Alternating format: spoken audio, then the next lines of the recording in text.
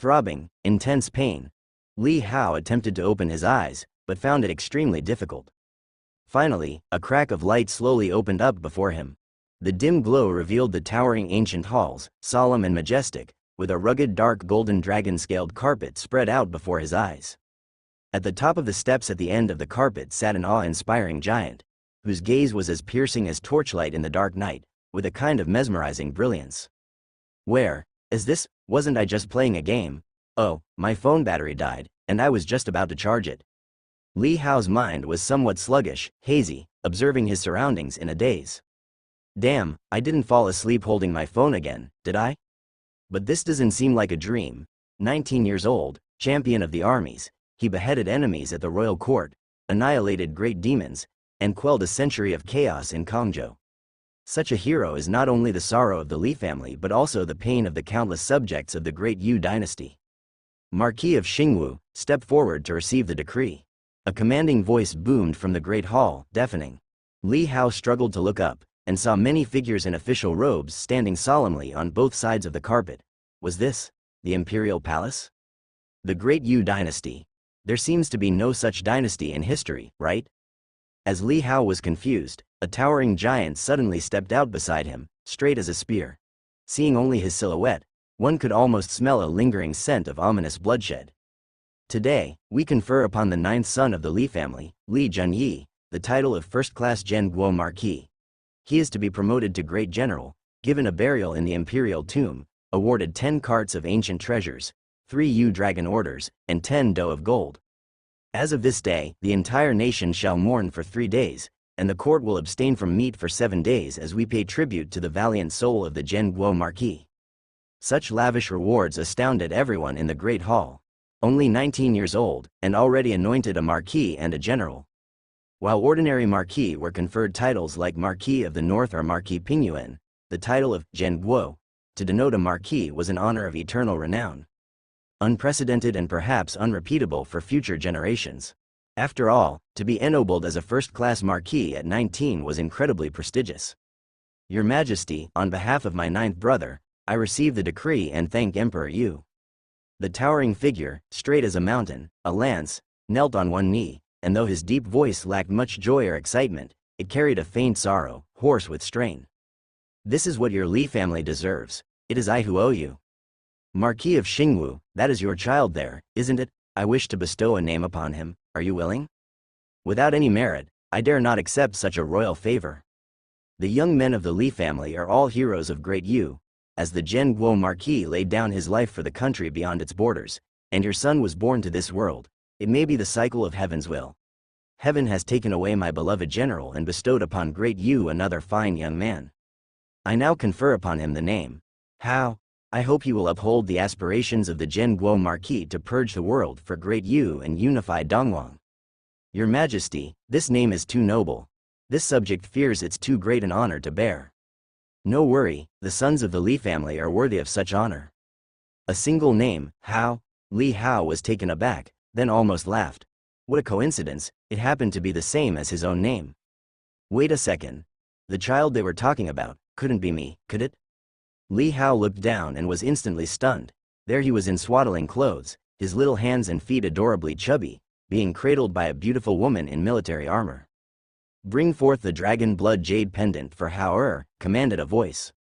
Soon, Li Hao watched as a pale-faced eunuch with a solemn expression approached, carrying a dark red jade pendant etched with dragon motifs. A delicate, fair hand gently took it, and the beautiful woman holding him whispered softly, "Thank you, Emperor Yu, for your generous gift." What is going on? Li Hao blinked his eyes. Is this a dream? Suddenly, waves of dizziness washed over him, and he could hold on no longer and fell asleep. Qingzhou City, the Divine General Mansion, the Li family. The great Yu dynasty had 5 divine generals, and the Li family was one of them. With 9 generals from a single family, all loyal and courageous, the Li family was the nobility among nobles in the great Yu dynasty, bathed in endless glory and wealth. But beneath this boundless prosperity were the lives and blood of kin. 6 of the 9 sons of the Li family had perished. The youngest marquis had joined the military for only 2 years and had just been promoted to colonel when unexpectedly, during the Battle of Kongzhou, as a mere colonel, he led tens of thousands of cavalrymen straight to the enemy's royal city. He broke through 15 cities and slew 100 demons. With achievements worthy of 10 generations, he became the 6th member of the Li family to die a heroic death in service to the nation. Now immortalized in the Temple of Valor, he was revered and remembered by all. At this time, about 3 months had passed since the conferment of the Zhen Guo Marquis. Over this period, the people of the Li mansion had gradually emerged from their grief, with a little less gloom on their faces. And today, there was a happy event at the mansion, which brought rare liveliness to the place. Elite families and high-ranking officials from various states either came personally or sent representatives to Qingzhou. A procession of luxurious and noble carriages parked in front of the Li family's divine general mansion, drawing countless passers-by to stop and look. Today was the 100-day celebration for the 7th young master of the Li family, the son of Marquis of Xingwu, Li Hao. This favored child of heaven, born with a gold spoon in his mouth, had been granted a name by Emperor Yu upon birth, a name known throughout the land. And as he was from a family of divine generals, there was no doubt that he would have a place in the world's future. As the saying goes, it's best to curry favor early. Within the divine general mansion, in a room of the mountain and river courtyard, Li Hao cuddled in the arms of his mother, Ji Qingqing, curiously observing the hustle and bustle outside the courtyard. In a matter of months, Li Hao had come to understand that he was not dreaming but had transmigrated. This was not a historical dynasty, but the ephemeral realm. There were martial artists, great demons, as well as swordsmen and temples. Fortunately, the great Yu dynasty was powerful, demons were forbidden, and those daring to infiltrate the country were few, so the people lived rather well-off lives, not to mention someone born into a top-tier family like himself. The days ahead were full of hope. However, actually, your mother didn't wish for you to be born into the Li family. Did you know that? Outside, the noise was lively and boisterous, but Ji Qingqing in the room wore a worried expression and suddenly said in a low, mournful voice. Li Hao looked up at his mother in surprise. At this moment, his vocal cords were not fully developed, and he couldn't speak. Even if he could, he would not be able to ask why, as that might scare the young lady to death. However, although Ji Qingqing appeared quite young to him, being in her early 20s, but the meticulous care and warmth over these past months had made him somewhat dependent on this mother figure. Actually, your mother had already thought of a name for you. It was Leping, Li Leping. Mother only wishes for you to be happy and safe, to grow up healthy, unifying the world and such. That's the dream of the royal family, not the Li family's dream, and even less so of mine. Ji Qingqing murmured softly to herself. The sycophantic faces of the nobles outside did not make her feel proud or happy, but rather, she found them somewhat glaring. Emperor Yu named you in the hope that the Li family would revive after the death of your 9th brother. The name carries the expectations of the Dayu royal family, and also serves as both an expectation and a spur for the Li family. She said no more. This weighty expectation, placed on her own child, made it easy to imagine, the more favors received today, the greater the pressure to be born in the future. Li Hao looked at the sorrow between the young lady's brows. At this moment, she was no longer the awe-inspiring 7th lady of the divine general mansion, nor the iron-faced female general who struck terror on the battlefield, but simply a mother. Without the ability to speak, he simply buried his head more firmly against her chest, trying to convey his reassurance through his body heat. Feeling the movement in her arms, Ji Qingqing looked down, saw her child's long eyelashes and lovely face, and her eyes softened in an instant. She held Li Hao and shook him gently, her delicate hand soothing the infant as if to comfort her own heart. No matter what, your mother will help you. Your father has already stepped into the immortal realm, and there's a chance you will inherit that power within you. Even if your talent in martial arts is mediocre in the future, with the power your father has passed on, it will be enough for you to catch up to the pace of your forefathers when they were young, and you will not fall behind your peers. No matter what happens in the future, Mother will always stand behind you and will not let anyone harm you. She whispered to herself. The 100-day feast is about to begin. Why are you here? At that moment, the robust Marquis of Xingwu came over, his palm gently wrapping around Ji Qingqing's waist, and said in surprise, "What are you thinking about? Not happy?" Of course not. Ji Qingqing packed away her emotions, looked up with a smile, and didn't share her true thoughts with her husband. She knew that the men of the Li family were of a single-minded nature, taking pride in dying on the battlefield, and her own tender feelings for her children would ultimately not surpass the 1,000-year glory of the divine general mansion. Have all the sisters-in-law arrived? They have all arrived. They are just waiting for you and Hao Er.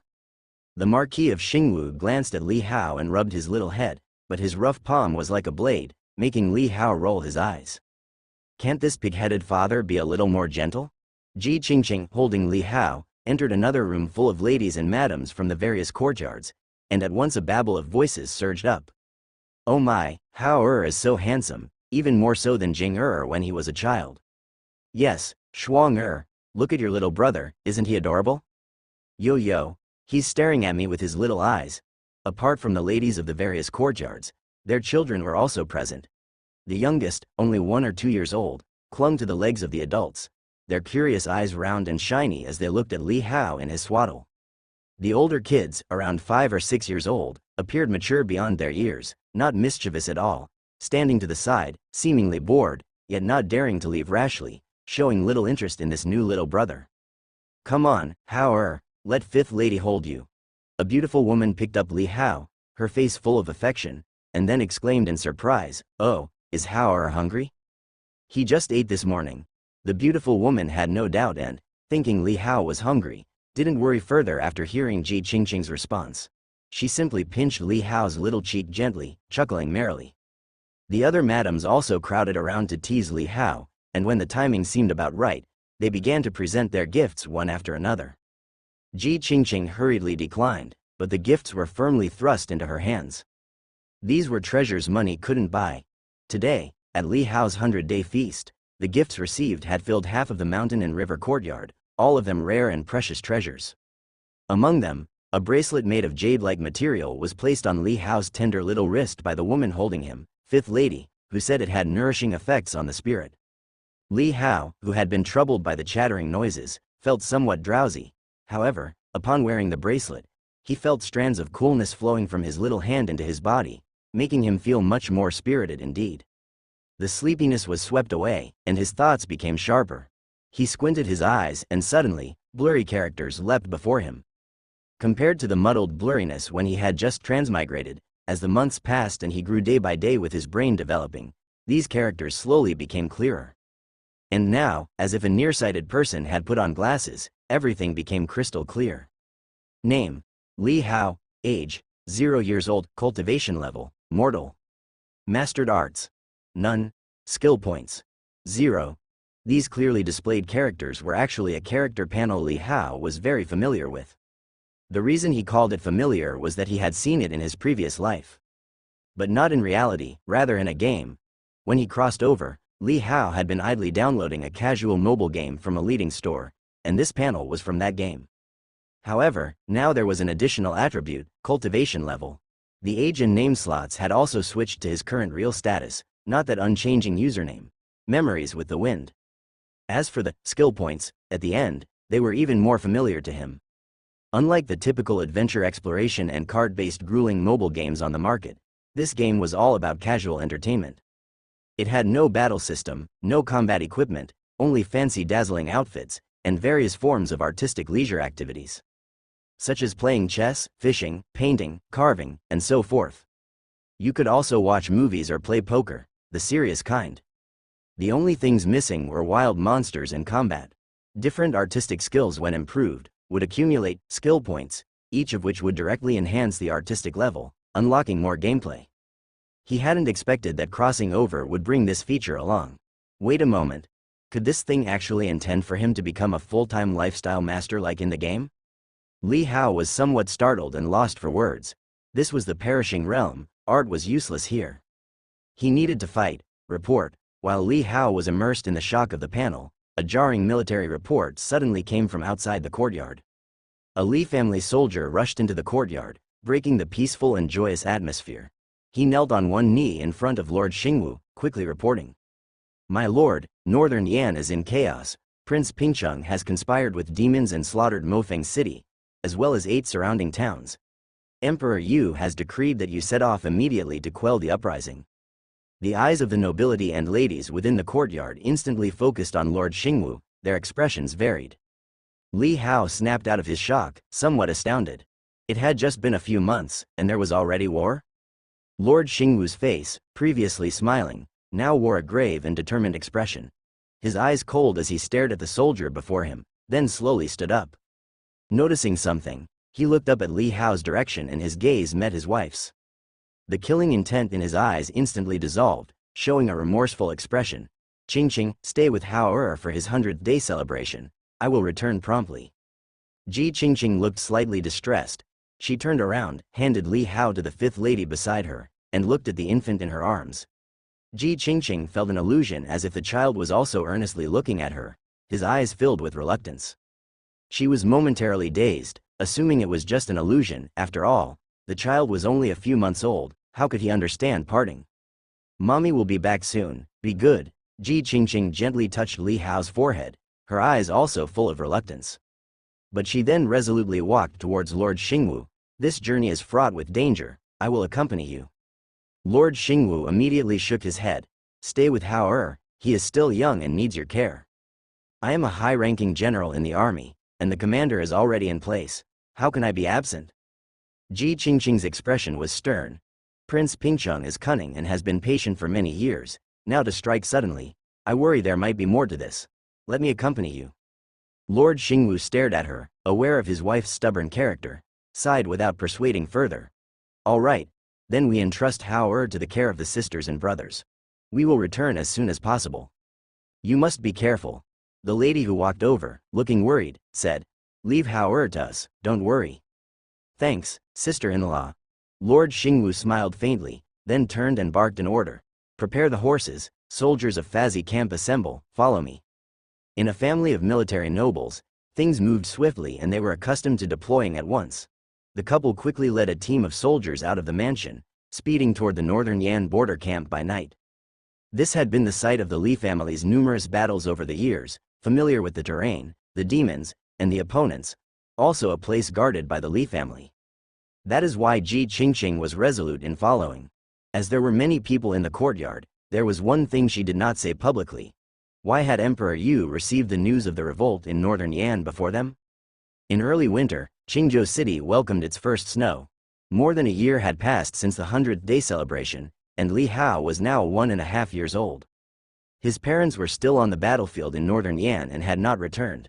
According to secret reports from the Li family army, the battle there was in a stalemate, seemingly evolving into a long-term conflict. At this moment, 1.5-year-old Li Hao stood alone in the mountain and river courtyard, small hands clasped behind his back, like a little adult gazing at the heavy snow falling from the sky. He wondered how that young girl who had become his mother was faring in northern Yan. The house servants and maids around were no longer surprised by the young master's actions. Though Li Hao had barely turned 1 year old, the title of child prodigy had already spread within Li Mansion. Ever since he started making noises at half a year old, Li Hao had never wet the bed again. While other children were noisy and unruly, young master already used simple words like, eat, and go, to remind his nurses of feeding and toileting. At 1 year old, while other children were just beginning to toddle, Master Li Hao was already running around, pointing at characters in books, asking the servants around him to read to him, and teaching himself to read. Not crying, not fussing, intelligent and sensible.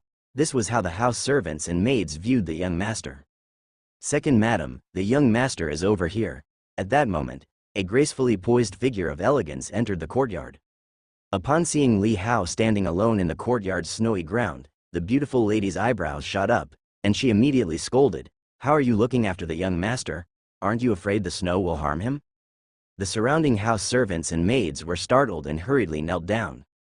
The head steward said nervously, replying to the second madam, it was the young master himself who wanted to watch the snow.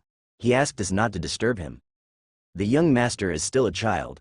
Are you going to do whatever he says? If he tells you to die, will you die? Anger appeared on the second madam's face.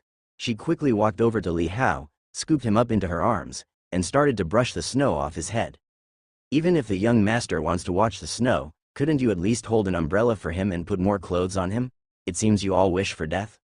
Everyone immediately broke into a cold sweat, not daring to breathe. Second mother, don't blame them, it was I who told them not to come over, Li Hao said helplessly. Since his parents went to the northern Yan battlefield, he was alternately looked after by the ladies of various courtyards. Each lady treated him extremely well. The present second madam, Lu Yurong, was gentle in nature but extremely strict with servants. Without speaking up himself, Those who served him could not avoid being physically punished. Lu Yurong, hearing Li Hao's clear reasoning, a glint flashed in her eyes, and she huffed lightly. For Haoer's sake, I'll spare you this time, but if I see this again, I will make you taste the harshness of the Winter Lake. After saying this, she turned her face to Li Hao and said softly and smilingly, Haoer, second mother will take you to have some tasty food. You too, child, why don't you wear more? Even if you have the dragon blood jade given by Emperor Yu, what if you fall ill? She rambled on, her words filled with concern as she carried Li Hao out of the yard. Li Hao was already used to it and let himself be held in her arms. Soon, Lu Yurong carried Li Hao to Shuihua courtyard. In the courtyard, a 4 or 5-year-old child was swinging a wooden sword, spinning it so expertly that the patterns traced in the air looked skilled and practiced. That was the second madam's only son, Li Changfeng. Despite his young age, his gaze showed focus and determination. Next to him, a burly middle-aged man was instructing him, nodding frequently. Li Hao knew that this was one of Li Changfeng's 7 military masters, specifically teaching him sword Dao. Seeing the second madam approach, the burly man hurriedly bowed in respect, glancing at Li Hao in her arms. Knowing this was the same Qilin child named by Emperor Yu, and once his talents were tested, he might not be inferior to the Li Changfeng he was currently teaching. The practicing child wasn't distracted by his mother's arrival and continued to focus on swordsmanship. Lu Yurong did not interfere either, nodding slightly to the burly man, then carried Li Hao to the nearby pavilion. On the pavilion table lay exquisite fresh fruit and flaky pastries. Lu Yurong held Li Hao, feeding him while watching her own child practice swordsmanship. Her eyes sparkled, and she soon became so absorbed that she forgot to feed him. Is this the best swordsmanship of the Li family? Endless sea. Li Hao, with curious eyes, observed closely. This second madam's child, it was said, had already undergone bone measurement and possessed outstanding talent. Li Hao wondered what his own bone measurement would reveal in the future. In the courtyard, the 5-year-old Li Changfeng practiced with precise movements. Though only practicing positions, his posture was standardized, causing the burly man beside him to nod repeatedly and couldn't help but praise him. However, the child's face showed no pleasure and remained deeply focused. Again, though the burly man praised, his teaching was extremely strict. The child started from the beginning again, his movements fluent, clearly very well practiced. Li Hao watched, entranced. Suddenly, a caption popped up before his eyes. Basic understanding learned, would you like to record it? What? Li Hao, startled, subconsciously chose yes. Recording successful. At that time, a panel popped up before his eyes. Name: Li Hao, age, 1, cultivation level, mortal. Sword Dao. Not started. Points can be added. Skill: Endless Sea Tide, not started, forbidden. Mastered Art: Chess Dao. Chess Dao. Tier 1, 82 500s, points can be added. Chess Catalog Collection. 0, artistic skill points. 1. For over a year, Li Hao had been trying to figure out his panel, but because of his young age and not wanting to seem too precociously monstrous, his opportunities for experimentation were limited. Fortunately, there was a chessboard in the mansion. At 6 months old, he crawled onto the chessboard, playing by himself. The wet nurses and maids who took care of him, seeing the young master seemingly fond of the chessboard toy, were also glad to have it easy. It was better than him crawling everywhere. In his explorations, Li Hao was amazed to find that he could gain chess experience just like in a game, effortlessly advancing in levels. To know, in real life, advancing one's chess skill level is very difficult. It requires focus, talent, and hard work, and Li Hao's initial skills in chess Dao were only of an amateur level, not even ranked. But now, just by playing simple matches on the chessboard, he could gain experience points. To raise from Tier 0 to Tier 1 in chess Dao only needed 100 experience points.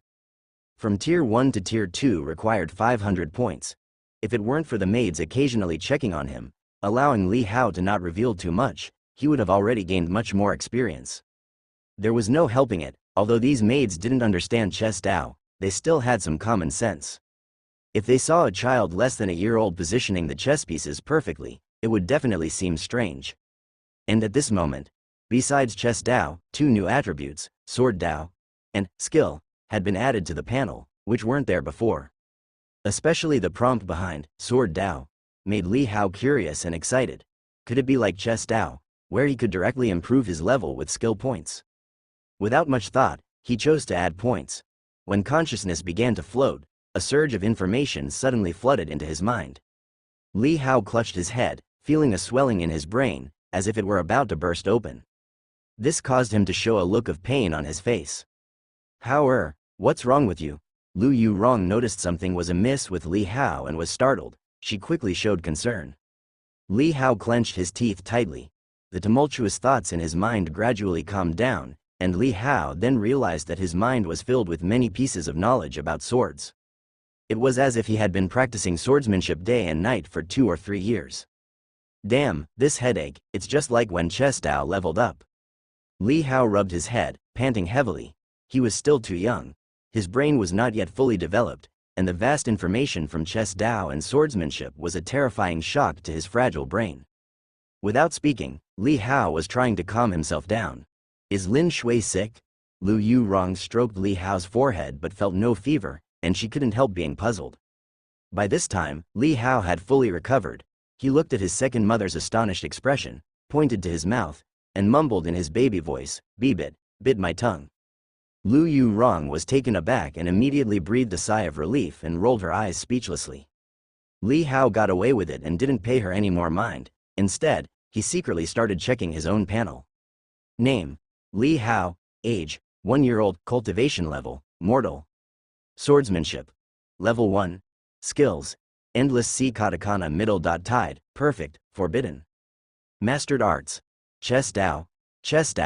Level 1, 82 500ths. Chess manual collection: 0. Skill points: 0. Li Hao was somewhat shocked.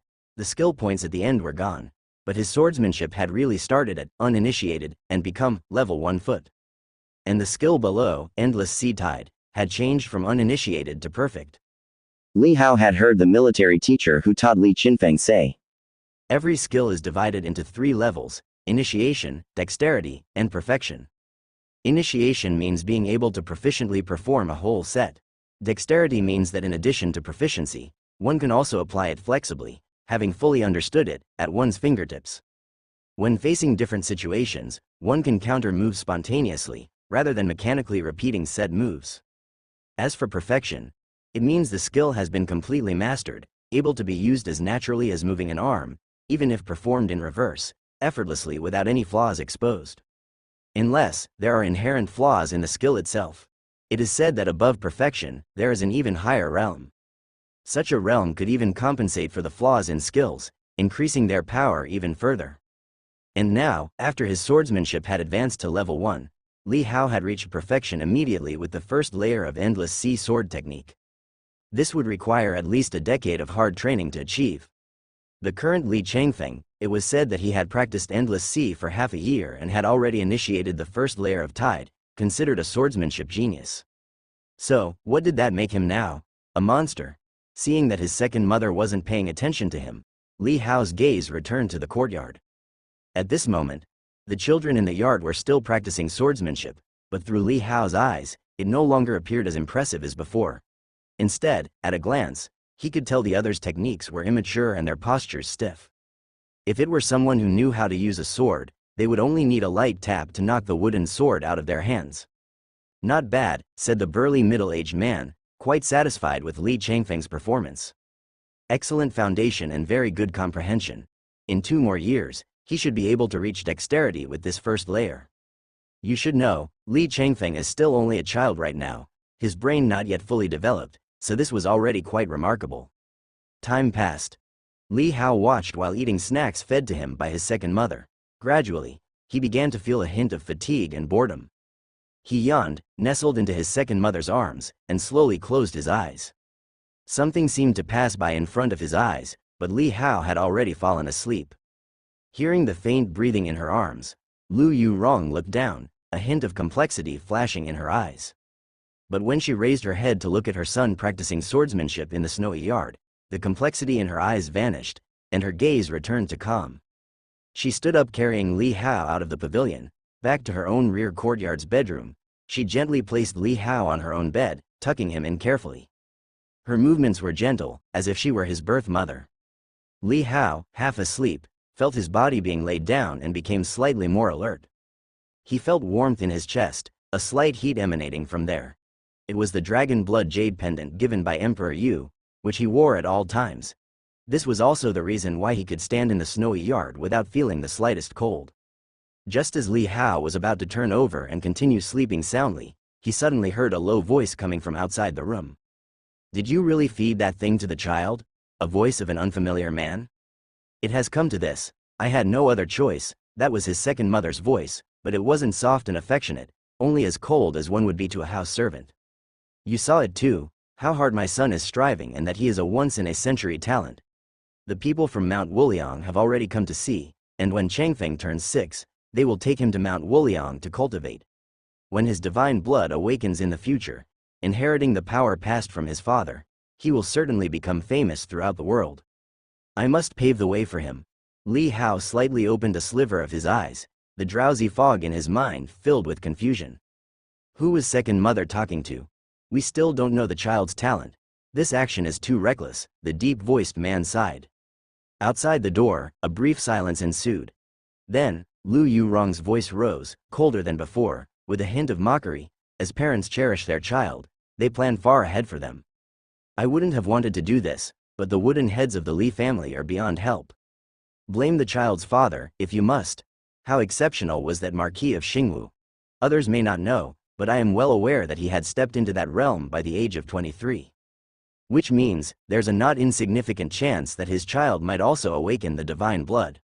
What? The deep-voiced man responded with shock, 23 years old, and he stepped into the 3 immortal realms. That's right, the Li family ancestor was a founding divine general of Deu, with a powerful bloodline. Father succeeded in the ancestor's will, and he was the same, she confirmed.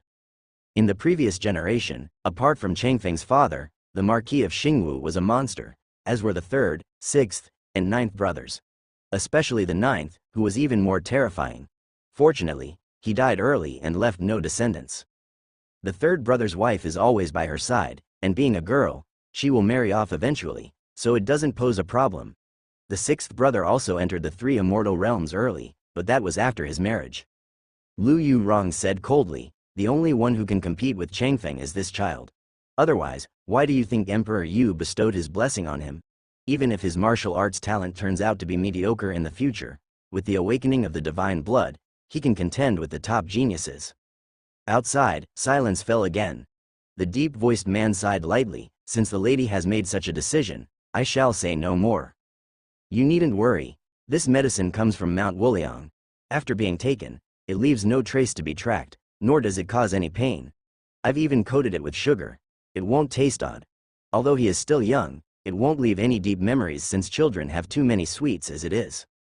Besides, if it turns out he cannot awaken the divine blood in the future, it can't be determined that we were behind any interference. Anyone in the divine general mansion could be a suspect. Moreover, the bloodline of that realm isn't guaranteed to awaken 100% of the time. Maybe the child simply didn't have it in him? At this, Lu Yurong chuckled scornfully, thank the Northern Yan Wars for this. Ji Qingqing, so deeply loyal to the Marquis of Xingwu, followed him to the battlefield, providing us this opportunity. Otherwise, if we waited till the child grew a few years older and they returned, martial guards would be secretly watching over him, making it difficult to act. The man did not respond but sighed softly. Before long, their footsteps gradually faded away. Inside the room, Li Hao was now fully awake, his mind reeling, disbelieving. Second mother was going to harm him?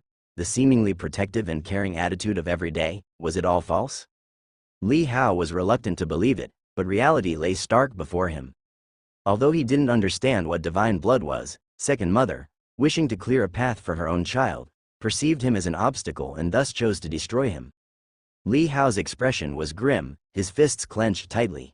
The tender smiles had lulled him into a false sense of security. If this was how second mother behaved, what about the others? Who else was sincere? He had been here for only a year and a half, but being cared for in turn by these ladies, Li Hao had developed some emotional attachment. Now, however, it all felt like an illusion. Was this the internal strife of an ancient noble family? He touched his body with his small hand. Besides a slight warmth in his chest, he felt nothing else, and even this warmth was from the dragon blood jade pendant. His mother had said that he had his father's strength within him, but now, it was gone. Li Hao clenched his small hand tightly in the dark, vowing to exact revenge in the future. Spring turned to autumn. In the blink of an eye, Li Hao turned 3. Nowadays, he spent most of his time in the mountain and river courtyard. Being careful with the food delivered by the ladies from various courtyards, he sometimes pretended to be picky and refused it, acting like a capricious child. Gradually, the house servants in the courtyard came to understand that the young master was extremely fussy about his food and drink. 3 years old. In the divine general mansion, this was a crucial age. Ordinary families start their martial arts training at 7 or 8 years old, or even in their teens. Some, already set in their physical development, could have latent talents yet might not achieve great success due to missed opportunities during the best training period because of their family circumstances. As a martial arts household, the divine general mansion had the most rigorous training methods, with children of the clan laying their foundation from a young age. Foundation establishment at 3, blood melting at 4, bone testing at 5, by 6, it was time to formally train, not a moment wasted. On the path of cultivation, thousands strive to cross, and an early lead often means leading at every step. Cultivation aptitude was to be tested at the age of 5. If the bones were well developed and the marrow rich and solid, one could begin training after bone testing at 5. But with the profound depth of the divine general mansion and their belief in not rushing, they prescribed formal training to begin at 6, allowing the body another year to grow and solidify for smoother future cultivation.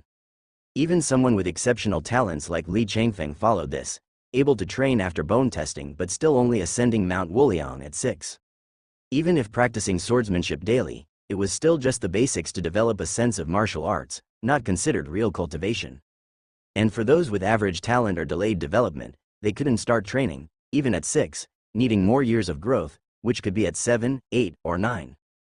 However, with countless precious medicines in the divine general mansion to enhance martial arts qualifications, the mansion's worst case still began cultivation at 8.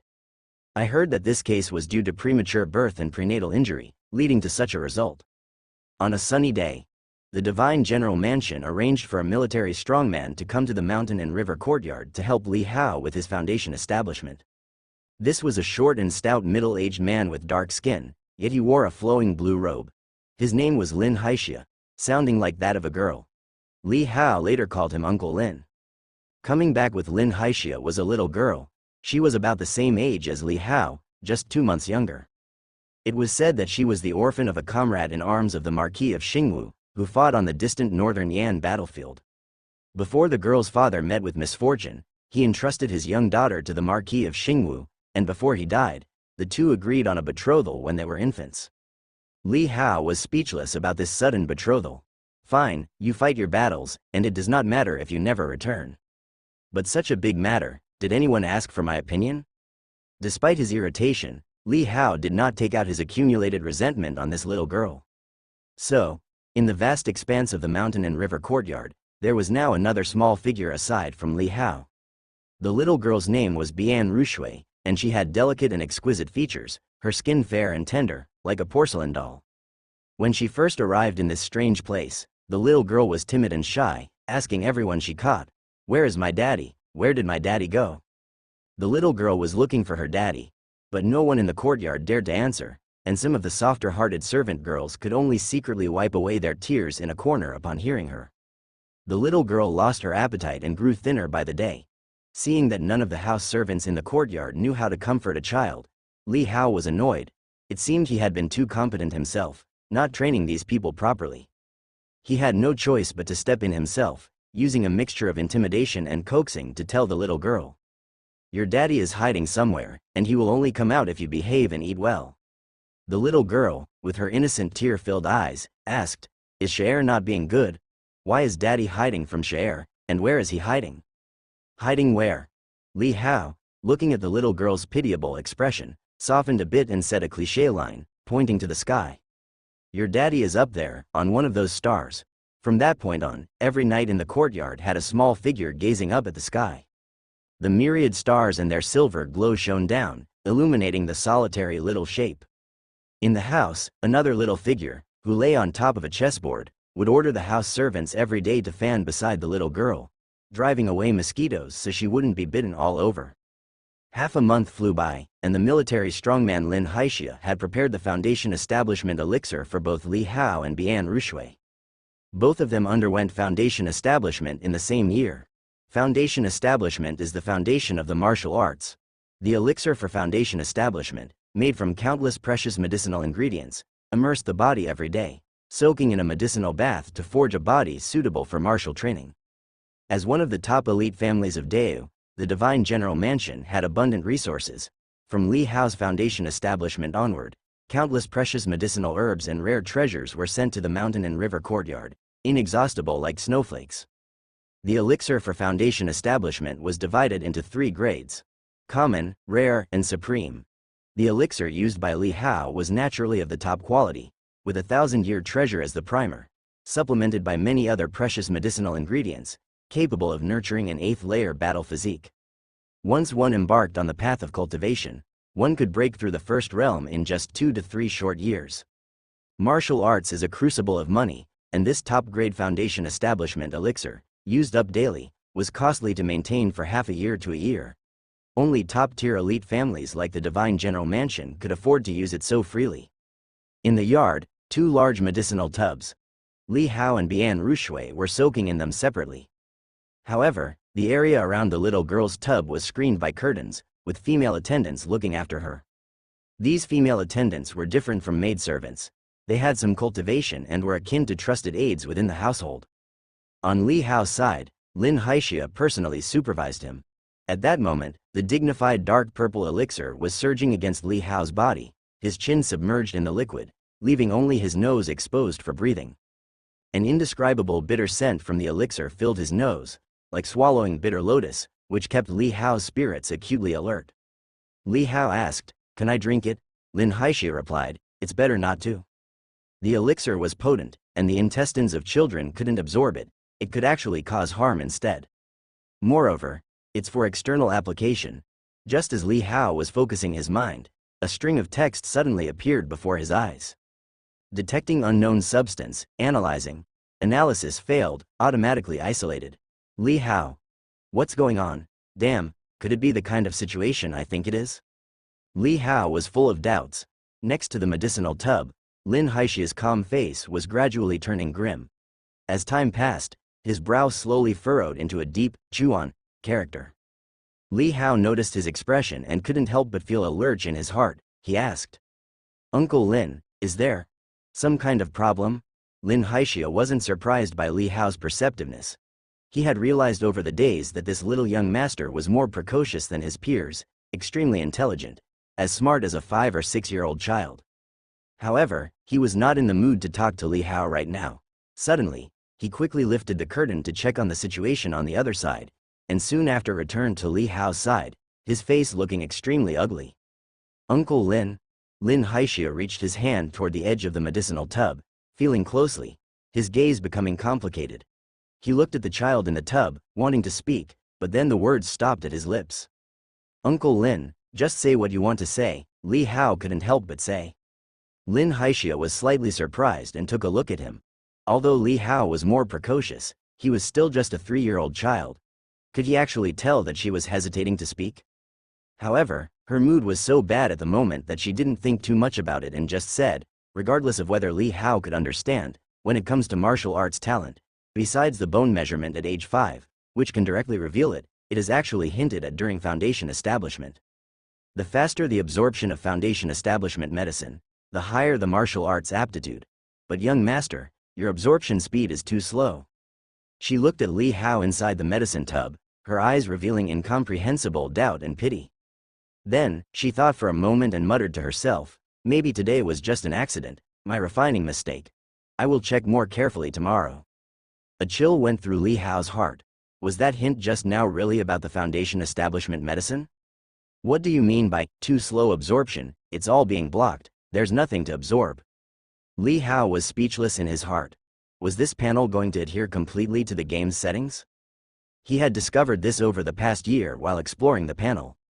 Since there was no combat system in the game, it seemed that he was also estranged from martial arts. Or more accurately, estranged from practicing martial arts. If he tried to cultivate combat skills, it wouldn't give experience, Only the arts defined in the game had an experience bar. Although he could improve himself through diligent practice, in this case, it would be better to go back to pursuing art since it was more rewarding. At least experience would soar, points would be allocated, and one could create their own cultivation technique. Overnight, that would surpass decades of hard training. It's just that now, it's a pity for all these resources piled up around him. If fully used, they could at least nurture a first-rate martial artist. Speaking of which, since this extraordinary medicine that far exceeds modern elements cannot be absorbed, why was the poison before effective? Or was it not effective? Did I just fall asleep and not notice the prompt? Maybe, whether or not I'll awaken the divine blood in the future, will be the judgment. However, that woman had said that awakening divine blood had a chance, not certainty. Forget it, regardless, whether harm was avoided was due to your ability, but this bill certainly cannot be written off. Don't lose heart, I'll try again tomorrow. If it really doesn't work, I'll inform Lord Hu. He will definitely come up with a solution for you. As Li Hao pondered, Lin Haixia reassured him, although she didn't know if Li Hao could understand. There's no need, Li Hao waved his hand slightly, ready to climb out of the medicine tub. Since the Foundation establishment medicine was being blocked by the panel, soaking in it any longer was pointless. Don't get up yet, let's try again. Keep soaking for a bit longer, Lin Haixia said immediately when she saw Li Hao getting out. Li Hao shook his head and said, "It's no use. You have to obey." Lin Haixia's face became stern, taking the matter seriously. Li Hao was dumbfounded and could only say, "I'll go check on the little girl first." As he spoke, he lifted the curtain and came to the little girl's medicine tub, and immediately saw that the Foundation establishment medicine that had been poured in, identical to his, was now almost clear water, turned from purple, with only wisps of faint purple liquid like mist still drifting in it. "Brother Hao?" Bian Rushui looked up at Li Hao from the medicine tub with a puzzled expression, being too young to understand discretion, simply wearing a look of incomprehension. "Uncle Lin, considering the little girl's absorption speed, how would you rate her talent?" Li Hao didn't turn around and ask Lin Haixia behind him. Lin Haixia was feeling depressed and puzzled, but when she heard this, she couldn't help but chuckle. Despite being the same age, this little fellow always seemed so precociously serious in front of Shaer. Her absorption speed is considered very good. Lin Haixia had already checked before, and now her eyes reflected some emotion. If the blood melting at age 4 goes smoothly, then by the time of the bone measurement at 5, with the top resources of the Divine General Mansion, her warrior physique could very well leap to the 8th layer, and maybe even the 9th layer, ranking her among the top prodigies. 9th layer? Li Hao was puzzled. Lin Haixia was patient with the young master of the household, regardless of his understanding. Since the child had asked, she, acting as a temporary teacher, ought to answer. After listening to Lin Haixia's detailed explanation, Li Hao finally understood.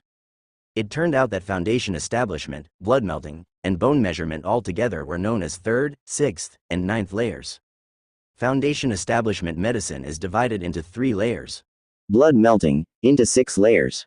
And bone measurement aptitude, into 9 layers.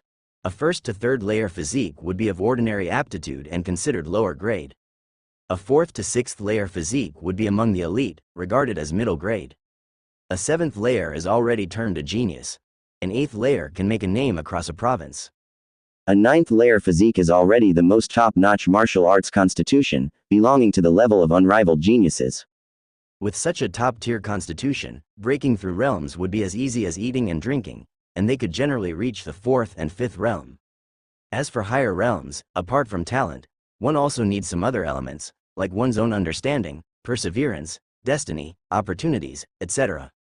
Li Hao turned to look at the little girl in the medicine tub, his eyes showing some astonishment. Will this little girl be a talent who will shake the world in the future? In his mind, he pictured the image of the little snotty-nosed girl standing proudly among a crowd, and couldn't help but laugh out loud. Lin Haixia looked at Li Hao, her eyes filled with worry. Indeed, he was a child. He seemed clever, but after all, he was only 3 years old. He still didn't understand the magnitude of what happened today. The likelihood that there was a problem with the Foundation establishment medicine was remote. And this also meant, he might turn out to be a martial arts invalid, unable to cultivate. In this family of warriors, especially being a son of the Li family, unable to practice, he couldn't even imagine how cruel this would be. An hour. The medicinal tub of Bian Rushui became completely clear, with not a single drop of medicinal fluid remaining.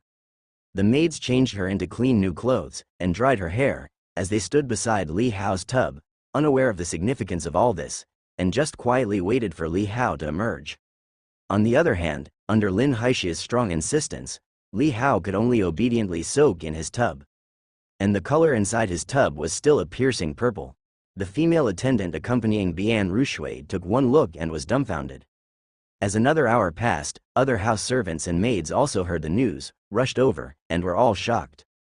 They, living within the divine general mansion, naturally understood what this meant. At this moment, they looked at each other, seeing the sky fall in each other's eyes. The son of the formidable marshal of martial arts, unable to practice martial arts? This was the bloodline of the Li family. This matter was simply unbelievable. But the truth was right before their eyes. The whole courtyard was quiet, and soon, some servants reacted, running around in a panic, and before long, a large group of colorful figures streamed into the mountain and river courtyard. The ladies of various courtyards had all arrived. They gathered around the tub and, from the nearby servants, learned about the duration of Li Hao's soak, all finding it hard to believe. Lu Yu Rong stood in the crowd, her heart skipping a beat. Could it be that medicine? But she had not heard that the medicine had such a strong side effect. Her heart felt uneasy, but her face still remained calm, immediately showing an expression of urgency and grief. Meanwhile in the tub, Li Hao, with a face devoid of the will to live, also saw the superb acting of the second madam, and in her eyes, Li Hao even saw a trace of genuine panic. The second madam, she must have been scared, right? Li Hao chuckled in his heart. As the courtyard grew louder, the head lady sternly ordered everyone to leave, only leaving the ladies of various courtyards behind, warning them that this matter must not be divulged. Lin Haixia, seeing that the foundation establishment fluid showed no signs of weakening, also felt utterly disheartened. This couldn't even be described as slow. He thought of a certain terrifying constitution, and shuddered. Could it be that this lord's child, the Qilin's son, was truly completely unable to cultivate martial arts? Without further ado, Lin Haixia pulled Li Hao out of the tub. Seeing that Li Hao's body was soaked to the point of being oxygen-deprived and pale, and his skin had shriveled and wrinkled, the expressions in the ladies' eyes varied. They learned that Li Hao had already been soaking for 6 hours. But the foundation establishment fluid showed no change at all, highlighting the seriousness of the matter. Lu Yu Rong, seeing Li Hao's lips had also turned pale from soaking, was sure that this was not a hoax. Her heart clenched, as she had only intended to suppress the child's divine blood, not to completely disable him. After all, becoming completely useless would be too suspicious. This was the powerful Li family bloodline, yet unable to cultivate? If the cause were to be investigated later. The first to regain composure was the head lady, who immediately instructed Lin Haixia to take good care of Hao and ordered her attendant to bring some warm reinforcing soup to nourish Li Hao's weak body. The following day, Lin Haixia prepared 2 tubs of foundation establishment fluid, letting Li Hao and Bian Rushui soak separately. Lin Haixia watched Li Hao closely as he bathed. Li Hao felt helplessly aware that it was futile, a waste of medicinal materials, but unable to resist the other party, he had to comply. He guessed it would not take long for the situation to become clear. Then, the same font prompt that appeared yesterday surfaced. Unknown substance detected, analyzing, analysis failed, automatically isolated. Li Hao had anticipated this and wasn't too surprised. He obediently stayed in the medicinal bath, idly picking at his toes, utterly bored. As time passed, with no change in the medicinal fluid, the army dwarf completely lost it, emitting a low growl. How could this be? Lin Haixia, more emotional than Li Hao, seemed more incredulous. He paced around the tub, tapping his head and muttering, "The fluid is right. It can't be wrong. Could it be? The Lord's child is truly unable to cultivate?" This was the Li family bloodline. Li Hao was not too distressed, for he had the panel and could grow stronger without relying on these fluids. But seeing his teacher so grief-stricken, he felt somewhat guilty and consoled. "Uncle Lin, it's okay, don't be so sad." Hearing this, Lin Haixia trembled. He looked at the young child in the tub, suddenly feeling tears welling up. "Child, you do not know the fate you are about to face." Seeing the child's optimistic and clear eyes, Lin Haixia felt his heart tearing apart. The sole son of the commander, would he have such a future? Yet, he could do nothing about it. Regarding Li Hao's condition, he could only think of one possibility: innate blocked meridians. That was a standard martial arts invalid body. If it had occurred in an ordinary family, it might have been normal, as 8 or 9 out of 10 commoners were like that, not a particularly rare occurrence. But this is the Li family, a family that generation after generation produces true dragons. Even those with the least talent among the Li family's children are superior compared to others. Not to mention those Li family true dragons, each of whom is a renowned figure in the world. And the child before her, Lin Haixia, was speechless and choked up. Even she, who could look directly at a mountain of corpses and a sea of blood on the battlefield without changing color, now dared not look at this child any longer. Those clean, pure eyes were heartbreaking. It's all right, Li Hao, seeing that this man was genuinely sorrowful for him and not pretending, also felt a bit warmed. He stood up from the medicinal tub and tugged at his own trouser leg, trying to offer some consolation. The second attempt at Foundation Establishment elixir was declared a failure. The news spread throughout the Divine General Mansion like a hurricane, solidifying the fact that Li Hao could not cultivate. The ladies and house servants of the Li family were all shocked and could hardly believe it. In the following days, Li Hao stopped soaking in the medicinal elixir, and people came one after another to check his body, but they all left shaking their heads. Li Hao also took the opportunity to listen in and learned that in their eyes, his condition was considered a martial arts disabled physique. This physique couldn't be said to be completely incapable of cultivation. It would just be extremely difficult. Unable to absorb elixirs or external energy, one could only rely on self-training to gain a slight achievement.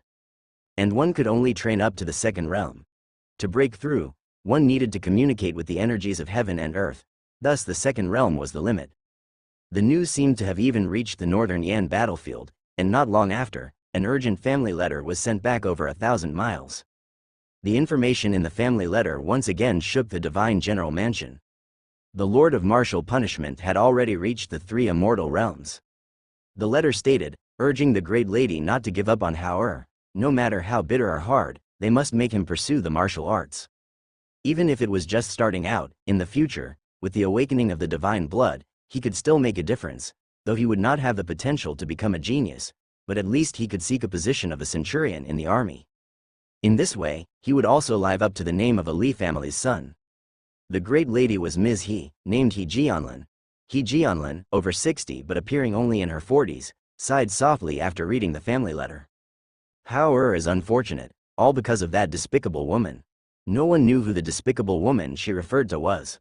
In the following days, Li Hao felt as though he had returned to the usual days.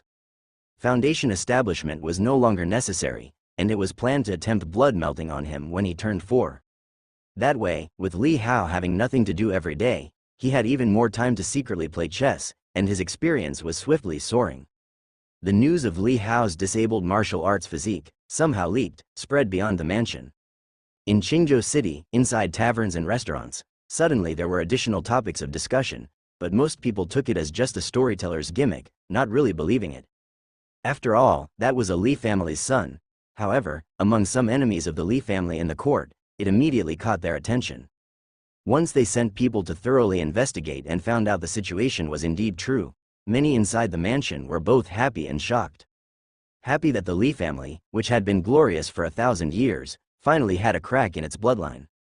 But shocked that the Lord of Martial Punishment had hidden his strength so deeply, achieving the 3 immortal realms and only now revealing it. Luckily, his son had a disabled martial arts physique, otherwise, in the future, he might become another Li Junya. In the blink of an eye, Li Hao turned 4. After a year of sneaky effort, Li Hao successfully entered the second stage in chess Dao. At the same time, he acquired a new skill point. Without hesitation, Li Hao used the skill point on Sword Dao. His Sword Dao thus advanced to the second stage as well. Compared to the more complex and plentiful information overload when advancing from the first stage, now being 4 years old, Li Hao was barely able to withstand it, feeling only a slight swelling in his head. As the Sword Dao advanced, the skills on his panel also changed.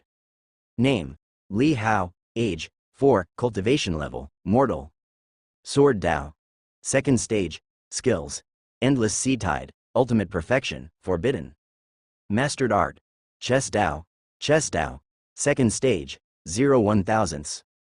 Chess Manual Catalog Collection, 0. Artistic Skill Points, 0. However, now that Chess Dao had advanced into the second stage, Li Hao realized that he could no longer earn experience by playing against himself alone. He needed to find others to compete against. In addition, as his swordsmanship advanced, Li Hao had perfected his endless sea tide technique, progressing from perfect proficiency to flawless. Rich memories of swordsmanship made Li Hao feel as though he had been wielding a sword for decades. Flaws started to appear in the tidal sword skill, which he had originally mastered to the pinnacle of perfection, in his eyes. These were the inherent flaws of the sword skill itself. In other words, they were the limits of what the sword move could achieve. After all, no sword technique could cover every aspect perfectly. Like an extremely perfect stick, it could be used for slashing and smashing, but it couldn't cut others. Now, the shortcomings in that sword skill Li Hao had compensated for through his own understanding of swordsmanship. Li Hao thought of the swordsmanship instructor from the military who taught Li Changfeng and said that beyond the three realms of technique, there existed a fourth layer. Today, Li Hao had reached that fourth realm, flawless. But, although his swordsmanship had improved and the tidal sword skill had attained flawlessness, Li Hao had not executed it even once. He had only pushed it to the limit in his mind, yet, Li Hao had a feeling that as long as he had a sword in his hand, he could execute it exactly as envisioned. However, he couldn't predict what kind of toll it would take on his body when the time came. His current child's body was far too fragile, and even if he were to grow up, he feared that a normal body wouldn't be able to withstand such a dazzling technique. An extremely strong physique was required. No matter how exquisite the sword technique is, if it can't be executed, it ultimately remains a moon reflected on the water. Perhaps I should find a body refinement cultivation technique. I wonder if I could include one. The Li family's martial arts secret archives were countless and varied in nature. All of these were housed in the Listening Rain Tower within the Divine General Mansion. In Qingzhou City, there are 3 renowned holy places, where multitudes of martial artists long to visit in their dreams. One is the Black and White Hall of Tan Palace Academy, one is the 100 Birds Garden of Rouge Pavilion, and the last is the Listening Rain Tower owned by the Li family of the Divine General Mansion. Li Hao planned to look for an opportunity to visit there. But before that, the special blood prepared for him within the mansion had already been concocted. This year, like Bian Rushui, he would undergo the blood melting with the same age group. The blood used for blood melting was still of the highest quality, a master-level potion refined from the bones of a millennium great demon. Furthermore, it was said that the martial lord of the Northern Yan's frontline had, especially for his adopted father, slain a great demon with 3,000 years of cultivation and sent it back to the Divine General Mansion, elevating the grade of this blood-melting potion to another extreme. A great demon of 3,000 years was nearly as old as the age of the Great Yu dynasty. Beyond Li Hao also had a new understanding of that man's strength. With Lin Haixia's assistance, blood melting commenced. The crimson liquid exuding an exotic fragrance covered Li Hao's body. Li Hao was tense. Before long, the familiar text appeared before his eyes again. Unknown substance detected, beginning analysis. Analysis failed. Automatically isolated. Li Hao was completely speechless. But this time, he felt some heartache. After all, this was something the man had prepared for him at great risk, and now it was wasted. Lin Haixia shared in that heartbreak. When he saw that Li Hao's body had no abnormal reactions and that he was trembling slightly more than Li Hao himself, it looked like Lin was even more excited. But everything seemed to have a trace to follow. Having experienced the failure of Foundation establishment before, this time he didn't lose his composure but silently closed his eyes for a moment, restraining his feelings of loss and sadness. Uncle Lin, did it fail? Lin Haixia gently opened his eyes, his gaze slightly weary. He looked at Li Hao's young face, inwardly bitter smiling, as despite being reborn into the golden cradle of the Divine General Mansion, the countless top resources prepared for Li Hao by the Divine General Mansion were something this boy couldn't enjoy. It was hard to tell if his fate was good or bad. Uncle Lin, do you think I can give this special blood to that little girl? Li Hao asked. Lin Haixia nodded slightly. At this point, since Li Hao was not blessed to benefit from it, the next best thing was to make it available for the little girl. That's great. Seeing that nothing was wasted, Li Hao smiled. Lin Haixia also revealed a slight smile, telling Li Hao, young master, I'll scrape it off for you, then you go rest.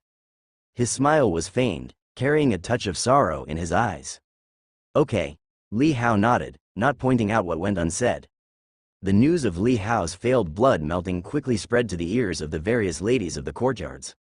In Shuihua Courtyard, Lu Yurong slightly raised her eyebrows upon hearing the quiet report from a maidservant by her side, though her face showed little joy, just a faint shake of her head. She had secretly inquired on Mount Wuliang, and knew the medicine wouldn't cause such side effects, which meant this boy was naturally defective. It was only his luck to have been born into the Li family and in Ji Qingqing's belly. Had she known earlier, she wouldn't have even needed that medicine. A defective being, even with divine blood, what could he amount to? On the contrary, it would only serve to highlight her own son Changfeng's superiority. After all, when the time came, both were third generation of the Li family, both possessing divine blood, but one would be useless while the other a true dragon among men. Everyone knew how the old matriarch would choose. After Li Hao's blood-melting failure, the little girl's fusion was outstanding. Having absorbed the foreign blood prepared for Li Hao, Bian Rushui's martial talent was further enhanced.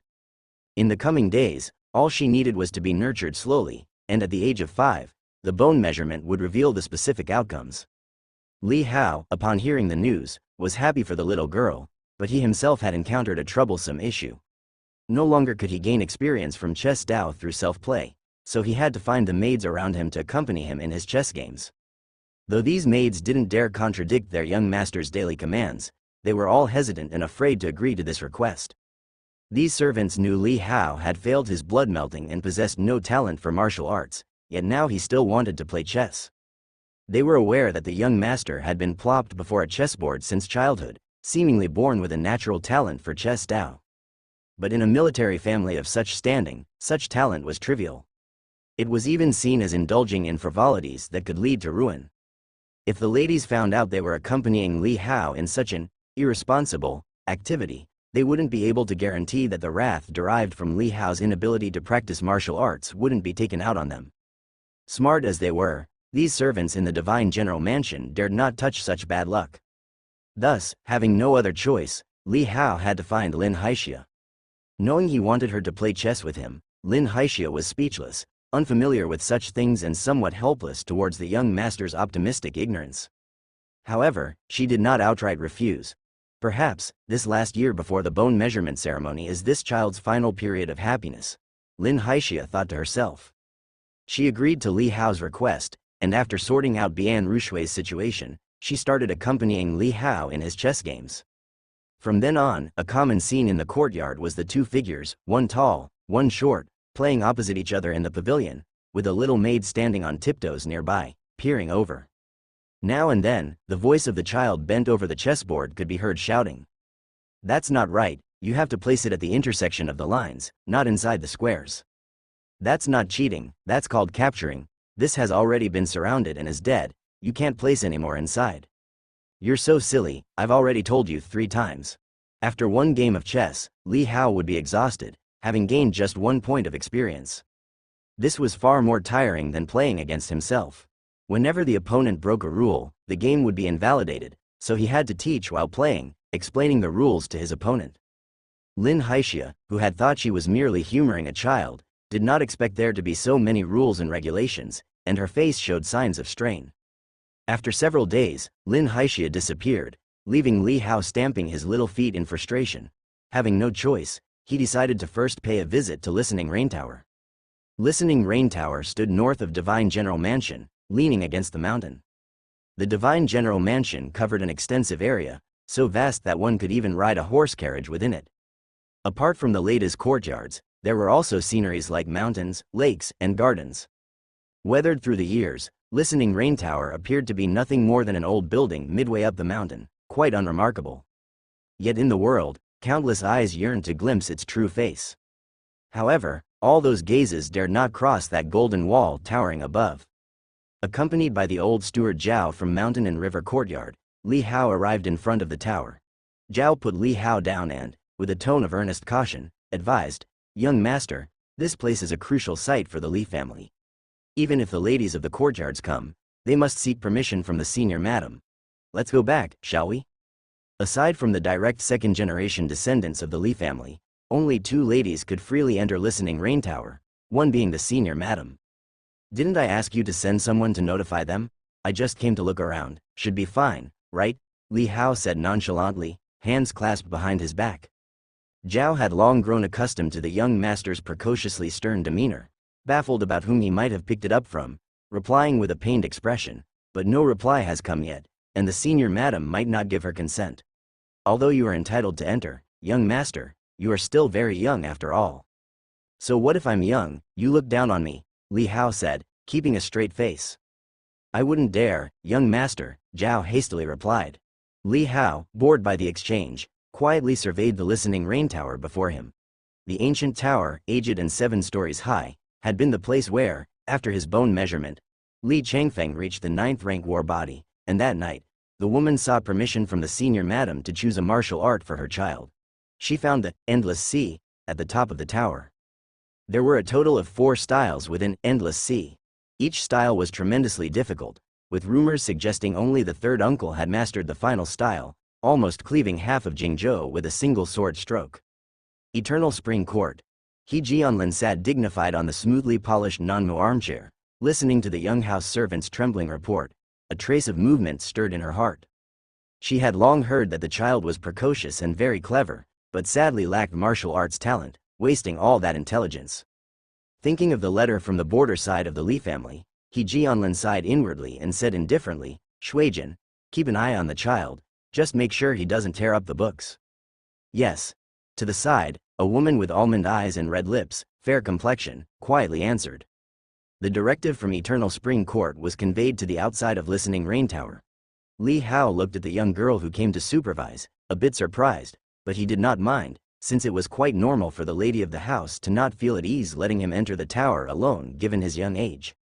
Both house servants, but Zhao's status was clearly lower than that of this girl called Shuijin, who stopped him from entering the tower. Inside the ancient tower, the light was dim, and dust covered the floor. Rows of towering bookshelves stood in the tower, each side bearing a wooden label, categorizing them. There were books on swordsmanship, saber techniques, spear methods, as well as categories on weapons, poisons, and more. The variety of books was vast, almost anything you could think of. Li Hao couldn't help but exclaim. This small tower practically contained half of Zhonghu. Before long, Li Hao found the body refinement sect's secrets, the shelves densely packed with various body refinement techniques. Vajra Secret, Divine Turtle 9 Transformations, 7-Star Seal, and so on. Li Hao casually took down a book called Stone Skin 100 Refinements and began to leaf through it, leaning against the bookshelf. The tower was extremely quiet, with only the breathing of the two of them, one large, one small. Shuijin followed Li Hao like a shadow, proper in her behavior and even more dignified than the daughters of ordinary nobles. She watched the young master who had been the center of attention since birth, and curiosity glimmered in her eyes. He really does seem very precocious, and he even seems to be literate. And he's reading with such focus, can he really understand it? Time passed. As Li Hao read over the initial chapters repeatedly, trying to understand every word, a joyous message finally appeared before him. You have learned the basics, do you wish to record this? Li Hao immediately chose yes. Soon after, a panel leapt before his eyes. Name: Li Hao. Age: 4. Cultivation level: Mortal. Swordsmanship: Level 2. Skill: Endless Sea Tide, Exquisite, Forbidden. Physical body path: Not started. Skill: Stone Skin 100 Refinements, Not started, Forbidden. Chess Tao: Level 2, 18 1000s, Chess Manual Collection, 0. Skill points: 0. Seeing the successful recording, Li Hao felt pleasantly surprised. His speculation was correct, and with this, he could officially start his cultivation. But before that, he needed to accumulate new skill points. Thinking of this, Li Hao's brows furrowed in worry. Grinding experience by himself was fast, but playing against others was much slower. It took 3 days just to accumulate 18 experience points, and the scapegoat had been frightened away. He needed to find a stable scapegoat. Li Hao muttered to himself, stuffed the secret back on the shelf, and then turned to ask the young girl behind him, which floor has the best body refinement secrets? Shuijin was a bit surprised. Does this child truly understand body refinement? Who taught him? Could it be that military officer who helped him with foundation establishment? Martial meridians blocked, so he intends to pursue the pure body refinement path. Realization flickered in Shuijin's eyes as she replied softly, to answer the young master, Listening Rain Tower's strongest body refinement secrets are on the 6th floor, I will take you there. "They're not on the 7th floor." Li Hao felt a tinge of disappointment, saying, "The strongest should mean the only one, right? Because one text is complete and can be cultivated, while the other is incomplete, it can still be practiced, but not to the pinnacle," said Shuijin. Li Hao was somewhat surprised. An incomplete text made it to the 6th floor? Soon, under the little girl's guidance, Li Hao was carried up to the 6th floor. By his own efforts, he had already begun to tire by the 3rd floor. The higher up they went, the fewer the secret manuals on the floors became, and by the time they reached the 6th floor, there were only a few short bookshelves left. Glancing over them, it appeared that all the secret manuals combined might total to just 20 or 30 books. However, Li Hao didn't underestimate this number. With the 1,000 years of accumulation of the Li family, these 20 or 30 books would probably be invaluable if placed outside. Very quickly, Shuijin brought back the 2 body refinement secret manuals she had mentioned to Li Hao. One was called 1,000 Zhao's Holy Body, the other one was named Taichu.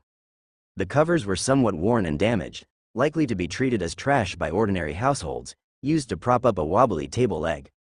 Li Hao took them and started flipping through them one by one. Just the opening of the manuals made him feel a vast difference from what he had seen on the 1st floor.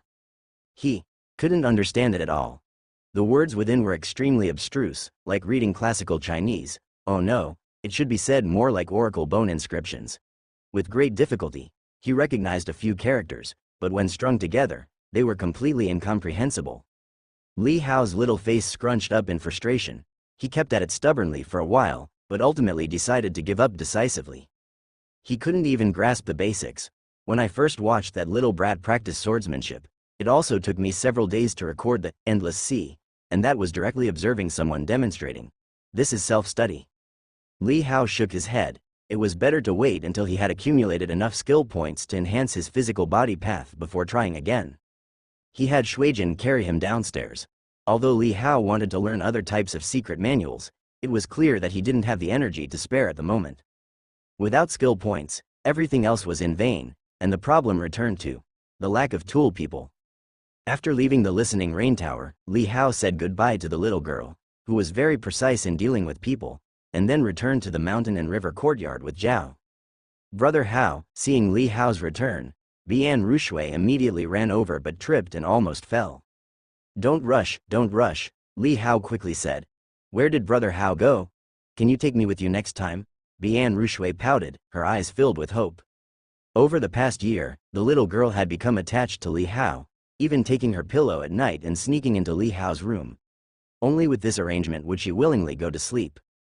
At first, Li Hao had driven her away several times, but after the little girl woke up crying several times in the middle of the night, running to find Li Hao, her tearful appearance finally made it impossible for him to harden his heart. Fortunately, the bed was big and his own body small. Having one more person did not make much difference, and as the little girl was quiet and did not fuss in her sleep, he let her be. You must be obedient. As long as you stay here, no matter where I go, I will come back, Li Hao said, patting her small head. The surrounding house servants and maids were accustomed to this scene and did not find it surprising. Pinky promise, Bian Rushui extended her small hand. Feeling helpless, Li Hao pacified her with a pinky promise. No take-backs, you said it, whoever changes is a puppy, Bian Rushui pouted slightly. All right, Li Hao said helplessly. In the following days, Li Hao was determined to showcase his chess Dao talent and began to forcefully request the house servants and maids to play chess with him. Those who disobeyed would receive 3 strikes from Zhao. After 3 strikes, even though their skin wouldn't split, it was enough to deter them from sitting down on a chair for half a day. Under the tyranny of the young master, these maids and house servants had no choice but to take turns at the table to entertain him. As days went by, 2 scenes appeared in the courtyard. One was Lin Haixia teaching Bian Rushui simple swordsmanship and boxing, suitable for the young and the small. It wasn't formal cultivation level training, just routines for getting familiar with the feel for martial arts. Though occasionally painful, the little girl was rather stubborn and never cried over this. On the other side, things were bustling. A group of house servants gathered in the pavilion, as Li Hao played against one of them, with the order that the onlookers had to study the game. Among these house servants, some were clueless about chess, while some seemed to have picked up a bit from somewhere. Li Hao found that when playing against those with chess skills, if he won, he would gain not just 1 point of experience, but 2, and occasionally even 3. On the other hand, playing against those who were ignorant of the game, even if he won, he would only get 1 point of experience. If the opponent carelessly made a wrong move, the whole game would be invalid. So, gradually, these house servants were no longer needed on rotation, and Li Hao picked out the 2 with the best chess skills to accompany him in grinding experience every day. In the blink of an eye, Li Hao was 5 years old. This year, the conflict on the northern Yan border grew increasingly tense, with constant battle reports. There were problems with weaponry and military supplies, and Prince Pingcheng's collusion with the Great Demon implicated yet another force behind the scenes, making the war situation even more complex and difficult. Within the Divine General Mansion, there was much discussion and concern for the frontline. It was said that the court was also in constant debate over this matter, with many proposals being put forward. But although the storm of politics blew into the mountain and river courtyard, it did not touch upon those 2 young figures. At 5 years old, Li Hao underwent the usual bone measurement. Weak bones, no special color, no special glow, no marrow condensation. The elderly Taoist measuring Li Hao's bones was from Qingchu Mountain, with the looks of a crane-haired youth. He examined the little boy before him with doubt. If it wasn't for the presence of the Li family's lady, he might have even suspected a case of switched at birth. A grudge between noble families, with the young master being secretly replaced. Bone talent, inferior to inferiors, battle physique not of any rank, just a normal skeleton of an ordinary child. The elderly Taoist eventually concluded the bone measurement. Upon hearing this, ladies such as He Jianlin had difficult expressions, and the 5th lady couldn't help but say, "Are you sure you're not mistaken? How could he possibly have such a talent?" The other ladies remained silent. This elderly Taoist was a familiar figure in the Divine General Mansion, having measured bones for the children of various courtyards, never making mistakes. Moreover, since Li Hao's foundation establishment had failed before, and then his blood melting failed, they were all well prepared for this outcome. Now seeing this result, it was almost as expected. Li Hao quietly scanned the expressions of everyone present. That second mother of his was also there, her face even more sorrowful, perhaps even more so than the others. Yet, of all these people, how many were truly upset for him, he couldn't tell. "Brother Hao." Bian Rushui clutched at Li Hao's clothing, her little face full of tension. Although she did not understand what was happening, she felt that Li Hao seemed to have lost something. Li Hao looked at the pitiful expression on the little girl's face and couldn't help but grin. He pinched her tender little face. He should be the one to feel sad. After all, in 2 months' time when she had her bones measured, she would probably astound everyone. The elderly Taoist left, and the crowd dispersed. It was like the receding tide. The mountain and river courtyard returned to calm, with only the 2 small figures left, and Lin Haixia standing nearby. That night, the military officer, who had refrained from drinking for many years, drank alone in the courtyard. Smelling the alcohol, Li Hao also developed a craving. He found a small jade cup and, hugging the bottle, was just about to pour himself a little when Lin Haixia, who had gotten tipsy, gave him a fierce look.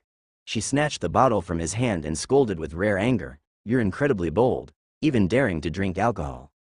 "I'm just keeping you company," Li Hao said with a cheeky smile. "What do you know? Drinking is for adults," Lin said irritably. "Drinking alone is lonely. It's better to have company." Li Hao tried to snatch the bottle back but couldn't reach it as the military officer lifted his hand higher.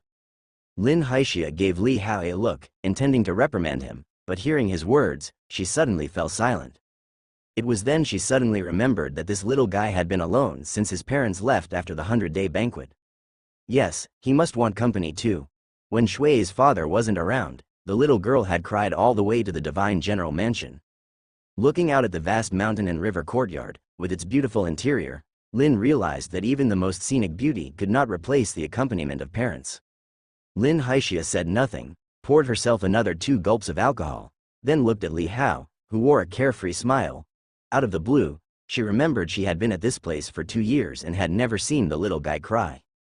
Hey, perhaps the alcohol was getting to her, but Lin Haixia couldn't be bothered with formalities and no longer called Li Hao, "young master." In her eyes, he was still a little brat.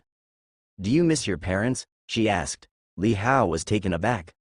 His mind conjured up the image of the young girl holding him at the window, mumbling to herself in sorrow. 5 years had passed, and he had already forgotten the warmth of that embrace, but the sorrow in those eyes had instead been seared into his heart. "I guess I do." Li Hao gazed up at the starry night sky and said softly, "It must be hard fighting in northern Yan. I hope they're okay." Lin Haixia was stunned. She had thought the child would become sad or had perhaps forgotten his parents, since they were not around when he was so young, and he probably had no concept of them. But not only did he remember, he harbored no grievances and was even worried about the generals. For a moment, Lin Haixia felt as if her heart had been harshly stabbed. She felt a pang of heartache. She rubbed her eyes and tipped her head back to gulp down more alcohol. "Uncle Lin, are you crying?" "Nonsense, it's just a spilled drink, what do you know?" The night wind turned cold. Haixia became drunk. The drunken Haixia began reciting war poems in the courtyard, practicing her punches and kicks, and eventually collapsed like a heap of mud. Li Hao instructed a house servant to carry her back to her room to sleep, to avoid feeding the mosquitoes. 2 months later, it was time for Bian Rushui to have her bones measured. It was the same elderly Taoist from Qingchu Mountain, in the same courtyard, at the same spot, measuring Bian Rushui's bones. It wasn't long before the old Taoist's eyes widened, and he looked at the little girl with barely concealed excitement, laughing loudly. "Bones like gold iron, divine jade, divine bones indeed, 7-colored dim light, bone marrow full and flowing with patterns, supreme quality, 9th layer peerless battle body. Haha. Worthy of a child from the divine general mansion, truly not disappointing. The Chenkin list will surely add a new name in the future." As he spoke, he glanced at Li Hao when he looked down and his smile instantly stiffened. He then coughed twice, feeling slightly embarrassed. That was close, he had almost forgotten about this record-breaking little fellow from the divine general mansion. This time, only He Jianlin was beside them. Other ladies from the various courtyards were not interested in Li Hao's daughter and did not come over. Hearing the old Taoist's words, both He Jianlin and Lin Haixia's faces broke into smiles. Then, both of them glanced at Li Hao at the same time. Although Li Hao did not have martial arts talent, having such a wife with peerless talent, he would have support for his future. "Amazing, little girl," Li Hao said with a smile as he pinched the cheeks of the cluelessly cute Bian Rushui, who still had a clueless expression on her face, clearly not understanding what had happened. Upon hearing Li Hao's words, Bian Rushui did not look happy but instead pouted slightly. At this moment, the little girl only wished that the old grandfather had treated brother Hao the same way earlier. After sending off the old Taoist, Lin Haixia started to teach martial arts knowledge to Bian Rushui in the courtyard. The little girl was already 5 years old and had started to understand things. It was time to teach her some things. A 9th layer peerless battle body, breaking through realms as easily as eating and drinking. Once she started her cultivation, it was estimated that within a year, she would break through the first realm. In 3 years, break through 2 realms. In less than 10 years, reach the peak of the 3rd realm. This is the terrifying part about the 9th layer battle body. The 3 realms of martial arts are the power passage realm, circulation realm, and soul succession realm.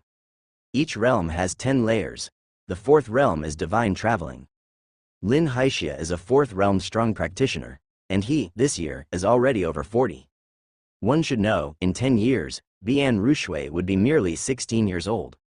A 16-year-old at the 10th layer of the soul succession realm would be an existence as dazzling as the moon, capable of overseeing a city as the city's guardian, a true strong practitioner. While an ordinary martial artist, being able to step into the circulation realm at 16, would already be quite an accomplishment, enough to be accepted into a prestigious clan. With the placement of the piece, the game of chess was decided. Li Hao won. Experience points +2. Li Hao yawned, glanced out the window, and saw the little girl practicing swordsmanship with Lin Haixia, her posture awkward and adorable. He withdrew his gaze, told the house servant who had been playing chess with him to leave, and then pulled up his panel. After a year, he finally had enough experience in chess Tao. He had earned another skill point. Without hesitation, Li Hao chose to add the point to the physical body path. Soon, a complicated surge of information flooded in, and he frowned slightly as he endured it. After a while, he had slowly digested it all. As insights about the body refinement realm came to mind, Li Hao felt inspired, closed the window, the door, and then started practicing poses in his room. He began practicing the body refinement art, Stone Skin 100 refinements. As he assumed his pose, his body moved like a dragon in flight and a leaping tiger, and his body emitted cracking sounds. His blood, meridians, and bones all seemed to twist, and the cells in his body seemed to be activated, his whole body burning hot.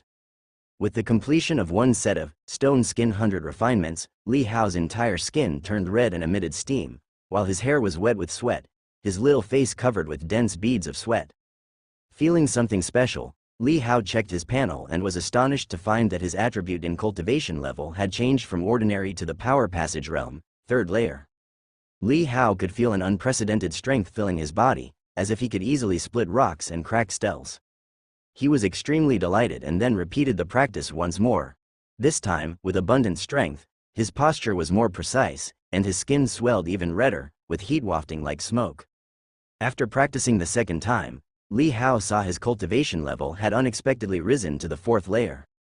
He then continued to practice, the 3rd time, the 4th time. Until after the 8th round, his cultivation level no longer increased and settled at the 7th layer of the power passage realm.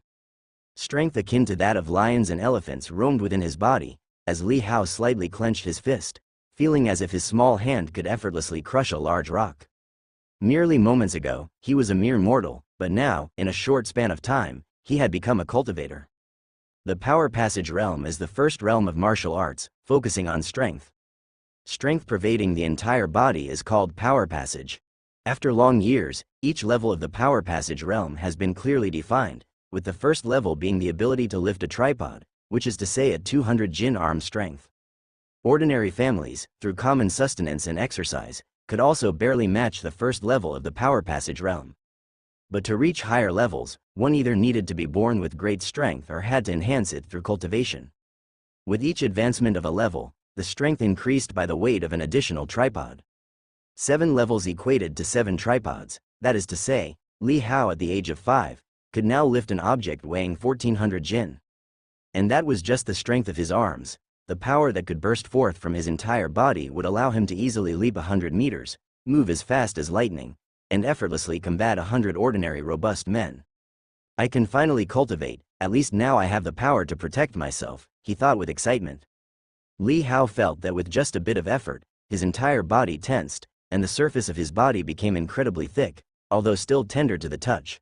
But if one were to pinch him, the skin wouldn't pinch up easily. It was like stretched oxhide, impossible to twist. However, this is probably just the limit of the stone skin 100 refinements. If I were to cultivate those 2 secret manuals, my cultivation level should increase further. Li Hao thought to himself. He took a deep breath, adjusted his body's condition, and waited for the reddish hue on his skin to gradually disappear and revert to normal, before leaving the room. Next, Li Hao called for Zhao and asked him to send word to his aunt. Soon, his aunt's response came, still accompanied by the maidservant named Shuijin. This time, he went straight to the 6th floor, picked up the 2 secret manuals, and began to leaf through them one by one. With his understanding and insights from the initial segment of the physical body path, Li Hao found many previously incomprehensible sections suddenly clear to him. Learned the basics, would you like to record them? Yes. After consecutively recording both secret manuals into the panel in less than a moment, Li Hao had Shuijin take him downstairs. Although Shuijin felt helpless inside, she didn't show it on her face.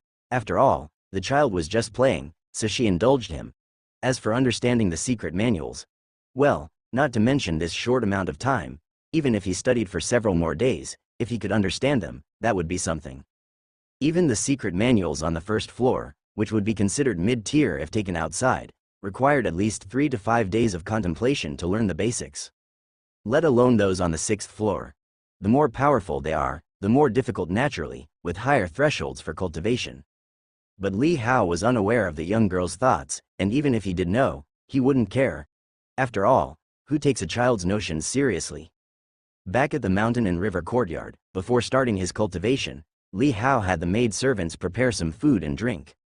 After cultivating stone skin 100 refinements, he felt a great depletion in his body, and now, in just a moment's time, he felt ravenously hungry. Is this little bit enough for anyone? Bring me another serving. I mean one more of each item. I am still growing, don't you think I can't eat that much? Under the dumbfounded gazes of the maids, Li Hao ate an entire table's worth of meat, and after wiping his greasy little mouth, he felt only 6 parts full. But fearing to scare the servants, he did not continue. Instead, he swaggerishly returned to his room and began to cultivate. The previously obscure Thousand Jiao's holy body had 4 layers, and when he recorded it onto the panel, only the first 2 layers showed as mastered. The first layer, Jiao Fiend Body, conferred a body with bones as hard as the hardest substance and skin like dragon scales, impervious to blades and swords. The second layer, Jiao Dragon Body, contained half-dragon strength, further enhancing various aspects of his body. Phew! Li Hao took a stance, his body crouched like a fierce tiger, his spine arched like a drawn bow, and his bones made a light crackling sound.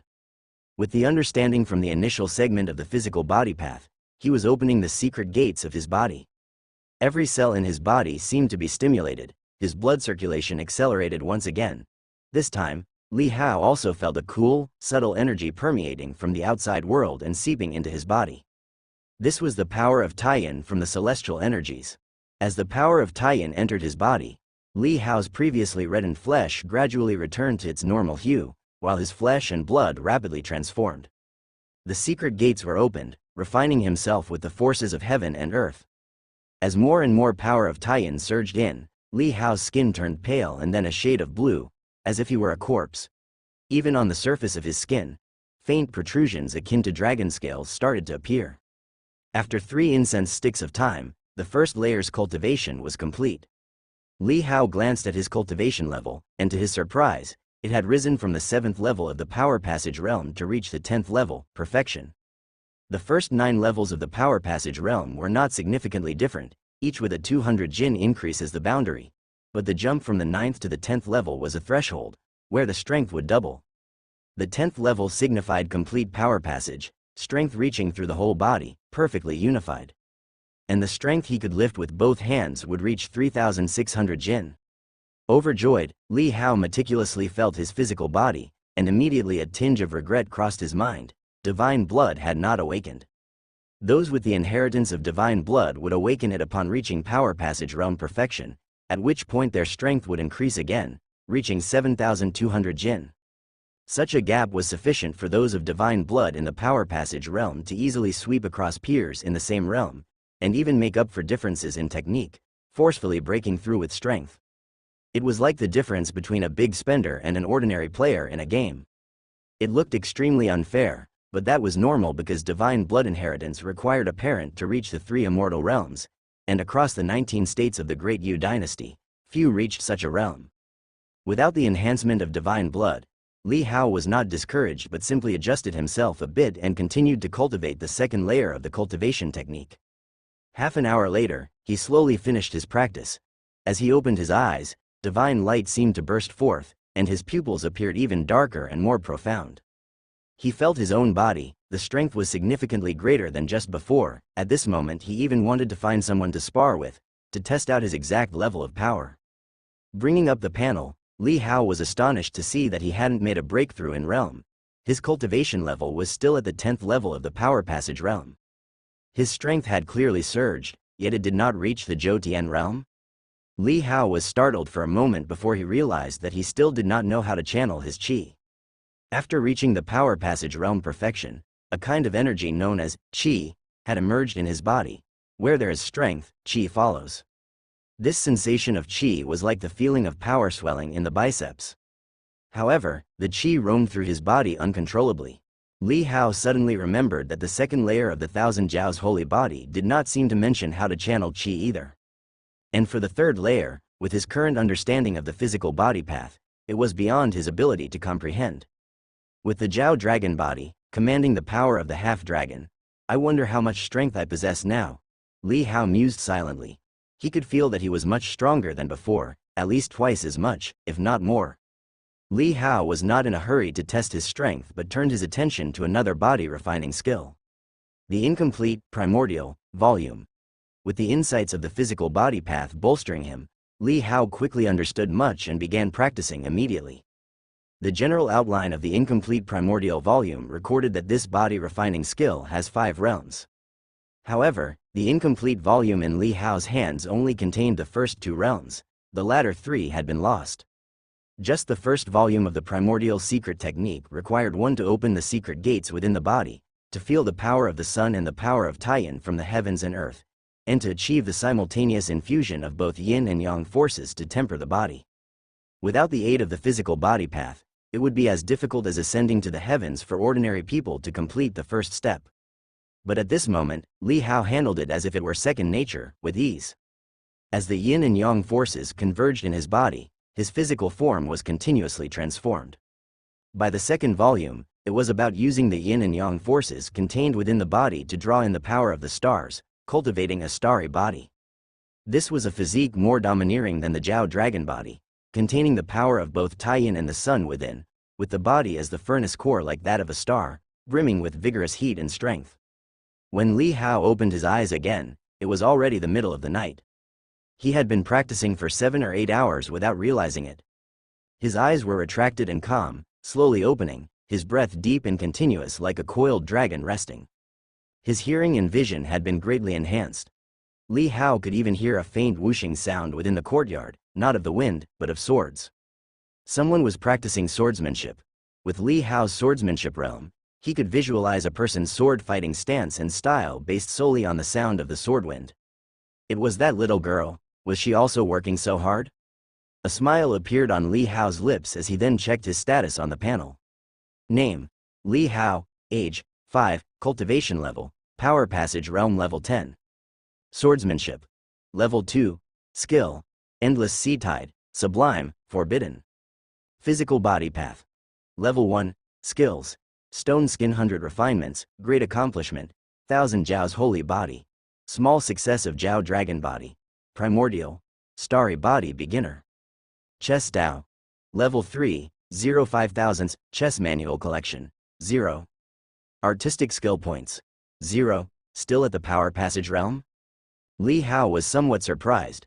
He could feel tremendous changes in his body, several times stronger than when he had just reached the 10th level, and he believed that even using the sublime level of the title sword skill would be effortless for him. Yet, he still had not broken through. However, up to this point, he indeed did not know how to circulate qi throughout his body. These first 2 volumes of the primordial body refining skill seemed only to be applicable within the Power Passage realm. Yet, the strength they brought was far beyond the Power Passage realm. The only problem was that cultivation was extremely difficult. Even with his current insights at level 1 of the physical body path, he was barely a beginner. Ordinary people would probably take 10 or 20 years to reach this level. By that time, they would have likely already stepped into the Zhou Tian realm. After all, compared to entering the Zhou Tian realm, this seemed even harder. Li Hao stood up and got used to his body before he opened the window and saw indeed, in the courtyard under the starlight, a small figure was practicing swordsmanship. However, to Li Hao's surprise, compared to the clumsy and awkward sword swinging in the morning, she was now wielding the sword with proper form. That little girl actually had some talent. Li Hao smiled and, with a push of his hand, flipped through the window, landing agilely on the ground. He went to another part of the courtyard by a rockery. Zhao had mentioned that this rockery was personally carried back by his father in his youth, weighing 100 cauldrons. Crouching slightly, as all the house servants and maids were resting and a few guards were patrolling elsewhere, Li Hao took advantage of the absence of others. He went to the front of the rockery, found a groove in a stone cave, and tried to push it. Gurgle. To Li Hao's amazement, when he exerted all his brute strength, he actually lifted the rockery weighing over 10 tons. As the rockery moved, the water in the nearby pond surged and backflushed beneath the rockery. At the Power Passage Realm level 10, without divine blood, capable of lifting 10,000 caddies. Startled, Li Hao quickly let go, gently setting down the rockery. Li Hao was wondering if he were to have his bones measured again, what the result would be.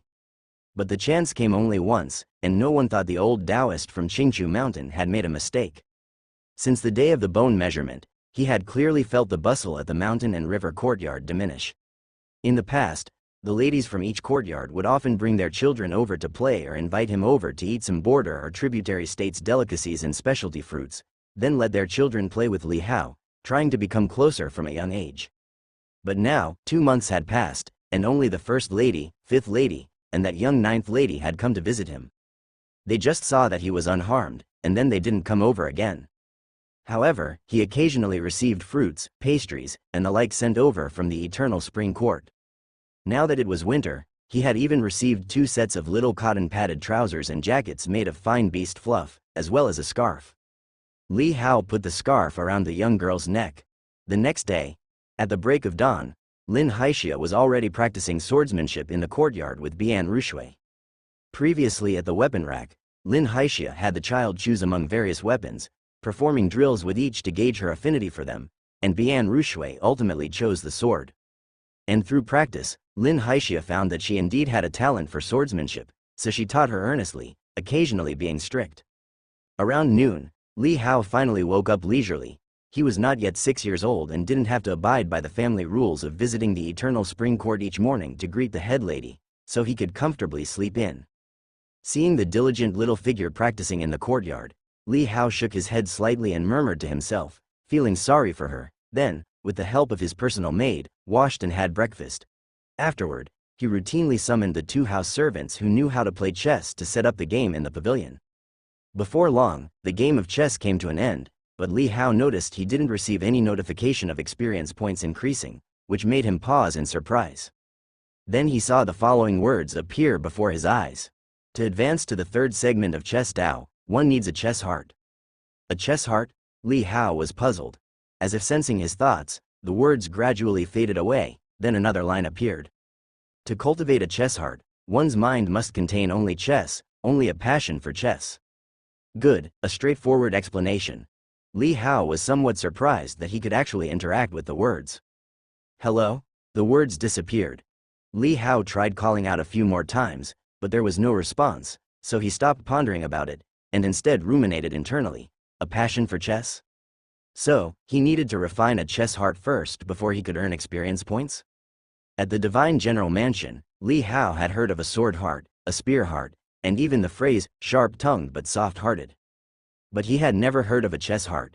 It made sense, after all, playing chess and other minor pursuits were considered insignificant trifles not worthy of attention at the Divine General Mansion. However, a chess heart should be something similar to a sword heart, right?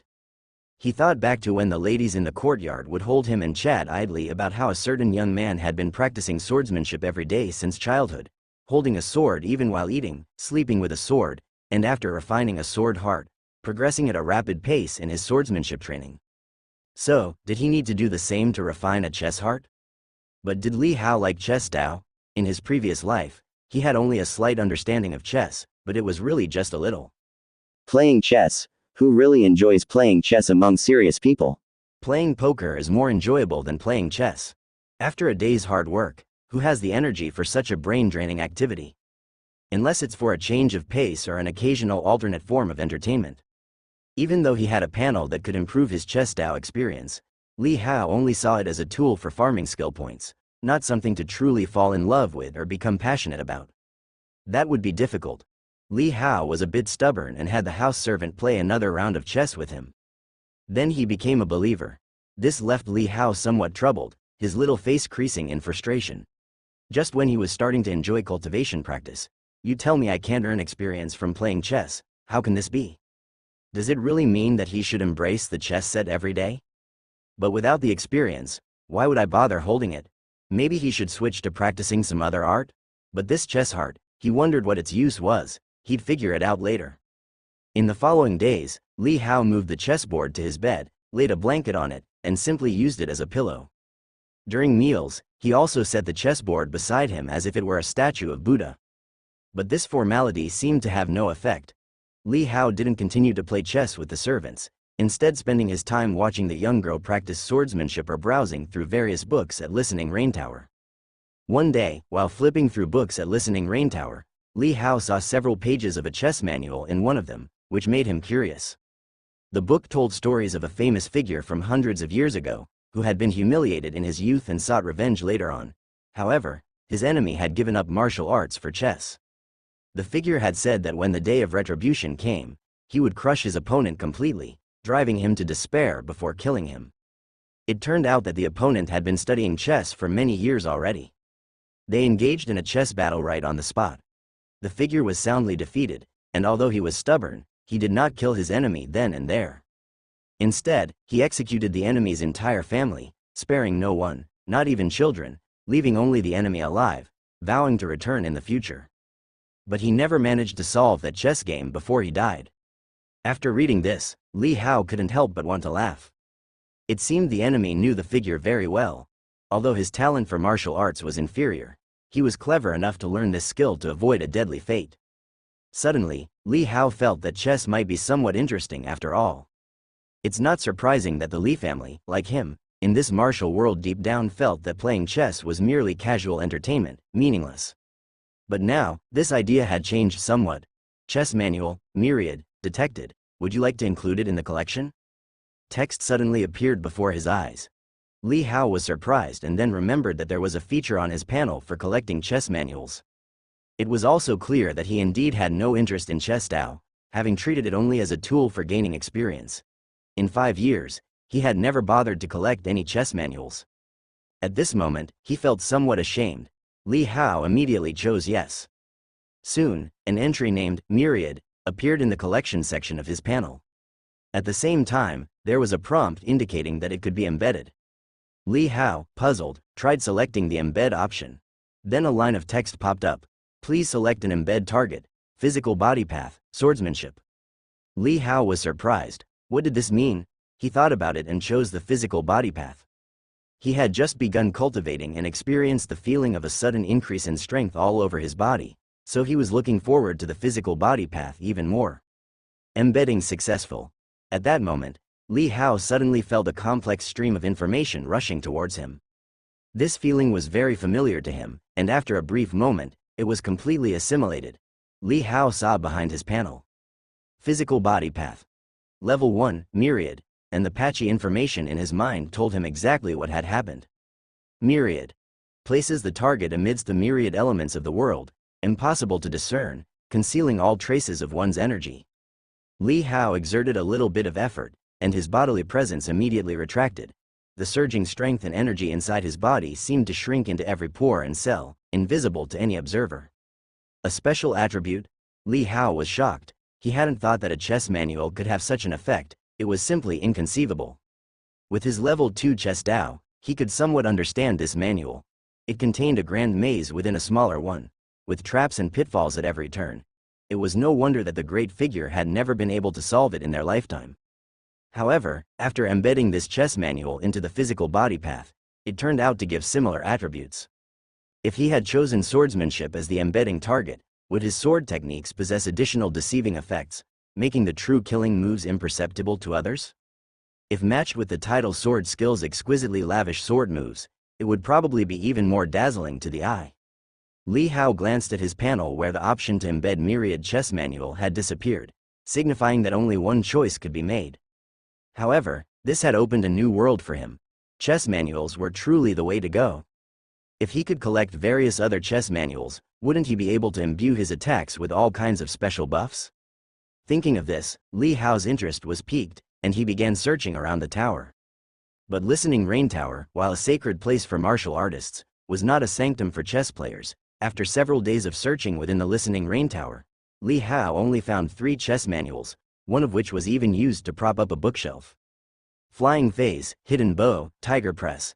After obtaining these 3 chess manuals, Li Hao studied them and guessed their attributes based on the characteristics of each, embedding Flying Phase and Hidden Bow into swordsmanship. Tiger Press was embedded into the physical body path. Flying Phase doubles the attack range, gaining long-range striking effects. Hidden Bow. The killing move remains hidden until it strikes fatally in one move. Tiger Press slightly increases strength and has an intimidating effect. The 3 chess manuals brought significant improvement to Li Hao. Unfortunately, although Divine General Mansion had everything one could possibly need, the martial artist household did not have the habit of collecting chess manuals. Li Hao returned to his courtyard and could only ask the house servants to look for chess manuals outside on his behalf, but they all made excuses, none daring to aid the young lord on a path that seemed far from the right vocation. With no other choice, Li Hao had to offer a hefty reward to entice them. In the following days, aside from waiting for chess manuals, Li Hao slowly began to ponder over the art of chess. He removed the blanket covering the chessboard at his bedside, put it back, and took away the chessboard on the dining table. Occasionally, he would walk around the courtyard or watch the young girl practice swordsmanship. Perhaps because she had lost her parents at a young age and experienced hardship, the young girl had an extremely hard-working nature. Under the guidance of Lin Haixia, her swordsmanship improved day by day. "That's not right, this move is not correct," said Lin Haixia as she was teaching swordsmanship one day, showing her strict military officer side. Even though she was very pleased with Bian Rushui's natural talent for swordsmanship, she still severely criticized any mistakes made during practice. The young girl held back her tears and stubbornly practiced over and over again. Li Hao shook his head helplessly, thinking that even though Lin was a nice person, he might not always teach according to the learner's abilities. A few harsh words, and the young girl's sword moves were almost deformed. That night, Li Hao saw the little one still practicing in the yard and called her over. "Your posture is incorrect, bend your arms a bit more, yes, like that. Don't be too stiff in the waist." With no one around, Li Hao took the time to personally guide the young girl. Bian Rushui was not dull. In fact, she indeed had a talent for swordsmanship. Under Li Hao's instruction, she quickly corrected her stance and began to emit the essence of swordplay. "Brother Hao, do you know swordsmanship too?" the young girl asked excitedly after practicing. "Then can we practice together tomorrow?" "Don't talk nonsense, I don't want to get up early," Li Hao said, startled and quickly responding. "If Uncle Lin finds out that you know swordsmanship, he will be very happy," Bian Rushui said, hopeful. Although she didn't understand many things, she could see that the adults around seemed somewhat disappointed with Li Hao. The young girl was so diligent and hardworking because, deep down, she was filled with the desire to prove something. Everyone said Brother Hao was no good, but she believed Brother Hao was actually very smart. "I don't know swordsmanship, don't go spreading rumors," Li Hao quickly said, hoping the young girl wouldn't shoot herself in the foot and ruin his chance to sleep in. It would make him cry. Bian Rushui looked puzzled. "But you clearly, go to sleep, sleep." Li Hao rolled his eyes and sent the young girl off, reminding her not to talk nonsensically. The next day, in the courtyard, Lin Haixia watched Bian Rushui swing her sword and slowly her eyes began to widen in disbelief. The swordsmanship that felt somewhat unfamiliar yesterday, today already shows the charm of a swordsman. The posture is precise, the movements are swift and decisive, there's a sense of agility. Sword Dao prodigy. At this moment, these 4 words were the only thing that surfaced in Lin Haixia's mind. "You know, how many days has Bian Rushui been learning this set of swordsmanship? It would already be good if she could get a grasp of it in half a month. But now she has already become proficient, and there's a rare spirituality in her moves, and that's the key." Although he scolded the young girl harshly yesterday, it was only because he saw the child's talent in Sword Dao and the hope that she could become a strong swordsman in the future, which made him strict and demanding. He didn't expect that Bian Rushui's performance today would far exceed his expectations. She's definitely a Sword Dao genius, a rare kind. "Good, very good." Lin Haixia smiled, nodded repeatedly, and when Bian Rushui finished practicing, he asked, "Did you practice by yourself last night?" Instantly, Bian Rushui thought of Brother Hao's guidance, but then she remembered his stern advice and warnings, hence she gently nodded. Lin Haixia was not surprised. If she hadn't put in the effort last night, she wouldn't have been able to perform like this today. But, having progressed so rapidly after just one night of practice, this was what was truly pleasing. "This swordsmanship is a bit too simple for you, today I'll teach you a higher level swordsmanship," Lin Haixia said. The previous one was only a low-level swordsmanship. He had no right to enter the Li family's listening rain tower, and he wasn't qualified to teach the higher-level swordsmanship, let alone the supreme-level swordsmanship listed there, to the young girl before him. Unless it was by the instruction of Li Hao's parents, even the current Li Hao wasn't qualified. He was still too young to lead the family. Bian Rushui nodded. An adult and a child, they began practicing a new swordsmanship in the courtyard again. One teaching, the other learning. Li Hao looked on for a moment, feeling a bit bored, then continued to ponder his own chess strategy. With black and white pieces in his hands, he flipped them between his fingers, gently rubbing them, while his mind was occupied with thinking about the chess manuals. Time passed unnoticed in this courtyard. During the day, Li Hao stared blankly at the chessboard by himself. In the evenings, he occasionally offered guidance to Bian Rushui, correcting some of her minor mistakes. Bian Rushui's rapid progress in Sword Dao elated Lin Haixia. Months later, within Piaoshui courtyard, Li Hao stood silently in the crowd, watching an elderly man with an immortal demeanor take the 8-year-old Li Wushuang away for cultivation. Fifth Lady tearfully said her goodbyes, reminding Shuang to eat well, behave well, and sleep well. Li Hao remembered, when he was still in swaddling clothes, this young girl clung to his mother's pants, sizing him up with her shining bright eyes. Fifth Lady had 3 children, 2 girls, and 1 boy. This was her eldest daughter. At the age of 5, during the bone evaluation, she showed a ninth-grade battle physique, and the Li family hailed another prodigy.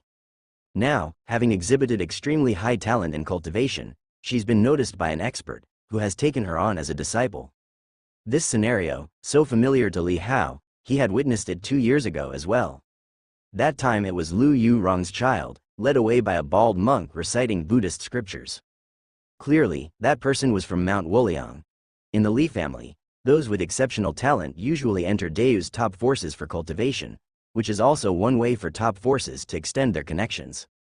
As for those with lesser talent, like the second lady's second son, who only had a 7th-grade battle physique, though he was also considered a genius, he was clearly a cut below those prodigies and would study at Qingzhou City's Tan Palace Academy. Compared to 5th lady's maternal feelings, Li Wushuang's young face showed maturity, like a little adult, calmly nodding, reminding her mother to take care of her health, and her father as well. Subsequently, the young girl's gaze swept over the courtyard, looking at everyone in turn. As she passed Li Hao, she gave him a brief glance, already having little impression of him. Amongst the 3rd generation in the family, those whom her mother frequently mentioned to her were only a few with exceptional talent. For example, the second lady's child, Li Changfeng, was the target she was chasing. The others, she barely took notice of. Immersed in the world of martial arts, the words of her mother, the martial instructors, and the servants had influenced her from a young age.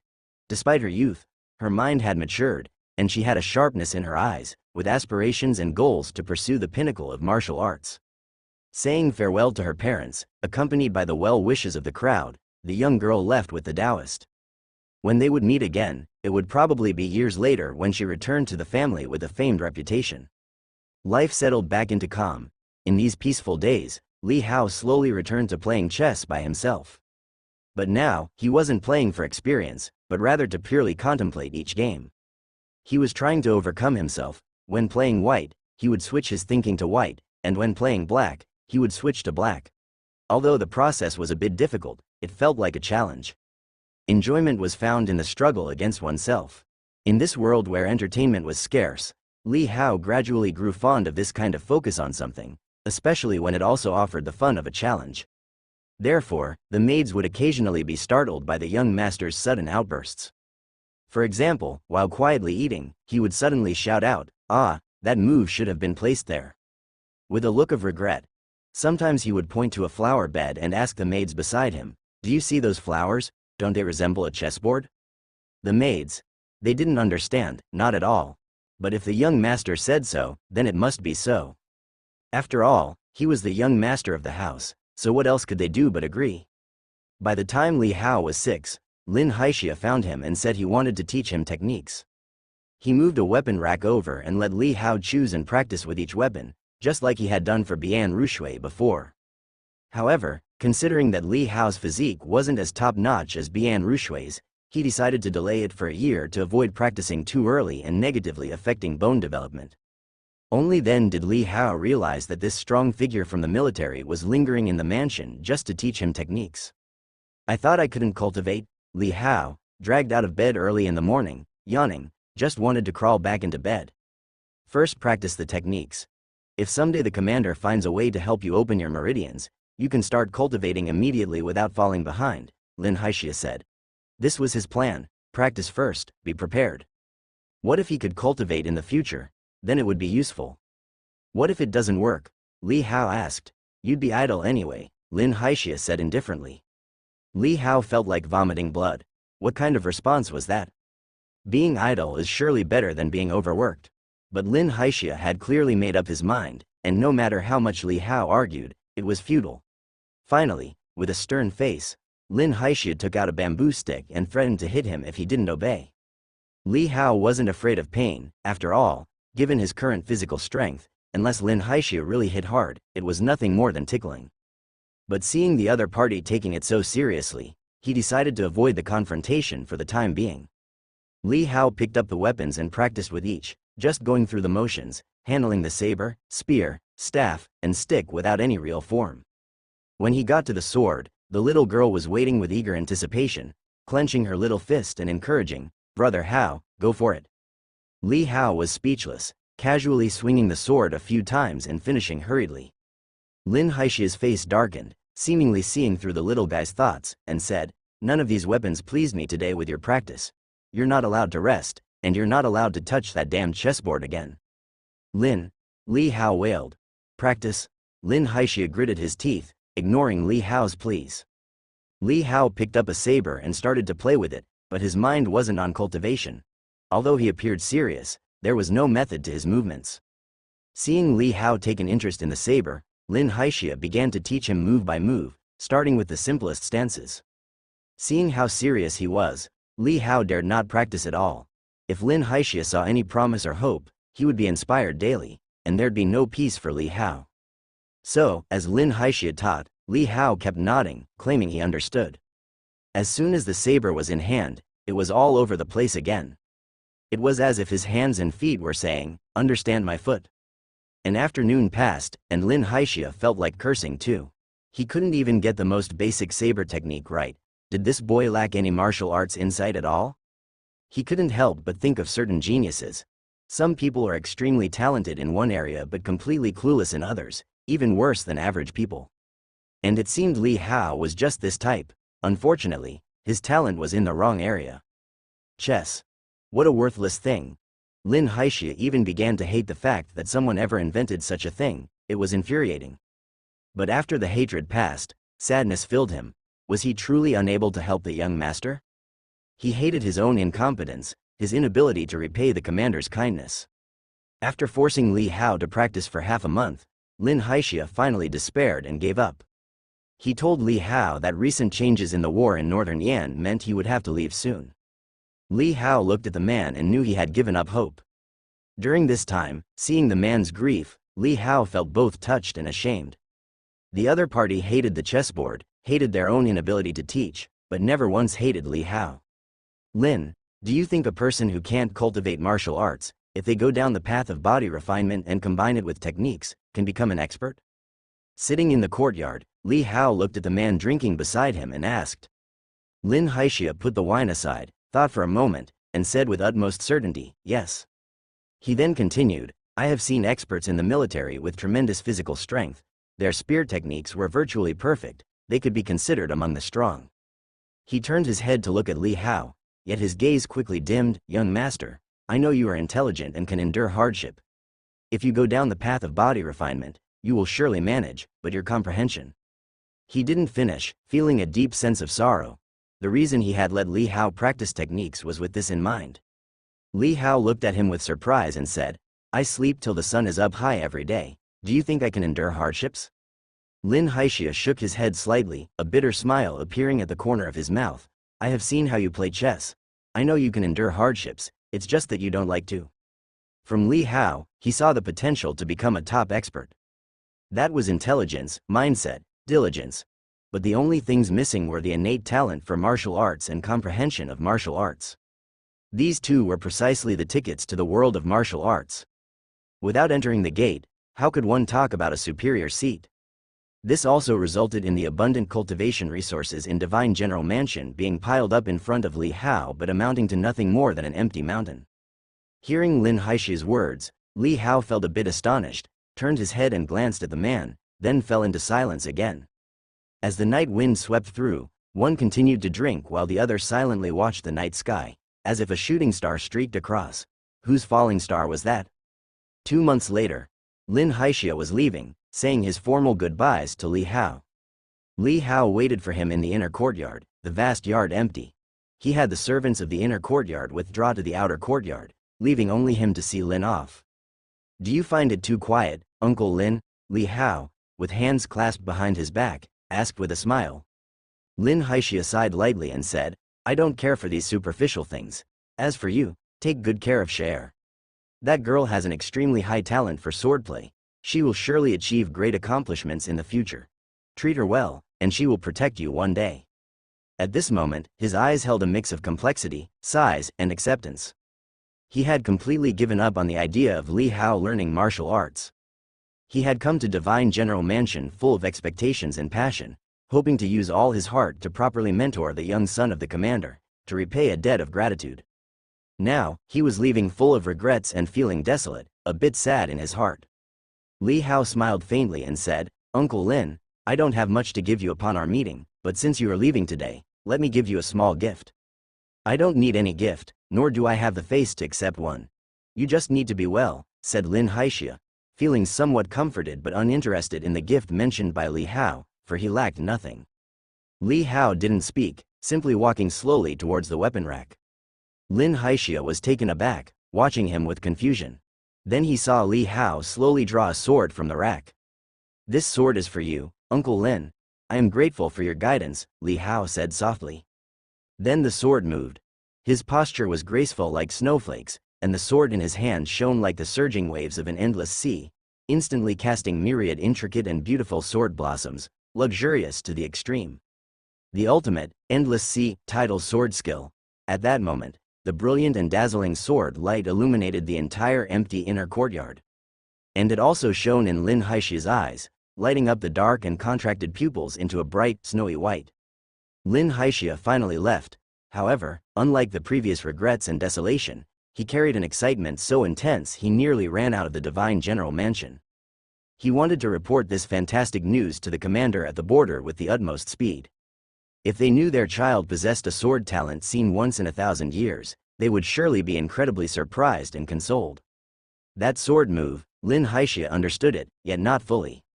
He recognized that swordsmanship, the most famous in the Li family's collection, endless sea-tide sword skill. But compared to the perfect grade-tide sword skills he had seen, it was no less inferior, even possessing a unique feeling. He racked his brains and could only think of two words: complete. Even more flawless than perfect. Lin Haixia knew that beyond perfect technique, there was another deeper realm called ultimate perfection. But even those who immersed themselves in a technique for decades found it hard to reach. Aside from rigorous practice, it also required tremendous talent. Yet, this world-shattering sword move was demonstrated by Li Hao's hand. A 6-year-old child. Even prodigies strikingly talented at such an age who could make a technique agile were exceedingly rare. Moreover, Lin Haixia had never seen Li Hao practice swordsmanship. But without a doubt, he felt Li Hao must be practicing secretly. Yet regardless of being rich or poor, everyone only has 12 hours in a day. In the face of time, everyone is equal, and most of the hours Li Hao was seen each day were spent playing chess, frolicking, wandering, daydreaming, and eating and drinking. He had never seen him practice swordsmanship, not even touching a sword. Even if he were practicing hard behind the scenes, how much time could he possibly squeeze out? He asked Li Hao, "Why are you secretly practicing swordsmanship? And why hide this astonishing talent?" But Li Hao just smiled and shook his head, without speaking. Lin Haixia thought of many things, including imperial and noble family grudges he had heard of, and he vaguely guessed something. Looking at Li Hao's quietly smiling face, Lin Haixia's nose tingled with emotion, understanding that if that man from the borderland were back, this child would surely not be so helpless. He could have shone brilliantly, yet now he must remain low profile and hidden. If this child hadn't seen his sincerity, he probably wouldn't have allowed him to see his hidden true self. Lin Haixia felt profoundly moved and consoled by this thought. This sword not only revealed to Lin Haixia Li Hao's sword talent but, combining it with Li Hao's everyday speech and manner, also made him truly understand how incredibly intelligent this child was. Lin Haixia left in a hurry, not even greeting Bian Rushui as he passed the front courtyard. With Lin Haixia's departure, the courtyard returned to its usual tranquility. Now 6 years old, Li Hao needed to rise early every day to pay respect at the Eternal Spring Court as a sign of etiquette.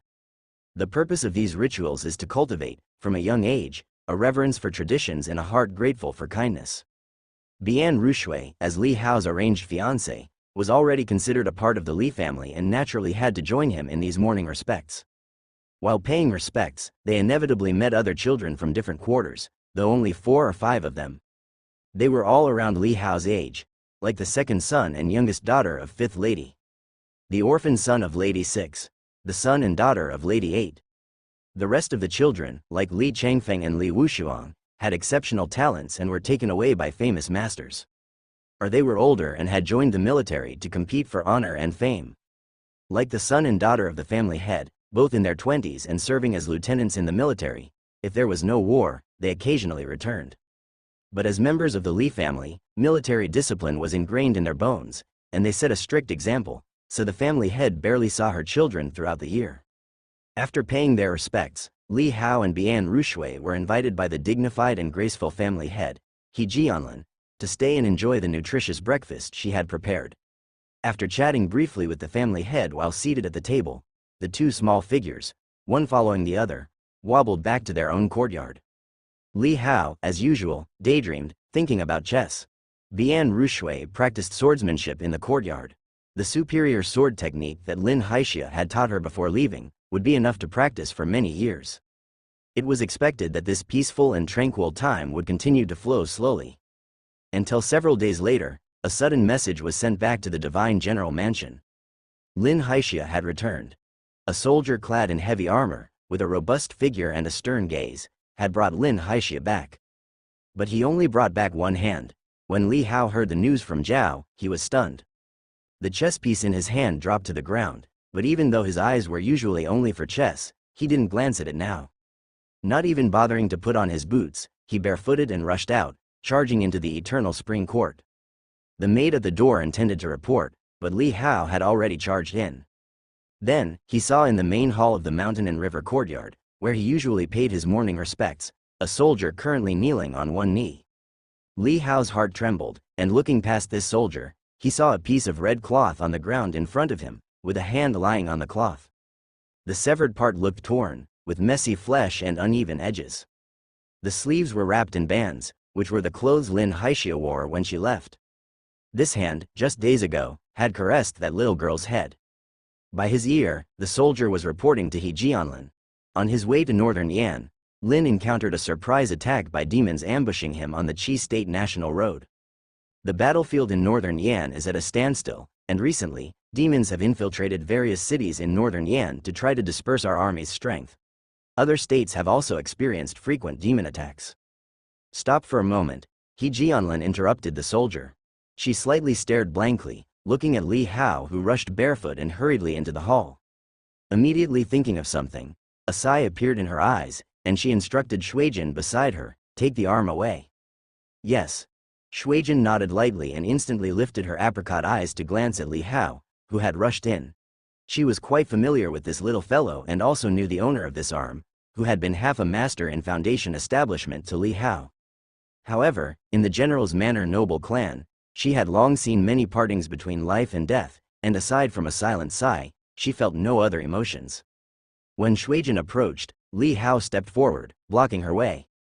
Ignoring her astonished expression, Li Hao turned around, his gaze fixedly staring at the soldier. "Which demon killed Uncle Lin?"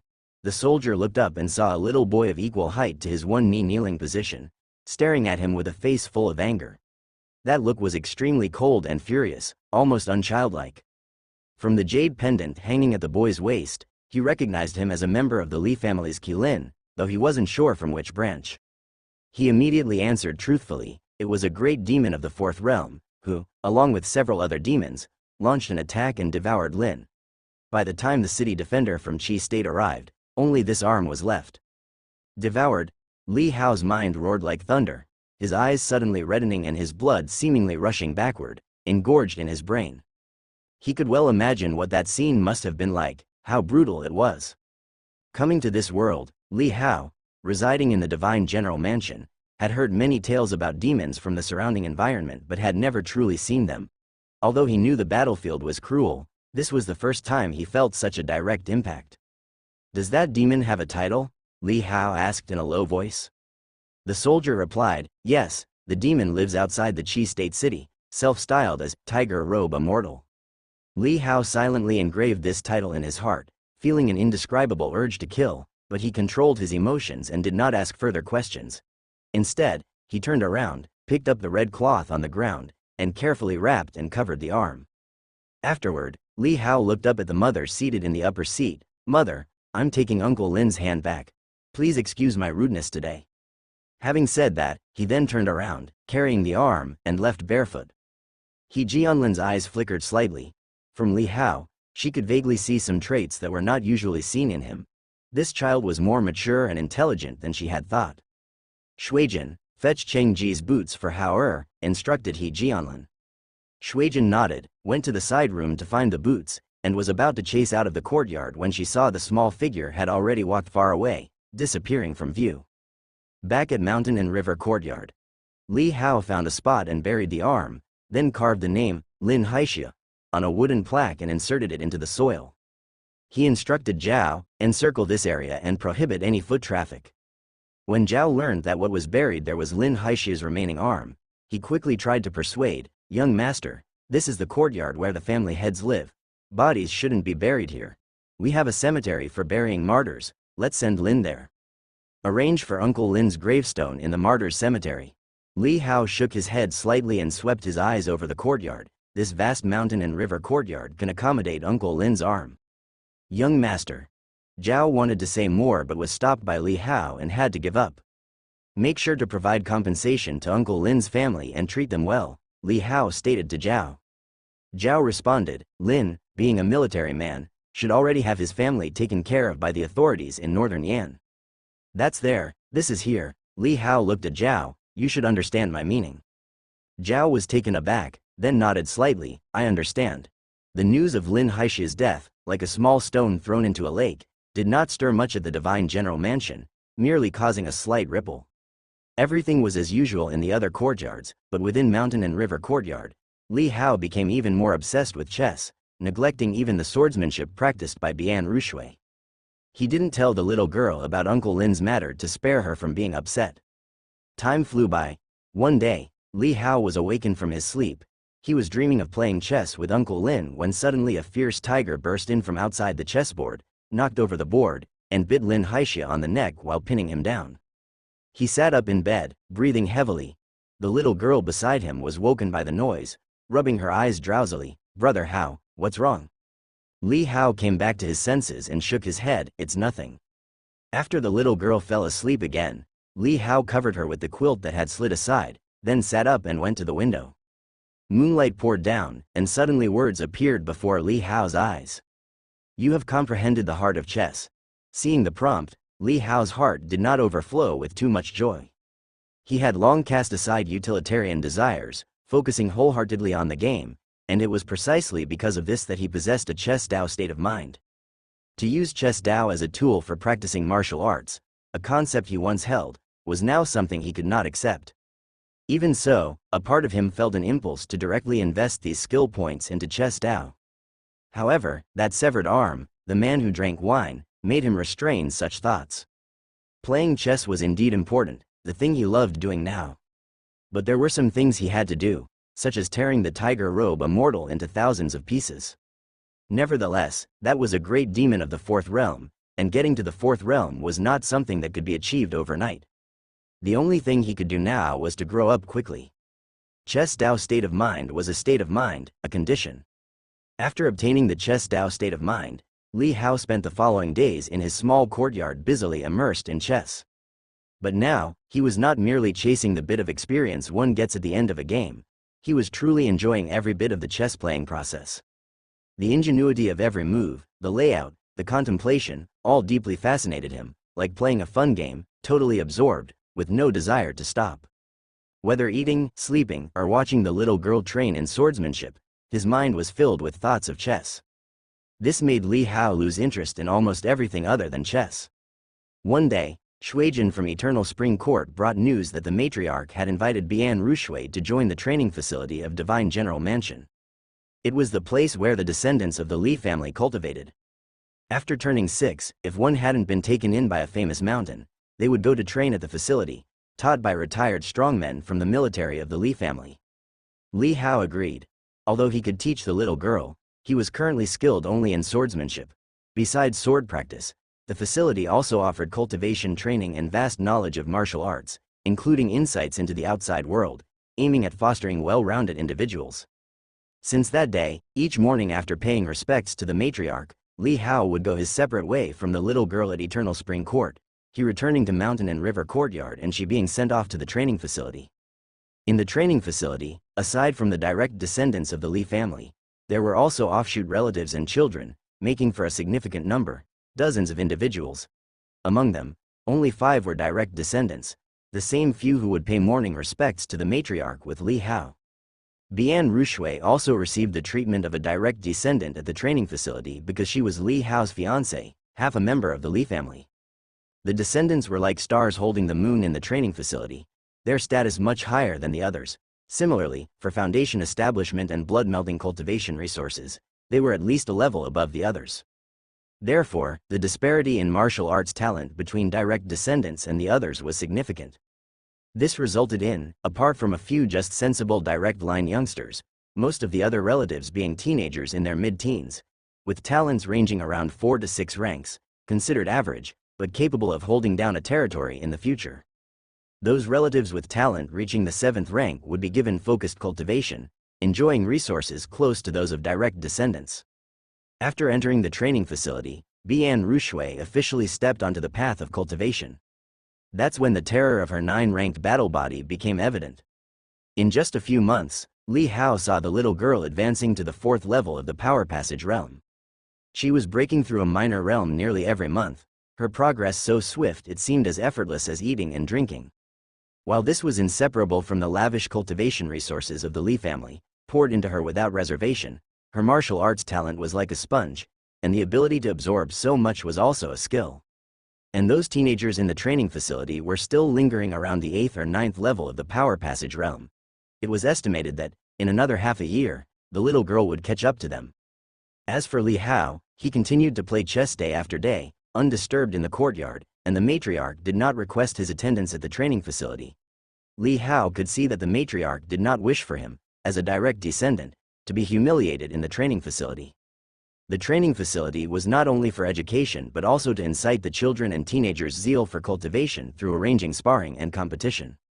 Someone like Li Hao, without any martial arts talent, would inevitably suffer if placed among them. Some of the kids were tactless in speech, and it was unavoidable to provoke conflicts that might reach the adults, which would not look good. As the matriarch of Divine General Mansion, she sought peace and quiet. And Li Hao was content with this arrangement, enjoying the leisure. After all, for him, practicing martial arts was a waste of time. He had no interest in squabbling with those teenagers, too dull. After playing so many games, haven't you learned anything? It's the same move that lost you 3 games already. Li Hao scolded the house servant playing chess in front of him. Startled, the servant jumped up, standing with his hands hanging down like a quivering quail, and said, "Young master, please calm your anger." By now, Li Hao already had the bearing of a young master. They no longer dared to treat him like a child, taking his words lightly. "Your mind is not focused on the game at all. What are you thinking about?" Li Hao said angrily. The servant inwardly complained, as he had always played this way, but the young master had never cared before. Instead, the games ended quickly, and the young master seemed happy about it. But recently, it had changed. If the game was played poorly, the young master would get upset, causing the servant much distress. "The two of you played terribly. You've been my opponents for so long and haven't improved a bit," Li Hao said, irritated. The servant hastily pleaded for forgiveness, while the other, as if remembering something, stealthily glanced at Li Hao and said, "Young master, I do know someone who plays chess. He's a 3rd-ranked house servant newly joined here."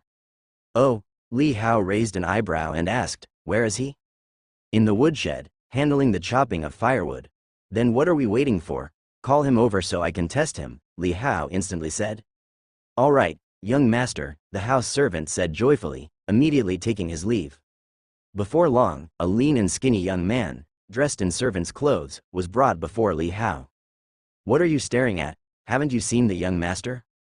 "Ah, yes, may the young master have peace." The lean young man hurriedly knelt down. Li Hao waved his hand slightly for the young man to rise and speak, pointing at the chessboard. "I hear you play chess. Play a game with me and let's see how well you do.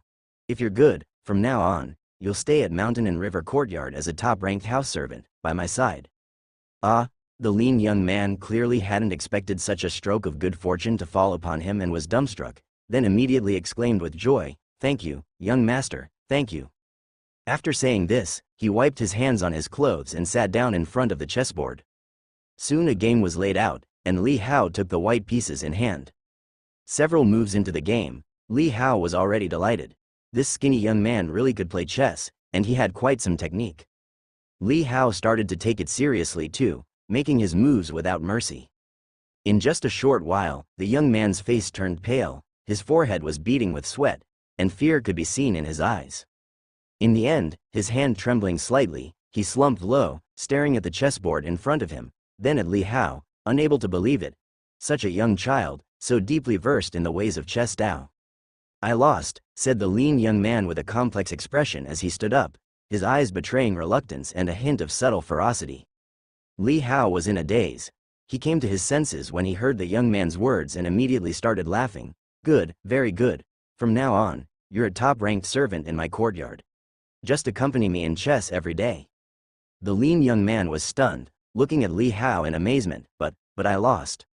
Li Hao smiled. As soon as the game ended, it had prompted him that he gained experience, a whole 20 points. Normally, when playing chess with the two knuckleheads by his side, the most he'd get was 3 points. The difference was simply huge. This also showed that the more skilled the player in a chess match, the more experience he would get, rather than just rushing through game after game purely by volume. If every game yields 20 points, 10 games will be 200. To accumulate 5,000 points, only 250 games would be needed, and even if calculated at 10 games a day, it would only take a month. The more Li Hao thought about it, the more excited he became, his eyes looking more and more pleased at the lean young man before him. If you can beat me, I can grant you 10,000 taels of gold, Li Hao said, encouraging him with a smile. The lean young man was shocked, his body trembling with excitement.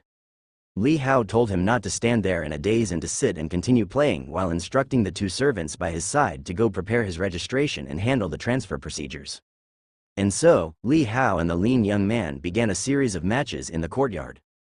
Half a month passed in the blink of an eye. One night, after dinner, Li Hao called the lean young man over for another battle. In the bedroom, under the night light, two figures, one large and one small, were locked in a chess battle on a board. Young master. As Li Hao concentrated on plotting his next move, he suddenly heard the lean young man call out to him. But the tone was not the usual one that was slightly flattering and respectful. Instead, there was a strange tranquility to it. Li Hao looked up in confusion, to see a glint of cold light shooting towards him, straight at his face. His pupils shrank, and his body instinctively kicked back, retreating like lightning. Looking back at the chess table, the lean young man's one hand was lying on the board while the other maintained a stabbing gesture with a dagger, his face showing a hint of shock. Obviously, he had not expected that his attack would be dodged by the young master. You. Li Hao came back to his senses. Everything had happened too suddenly and without warning. As he was shocked, his eyes swiftly turned icy cold, and he said in a chilling voice, "An assassination? Who sent you?" A woman from Shuihua courtyard flashed through his mind, but Li Hao promptly dismissed that thought. After all, he was a cripple without any threat, and it seemed unlikely someone from inside would want to assassinate him. How did you? The lean young man's mind was in even greater disarray than Li Hao's, more shocked. Wasn't this child a useless person who couldn't cultivate martial arts? For all those days in the yard, accompanying Li Hao daily, he indeed had not seen him practice at all, not even once. To know, children of the Li family were expected to suffer through rough training at the age of 6. Yet, this disabled child spent every day playing chess in his own courtyard, ignored by everyone. The intelligence was not wrong, but it seemed outrageously so. Quickly, the lean young man reacted. His body exploded in movement, displaying a shockingly swift movement technique, lunging directly at Li Hao. He must not let the child cry out. His eyes were filled with ruthlessness and murderous intent. But on the other side, Li Hao's thoughts mirrored his. The assassin must not be allowed to cry out, or else too many would be alarmed. Kill. Seeing the onrushing figure, Li Hao did not dodge. Instead, he suddenly thrust out with his foot. His small frame burst forth like thunder, carrying a faint whistling sound in the action. As he got close, he tilted his head slightly to watch the dagger swipe past his eyes. At the same time, he delivered a punch to the enemy's belly. Li Hao had never engaged in physical combat with anyone since he had started his path of cultivation. This time, it was almost full power unleashed. A sound as heavy as a sandbag hitting the floor echoed. The lean young man's eyeballs nearly popped out as he was struck, curving like a shrimp and forced to fly backward, crashing in front of the chess table. Li Hao didn't know how much force was behind his own punch, but given he could lift up a 2-ton rockery, this forceful punch must have carried tens of thousands of pounds. As the young man was repelled, Li Hao quickly leapt forward. His small hand, like a hawk's claw, grabbed the other's throat and he said coldly, "Don't make a sound." The lean young man. What's happening? The lean young man's mind was momentarily muddled. unable to discern who the assassin was. But feeling the tremendous force pressing against his throat, he came to his senses and looked at the little boy before him in alarm and fear. What kind of monster is this? Barely 7 years old, yet possessing such terrifying strength. Even at the 10th level of perfection in the power passage realm, plus the resurgence of the noble lord's divine blood, it shouldn't be so exaggerated, should it? Who sent you to assassinate me? Li Hao stared intently at the other party and asked, while various pieces of information surfaced in his mind. Playing chess was a means to approach him, indicating that the other party's purpose in coming to the divine general mansion was straightforward, to assassinate him. The lean young man was somewhat silent, as the child before him displayed a strength and cognition far beyond that of an ordinary 6-year-old. He had thought he was sent to deal with a useless little thing, only to uncover such terrifying information. You're not a martial arts waste. Hiding your strength, is this your idea, or your old man's arrangement? The lean young man asked, slightly squinting his eyes. Now that the assassination attempt had failed and he felt the enormous strength at his throat that could crush it at any moment, he knew he had no way out and became calm. Assassinating the direct bloodline of the divine general mansion was a task with very slim chances of survival. It's just a pity that the mission could not be completed. Do you know my father? Li Hao's eyes flickered slightly. You're joking. The lean young man said coldly. Who in the world does not know the Martial Marquis Xingwu? Currently, he is stationed at the Frontier Pass, and a few months ago, he gathered martial artists from Zhonghu in northern Yan to assist in suppressing demons, commanding great respect with a single call. Assisting in suppressing demons? Li Hao furrowed his brows. Could it be that the situation in northern Yan had become so difficult that they had to rely on the strength of Zhonghu martial artists? Are you sent by my stepmother? Li Hao asked. The lean young man was momentarily stunned, then suddenly realized, a sneer crossing his eyes, you've been the target of assassination? Unexpectedly, even within the iron-blooded divine general mansion, there's such decay. No wonder you're pretending to be useless, but speaking of which, I really haven't seen you train. How many hours do you practice every day? I've always been training with you. Li Hao calmly looked him in the eyes and said, you answer my question first, and then I'll answer yours. That's called an exchange. The lean young man slightly raised his eyebrows and couldn't help but laugh. This child was indeed interesting. Anyway, it's a sure death. You've made me fail my mission and doomed my family. Why should I tell you? The lean young man scoffed lightly. Li Hao said, because I can see that you don't want to die, you're also afraid of dying, and there are many ways to die. I can give you a swift death. The lean young man's smile vanished, he fell silent for a moment, and then slowly said, the one who sent me here is. Suddenly, his arm quivered, and he threw a punch at Li Hao's head. Li Hao slightly tilted his head and easily dodged it, not retaliating but just looking at him with cold eyes. The lean young man felt a chill as his heart sank. The gap was that big? He, a mighty Zhou Tian realm martial artist, seemed to have switched roles with this child. In front of him, he was like a child, completely seen through. The latter's contempt made him dispiritedly retract his hand. You truly are a monster. Spill it, Li Hao said coldly. You should know that the Li family is a martial family with countless captives and convicted criminals subjected to interrogation. The methods used are beyond your imagination, impossible to wish for death. If possible, I can give you a swift end. The lean young man's eyes twitched slightly. Of course, he knew the child before him was not lying, and a sense of fear began to grow within him. If I tell you, can you let me go? The lean young man asked with a glimmer of hope, relying on the chance that the child in front of him still had a naive nature. I can, Li Hao answered. Spurt. The lean young man almost coughed up blood. Could you not be so blunt? It's so fake it can't be faked anymore. Do you think I'm a child? He laughed bitterly and said, actually, telling you doesn't matter much. The assassination has failed, and my family won't survive either. I came from northern Yan, and the one who sent me to kill you is Monarch Bai. Monarch Bai? That's right, one of the 3 great demon gods of northern Yan with terrifying strength, and also your father's old adversary. The lean young man's eyes were complicated. Your father is a genius with his troops, and the Li family army is fearless and unstoppably strong. Northern Yan would have fallen long ago. At present, they've managed to hold the front, but Monarch Bai sent me to assassinate you. He wants your death to spread out from the divine general mansion, to reach the frontier pass of northern Yan, to cause great disarray within your father's army. If he leaves the battlefield to return, northern Yan will be conquered. With that, he looked intently at Li Hao. No one knew that this child was the key that could affect the life and death of tens of cities and hundreds of thousands of people in northern Yan. Li Hao was stunned, so it was because of northern Yan. The warfare there had actually reached the divine general mansion, so far away. Your father commands the battles in northern Yan. They are battle-hardened with no vulnerabilities, unassailable, and you are their only weak point, the softest spot. The lean young man continued, only by starting with you can they defeat your parents, make the frontier pass of northern Yan fall, and let the demon army march straight in. Li Hao fell silent, digesting the other's words, and after a while, he slowly said, you are of the human race, why would you work for the demons?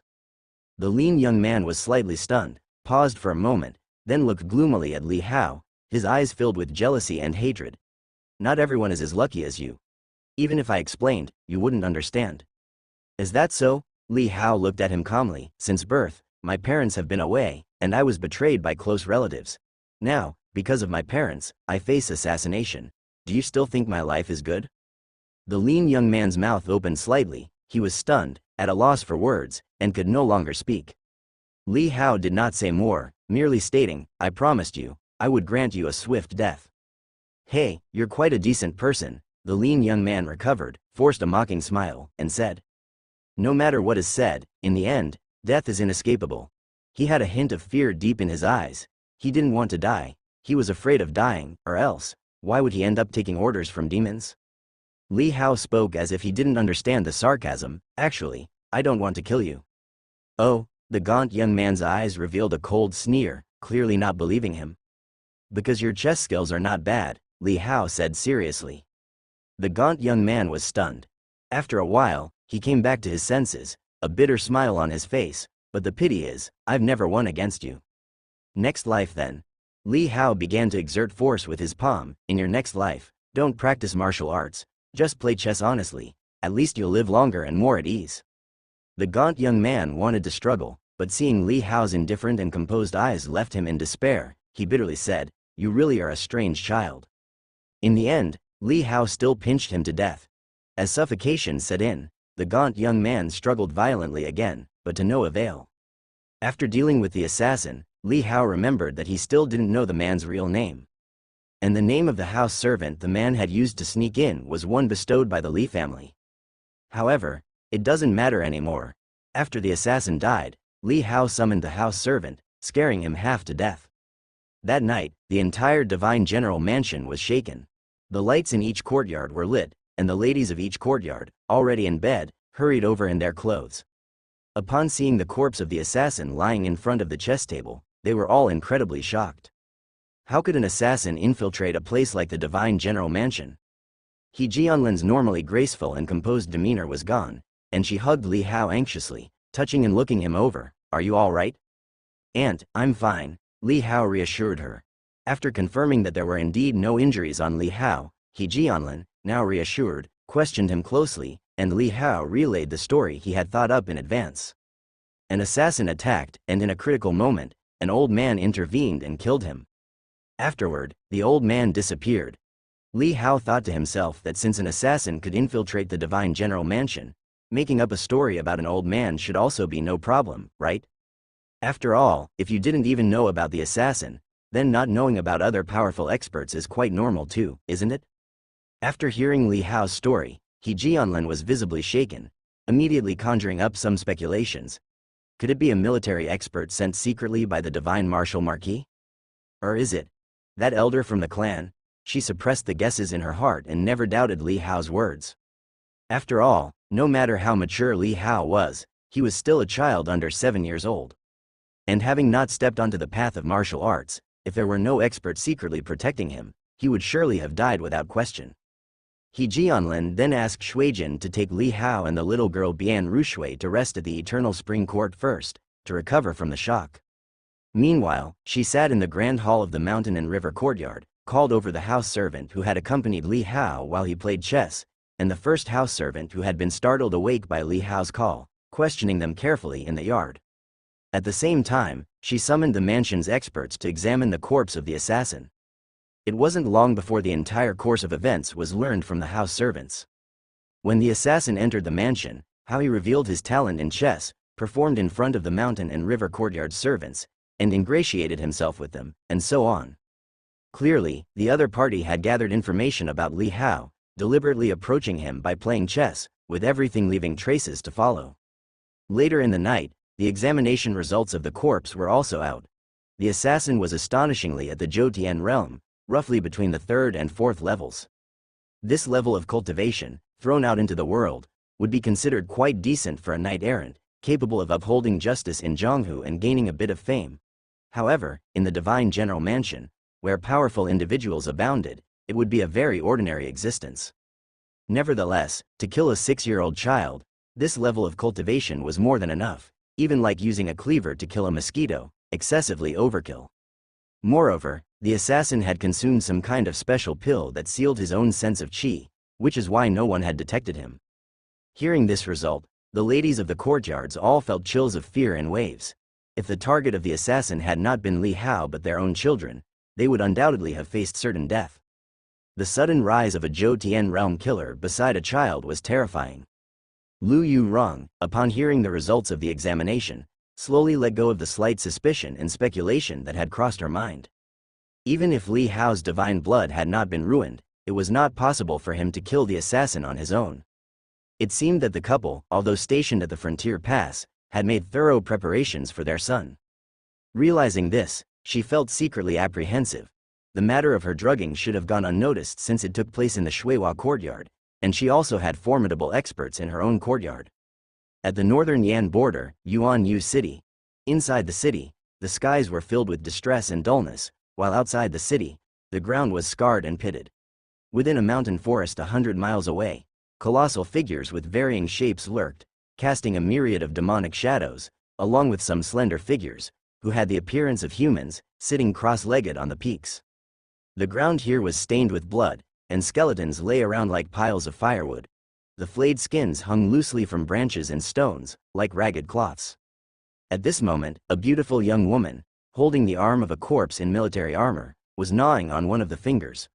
Her lips and cheeks were smeared with bright red blood, but she seemed utterly unconcerned. Suddenly, a black speck appeared in the sky, racing towards them at high speed. As it drew closer, it was revealed to be a massive 3-clawed black bird, over 10 meters long. As it contracted its body, when it landed, it had transformed into a graceful-looking young man with a black headband, walking briskly towards a group of seated figures, and then approaching a youth draped in white who had a long zither lying across his knees. With a leisurely strum of his fingers across the strings of the zither, soothing sound waves emerged, though his gaze was set calmly on the distance, looking toward the city that seemed like an unsightly stone. There one could faintly discern the ominous clouds amassed above the city and the vague silhouettes atop the walls. Monarch Bai. The youth with the black headband greeted with a slight bow, showing respect as he addressed the white-clad youth. I've just received news that the disposable flesh we sent earlier failed and even alerted the Divine General Mansion. Now the entire mansion is on high alert. They say there's a master secretly protecting the child. To fail at such a task, worthless trash, standing by, a robust and giant man's expression darkened, his lips parting slightly to reveal sharp teeth unlike those of a human. Didn't you say he had already infiltrated close to that child? The beautiful woman gnawing on the arm frowned, stopping her chewing to cast a glance at the young man with the headband. Half a month has passed, and his identity surely has not been revealed. How could he have not found an opportunity to strike in all this time? A young man with yellow eyebrows spoke up with a furrowed brow. To prevent any misinformation from the Divine General Mansion, that Marquis Xingwu deliberately concealed the child's true circumstances. That's why we sent a flesh of the Zhou realm for this task. If a sudden punch was delivered from close range, not even someone at the 10th level of the Power Passage realm could avoid it, let alone if there is a master guarding at his side. They would not have time to react, right? The young man with the black headband sighed. We have no details on what happened, only that the creature turned out to be so useless. HMPH, not only did it fail, but it also alerted the Divine General Mansion. If this news reaches Li Tiangang's ears, he'll surely send more people to protect the child. Damn worthless thing. The burly man grunted angrily once again. The young man with the headband nodded slightly. The next assassination will only be more difficult. Since that flesh has failed, there's no need to keep its family alive. Let the little ones below have their fill. They've already been devoured. The beautiful woman bit off another finger and spoke while chewing. The young man with the black headband said no more, instead turning his gaze toward the white-clad youth who had stopped playing the zither, his eyes revealing a hint of awe. Monarch Bai, what should we do next? Shall we launch a direct assault? The others also looked over, waiting for his command. Monarch Bai's emotions seemed undisturbed as he continued to stare at Yuan Yu City in the distance, speaking softly. This Li family is indeed a tough bone to chew. If we were to launch a direct attack, our losses would be too great. Indeed, those scoundrels are unwilling to put in the effort. Damn them, the sturdy man said discontentedly. So, do we still go through with the assassination? The youth with the black headband inquired. Monarch Bai turned to look at him and said, what do you think? Since Li Hao's attack, the vigilance at the Divine General Mansion had significantly increased.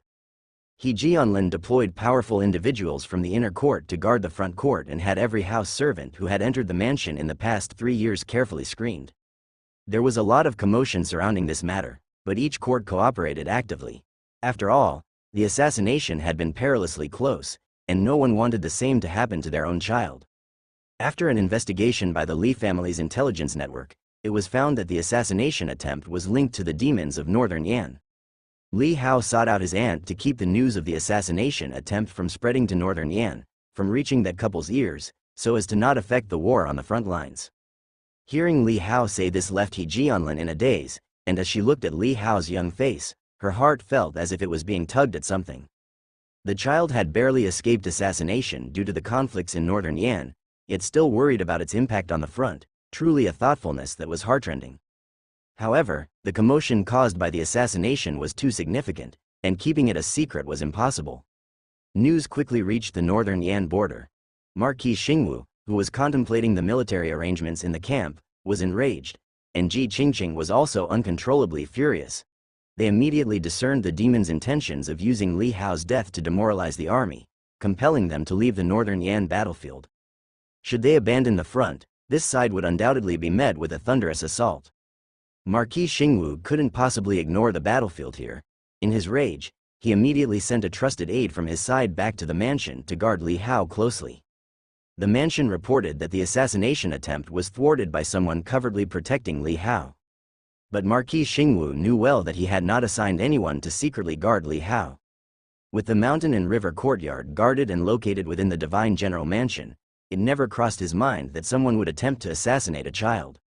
If Li Hao had displayed extraordinary talent in martial arts, he would have concerned himself and sent someone to protect him secretly, to prevent the Li family's potential prodigy from perishing in the cradle. But for someone without martial arts talent, posing no threat, to nearly be harmed in such a manner. And all this was due to the damned stalemate before him. Several days later, at the Northern Yan battlefield, the Li family's army struck like lightning, purging a nest of demons overnight. The news spread, and all demons felt the Li family's wrath. Days eventually settled down and became calm again. Half a year passed, and Li Hao turned 7. The news of the assassination attempt had happened half a year ago, and by now, no one in the household brought it up anymore. In the meantime, the powerful protector sent back from the military by the Marquis of Xingwu had been following Li Hao closely for the past 6 months. A tall and upright middle-aged man who seldom spoke or smiled, acted cautiously and meticulously, and was named Li Fu. It was said that Li Fu was an abandoned infant many years ago, taken in by the Li family. People said that although the child's fate was tragic, ending up at the door of the Divine General Mansion was also seen as fortunate. That's why he took the Li surname and was given a single name, Fu.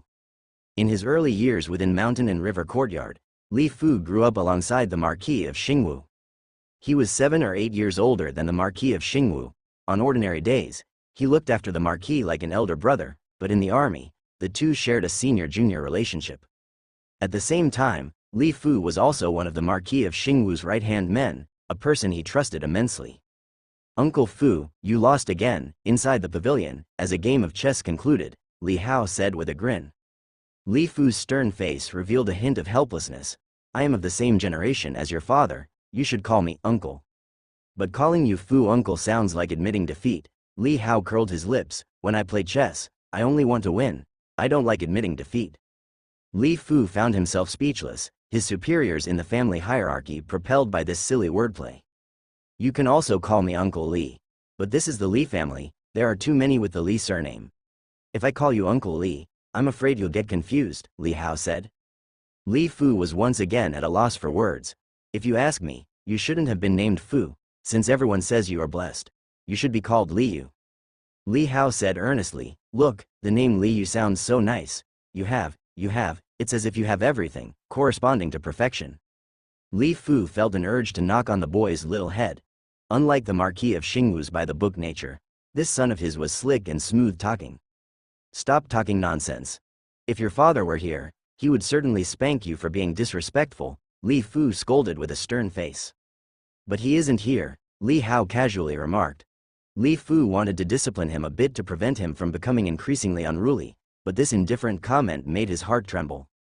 When the Marquis of Xingwu went on a campaign back then, he had also been by his side and naturally knew that this year Li Hao was 7, and so the Lord had been in northern Yan for 7 years. The situation in northern Yan made it difficult for Ji Qingqing, who initially accompanied him with the intention of swift victory, to leave. She couldn't neglect her husband's danger. The child before him had been without his parents' company for 7 years. It must have been hard, right? Li Fu felt a pang of sympathy and his heart softened. He sighed, your father has his difficulties too, don't blame him. I never blamed him, Li Hao said seriously.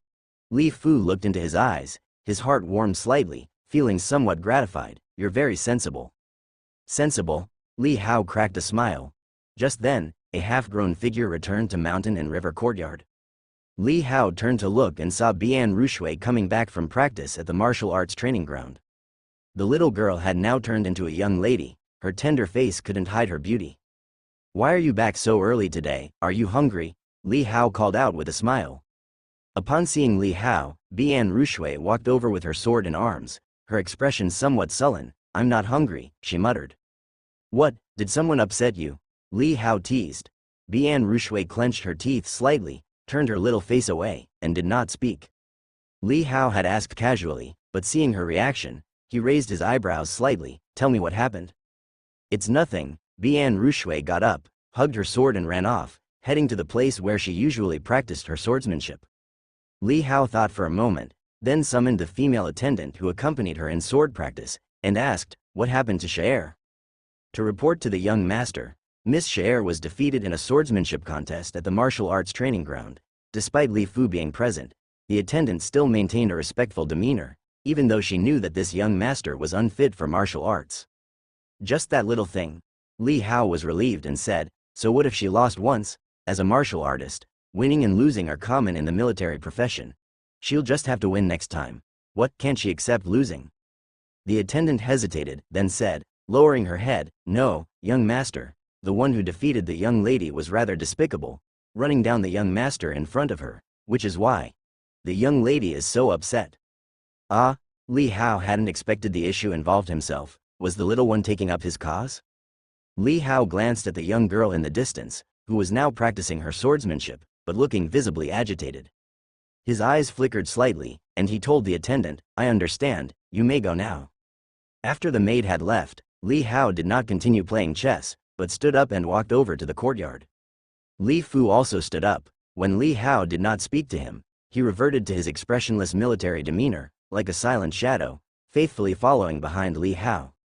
Li Fu had asked the servants about the previous assassination attempt, had learned the details thoroughly, and felt a trace of fear. Especially these days of accompanying the child in playing chess, he was keenly aware that the position he was now sitting in was precisely where the assassin had been. Separated by only a chessboard. At such a distance, to exploit a child's full array of openings at a moment of inattention could mean death in an instant. But such an assassination had been stopped. It was uncertain whether to call the assassin incompetent, or the clan elder who intervened terrifyingly formidable, or perhaps the child was truly blessed with a large fortune. Therefore, Li Fu took it as a lesson, clinging closely to Li Hao's side during meals, drinks, and sleep, scrutinizing any house servant or maid who approached within 3 feet of Li Hao with a hawk-like gaze. This caused the servants and maids in the courtyard to secretly groan. Every time they reported something to the young master, they did so with trepidation, scarcely daring to lift their heads. They were nearly becoming introverted. Seeing Li Hao approaching, Bian Rushui slightly pursed her lips and turned her body away as if she did not want Li Hao to see her. Li Hao looked at her aggrieved demeanor and smiled warmly, ordering a servant to bring over a small stool and some cakes and fresh fruits. then sat down beside her and began to eat. Practicing swordsmanship with a distracted mind. You can't beat anyone like this, Li Hao said with a smiling tone upon seeing the girl waving her sword chaotically, clearly distracted.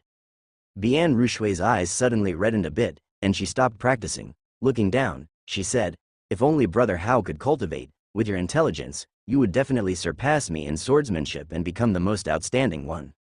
Having trained in the martial arts field for a year, Bian Rushui had improved rapidly, and as she grew up, her understanding deepened. She began to comprehend why, after the bone measurement, the adults looked at Li Hao with that kind of expression. And she also understood what Li Hao had truly lost in that year. Hearing Shui's words, Li Fu's brows furrowed slightly, a hidden sorrow and pity briefly showed in his emotionless eyes. This was not only a regret for the Li family but also for the divine general mansion. Li Hao felt a bit helpless. He had not grieved for himself, yet the young girl seemed sadder in comparison. "Don't say that," he consoled. Li Hao comforted her. "Practicing swordsmanship is so boring. Look at you, bearing wind and sun every day, enduring the hardest days of winter and summer. How tiring that must be. Unlike me, eating chilled melon in the pavilion during summer, playing chess, and in winter, curling up in bed to stay warm, sleeping until the sun is high in the sky. Now that's what I call happiness." Li Fu couldn't help but glance at the boy. These indeed sounded like his kind of words. Without the divine general around, the other ladies of the mansion could not discipline him too severely, and Li Fu had realized upon his return that the child had adopted a somewhat cynical outlook on life. "You're not afraid of hardship," Bian Rushui said, lifting her head. "What do you know?" Li Hao responded with annoyance. "Look at me now, too lazy even to stand when I can sit, and to sit when I can lie down. Some hardships are meaningless. Otherwise, why would we have sweets? You're still young, you don't understand. Just focus on your sword practice." "Don't talk nonsense." Li Fu couldn't listen anymore and interrupted sternly. What kind of absurd talk was this, that enduring hardship was meaningless? Which soldier at the border was not enduring hardships? As a martial artist, the last thing to fear is hardship. The only fears were lack of talent and resources. This young master, comfortably unaware of his own blessings, lacked talent yet loathed hardship, not taking his own learning seriously, and now he was potentially leading astray the young Shaer. How could this be tolerated? Bian Rushui's talent in the way of the sword was something Li Fu acknowledged. She was exceptionally talented and destined to achieve greatness in swordplay. In the future, she would become a protective umbrella for Li Hao, and he could not let this mischievous young master undermine his future ally. "Fu, I think Hao is right," Bian Rushui hastily spoke up for Li Hao. Li Fu's eyes bulged with frustration. The young girl was too influenced by Li Hao's words. If she truly got led astray by him, it would be disastrous. "Don't spill such nonsense to Shaer. You think just because I wouldn't dare beat you, if I did, even your father would approve?" Li Fu controlled his impulse to scold the well-behaved orphaned girl and instead threatened Li Hao sternly. Li Hao gave a sheepish smile, knowing well that he found no common ground in this respect with the stern and rigid servant. And besides, the divine general mansion was a family of soldiers. The Li family had always advocated frugality and the spirit of enduring hardship. Despite the fact that the ladies of various houses dined and dressed sumptuously, envied by all, in accordance with the standing and the foundation of the divine general mansion, they could actually live even more lavishly. The great lady He Jianlin had for many years eaten vegetarian meals twice a week. Although not a Buddhist, as a soldier who had taken countless lives, she did not say she did it for religious reasons but rather to remind herself and her children not to get lost in this opulent luxury and forget the duty and spirit of a soldier. Yes, you're right, Fu," Li Hao agreed. To Shaer, he said, "See, you made Fu angry. You should hurry up and practice your swordplay." Shaer blinked her small eyes and pouted slightly. It was clearly Hao who had provoked the anger. However, she did not argue. If she could take Fu's anger on behalf of Hao, she was willing to do so. Hearing Li Hao's shameless remarks, Li Fu was about to laugh in exasperation, rolling his eyes. This boy was indeed too difficult to discipline. "Fu, can you help take a look and give some pointers to Shui's swordsmanship?" Li Hao asked Li Fu. Li Fu said indifferently, "I use a knife, not a sword." "The knife and sword are similar. The difference is not significant," Li Hao said with a smile. "What do you know? To train a weapon to perfection, even the slightest difference can lead to infinite variations," Li Fu said irritably, but then restrained his temper. thinking that it was only natural for this kid, who did not understand martial arts, to see it that way. Li Hao felt a bit helpless and continued to munch on fresh fruits, with one leg casually crossed over the other, watching Shaer practice swordsmanship. "There's something wrong with your swirling style," he commented. Halfway through watching, Li Hao casually offered Bian Rushui some tips. "If you drop your arm a bit lower, it would look better." "Don't talk nonsense, you're going to distract Shaer," Li Fu scolded, frowning. An amateur advising an expert? That was simply preposterous. However, Bian Rushui ignored Li Fu. She was used to Li Hao's casual suggestions. Even though Brother Hao had not embarked on the path of martial arts, she found that practicing as he suggested always felt smoother. At that moment, as she lowered her arm and used the swirling style again, she indeed felt an understanding and ease in her heart. Li Fu uttered a light, "Huh," not because Bian Rushui actually followed Li Hao's advice. After all, the young lady was too compliant with Li Hao, but because, as Li Hao said, a slight change in posture indeed added a bit more fierceness to the sword's momentum. He glanced down at the kid who was munching on fruit and sitting with his legs recklessly crossed. Was it a fluke? Or was he judging by what looked good? You need to use force in your waist. For a swirling style with a long slash, it's not just the hands that need force. The waist must drive the arms to swing out, Li Hao suggested again. Bian Rushui nodded slightly, then executed the move several times in a row, finally grasping the essence of it. The sword's momentum created a breeze, and its power was visibly greater than before. Li Fu raised his eyebrows in astonishment. One time could be a coincidence, but not twice. Could this kid actually understand swordsmanship and possess a talent for it? Although Li Fu was not fond of Li Hao's disposition, he had to admit that over the past half year, this kid had shown great intelligence, as well as a maturity and wisdom beyond his peers. Could it be that he actually had a talent for swordsmanship but couldn't display it because he was forbidden to practice martial arts? Thinking about this possibility, he couldn't help but feel a pang of sorrow. If that were true, what a regret it would be. With Li Hao's casual tips, Bian Rushui's sword technique gradually approached perfection. There was no helping it. With Li Hao's understanding of swordsmanship, just by watching for a few moments, he could integrate Bian Rushui's superior sword technique into his panel and directly achieve a level of near perfection. With his perfect level understanding to compensate for any flaws, he even skipped the perfect stage. As long as Bian Rushui grasped a bit of it, she could achieve a might comparable to perfection. Next, Li Hao asked the young lady to perform for him the move she had failed to counter during their previous sparring. Bian Rushui obediently complied. Li Hao understood immediately upon watching and even imagined the scene of how his opponent had defeated him. However, he kept it to himself, considering that Li Fu was there. It wouldn't matter if he showed a little bit of his understanding of swordsmanship, but getting too detailed would be too freakish. This sword move isn't good looking. I think the downward slash here should be changed to a sloping chop, and the elbow should be lifted behind, he said. It's better to switch from chopping to a straight thrust here, and don't shake your wrist, he pointed out casually. Bian Rushui was puzzled but listened carefully, slowly comprehending Li Hao's words, and then practiced again according to his suggestions.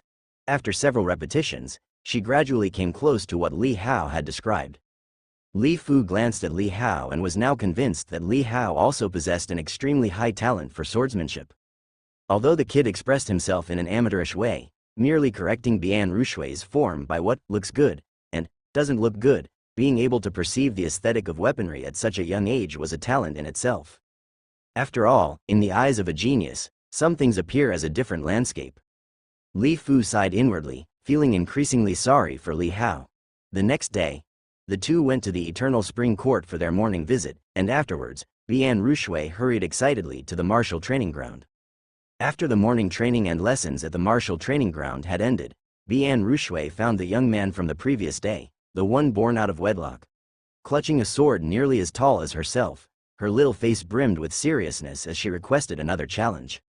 Upon hearing Bian Rushui's words, the young man couldn't help but burst into laughter. The other young men born out of wedlock who were crowding around him also mocked and ridiculed her. They didn't dare to provoke the other legitimate children too much, but Bian Rushui was, after all, not a member of the Li family by blood. She was only betrothed to someone from the family, and the marriage hadn't even taken place yet. Besides, that someone in the family was already known as a useless person within the divine general mansion, and any one of them would surpass him in the future. That's why they naturally disliked the one sitting on a treasure mountain, enjoying endless resources and affection. Didn't Bai beat you yesterday? Haven't you learned your lesson? Want to stand up for that piece of trash? If you've got the guts, tell him to come himself. Bai doesn't even need to lift a finger. I could take that trash with both hands tied. HMPH, Bai already showed you mercy yesterday and you still don't appreciate it. You do have talent, but Bai has been training here for 8 years. If you want revenge, you might stand a chance in half a year, but by then Bai will probably no longer be here. Bian Rushui bit her lip but continued to stare earnestly at the young man in the middle. Do you dare or not? Her words instantly fired up the young man's blood chi. The young man called Bai, formerly known as Li Dongbai, was one of the 3 most talented among the illegitimate children at the training ground, with a 7th grade battle body. Enjoying resources close to those of the legitimate children, he had already stepped into the Zhou Tian realm. However, the martial training grounds regulation for skill competition required that the stronger party suppress their cultivation level to the same realm as the weaker party. And Bian Rushui's current cultivation level was at the 10th level of perfection in the power passage realm. Today, I'll make sure you lose clearly and unmistakably. Li Dongbai's eyes were cold. He hadn't planned on provoking this girl with exceptional talent. He was simply chatting with his companions about something, and upon mentioning that trash in passing, he had expressed a few opinions and had somehow been sought out by this girl. Although an illegitimate son, he too had his pride and obviously wouldn't apologize, thus the competition yesterday. Come on, Li Dongbai took his position on the stage in the martial training ground. Soon, the area around the stage was crowded with people, all eager to see the sparring between these 2 illegitimate young prodigies and that extraordinary talented girl. On the outside of the arena, the martial training grounds instructor, that old military veteran, squinted his eyes and smiled, encouraging the spirited competition among these young folks. A good sword is forged from constant sharpening. Without struggles during their youth, how can they experience setbacks? How can they progress? They certainly can't wait until they are his age, an old bag of bones, to start fighting for their lives. Soon, 2 figures, one large and one small, were locked in intense combat within the arena. The same scene had been witnessed by the old military veteran just the day before, and today's difference was not significant, except that Li Dongbai was striking with a few more degrees of ferocity. It seems that Shaer is going to lose again, thought the old military veteran. After all, her training is too short. Though she has exceptional talent, she still needs tempering. Just then, inside the arena, the figures crisscrossed, and the fiercest sword technique was executed. With a zooming sound, a sword flew out, tumbling to land outside the platform, where it was skewered in the sand. The figures on the platform were also frozen in place. Frozen with them were the cheering and jeering voices from below the platform. And also, the smile on the face of the old military veteran. Bian Rushui won. With a single stroke, she sent Li Dongbai's sword flying, while simultaneously thrusting her own blade to halt just half an inch from her opponent's throat. The young man was so shocked that he stiffened. When he finally collected himself, he quickly retreated several steps, staring at the girl fearfully. This scene was beyond everyone's expectations. They stared at Bian Rushui, incredulous. Li Dongbai, after 8 years of cultivation here, had been defeated by a little girl who had only cultivated for 1 year. Was this the disparity of talent? Bian Rushui withdrew her sword, her young face blooming with a radiant smile. She had won. She then looked up at the boy before her and said earnestly, I want you to apologize to Brother Hao. Apologize? To that useless guy? Li Dongbai came back to his senses, his face instantly flushing with shame. He gritted his teeth and said, I admit that I lost to you, but I will not apologize. You. Bian Rushui furrowed her brows, unsure of what to do. She thought for a moment then said, if you won't apologize, I'll just have to compete with you again. Childish, angered, Li Dongbai turned and ran off the platform. Sensing the gazes of others, he said nothing and ran straight out of the practice arena. The veteran in the army didn't stop the youth's departure. Some lessons needed to be learned on one's own after a setback. Instead, it was the little girl who drew his admiration. The finesse of her swordplay was already very close to perfection. This was no ordinary swordsmanship, it was of a high grade and quite difficult to master. The 9-tiered battle physique bestowed only the speed of cultivation, not the speed of technique mastery, which highlighted Bian Rushui's sword talent as rare and exceptional, just like her cultivation aptitude. Did she really tap into her potential just because of a small defeat yesterday? The veteran couldn't help but chuckle to himself. In the arena, the children of lesser branches watched the girl's figure with complex expressions in their eyes. They not only witnessed Li Dongbai's proud defeat but also recognized the disparity between themselves, children of the lesser branches, and those from the major courtyards. "Cher, you're amazing." Several small figures ran towards Bian Rushui as she stepped off the platform. Two siblings from the 5th courtyard and Li Yanzhao from the 6th courtyard. They were the same age as Bian Rushui, with only a few months difference. The youngest was Li Yun's sister, Li Jining, who had just turned 6 this year and had recently arrived at the practice arena. And their sister, Li Wushuang, had already left the manor to cultivate with a famous master. "It is Brother Hao who is amazing," Bian Rushui thought to herself. The three children gathered around Bian Rushui, chattering excitedly about the thrilling battle. Li Yun, Li Wushuang's brother, was the most exuberant. "Cher, do you want some milk crisp cakes?"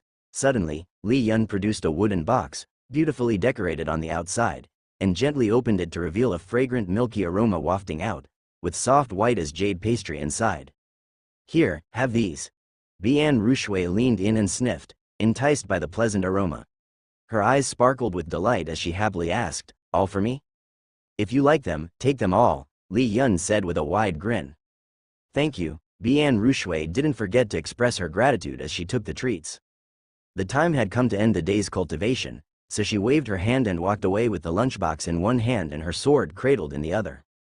Li Yun watched her departing figure, chuckling goofily. Next to him, his sister Li Jining looked up, her face etched with confusion. "Brother, wasn't that prepared by Mother for you? I haven't even tried it yet." "If you want some, Mother can make more for you later." "Cher hasn't had any yet," Li Yun said nonchalantly with a silly smile. Li Jining huffed, puffing her cheeks and turning to leave with a hint of jealousy. "Ning Ning, you can have mine," said the short and stout Li Yanzhao, rushing over with a beaming smile. "I don't want your hand-me-downs," the little girl retorted, slapping his offering away, still in a huff. In the pavilion, Li Hao's chess game was only halfway done when he heard Bian Rushui coming back. He glanced over idly and, seeing the unmistakable smile on the girl's face, he already knew the outcome and continued to focus on his move. "What's got you so happy? Share it so I can be happy too."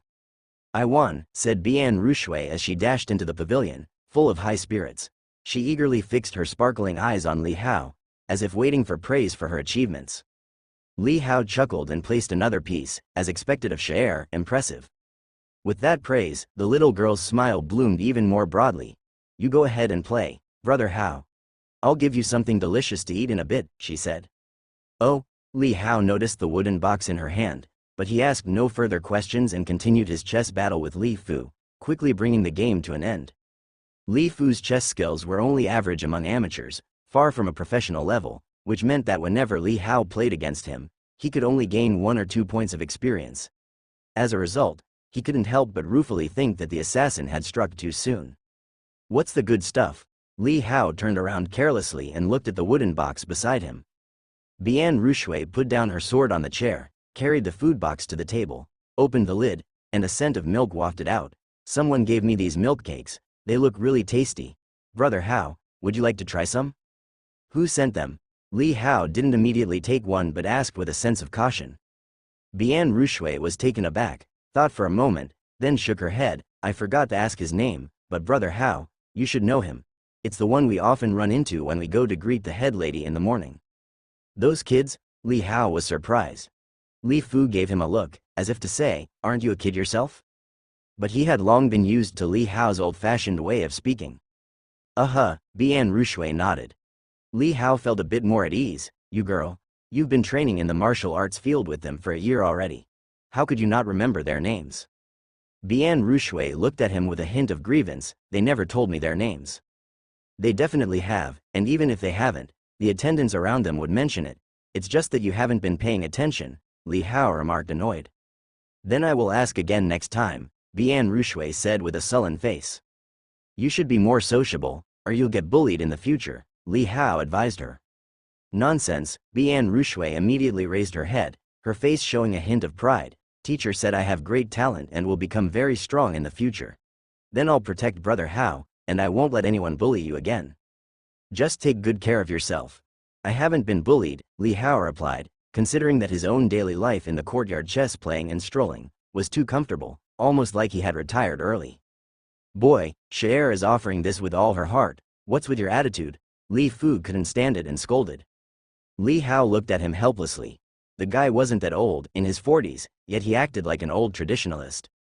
Not bothering to argue, Li Hao turned to him and said, Fu, you try it first. Test for poison. Although those kids aren't bad people, I'm worried they could be used by someone else. Li Fu nodded slightly, then took another look at Li Hao. This youngster always gave off mixed feelings. Sometimes he was meticulous, at other times, he seemed clueless. After taking a bite of the fragrant cake, Li Fu then closed his eyes. A moment later, as Li Hao was getting impatient, he asked, How is it? There shouldn't be an issue, right? Say something, Fu. It tastes good. Li Fu opened his eyes and said. Li Hao rolled his eyes at him and immediately told Bian Rushui, hurry up and eat before it gets cold. He also picked up a piece and started tasting it. It did taste good indeed, and he said, it's somewhat like fifth lady's craftsmanship. Was it Li Yun who sent you this, or his sister Li Jining? It was brother Yun. Bian Rushui could still distinguish between brother and sister. Next time tell that kid to bring more. This little amount, who's it enough for? Li Hao devoured his half rapidly but left the other half for Bian Rushui. Bian Rushui nodded, registering it in her mind. Li Fu shook his head discreetly on the side. At such a young age, why did this boy have such an air of shamelessness about him, which was quite distinct from the solemn and respectful style of the Li family manner? Several days later, the Divine General Mansion suddenly welcomed a distinguished guest. There was a bit of commotion inside the mansion, and the ladies of each court, upon receiving the news, hurried to visit, learning that the guest was none other than that person from the Sword Saint. If they could establish some connection and have their children become his disciples, their future would surely be remarkable. Among them, the concubines were especially active. Their children's training resources couldn't compare with those of the legitimate family, so a lot of the best opportunities had to be fought for on their own. He Jianlin, entertaining the guest in Eternal Spring Court, felt the frequent flitting of figures outside and understood their motives. She wasn't blaming anyone, but when she heard what the rumored Sword Saint said, her face showed a touch of surprise. After talking for a while, He Jianlin nodded slightly, stood up, and accompanied the guest to see them off. Soon after, Mountain and River Courtyard welcomed its long-lost liveliness as a big group of figures approached. Li Hao, playing chess in the pavilion and hearing the disturbance, was puzzled and then saw the leading head lady, with a long white-haired old man beside her. The old man had sharp eyebrows and prominent cheekbones, giving off a very robust and lean impression. Next to this unfamiliar old man was another elder, one from the martial training ground that Li Hao had seen several times and was fairly familiar with. What's going on? Li Hao didn't understand the situation. Li Fu, sitting opposite him, saw the white-haired elder and his pupils shrank in shock, then he stood up quickly. As he felt astonished, he suddenly thought of something and became secretly excited. Li Hao seldom saw Fu so stirred up and realized immediately that this unfamiliar elder must be a very important figure. However, there weren't many who could make the Li family treat them with such regard. Looking at the unfinished game, Li Hao felt a bit reluctant, but had to set it aside for now and waited silently. Li Fu. He Jianlin saw Li Fu and immediately beckoned to him lightly, then called out to Li Hao, Hao come over here. Li Hao had to stand up and walk over. Where Cher? He Jianlin asked again. Li Hao pointed to another part of the courtyard. She's practicing her swordsmanship over there. Shuijin, go call Cher over. He Jianlin commanded a maid standing by her side. Sword Saint predecessor, this is the child of Tiangong, Li Hao. As the maid went to summon Bian Rushui, He Jianlin introduced the white-haired old man beside her. The name Hao was actually bestowed by Emperor Yu. What do you think of the child? Mentioning Emperor Yu, the white-haired elder glanced at the woman and immediately knew her ulterior motives, feeling slightly displeased in his heart, but he didn't say anything and began to assess the youngster before him. Li Hao too was looking up, sizing up the other party. When he heard what the aunt called the old man, he was somewhat surprised and understood why Fu had such a big reaction. Earlier, while flipping through chess manuals at Listening Rain Tower, he had also come across some interesting stories and deeds of prominent figures in Zhonghu. And among the characters from Zhonghu recorded in the past 100 years, there were only 3 known as Sword Saints. One resided in the southern Sword Hut, one was retired in the Green Lakes over the yellow sands of the North Desert, and another, like a dragon seen in head but not the tail. All three were masters of the sword, astonishing the world with their swordsmanship and honored with the title of Sword Saint. Which of the three sword saints was stronger or weaker had been an endless topic of debate among those fond of such discussions for nearly 100 years. His own third uncle, with extremely high sword Dao talent, split half the Zhonghu and demon forest of Jingzhou with a single stroke, yet did not earn the title of Sword Saint. This demonstrated how terrifying the true strength of the old man before him must be. He wondered, which one of the three was this elder? As the gazes of the old and the young collided, Li Hao immediately saw the deeply concealed, ocean-like profound sword intent within the elder's eyes. But this sword intent was buried beneath the tranquil darkness of the elder's pupils, and he would not have been able to glimpse it if not for his second-stage comprehension of the sword Dao.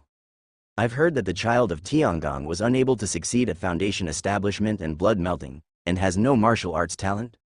Jian Wudao looked indifferently at the child at his feet. The Qilin children of the Divine General Mansion were seen as extremely noble existences in the eyes of the world, second only to the imperial heirs, but in his eyes, they were nothing special, and he felt no need to show deference to a child. He Jianlin's expression tightened slightly as she nodded. That's right, so I wanted to ask the Sword Saint predecessor to see if the child has any talent for sword training. If he can practice body cultivation and swordsmanship in the future, he could still serve the country and guard a region for Deu. At the mention of guarding, Jian Wudao's gaze shifted slightly, becoming somewhat softer. With his status, as long as the older generation of the Li family did not get involved, he did not need to care about the thoughts of these second-generation members and juniors. But the commendable achievements of the Li family over thousands of years truly commanded respect, especially in these last decades when occasional turmoil struck the frontier pass. 6 of the Li family's 9 sons had died in battle, a fact alone that evoked solemn respect. We will see together in a bit, Jian Wudao calmly stated. He Jianlin was overjoyed and nodded. Soon, Bian Rushui was brought to the crowd by Shuijin, and the little girl, facing the throng of adults, was obviously nervous. She instinctively stood behind Li Hao, using him to shield half of her body. She had seen this scenario before. It was when Li Hao underwent foundation establishment and bone measurement, yet afterward, the looks from these adults made her feel sad.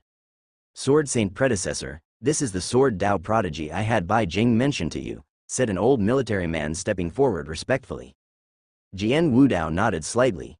His reason for coming was mainly the persistent requests from his third disciple, who had praised the Divine General Mansion's young lady to the skies. Owing to his penchant for talent, he left the sword cottage to take a stroll through this prosperous world.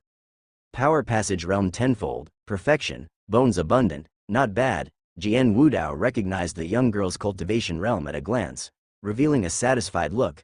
Knowing she had a 9th-grade battle physique, a top-notch talent, he realized she wouldn't need much consideration from him in her future cultivation endeavors. Little girl, demonstrate your best sword technique for me, Jian Wudao instructed. Bian Rushui, looking at the strange yet imposing old man, was a bit nervous and unconsciously glanced at Li Hao. Li Hao knew this was Shui's chance and promptly smiled, pushing her forward, saying, "Don't be afraid, don't be nervous, I'm right here beside you." With Li Hao's encouragement, Bian Rushui's timidity dissipated a good deal. She nodded, then stepped aside. Without needing He Jianlin's cue, everyone respectfully cleared a space for the young girl. Soon, Bian Rushui's swordsmanship flowed forth like snow cascading down a waterfall, her posture as graceful as a startled swan and her moves skilled and agile, containing hints of returning to the basics and embracing simplicity. This essence was immediately captured by Jian Wudao, who had been immersed in the sword Dao for nearly 100 years. The elder's sharp, sword-like eyes suddenly widened, revealing an undeniable excitement that he could not conceal. This was more than just a talent for sword Dao, it was the rarity of a sword prodigy that appeared once in 100 years. At her age, to have cultivated a superior sword technique to the level of perfection was already comparable to his most outstanding disciple, not to mention that she now possessed fragments of ultimate agility. An exceptional sword training prodigy indeed. Ha ha ha. Jian Wudao couldn't help but burst into laughter, his hearty voice shaking the dead leaves off the trees nearby. Worthwhile, exceedingly worthwhile. His trip to the mortal world had not been in vain. The people around who heard the Sword Saint's loud laughter immediately knew that the young girl's fate had soared from this moment on. Although she was already highly esteemed within the Divine General Mansion, and people envied her, encountering a master like the Sword Saint truly meant ascending to the peak, and her future held the promise of becoming a household name, leaving her mark for 10 lifetimes. In an instant, the numerous complex gazes in the courtyard all converged on the young girl holding a sword. Bian Rushui stopped her swordplay, felt the gathering gazes upon her, and nervously looked towards Li Hao. Li Hao, however, smiled at her, showing his teeth, and gave her a thumbs up. Bian Rushui knew what this gesture meant. It was praise for doing a great job. She too relaxed and smiled broadly. Your recommendation is good, very good indeed. Jian Wudao, who had previously maintained a serious expression and an aura of authority, was now laughing heartily as he clapped the shoulder of the older soldier beside him. If it weren't for this soldier's old acquaintance with his third disciple and his strong recommendation, he wouldn't have stumbled upon such an exceptional sword embryo. The honor is mine, elder. It is Shui's good fortune to be able to apprentice under a sword saint, said the older soldier, surprised and appreciative. The two appeared similar in age, both resembling septuagenarians, but their actual age and status gaps were in fact extremely wide. Jian Wudao smiled, feeling extremely pleased. He walked over to the young girl, bent down, and asked with a kind and pleasant face, "Little girl, you like the sword, right? How about I take you on a cultivation journey?" Bian Rushui was a bit stunned and asked, "To where?" "Sword Cottage." Jian Wudao smiled as he spoke of this holy land that all swordsmen yearned for, saying, "I will teach you sword fighting there and give you the best sword techniques." Bian Rushui, not understanding fully, only asked, "Is it far?" "It's about 9,000 li to the south, which for you, would be considered far," Jian Wudao replied with a smile. Bian Rushui immediately looked towards Li Hao, who wasn't far away, and asked him, "Brother Hao, are you going too?" It was then that Jian Wudao realized he had forgotten about another child. He Jianlin came over at the right time, smiling serenely and said, "Honorable Sword Saint, you've yet to see Hao Er's talent in swordsmanship. I hear he also possesses quite a bit of natural affinity for sword Dao." "Indeed, elder," interjected Li Fu, excitedly seizing the opportunity. "When Shaer practices sword fighting, the young master often watches from the side and even offers her some quite good advice. Although he has never trained formally, it seems he has his own understanding and talent for sword Dao." Jian Wudao was somewhat surprised and glanced at Li Hao, his brows slightly furrowed, but out of respect for He Jianlin, he quickly said, "All right, give him a sword to show us a performance. Any sword moves will do." "Thank you, Honorable Sword Saint." Li Fu, overjoyed, expressed his gratitude and immediately turned to Bian Rushui, saying, "Miss Shaer, please lend your sword to the young master for a moment." Bian Rushui nodded obediently and handed her sword to Li Hao. Li Hao received the sword, his thoughts swiftly spinning. Now he did not care to deliberately hide anything, but was weighing the pros and cons. Displaying his swordsmanship, revealing his talent, would certainly dazzle the crowd. Even without exposing his body refinement, using just an ordinary child's body to wield the sword, although he could not exhibit the tide sword skill at its peak, with just a hint of its quintessence and the sword saint's sharp eye for swordsmanship, his potential in the sword arts should be recognizable. Having a sword saint as a mentor, he naturally did not worry about others coveting his skill. However, becoming a disciple meant following the other to the southern sword hut to cultivate. That place is a holy land for swordsmen, yet its overall heritage might not match the depth of the divine general mansion, nor the richness of listening rain tower. And he needed to enhance his swordsmanship through chess Dao and other arts. Given the sword saint's stern and no-nonsense demeanor, it was likely he would be extremely strict and might not tolerate his distractions. Or perhaps, upon becoming his disciple, he could negotiate with him, and have him stay at the divine general mansion to teach him.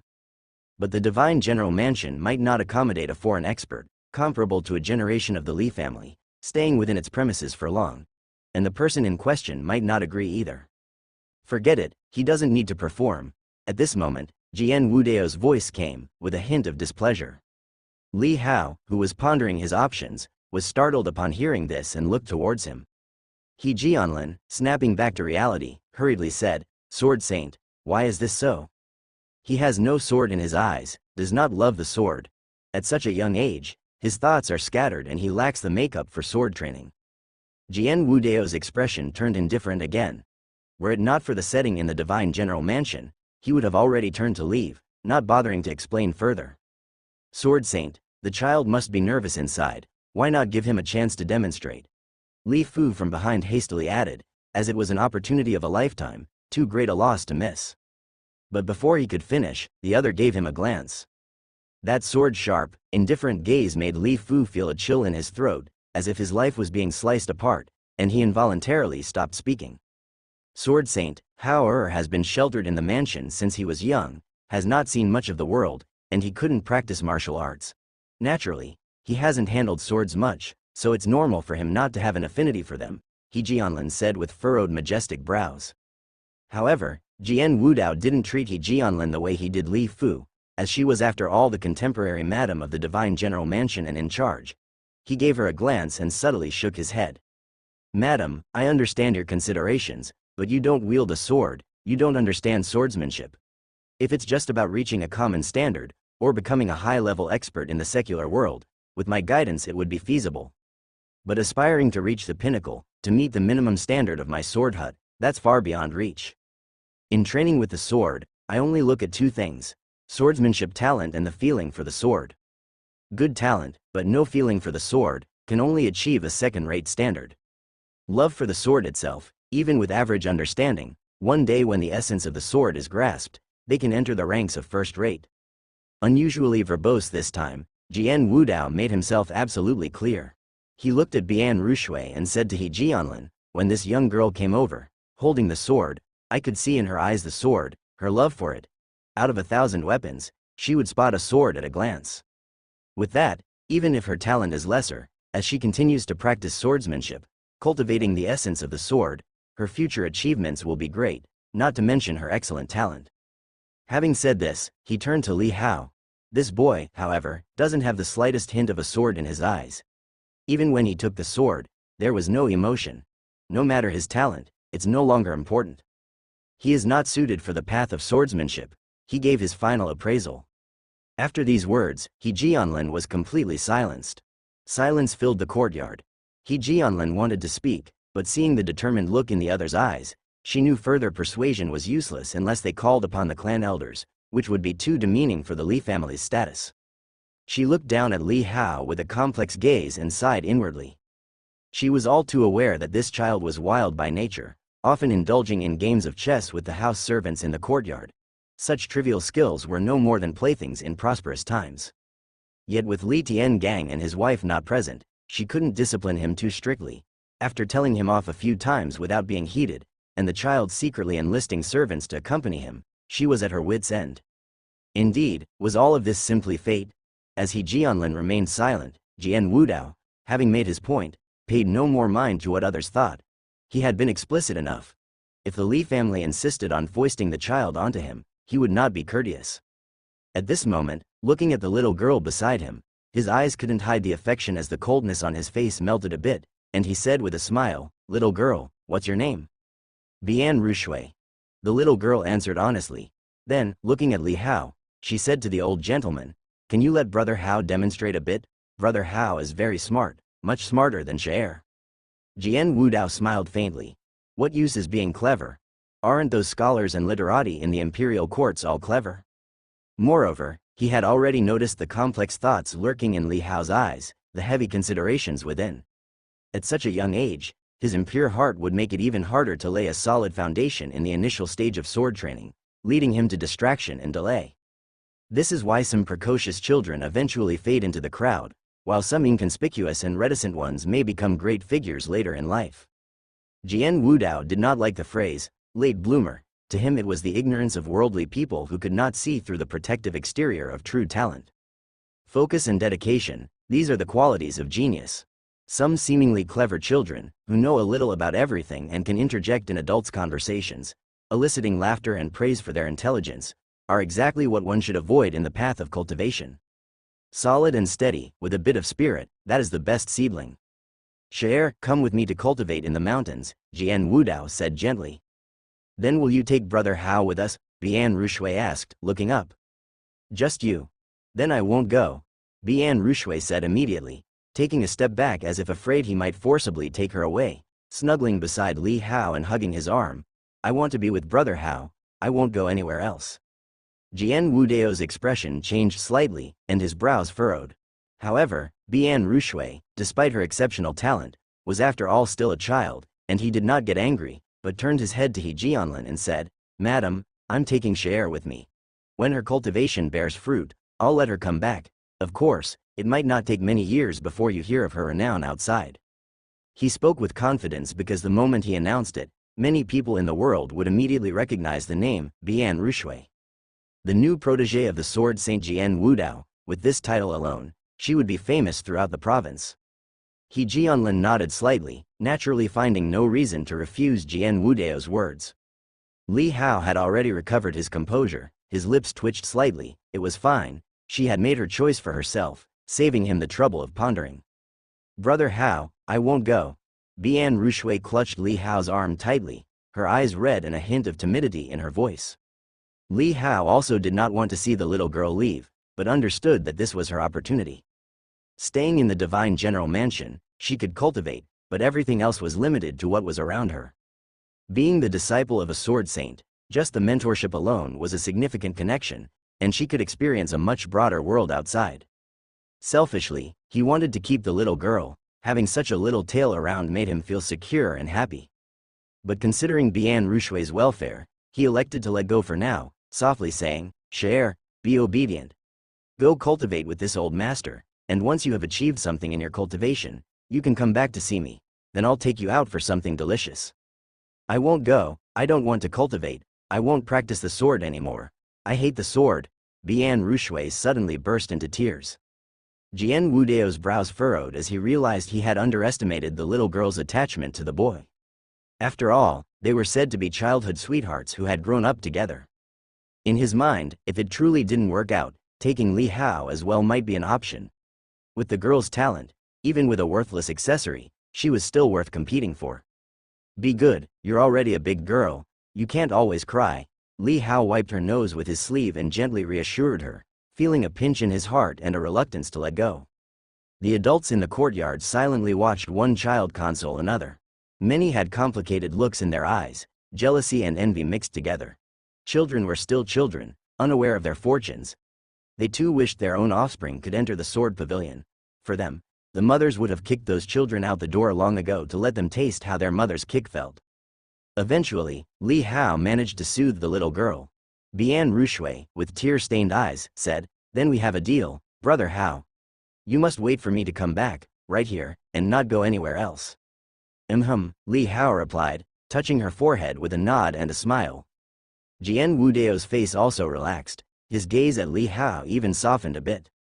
He could have ignored Bian Rushui's wishes and forcefully taken her away. After all, she was just a bigger child, and no matter her reluctance now, a half-year's stay at the sword pavilion would smooth it over with time. But now that she was willing to go with him willingly, it was naturally a better outcome. Such talent should not be delayed, time was precious. Cher is tender-hearted, old man, you must protect her well for me, don't let anyone bully her, Li Hao said reassuringly to Jian Wudao, after calming Cher.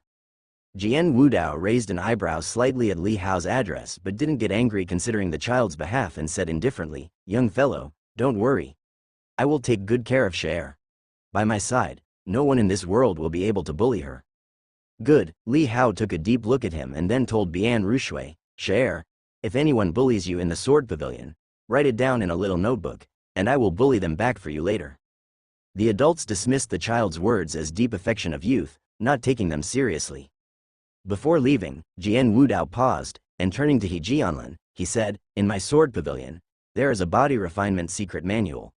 I will send someone to drop it off later. Placed in your listening rain tower, it should allow one to reach the 6th level. Let the child try it. He Jianlin was delighted, quickly expressed her thanks, and then clung to hope. Can Hao truly not become your disciple? Jian Wudao walked away, leaving behind only one sentence, that child is fortunate, but his destiny is shallow. As Jian Wudao left with Bian Rushui, the courts were filled with the ladies and their attendants, all eager to catch a moment before departure and to say a word. Some even arranged for their children to practice swordsmanship on the path leading out of the estate. Yet none managed to attract Jian Wudao's attention. Access to the Jian villa was not easy, which made the desire to enter it all the more coveted.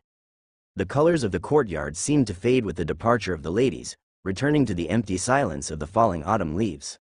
Li Hao held the sword Bian Rushui had practiced with, silently watching the gate of the courtyard for a long time before slowly withdrawing his gaze. He then handed the sword to Li Fu behind him and said, "Uncle Fu, put this on the sword rack in my bedroom, and tell the maids they needn't clean it every day."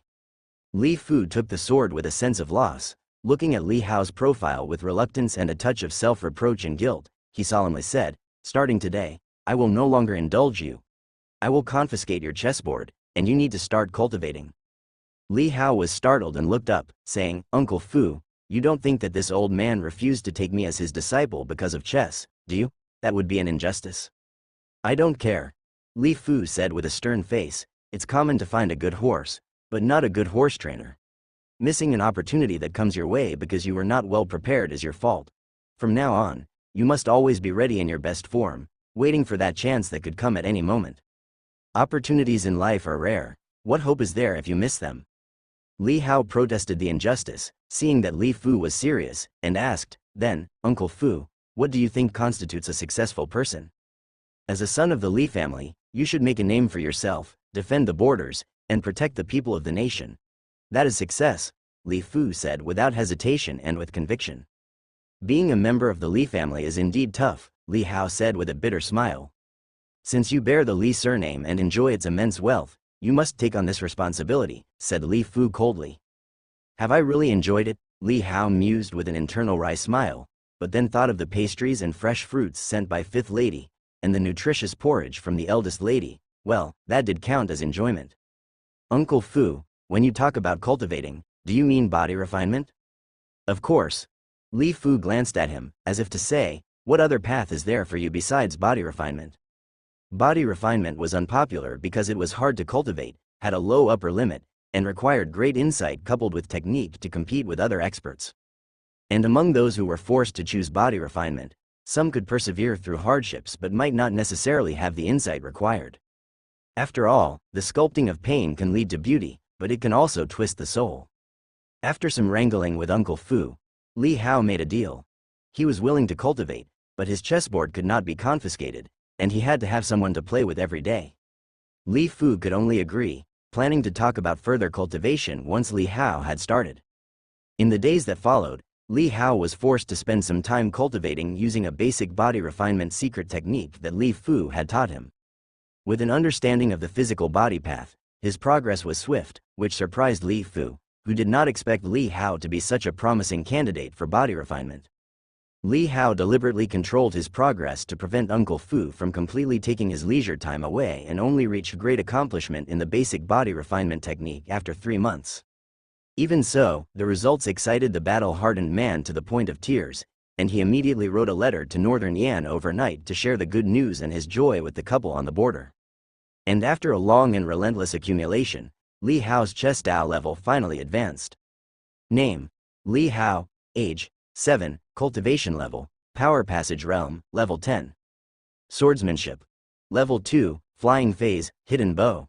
Skills: Endless Sea Tide, Peerless, Falling Snow Sword Skill, Peerless. Physical Body Path: level 1, Myriad Forms, Tiger Press. Skills: Stone Skin 100 Refinements, Great Accomplishment. 1000 Zhao's Holy Body, Minor Accomplishment in Zhao Fiend Body. Taichu, Entrance into Starry Body. Barbarian Bull Strength, Great Accomplishment. Chess Dao: level 4, 1/10,000, Chess Manual Collection. Myriad Forms, Tiger Press, Flying Phase, Hidden Bow. State of Mind: Chess Spirit. Skill Points: 1. Li Hao glanced at Li Fu, who was always by his side, and chose not to immediately use the skill point to upgrade his skills. If it had been swordsmanship, simply infusing the memory would suffice, but he wanted to use his skill point on the physical body path first to ensure his own strength and safety. The insights of the physical body path could inevitably lead to changes in the body refinement techniques in his body, which would cause too much commotion. On this day, Li Hao followed Li Fu to the Listening Rain Tower. Upon learning of Li Hao's talent in body refinement, He Jianlin granted him the privilege of entering and leaving Listening Rain Tower at will, allowing him to select secret techniques indoors. Of course, Li Fu could not enter. Though he was a confidant of Li Tiangang, he was not part of the core members of the Li family's direct lineage, so his status was different. Li Fu didn't mind. The Listening Rain Tower was a heavily guarded place of the Li family. Despite the absence of many guards around, no one would dare to come here to steal treasures. This place was safer than any lady's courtyard in the estate. Li Fu stood guard downstairs while Li Hao went upstairs alone. Now at an age where he is considered sensible, He Jianlin did not let Shuijin accompany and watch him anymore. It was just him ascending the stairs alone. Li Hao had heard that the old sword saint delivered a body refinement secret manual to the 6th floor 2 months ago, and he immediately headed straight to the 6th floor. Soon, he located a new secret manual that had appeared. Dragon Cicada Void Body. Li Hao started to flip through it. With the understanding of the first segment of the physical body path, he quickly grasped the basics. Collected. Soon, the panel displayed this body refinement secret technique, and it advanced to the second layer. Great accomplishment. The Dragon Cicada Void Body had 6 layers. Each layer refined would forge a different physique. The first layer was the static cicada body, which could sense the slight trajectories of air flowing over the body. The second layer was the subdued dragon body, storing within the body the strength comparable to a dragon or elephant. The third layer was the shedding shell body, granting the ability to exert force and tread through the air. His body made slight cracking noises, and Li Hao could feel that upon entering the subdued dragon body, another surge of power was born within him, probably weighing over 10,000 pounds. Although he was still in the power passage realm, his strength was vastly different compared to the average practitioner in the same realm. With a thought, Li Hao wondered, if he cultivated several more body refinement secret manuals, could he accumulate even more strength? Thinking leads to action. He immediately began to search for them on each floor of the listening rain tower. Before long, he found 7 or 8 body refinement secret manuals, all of middle to high quality. With enough practice, they could just barely reach the level of first-rate martial artists. Quickly, as one secret manual after another was collected into the panel, Li Hao felt unusual changes taking place in his body, making his limbs more robust. There was no change in his cultivation level on the panel, and Li Hao originally thought his strength would increase again, but it did not. However, some of these body refinement secret manuals were claw refining skills, some practiced the legs, others bone tempering or organ refining. He could feel that although the strength did not increase much, these parts received a qualitative enhancement. Li Hao guessed that it might be because his physique was too strong, having already stimulated most of the physical strength, so these slightly inferior secret manuals were unable to provoke more physical strength but could enhance the corresponding parts. His Stone Skin 100 Refinements manual could increase the hardness of the skin, but it was overshadowed by the Jiao Demon Body from the Thousand Jiao's Holy Body. The epidermal enhancement brought by the Jiao Demon Body was akin to dragon scales, far superior to that of Stone Skin 100 Refinements, making it hard for the latter's effects to shine through. But other body refinement secret manuals complemented areas not yet covered by the previous ones on the 6th floor. Bones, liver, ears, eyeballs, and other parts all improved accordingly. While the strength did not change much, the power in actual combat underwent an earth-shattering change. Li Hao had an epiphany that he needed to collect various body refinement techniques, temper his body with them, and if he could practice every part of his body to a consistent standard, he would be invincible. At that moment, the rich heritage of the Listening Rain Tower truly made Li Hao realize how precious this place was for martial artists. There were not many manuals on Chestao, but there was an abundance of body refinement secret manuals. This place had plenty. Li Hao excitedly searched for the body refinement secret manuals within the tower and collected them one by one. Time passed. It wasn't until sunset that Li Hao walked out of the tower holding a body refinement secret manual. In the distance, it appeared as if dusk crows were flying across the sky, and the faint scent of food and firewood came from the front courtyard, signaling that it was time for dinner. Li Hao stretched lazily and flexed his muscles and joints. There were so many secret manuals in the Listening Rain Tower that after searching all afternoon, he had only discovered 1/10 of them, and that was just the body refinement category. Li Hao did not collect all the secret manuals. For instance, the barbaric bull strength that Li Fu previously forced him to learn provided no enhancement for him as it had been surpassed by stronger ones. For example, if 2 manuals both focused on claw skills, having researched the stronger one, practicing the inferior would yield no effect since the stronger manual would have already trained the palms to a high level. Unless the inferior manual targeted different areas for training, in which case it could serve to fill any gaps. You finally came out. Seeing Li Hao emerge, Li Fu was a bit speechless. Having waited all afternoon, this fellow hadn't gotten confused by the choices, had he? He picked up the manual in Li Hao's hand to look, a middle-grade body refinement secret manual, Dragon spine, focusing primarily on strengthening the back. Is this all you picked? Li Fu felt somewhat helpless. Didn't you go to the 6th floor? I did, but I couldn't understand it, Li Hao said offhandedly. Li Fu thought about it and realized it made sense. The manuals on the 6th floor were all peerless, and even he would have to practice them for months to grasp the mere basics. Don't rush to practice this one for now. I'll ask the 5th lady later to see if there's a suitable one for you in Listening Rain Tower. This one's too specialized, said Li Fu, hoping that Li Hao would practice a more comprehensive body refinement technique that covered the entire body so there would be fewer weaknesses. Alright then, Li Hao did not decline and casually said, let's go, I'm starving. What's for dinner tonight? Li Fu felt a bit helpless regarding Li Hao's lack of interest in martial arts. The two turned and left the front of Listening Rain Tower. Before long, they bumped into an old man wearing a straw hat, shouldering a fishing rod and carrying a fish basket. Dressed simply, he looked utterly ordinary. Upon seeing the man, Li Fu's eyes narrowed, his expression immediately became solemn, and he quickly stopped and stepped aside, respectfully saying, Li Fu pays respects to second uncle. Uncle? Li Hao was astonished. In the mansion, Li Fu's seniority was calculated according to his father's generation. The only ones who could make him call them uncle were of the Li family's older generation. Oh.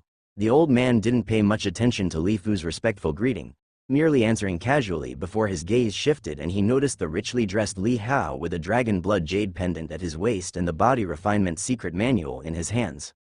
I heard the Li family has a martial arts cripple. Is it this child? The old man asked casually. Li Fu bowed with his hands clasped, extremely respectful, reporting to uncle, it is indeed Hao. He is the child of Lord Xingwu, born with blocked meridians, unable to practice martial arts. Oh ho ho, the old man slightly smiled, so, it's that stubborn fellow's child, huh? TCH, the little guy plans to undertake body refinement, huh? That's a tough path. Li Fu still maintained a respectful demeanor, though body refinement is a difficult path. To let this child have accomplishments in the future, there's no choice but this. Peeved. The old man scoffed with disdain. How great an accomplishment can body cultivation be? Even if one reaches the height of those few historical body cultivators, what of it? In the midst of thousands of troops, they're but a slightly larger pebble at best. Li Fu smiled bitterly, knowing that the other's words were not wrong, and only said, but as a son of the Li family, to die on the battlefield is also an honor. Upon hearing this, the old man's smile vanished, his face suddenly darkening as he let out a cold huff. What nonsense are you spouting? Should my Li family's sons only die on the battlefield? What honor? I think your brains have gone bad. To survive from the battlefield, that's what's truly called ability. Li Fu was somewhat stunned by the sudden reprimand, having heard that this uncle was known for his eccentric personality and unorthodox actions in his youth, indeed different from ordinary people. Is this what Li Tiangong thinks, or is it your own thought? The old man seemed somewhat angry as he asked. Li Fu carefully said, it's what the Lord and us think. HMPH, that boy Tiangong, really has lived to become more and more incompetent. The old man snorted, what ability is it to force a child? If you have the ability, let him break through the 3 immortals himself, and enter the 4 stands realm, then he can defy the heavens and change his fate. Regardless of any cripple, disability, or foolish dullard, all of them can be transformed into unparalleled geniuses. Instead of making the child strive, why not put in some effort yourself, knowing that you're incompetent, huh? Li Fu was left speechless and did not dare to respond. The 4 stands realm. Although it's easy to say, how easy is it to enter that realm? In the entire Deu, the number of people who have reached that step can be counted on one's fingers. By the side, Li Hao couldn't help but smile, thinking the old man was quite adorable. He had thought he was meeting a stern elder of the clan, like Li Fu, who would tirelessly give him some good guidance, likely telling him to work hard, that only through suffering could one achieve success, and so on. Yet, what he said was quite the opposite. Our grand divine general mansion, can it not afford to raise a child? Seeing that Li Fu had no words in response, the old man huffed, we fight wars, risking our lives, and several of our kids have died on the battlefield. Can't we allow a junior to properly enjoy the hard-earned wealth and honor? Li Fu, trembling with nervousness, could only nod his head in agreement, not daring to speak.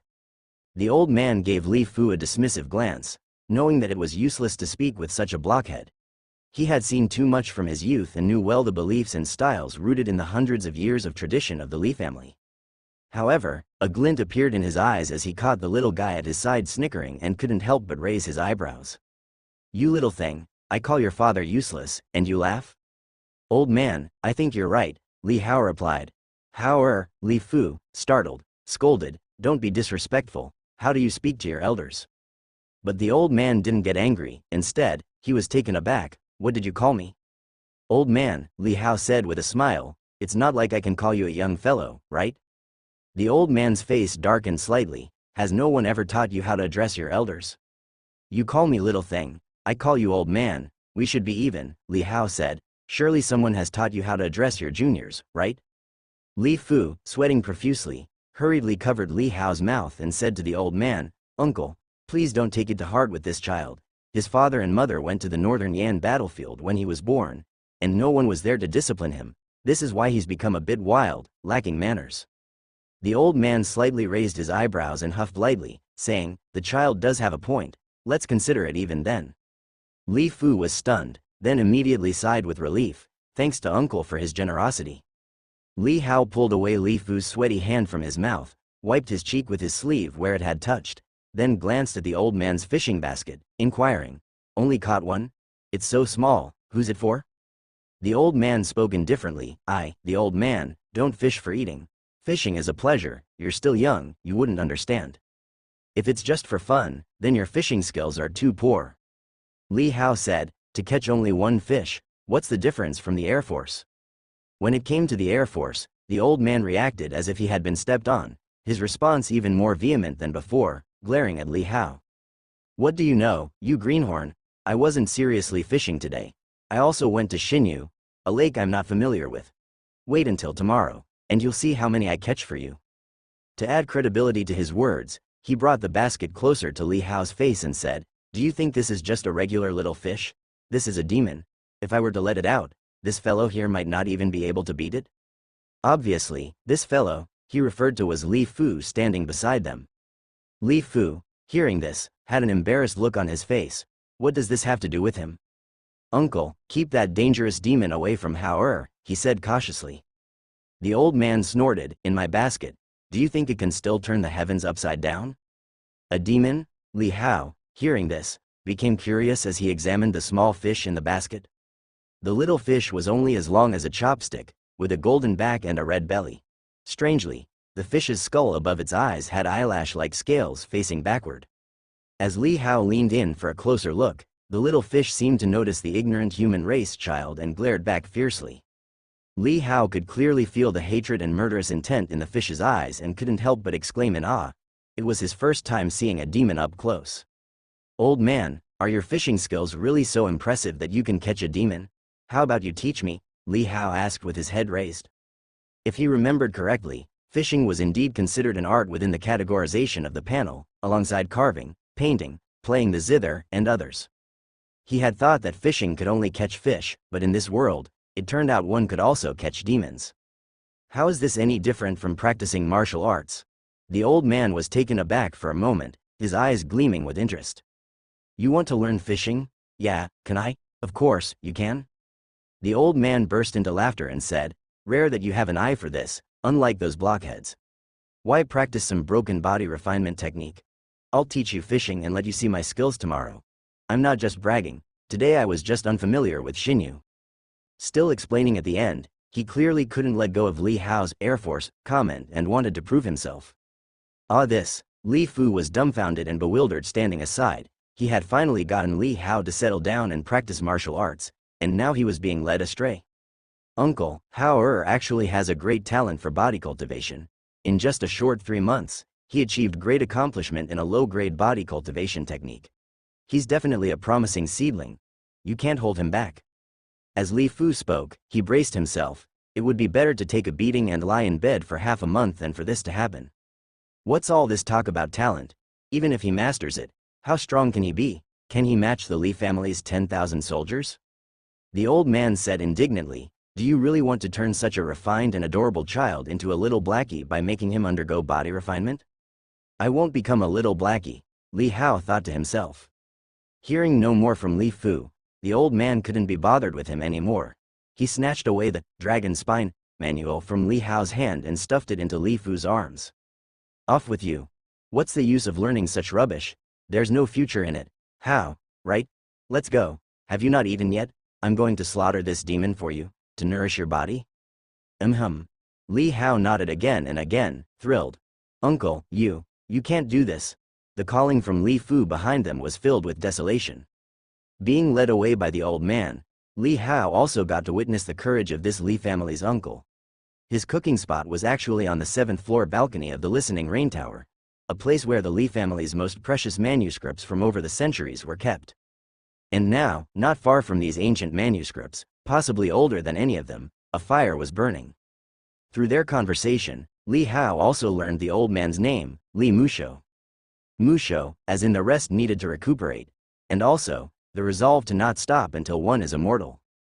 The golden-backed red-bellied fish in the basket was released, and it turned out to indeed be a demon.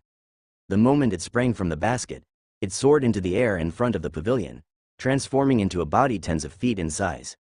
Its fish scales were as sharp as knives, its fins like pointed banners, and from its mouth came the pleading voice of a pitiable woman.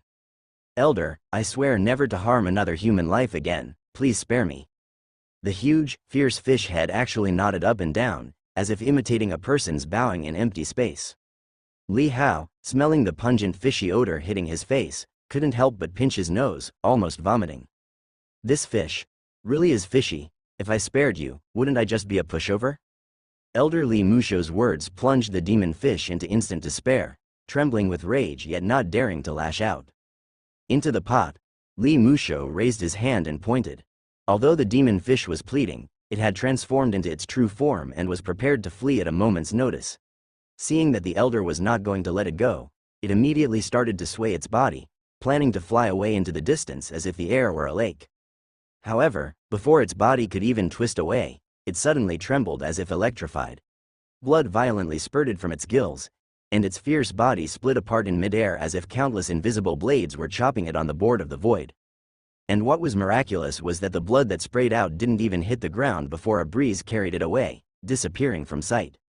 The demon fish carcass, with its flesh burst and separated, left behind only a fist-sized, dark purple, round and lustrous demon core, along with several pieces of snow-white fish flesh. Elder Li Musho raised his hand, and the demon core fell into a boiling pot of water. The snow-white fish flesh, sliced by invisible blades into wings of cicadas, floated down into the pot after the water began to boil. At that moment, the elder somehow produced a salt container, delicately spooned out 2 scoops, and threw them into the pot before covering it again and proceeding to cook. Li Hao watched this entire process with amazement, developing a concrete understanding of the strength of martial artists in this world. This is what demons are, and this is what powerful martial artists are. Elder, that purple meatball is the demon core, right? Isn't it supposed to be eaten raw? Li Hao curiously asked. Where did you hear that? Li Musho glanced at him sidelong and said indifferently, aren't you afraid to be grossed out? Demon cores need to be processed with many medicinal herbs to be effective, and you can't just mix them haphazardly. After all, demons of different types have differences. Relying on professional alchemists for classification is essential. Eating raw. Hey, that's like ordinary people hunting tigers and using tiger bone to brew soup for strengthening. Can you digest it if eaten raw? Then what are you doing? I'm treating it as an ingredient. Though a lot of potency will be wasted, eating this has little meaning for me. I'm just tasting it. For you, have some soup and a few slices of fish to fill the belly later. You're not yet able to handle a demon core of this level. I see. Li Hao nodded, not feeling any regret or loss. After all, within the divine general mansion were countless elixirs and treasures. Not to mention raw materials like this demon core, there were finished pills refined from them. However, after his foundation establishment failure, he had already tested and found that these spiritual medicines were to him like plain food. They could only fill his stomach, and their extraordinary medicinal effects would be entirely blocked. Despite the abundance of spiritual medicines, the mansion's distribution to each household's members was extremely restrained. After all, common medicines are 3 parts poison. Relying on pills might lead to rapid progress, but to reach the pinnacle realms, most still depended on their own strength to avoid backlash. The water in the pot boiled again, and the heat caused the lid to shake gently. The elder, with a merciless grip, picked up the ceramic knob of the lid and opened it. The steam dispersed instantly, but a light breeze dispersed it, preventing any moisture from reaching the pavilion's beams and columns. A scent of fish meat wafted through the air, but it was mixed with an undertone of fishiness. Li Hao furrowed his brow slightly. Even though he had not tasted it, his instincts told him it wouldn't be delicious. Come on, try it. Li Musho somehow conjured up a pair of chopsticks, dark and slick, wiped them on his clothes, then plunged them into the pot, picking up a piece of demon core resembling braised pork balls, and devoured it heartily. At the same time, he flicked his palm, and a swaying branch outside the pavilion broke off and flew to his hand. He handed it to Li Hao. Peel off the bark and it's ready to use. Li Hao made no pretense to disagree, but he wasn't a rigid person. He sat down next to the elder with a carefree demeanor on the top floor of the revered listening rain tower, casually peeled off the green bark of the branch in his hand, snapped it, and used it to pick up a piece of translucent fish flesh from the pot. To Li Hao's surprise, the fish flesh hadn't fallen apart upon being boiled, remaining intact like jelly when picked up, both tender and silky. He picked up the lid to shield himself from splashing broth, and slurped it down with a hiss. How's the taste? Not bad, quite good actually, just a bit fishy. Fishy? I don't feel it at all. Of course you don't, you reek of it yourself. Hey, you little brat, watch how you talk to me. I'm just stating the facts. I didn't say anything wrong. HMPH, you only dared to act this way because you've met me. If you were with someone else, they would have spanked you until your butt split into 8 pieces. I wouldn't bother talking to anyone else. Ho, you've got quite an attitude. Thus, the old and the young started to eat away, the elder not showing any seniority and the youngster not acting timid. After finishing the fish and soup, both leaned back, spread their legs, and in unison let out a contented sigh. Ah, that's comfortable. They bore a striking resemblance in that pose. You, this kid. Li Musho glanced at Li Hao and suddenly burst into hearty laughter. Li Hao smiled faintly, resting his hands behind his head, looking forward across the eaves into the night sky. The faint starlight gradually emerged from the horizon. A gentle breeze blew from below the listening rain tower and the surrounding mountains, bringing with it a sense of coolness and relaxation. Suddenly, he thought to himself that the pleasures of the mortal world, being surrounded by servants, couldn't compare to the freedom and comfort of this moment. Lying still and resting for a while, Li Hao suddenly thought of something, turned his head, and said, "Old man, there must be some techniques to your fishing, right?" "Why, you want to learn now?" Li Musho looked at him with interest. "I'm going to get started tomorrow. How about we see who catches more?" Li Hao said with a chuckle. Li Musho couldn't help but laugh upon hearing this. Who would have thought that the Li family, known for their wooden-headedness, would produce such a witty and clever child? Good, from now on, you'll learn fishing with me. I'll teach you that fishing is also a form of cultivation. With one throw of my hook, the 3 immortal realms would twist their mouths. Li Musho said with a light laugh, his eyes brimming with pride, not about his cultivation level, but about his fishing skills. Li Hao heard this and couldn't help but chuckle, even imagining the scene and laughing out loud. A scene of a 3 immortal realms powerhouse, standing at the pinnacle of countless martial artists, getting his mouth twisted by a fishing hook, too damn vivid. What are you laughing at? Don't believe me? Li Musho raised an eyebrow, his face slightly stern. Li Hao said with a laugh, "Believe, of course, believe, it's just that the scene is too hilarious." And with that, he burst into laughter again. Upon thinking it over, Li Musho also found the concept amusing and chuckled, saying, "Tomorrow when we get there, I'll teach you how to fish. Practice a bit first. Talking about it now doesn't make sense anyway. Let's sleep early tonight. I'll go get you a fishing rod." After saying this, he stood up, patted his butt, and with a swish gathered up the residual embers and iron pot on the platform, vanishing them into his sleeve. Then, with a single step, he disappeared into the vast night. The next day, early in the morning, just as the sky began to lighten, Li Musho woke Li Hao up. Fortunately, Li Hao had gone to bed early the night before and didn't feel too groggy, so he asked, "Are we going that early?" Of course, the best time to fish is early in the morning when they're most likely to bite. Li Musho had a smile on his face. Normally, when he went fishing, it was just him, his rod, and his basket, but today, with the addition of this youngster, his enthusiasm for fishing intensified. "This is your fishing rod. Hold on to it well." The old man produced a black fishing rod from nowhere and handed it to Li Hao. Li Hao took it and found it quite heavy, but for his power passage realm perfection strength, it was nothing. In fact, His strength was 10 times that of a normal person at Power Passage Realm perfection. But Li Hao estimated that this fishing rod would require someone at least in the 4th or 5th level of the Power Passage Realm to handle it with ease. Seeing that Li Hao took it effortlessly, a flash of surprise crossed Li Musho's eyes, and he said, "It seems that Li Fu wasn't exaggerating. You do have a talent for body refinement. Which body refining skill did you master to great accomplishment?" Only then did Li Hao realize that the old man had chosen the fishing rod based on his cultivation level, putting some thought into it. The barbarian bull force was an inferior body refining skill. Achieving great accomplishment equaled the strength of around the 6th level of the Power Passage Realm. Li Hao didn't conceal anything and told the old man truthfully. When Li Musho heard that it was bull strength, he nodded slightly without saying much, and then threw a backpack to Li Hao.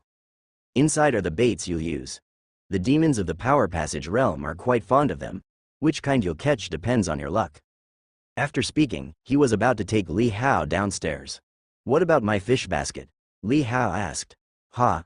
Li Musho laughed, saying, "Let's talk about it when you actually catch something. If you really do, we'll share one."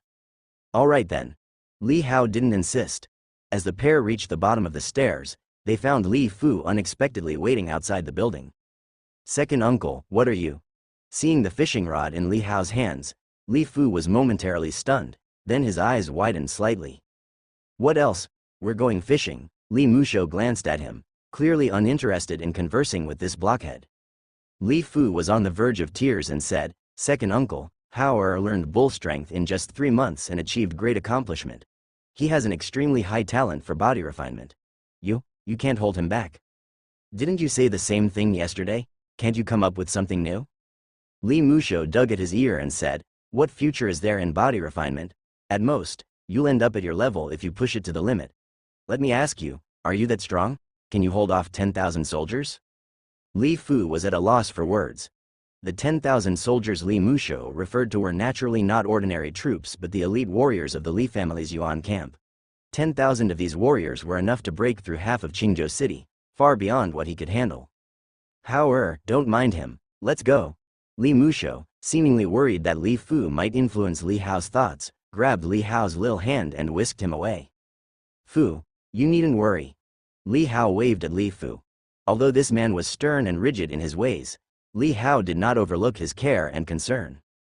"Hao Li Fu opened his mouth slightly, wanting to say more, but seeing Li Hao being pulled away, the boy's bright smiling face as he looked back suddenly turned his words into silence. The vast divine general mansion, can't it support one child? Yesterday's words seemed to echo in his ears once more. Li Fu fell silent. Perhaps, in this moment, Hao was happy. At least he could have a happy childhood.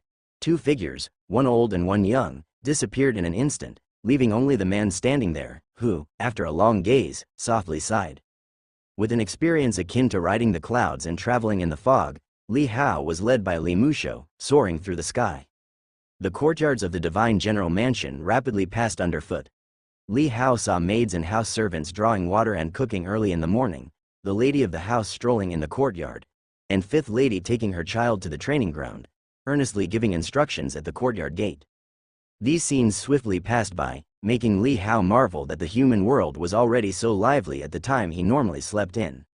"Are you scared?" Li Musho looked down and asked indifferently. "Afraid of heights? Well, not really," Li Hao replied. He felt no different standing in the sky than on the ground, as if supported by an incredibly firm force. The cold morning breeze seemed filtered of its chill, leaving only a cool wind that caressed his face and tousled his hair. Li Musho smiled slightly and said, "I'm going to speed up now." After he finished speaking, Li Hao felt the scenery before his eyes suddenly blur as they zoomed through the air. In the blink of an eye, they had flown out of Qingzhou City, heading for the vast wilderness outside the city. Half an hour later, Li Musho slowly descended with Li Hao to the shore of a vast lake. The lake stretched as far as the eye could see, with dark waves rolling. Green water denotes depth, black water denotes an abyss. It was clear that the lake was bottomless.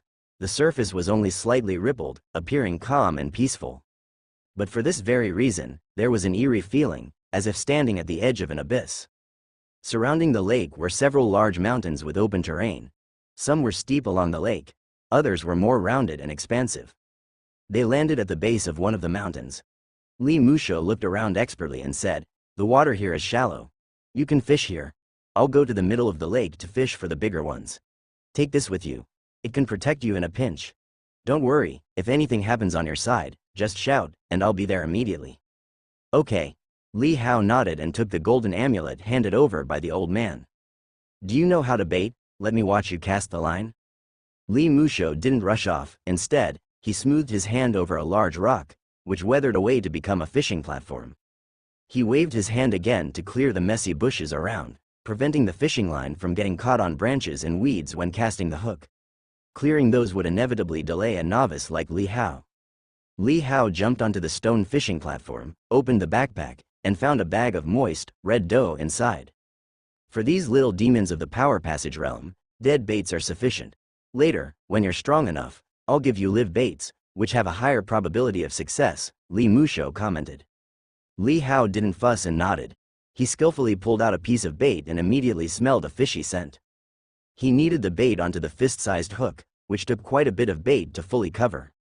To Li Musho's surprise, he observed Li Hao's technique and asked, "Have you fished before?" "No," Li Hao said. "Isn't that how it's done?" "It is like that." Li Musho nodded, taking another look at Li Hao but not dwelling on it any longer. He had realized yesterday after a few words that the child was bright. "This stuff can conceal your scent." Li Musho pulled out a handful of powder from nowhere and patted it onto Li Hao's body, then continued, "Cast the line now. If you manage to catch one today, I'll bring you back here to play again tomorrow." "Okay." Li Hao nodded. He then swung the fishing rod to cast the line as far as possible, hurling it 100 yards out into the lake. As the hook hit the water with a plop, a string of text suddenly appeared before Li Hao. Fishing Dao. Level 0, 1/100th, fishing experience +2. A smile crossed Li Hao's face. Sure enough, the art of fishing from that game could also be logged into the panel. What surprised Li Hao even more was that simply casting the line had earned him 2 points of experience. Usually, he would only get 1 point for a game of chess. An encounter with a slightly challenging chess game would give 2 points of experience. This meant that fishing was like chess Dao, which suggested that this lake belonged to the more dangerous ones and posed a greater challenge for fishing. Remember, be patient, stay quiet, and don't disturb anything under the water. Don't look around. Keep your eyes on the float. It might feel a bit dull when you start fishing, but once you have a bite, you'll understand that all the uneventful waiting was worth it. Li Musho instructed earnestly, worried that Li Hao's childish impatience might lead him to give up soon. After all, fishing was mostly something for older folks like them. A 7 or 8-year-old child, full of energy, would hardly have the patience for such solitude. Li Hao nodded. Seeing Li Hao's calm and composed manner, the corners of Li Musho's mouth curled into a slight smile, and he refrained from saying more, quietly watching by the side. Sensing no hook of his own, he stealthily released his spirit to probe the movements beneath the water, spotting 2 small fish swimming his way. One at the Power Passage realm 4th layer and the other at the 7th layer. As expected of the beginner's protection phase, there's already some activity so quickly. Let's see if he can reel it in. Li Musho felt a twinge of envy. Though he could use techniques to make the fish bite directly and greatly cultivate Li Hao's interest in fishing, his own love for fishing made it impossible for him to settle for such dull practices. Before long, Li Hao saw the float move. His eyes lit up, and after a short patience, when the float was more than half submerged, he quickly pulled the rod up. With that pull, the line went taut. Something on the other end of the hook struggled fiercely, sending bursts of tremendous force through the line. But in Li Hao's hands, this formidable force felt like the friction of catkins, and with a strong tug, the other end uncontrollably jerked towards him. "Don't be too hasty. Watch out for the fish getting off the hook," admonished Li Musho from the side. Li Hao's heart tightened, and he promptly relaxed his pull a bit, then, under Li Musho's guidance, started to skillfully play the fish. The black waters of the lake churned violently, splashing high. After fighting for about 10 minutes, Li Hao finally dragged the exhausted demonfish ashore. It was 4 to 5 meters long, with a mouth full of sharp teeth capable of swallowing an adult whole. If someone accidentally fell into the water, they would undoubtedly become a feast for this demonfish. A fish of the Power Passage realm had not yet learned to transform and had only just begun to show primitive intelligence, dominated by a bloodthirsty and vicious demon nature. As the fish was pulled onto the shore, text appeared before Li Hao's eyes. Fishing experience plus 37. Li Hao's eyes slightly widened at the sight. Wow, just like that, almost half a bar of experience.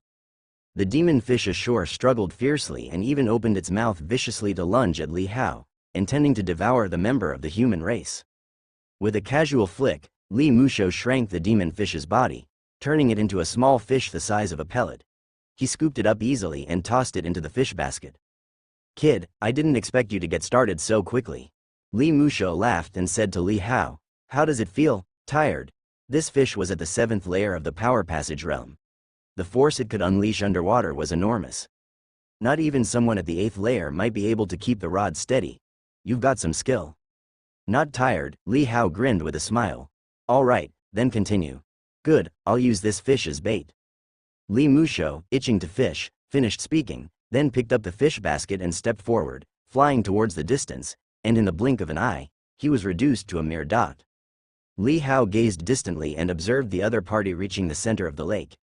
Even with his visual strength, he could only just make out a tiny dot. Shaking his head, Li Hao didn't look any further and continued to seize the time to grind for experience. He baited the hook again and cast the line. Fishing experience plus 2. Li Hao sat on the fishing platform, staring intently at the float, waiting in silence. The recent catch proved that reeling in a fish could earn more experience, so he remained focused. Time slowly passed by. Perhaps because the fight with the previous fish had taken too long, stirring up big splashes and alarming the surrounding fish, Li Hao ended up sitting for an hour without any movement on the float. Could it be that the bait had already been stealthily eaten? This thought surfaced in Li Hao's mind, and he wanted to pull the hook up to check, but he held back. He had thought of exploiting a bug by repeatedly casting the line, which would have been faster than simply fishing for experience. But on the second cast, he gained only 1 point of experience. On the third, he didn't gain any at all. Clearly, casting too frequently without a catch meant the experience gained just from casting was limited. Right then, the still float suddenly twitched. Li Hao's nearly numb eyes instantly brightened, but before he could continue to wait, the float plunged into the water, disappearing from sight. Li Hao hurriedly pulled the rod, and the line twanged tautly, with a colossal force transmitted from the other end in an instant, weighing dozens of cauldrons. "It's a big one." Li Hao instantly realized from the giant struggle that the thing in the water was not small. His heart went cold, and he dared not take it lightly. He didn't yank the fishing line violently, as doing so could easily twist the mouth and unhook the catch. Instead, after tightening it, he gently eased the tension a bit, and then immediately pulled it tight again. In the blink of an eye, the previously dark and calm surface of the water suddenly erupted into raging waves, churning so violently that they spanned a diameter of more than a dozen meters. Li Hao could vaguely see an enormous shadow gradually being pulled from the bottom of the water and struggling fiercely near the surface. The shadow was ghastly, around 7 or 8 meters long, and as it struggled, the splashes and waves it lifted spread even farther afield. Li Hao tightened the fishing line and, following the same pattern of alternating slack and tension, slowly pulled the massive shadow closer to the shore. The thing at the bottom of the water seemed to sense something and suddenly leapt out of the water, revealing a flat and enormous fish head with a mouth full of sharp teeth like countless sharpened bamboo spikes. Its eyes, a ferocious and emerald green, fixed themselves onto Li Hao on the fishing platform. Upon seeing that it was just a 7 or 8-year-old child, the ferocity in the fish's eyes turned to angry indignation. "Ignorant brat, dare to fish for your grandpa catfish." The fish demon actually spoke human language, emitting a sharp, grating voice. It didn't continue to struggle but instead swam rapidly toward the shore. The previously taut fishing line went slack in the water in an instant. "Watch me eat you." The distance of several hundred meters was swiftly closed beneath the churning waves. The fish demon, intending to swallow Li Hao whole, suddenly leapt toward the fishing platform about a jong above the water. As the fish demon made landfall, the following text appeared before Li Hao's eyes. Fishing experience plus 68, Fishing Dao advanced to level 1. At the same time, numerous fishing skills flooded into his mind. But at the moment, Li Hao couldn't afford to absorb and digest this information as he tensed his scalp and focused his thoughts on the situation at hand. The stench from the monstrous mouth was within inches, and he could even see the trembling of the pink, tender flesh inside the demon's throat. Li Hao, facing his enemy for the first time, felt a shock in his heart and a little nervousness, thanks to the fish demon's intimidating appearance. Fortunately, its movements seemed as slow as a tortoise to his eyes. In the listening rain tower, he had collected 3 books solely dedicated to the practice of visual strength in the body refinement realm. Combining and revising them, he raised his visual strength to an extremely high level, far exceeding what the power passage realm could offer. At that moment, he bit the tip of his tongue and quickly regained his composure. Then, with a sidestep and bend of his body, Li Hao reached out his hand, grabbed the fish demon's sharp teeth, and abruptly turned and flung it away. All this happened in the blink of an eye, the whole motion seamless and fluid. There was a thump. The fish demon hit the mountainside tens of meters behind the bank, its tail flapping hard against the ground, causing a tumult. "What kind of demon are you?" After being smashed silly, the fish demon let out such a trembling exclamation. It twisted its belly slightly, and years of cultivation made it feel the shadow of death at this moment. The pale, tender child before it, only 7 or 8 years old, was terribly frightening.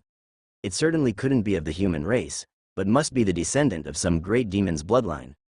Li Hao listened to the fish demon's words and couldn't help but be stunned for a moment, then burst into laughter. Still, to prevent the fish demon from having any unforeseen tricks, he decided to end the fight quickly and lunged forward. Peefed. Suddenly, the fish demon's gills bulged violently, and then it spewed a mouthful of black, fetid silt like a poison dart. Li Hao had been cautiously guarding against unknown moves, and the moment the black mud exited its mouth, he twisted his foot abruptly, dodging the attack. Then, pushing off with his feet, he rapidly closed the distance. "Don't, please spare me." The fish demon was terrified, attempting to beg for mercy, but Li Hao's punch had already landed squarely on its forehead. Just the terrifying concussive force of the flesh was enough to make the fish demon's body shudder violently. Its skull caved in with a crack, green brain matter spilling out. Li Hao didn't manage to dodge in time and got sprayed with quite a bit of it. A strong fishy smell filled the air, almost causing him to retch. No wonder the old man always smelled of fish. Constant fishing was bound to lead to such incidents now and then. Although the fish demon's tail was still thrashing against the ground, it seemed to be merely nerve spasms, lacking the previous ferocity. Li Hao, to prevent it from feigning death, added 2 more punches. Only when the fish demon's head had a hole smashed into it and green brain matter bubbled out did he stop his assault and step back, moving away from the fish demon's body. He thought to himself that the next time he went fishing, it might be wise to bring a sword. Otherwise, if they encountered an even more formidable creature, instead of catching fish, they might end up being bait. Of course, with Li Musho by his side, Li Hao was basically safe. Even the golden talisman the old man gave him had not yet been triggered. However, Li Hao didn't like to rely on others for everything. After dealing with the fish demon, Li Hao then reflected on the numerous messages that had just appeared in his mind. Many fishing techniques surfaced one by one, making him feel as though he had been fishing by the shore for over a decade. Observing the water, measuring the line, concealing the hook, and so on, he was well versed in various fishing skills. Li Hao went to the fishing platform, tidied up the fishing rod and the tangled line, baited the hook again, but this time with more skillful movements. With a roll and a stroke of his palm, he firmly wrapped the bait around the hook. Afterward, he gazed at the black lake. The once dark waters now showed clear changes before his eyes. His gaze could discern the subtle fluctuations of the water current, and he could see down to the depths of 7 or 8 meters. The ripples that settled after the water calmed seemed like patterns, delineating the directions of the currents beneath the surface. Through these undercurrents, Li Hao's mind conjured a judgment. Away from this spot, at the bottom of the lake, something was moving. Near this fishing platform, after 2 major disturbances, it's likely that nothing remained. The significant creatures from the depths had all fled. A thought crossed Li Hao's mind, and instead of casting his rod and waiting passively, he chose to take the initiative. He carried the rod along the shoreline, occasionally peering intently at the water's surface. The undercurrents below helped him determine the direction of his prey. Soon, after walking about a kilometer, Li Hao stopped at a spot resembling a bay. He picked a solid mound of earth to cast his rod from. This time, despite his vigorous casting, the heavy hook landed on the water with just a tiny ripple, without making the earlier pinging sound. Following that, the line was pulled by the hook and slowly sank to the bottom. Li Hao squatted slightly, waiting in silence. In just a few short minutes, the swim bladder showed signs of movement. Li Hao wasn't surprised. With this cast, he had essentially delivered the bait directly near the creature below. It was like front door delivery. A swishing sound and the swim bladder plunged into the water.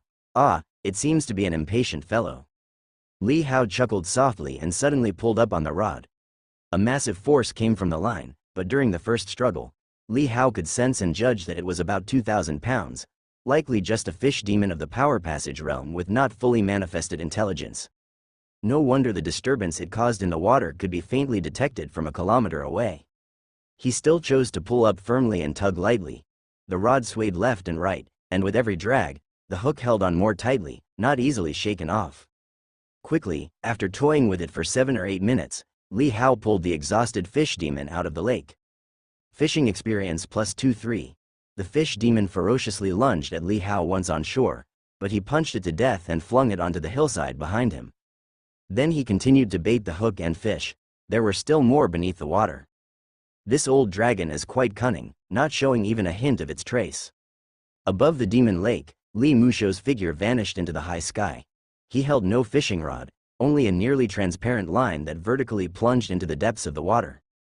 His fishing skills had long reached the proficiency of threading the line, allowing him to sense the situation below the water by the movements of the line at the bottom. This skill was no different from directly searching with his divine soul, peering into the depths. He had cast his line as covertly as possible, but the old dragon showed no sign of life. The small fish demon Li Hao had been fishing was eaten by another fish demon. It was a case of big fish eating small fish. But his goal wasn't to catch fish, it was to fish for dragons. Well then, it seems this old dragon must be in deep slumber today, hiding somewhere within this 3,000-mile black lake. Li Musho shook his head slightly, scanning the expanse of the vast lake which seemed to stretch endlessly before him. He sighed, reeled in his line, and, in the process, pulled out a fish demon about 10 meters long, covered in spikes, which was meant to be bait for the dragon.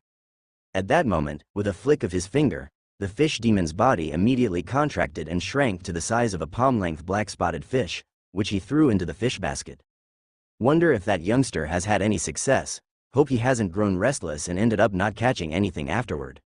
Li Musho muttered to himself, picked up his fish basket, and flew back in the direction he had come from. Soon, Li Musho landed on the previous fishing platform. His gaze swept across the area, but there was no trace of Li Hao. His expression changed dramatically as he quickly looked around and immediately saw Li Hao crouching and hiding near a pile of dirt a kilometer away, fishing.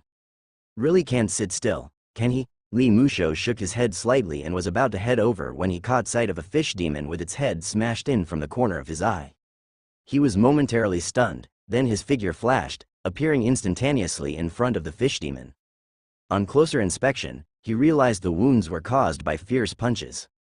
Li Musho reached out and touched the body of the fish demon, carefully sensing it, and his face changed instantly. Zhou Tian realm? And around the 3rd level? This fish demon? Was it killed by that kid? A look of surprise flashed across Li Musho's eyes, and he couldn't help but look towards the distant Li Hao. Without another word, he sprinted a kilometer, and in the blink of an eye, he was by Li Hao's side. Boy! The sudden voice startled Li Hao. He was concentrating intently on the swim bladder, somewhat engrossed, and hadn't noticed when the old man had come over. Shush! Li Hao quickly gestured with his hand.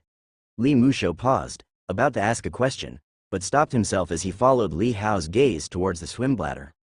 He could see through to the bottom of the water, and there a fish demon was circling near the hook, seemingly hesitant.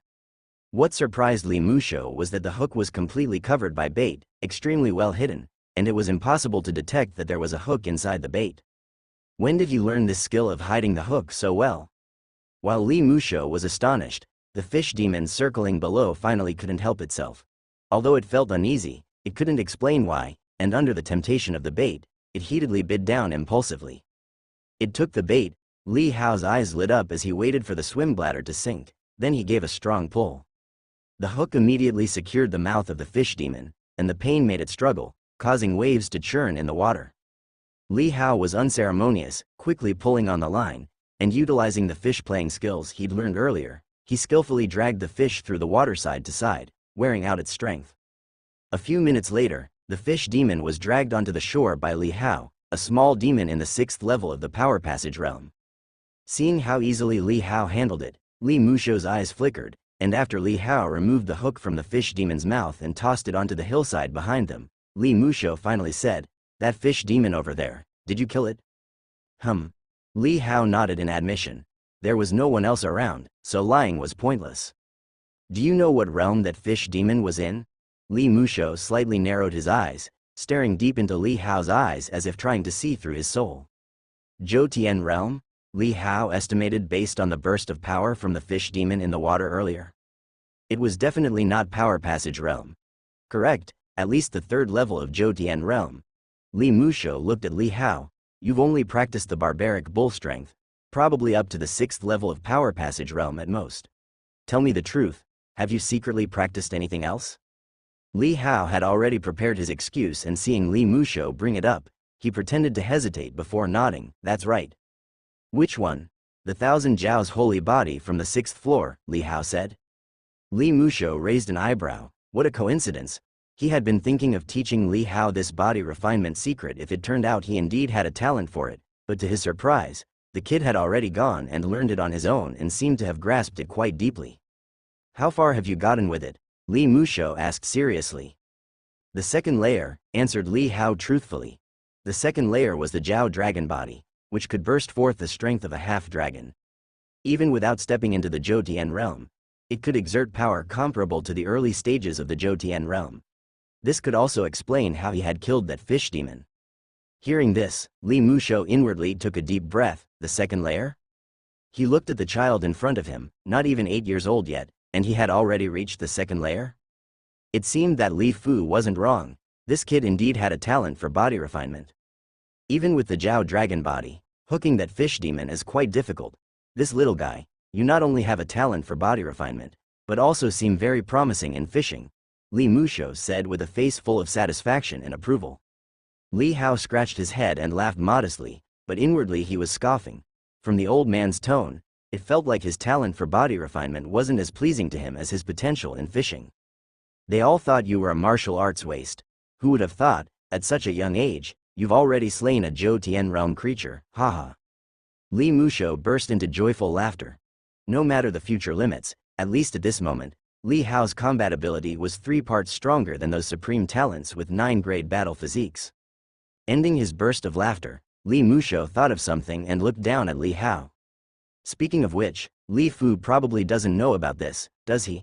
When did you start practicing on your own? Why didn't you tell him? Don't you trust him? I started learning when I first entered Listening Rain Tower a few years ago, Li Hao said with an honest expression. As for Fu, he never asked me. Li Musho rolled his eyes. So if he doesn't ask, you don't tell, is that it? No wonder you were able to achieve great accomplishment in the barbaric bull strength in just a mere 3 months. With such a foundation, isn't practicing it as easy as eating and drinking? Was it your father who told you to keep it a secret? After thinking for a moment, Li Hao shook his head slightly. So it was your own doing? Li Musho's eyes narrowed. Seeing Li Hao's silence and lack of response, his mind raced through many thoughts, and a chill flashed in his eyes. Could it be that someone in the residence is coveting you, which is why you've kept such a low profile? Li Hao looked into the old man's eyes and saw the chilling killing intent within. He considered for a moment and merely nodded slightly. Who was it? Seeing that it was indeed so, Li Musho flew into a rage. To let a 7-year-old child suffer such an indignity, those 2nd-generation young mistresses were practically turning the world upside down. Li Hao shook his head slightly and said, I don't want to say for now. Why? Li Musho blinked in surprise, staring at Li Hao, then he immediately understood the child's thoughts. You don't trust me? Think I might be related to those coveting you? Hey, you're overthinking it. I have no sons or daughters, and there are few in this world worth my concern. Li Hao continued to shake his head without uttering a word. Li Musho watched him with a stern face. After a moment, the anger on his face dissipated, and he nodded slightly, a touch of gratified smile emerging. We've just met, and we're not exactly close, so it's only natural for you to remain this cautious. However, if you're reluctant to reveal who that person is, why are you willing to expose your strength in front of me? You could have easily let that fish demon off the hook and taken the rod away with no repercussions, continuing to hide. Li Hao smiled slightly and said, because, old man, you're not bad at all. Li Musho was taken aback. Looking at Li Hao's radiant smile and those clear eyes, he was momentarily entranced. After a long while, he came to his senses and couldn't help but laugh with a hint of self-mockery. Then you were mistaken, I'm not a bad person, but when I do become bad, I'm not like a person at all. Then what are you like? When you step out of the divine general mansion, You'll hear of my reputation outside, Li Musho said with a smile. Seeing this, Li Hao didn't ask any further. You little rascal, so smart at such a young age, it's a bit of a pity, Li Musho sized up Li Hao, growing increasingly fond of the child. If such a seedling could practice normally, wouldn't he be another little Junyi? However, it was just a hint of regret, without much attachment. After all, becoming Li Junya, what of it? Didn't he also die in battle? It seems like the destiny of the Li family's boys. From now on, there's no need to hide your body refinement talent from me. Display it openly and confidently. I've seen many geniuses, and yours is just the standard for top-notch geniuses. It won't scare me, the old man, Li Musho said indifferently. If there's anyone in the mansion who covets you, thinking you're obstructing someone, I want to see if our divine general mansion can still accommodate a child with body refinement abilities. After sorting out the catch, Li Musho flew back to Qingzhou City with Li Hao. To foster Li Hao's interest in fishing, Li Musho did not land directly at Listening Rain Tower within the inner residence, but instead descended at the mansion's main gate. Then, he had Li Hao carry the fish basket, and together, the old man and the child boldly strode into the residence. Old man, what is this about? Li Hao asked, puzzled. You don't understand, this is the fishing tradition, Li Musho said with his head held high and chest puffed out, appearing quite proud and composed. That's not including the one you killed, plus the one I used as bait. You caught 4 more after that, which for a beginner like you, is already a great harvest. You must show it off to everyone. Is there such a rule? Li Hao was astonished. Li Musho gave him a glare. If I say there is, then there is.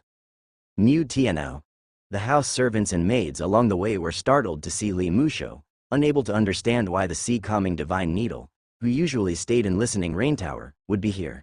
They quickly performed salutations and knelt.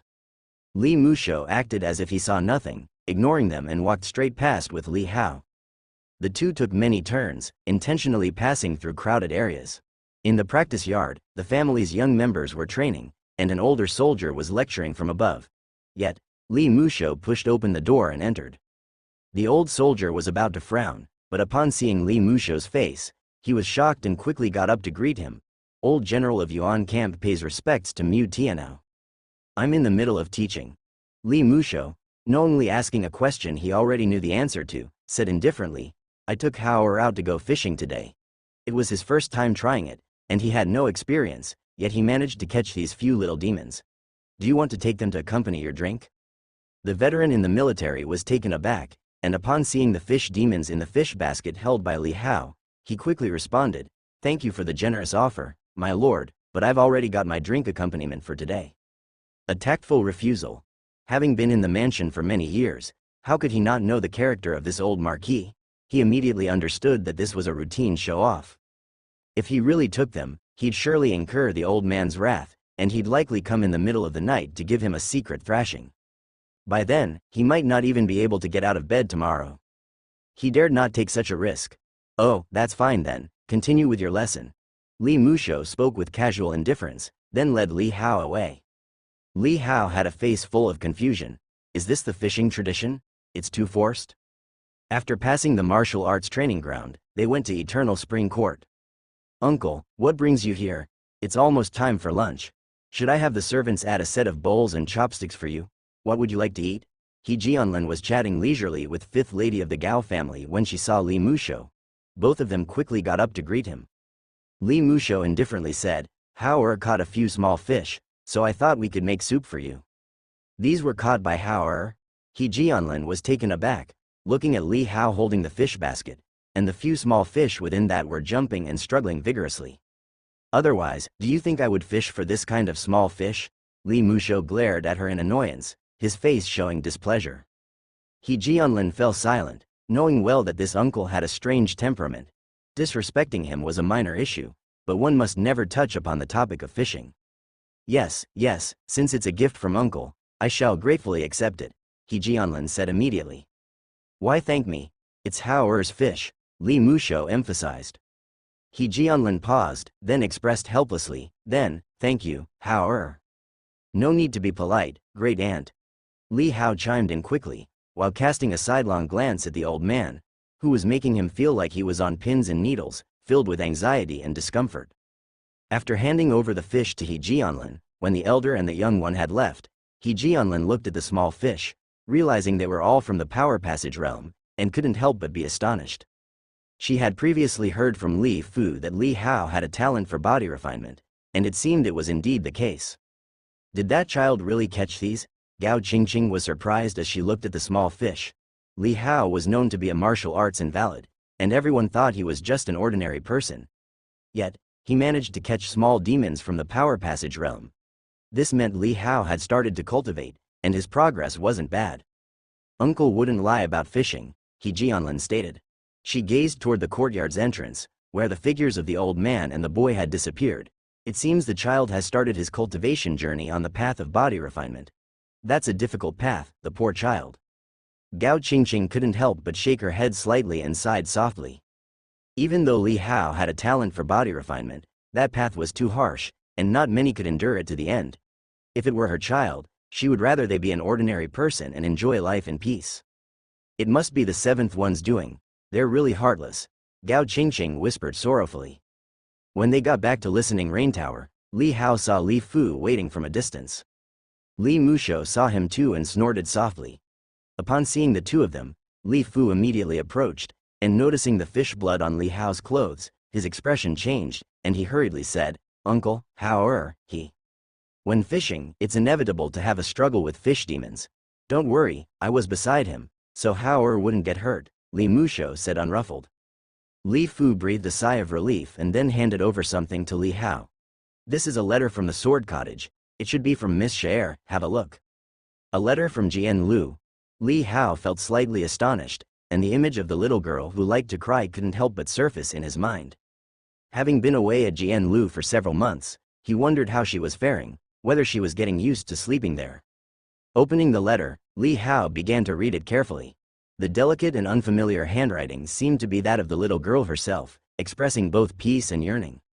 Perhaps because it was a rare chance to write and send a letter, the page was filled with detailed descriptions of her daily life at Jian Lu over the past several months, including taking a master, recognizing fellow disciples, training, learning the sword techniques, and so on, every little detail carefully written out. Although the description was of everyday life, it conveyed profound longing. At the end of the letter, the young girl seemed to realize she had little space left, saying she would train hard, striving to come down the mountain early and urging Li Hao to wait for her return. Li Hao read quietly to the end, then gently folded the paper and replaced it in the envelope, tucking it into the brocade at his chest. Beside him, Li Musho asked Li Fu what the situation at Jian Lu was. Clearly, this old man, who only ever went fishing or stayed in Listening Rain Tower, was unaware of the younger generation's matters like those concerning Li Hao. If not for the tumultuous news of Li Hao's martial arts disability, which had once caused a stir throughout the mansion, he would not have heard of it. When he learned the full story, Li Hao noticed the old man's first reaction was a visible sigh of relief. His expression seemed to say, "Ah, so Hao doesn't have a talent for the sword. I almost thought that Sword Saint would take him away to train." Although he didn't care about Li Hao's training, if Li Hao truly had exceptional talent, he would not have obstructed it. Afterward, Li Musho scoffed coldly, his expression displeased. That old fellow Jian Wudao, relying on his seniority, bullies Jian Lan because she dare not talk back. Humph! With a tier 9 war body and sword talent, which renowned family wouldn't scramble to have her? He gets a bargain and still plays coy, settling with just a lousy body refinement secret text. One of these days, I must go up to Jian Lu and have this out. Li Fu, listening, started sweating and couldn't help but smile wryly in his mind, not daring to interject. Others would rejoice at the privilege of being taken as a disciple by a sword saint, who dared to haggle. "Uncle, how was today's catch? You got a big haul, didn't you?" Li Fu changed the subject, knowing the old master liked to be praised for his fishing skill.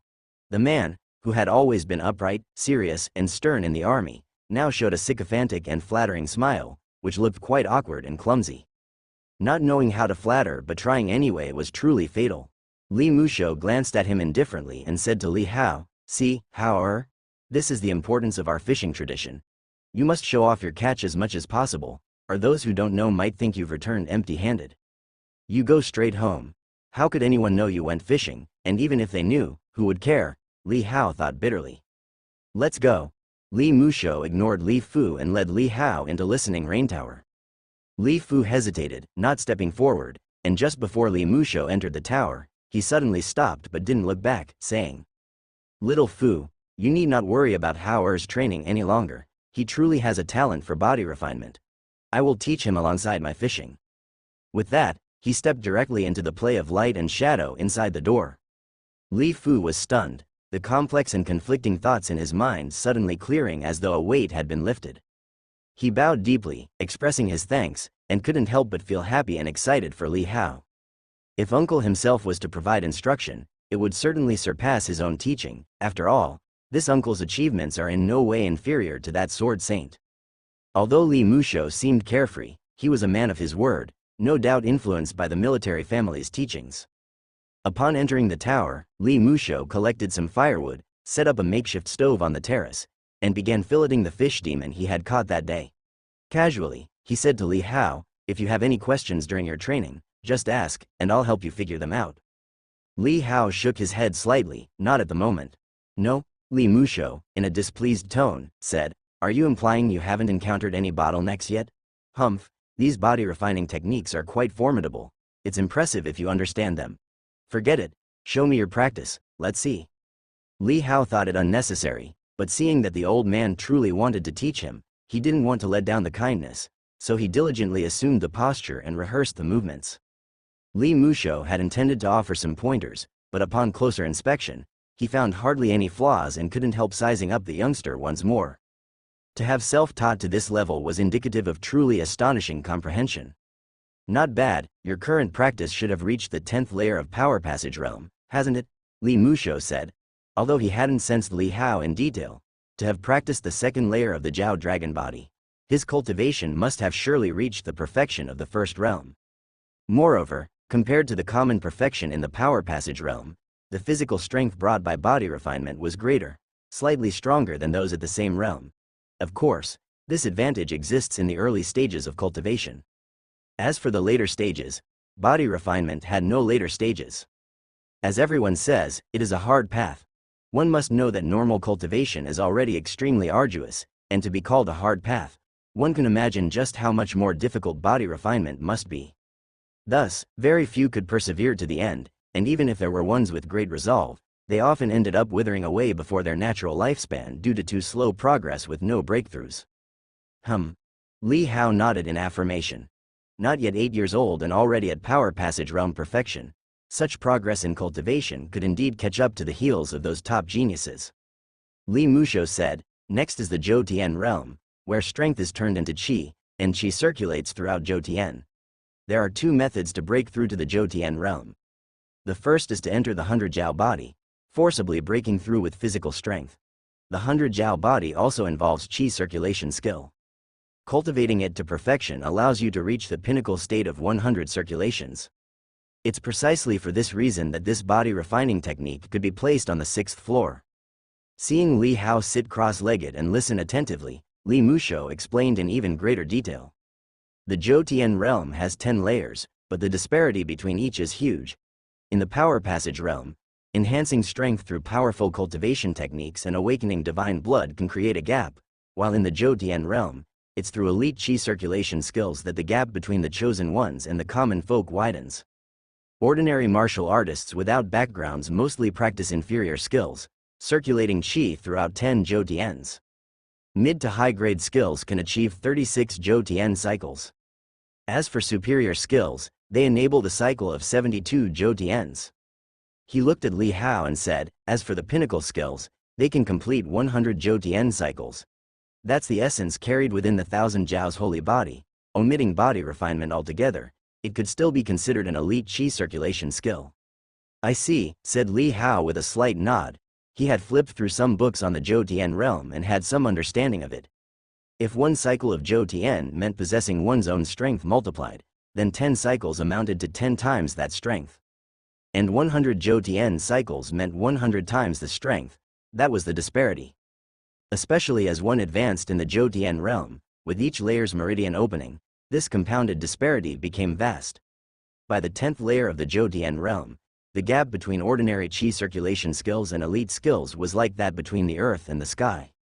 Major forces, distinguished sects, and geniuses combined, the top Zhou realm martial artists, even if not reaching 100 Zhou cycles, would at least achieve 72 cycles, allowing them to easily sweep through common Zhou realm martial artists, the unsupported heroes of Zhonghu. A pinnacle qi circulation skill, in any distinguished sect, is almost of a heritage-preserving level, typically taught only to direct disciples or chosen successors. Within Listening Rain Tower, there are 3 such pinnacle skills, and the 100 Jiao chapter of the 1000 Jiao's holy body is indeed one of them, Li Musho explained. But even so, in our divine general mansion, it's passed only within direct lineage, not to collateral family members, so as to avoid inverting Tiangong and causing social upheaval due to human greed. The disparities in martial arts cultivation are ultimately for the sake of combat between individuals. Some people cultivate not to become the strongest, but to surpass others. Therefore, when they can't surpass, to diminish others is also a way of surpassing and often more effortless than striving to improve oneself. This is why top powers and distinguished sects keep their extraordinary techniques secret and do not pass them on. Once they are leaked, those who obtain them may instead meet with deadly misfortune. Li Hao asked, "Isn't cultivation for the purpose of slaying demons?" Li Musho's tone paused, and he gave a glance, saying mockingly, "Slaying demons is the affair of a few martial artists, such as our Li family and other divine general mansions. But most people live in tranquil and prosperous areas where demons are forbidden to tread, and there is hardly an opportunity to slay them. Even when there is, how many dare to do so? Have you seen ordinary hunters, with no benefit, willingly go hunt fierce tigers and giant bears? Our Deu is in a golden age. During such times, people seek fame. Slaying demons is for fame, competing and fighting are for fame, founding sects and schools is also for fame. For the sake of reputation and wealth, many pursue it continuously, a life not regretted in death. Who doesn't wish to be remembered by the world for thousands of years after death, enshrined in the martial temple, cast in a golden image, with incense burning for a millennium?" His voice was somewhat impassioned, but it carried not so much aspiration as it did some suppressed anger. "I don't want that." Li Hao shook his head slightly and said, "If I had a choice, I would choose to live forever." Hearing Li Hao's words, Li Musho was taken aback. He gazed at Li Hao steadily, then suddenly burst into laughter, but his eyes revealed a trace of sorrow. So many affairs from ancient times to present are brushed off with laughter. It is ridiculous how many people in the world are far less insightful than a child, he said. With that, he turned around. Li Hao suddenly noticed the old gentleman secretly wiping away tears. This was a strong man on par with a sword saint, yet he was crying. What could have brought him to tears? Li Hao, wisely choosing to remain silent, waited a moment until Li Musho seemed to have adjusted his emotions and turned back toward him, smiling. "I just mentioned that there are 2 methods to break through to the Zhou realm. 1000 Jiaos is one, and the other is the Zhou breathing skill," he continued. Within Listening Rain Tower, there are 2 such methods, both of the highest caliber.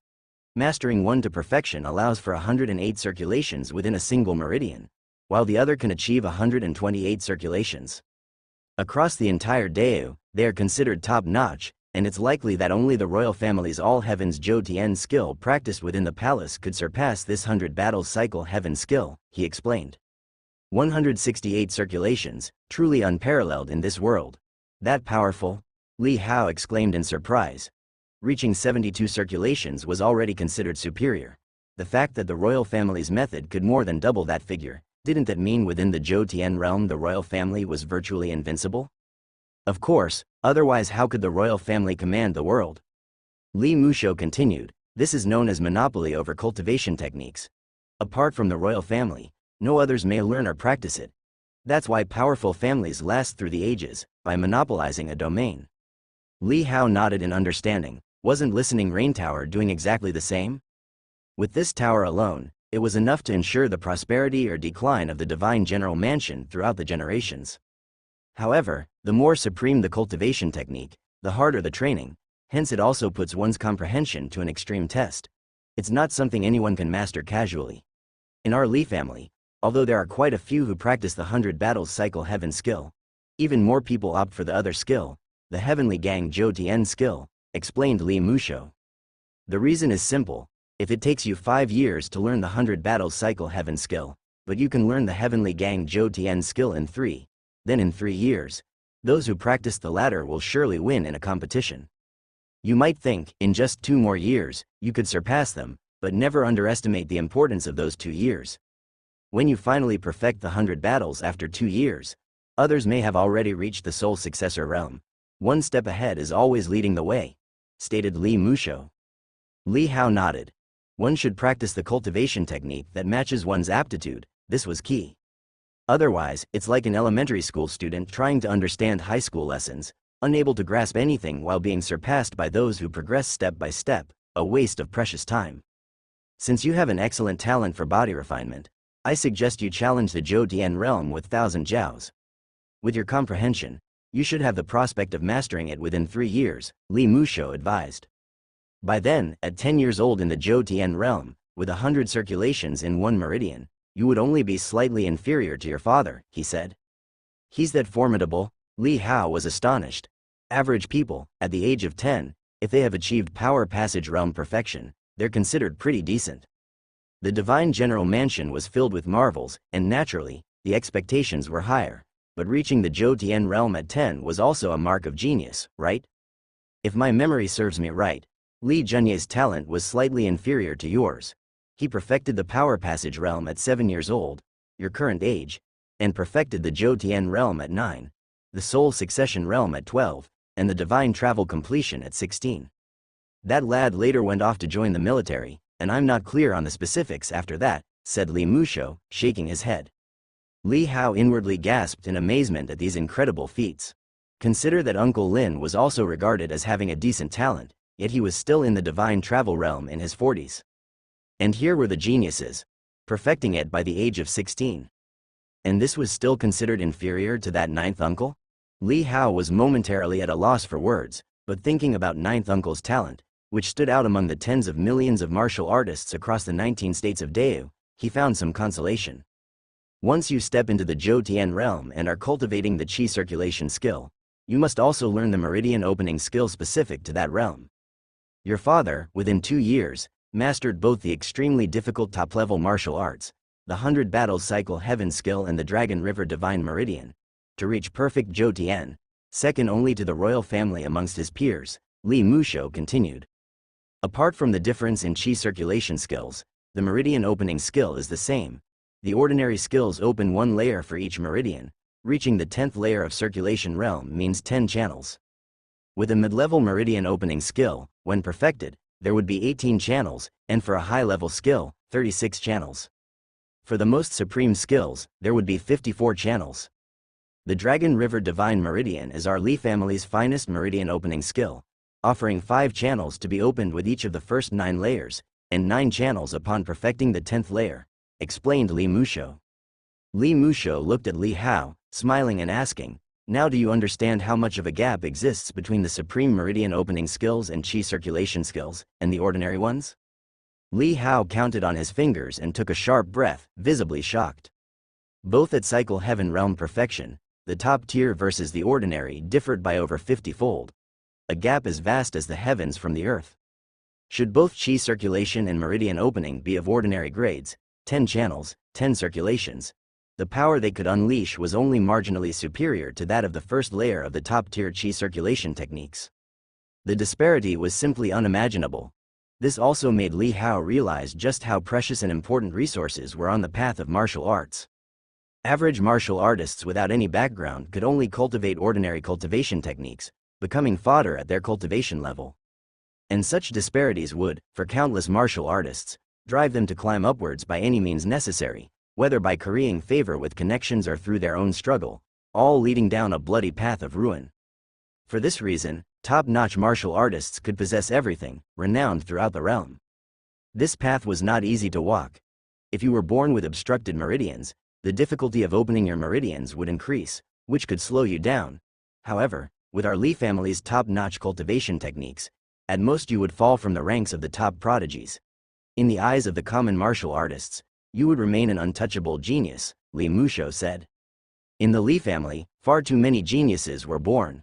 Having held high positions for so long, they had seen countless other minor forces and families rise meteorically like comets.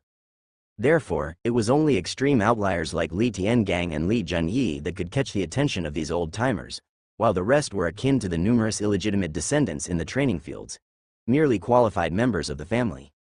Li Hao nodded slightly but didn't speak. The fish is ready. Li Musho lifted the clay cover, and the scent of fish drifted out. He extinguished the firewood and took it away, then said to Li Hao, "Eat first. After you finish, practice here on your own. I have to go out this afternoon. If there's anything you don't understand, you can ask me tonight." "Okay," Li Hao responded. The chopsticks, used for skinning yesterday, had not been discarded, and the old man handed them to Li Hao again. Li Hao followed suit, wiping them on his clothing before reaching into the pot to pick out meat and start eating. This time, Li Hao no longer felt the fish was too strong flavored but savored the sweet and tender delicacy instead. After finishing the meal, Li Musho packed away the pot and the chopsticks, gave Li Hao a piece of advice, then with a sleeve flutter, he stepped forth and disappeared into the horizon. Li Hao stretched lazily and walked over to the bookshelf containing the cultivation techniques, quickly finding the several books the old man had mentioned, all preserved in the glass cabinet on the 7th floor to slow the decay of the books. Of course, Li Hao believed that the Li family definitely had copies of these cultivation techniques stored in secret places. In fact, these displayed copies might well be duplicates. Li Hao flipped through the 100 Battles Cycle Heaven skill and the Dragon River Divine Meridian, but for a while, he couldn't incorporate them into his panel, an indication of their status as top-notch skills. He brought up his panel and, seeing the 2 skill points he had accumulated, he didn't hesitate to allocate them all to the physical body path. In an instant, vast amounts of information poured into his mind. When the first wave finished, a second one followed. It took him a full quarter of an hour to gradually digest it all, and his eyes revealed a look of enlightenment. He checked the panel again and saw that the skills he had mastered had undergone earth-shattering changes. Name: Li Hao. Age: 7. Cultivation level: 10th layer of Power Passage Realm. Swordsmanship: 2nd phase, Flying phase, Hidden Bow. Skills: Endless Sea Tide, perfected. Falling Snow Sword skill, perfected. Physical body path: 3rd phase, all-encompassing, Tiger Press. Skills: Stone Skin 100 Refinements, True Form, 1000 Jiao's Holy Body 3rd layer, 100 Jiao Body Great Accomplishment. Tai Chu 3rd layer, Subtle Body Great Accomplishment. Dragon Cicada Void Body 3rd layer, Leap Shell Body Great Accomplishment. Chess Dao: 4th phase, 5 10,000ths, Fishing Dao. 1st phase, 112 500ths. Chess Manual Collection: all-encompassing, Tiger Press, Flying phase, Hidden Bow. Fishing Manual Collection: none. State of Mind, Chess Heart. Skill points: 0. The enhancement to the 3rd phase of the physical body path propelled the 1000 Jiao's Holy Body to the 3rd layered Great Accomplishment, and simultaneously, Tai Chu and Dragon Cicada Void Body also reached the 3rd layer, achieving Great Accomplishment. However, what surprised and astonished Li Hao the most was the low-grade body refinement skill known as Stone Skin 100 Refinements. The realm indicated behind it reached True Form. Li Hao's mind automatically gathered countless details about the Stone Skin 100 Refinements technique, enabling him to perform it beyond mere perfection. The stages of body refinement are similar to those of artistic skills, consisting of beginner, minor accomplishment, great accomplishment, and perfection. These correspond to the technique's beginner, dexterous, perfect, and ultimate stages. But what the hell is this True Form, a higher stage beyond ultimate perfection? Apart from Stone Skin 100 Refinements, all other low-grade body refinement skills also bore the True Form tag. Barbaric Bull Strength, True Form, Li Hao could feel, had its original flaws overcome. He intuitively acted upon the insights in his mind and started to perform the skill. Strength flowed through his body, chi force erupted, and his veins bulged like bull tendons, concentrating upon his fist at the will of his mind. With a whoosh, he threw a punch, and the curtains on the terrace over 10 meters away were set dancing by the force of his punch. This barbaric bull strength, upon reaching True Form, brought a significant boost to his strength, at least 4 to 5 times more effective than before. Moreover, it possessed a sense of returning to the essence, where every movement transcended the original barbaric bull strength's flavor, embodying an indescribably harmonious and rounded momentum. It was as if this was the true face of barbaric bull strength. Subsequently, Li Hao started practicing the 1000 Jiao's Holy Body. In a flash, the vast force within his dantian began to stir, spinning like a windmill. Qi circulation completed. Like a robust python, the qi force rapidly weaved through his body. Even though it was his first execution, The abundant memories in his mind were as if he had been immersed in this path for decades. The moment his body mobilized the chi force, he entered a state of innate, instinctive action. Faint rumbles of thunder seemed to sound within his meridians. A major channel was opened by the penetrating chi force. With the major channel opened, the chi force flowed unobstructed, zipping back and forth within it, completing 16 circulation cycles in a single breath. Then, Li Hao executed the move for a second time, this time with even greater proficiency, his body gradually synchronizing with his memory. In a single breath, 38 circulation cycles. The third time, 52 cycles in a single breath. The fourth time, the fifth time, until after the seventh time, he reached 100 cycles in a single breath. The 100 Jiao body is also called the 100 cycle body because, when cultivated to great accomplishment, it could reach exactly 100 circulation cycles, no more, no less. At this moment, Li Hao glanced at his panel and saw that his cultivation level was no longer at the 10th layer of Power Passage realm but had entered the Zhou Tian realm, the first layer. Having officially stepped into the Zhou Tian realm, Li Hao felt the chi force surging and tumbling in this major channel, brimming with tension. Compared to before, it was like his body had suddenly grown an extra spine, and he stood upright. With every movement, he could casually circulate his chi, unleashing far greater strength than before. As Li Hao felt a sense of joy in his heart, he then proceeded to execute the primordial technique. According to the memories of practice, he would refine from the second layer, the starry body, to the third layer, the mystic vein body. With practice, the chi force inside Li Hao's body became even more wild and furious, like the raging waves of a great river. Li Hao discovered that the mystic vein body also contained a chi circulation skill, not inferior at all to the 100 Jiao body, and even more terrifying. Li Musho didn't tell him about this, mostly because the old man had not deeply researched this martial art. After all, it was about body refinement, and it was also an incomplete text. The old man probably hadn't considered letting Li Hao cultivate it. As Li Hao practiced it again and again, he became familiar with it, and his body underwent a tremendous change, slowly opening up a second major channel. This channel was extremely thick and robust, capable of accommodating far more chi force than the first channel. This channel was the core of the mystic vein body, the mystic vein.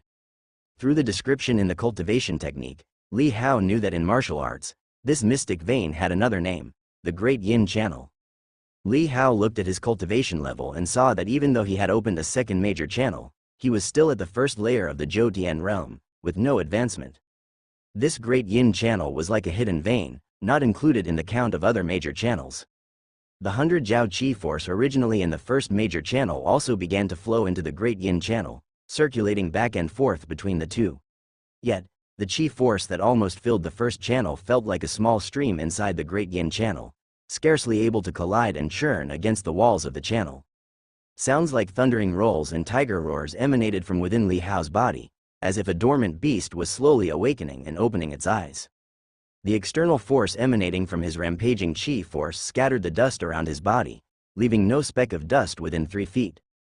The insights into the initial stage of the physical body path's third level granted Li Hao a profound understanding of both cultivation techniques, allowing him to immediately feel that the chi circulation skills of both techniques overlapped and intertwined.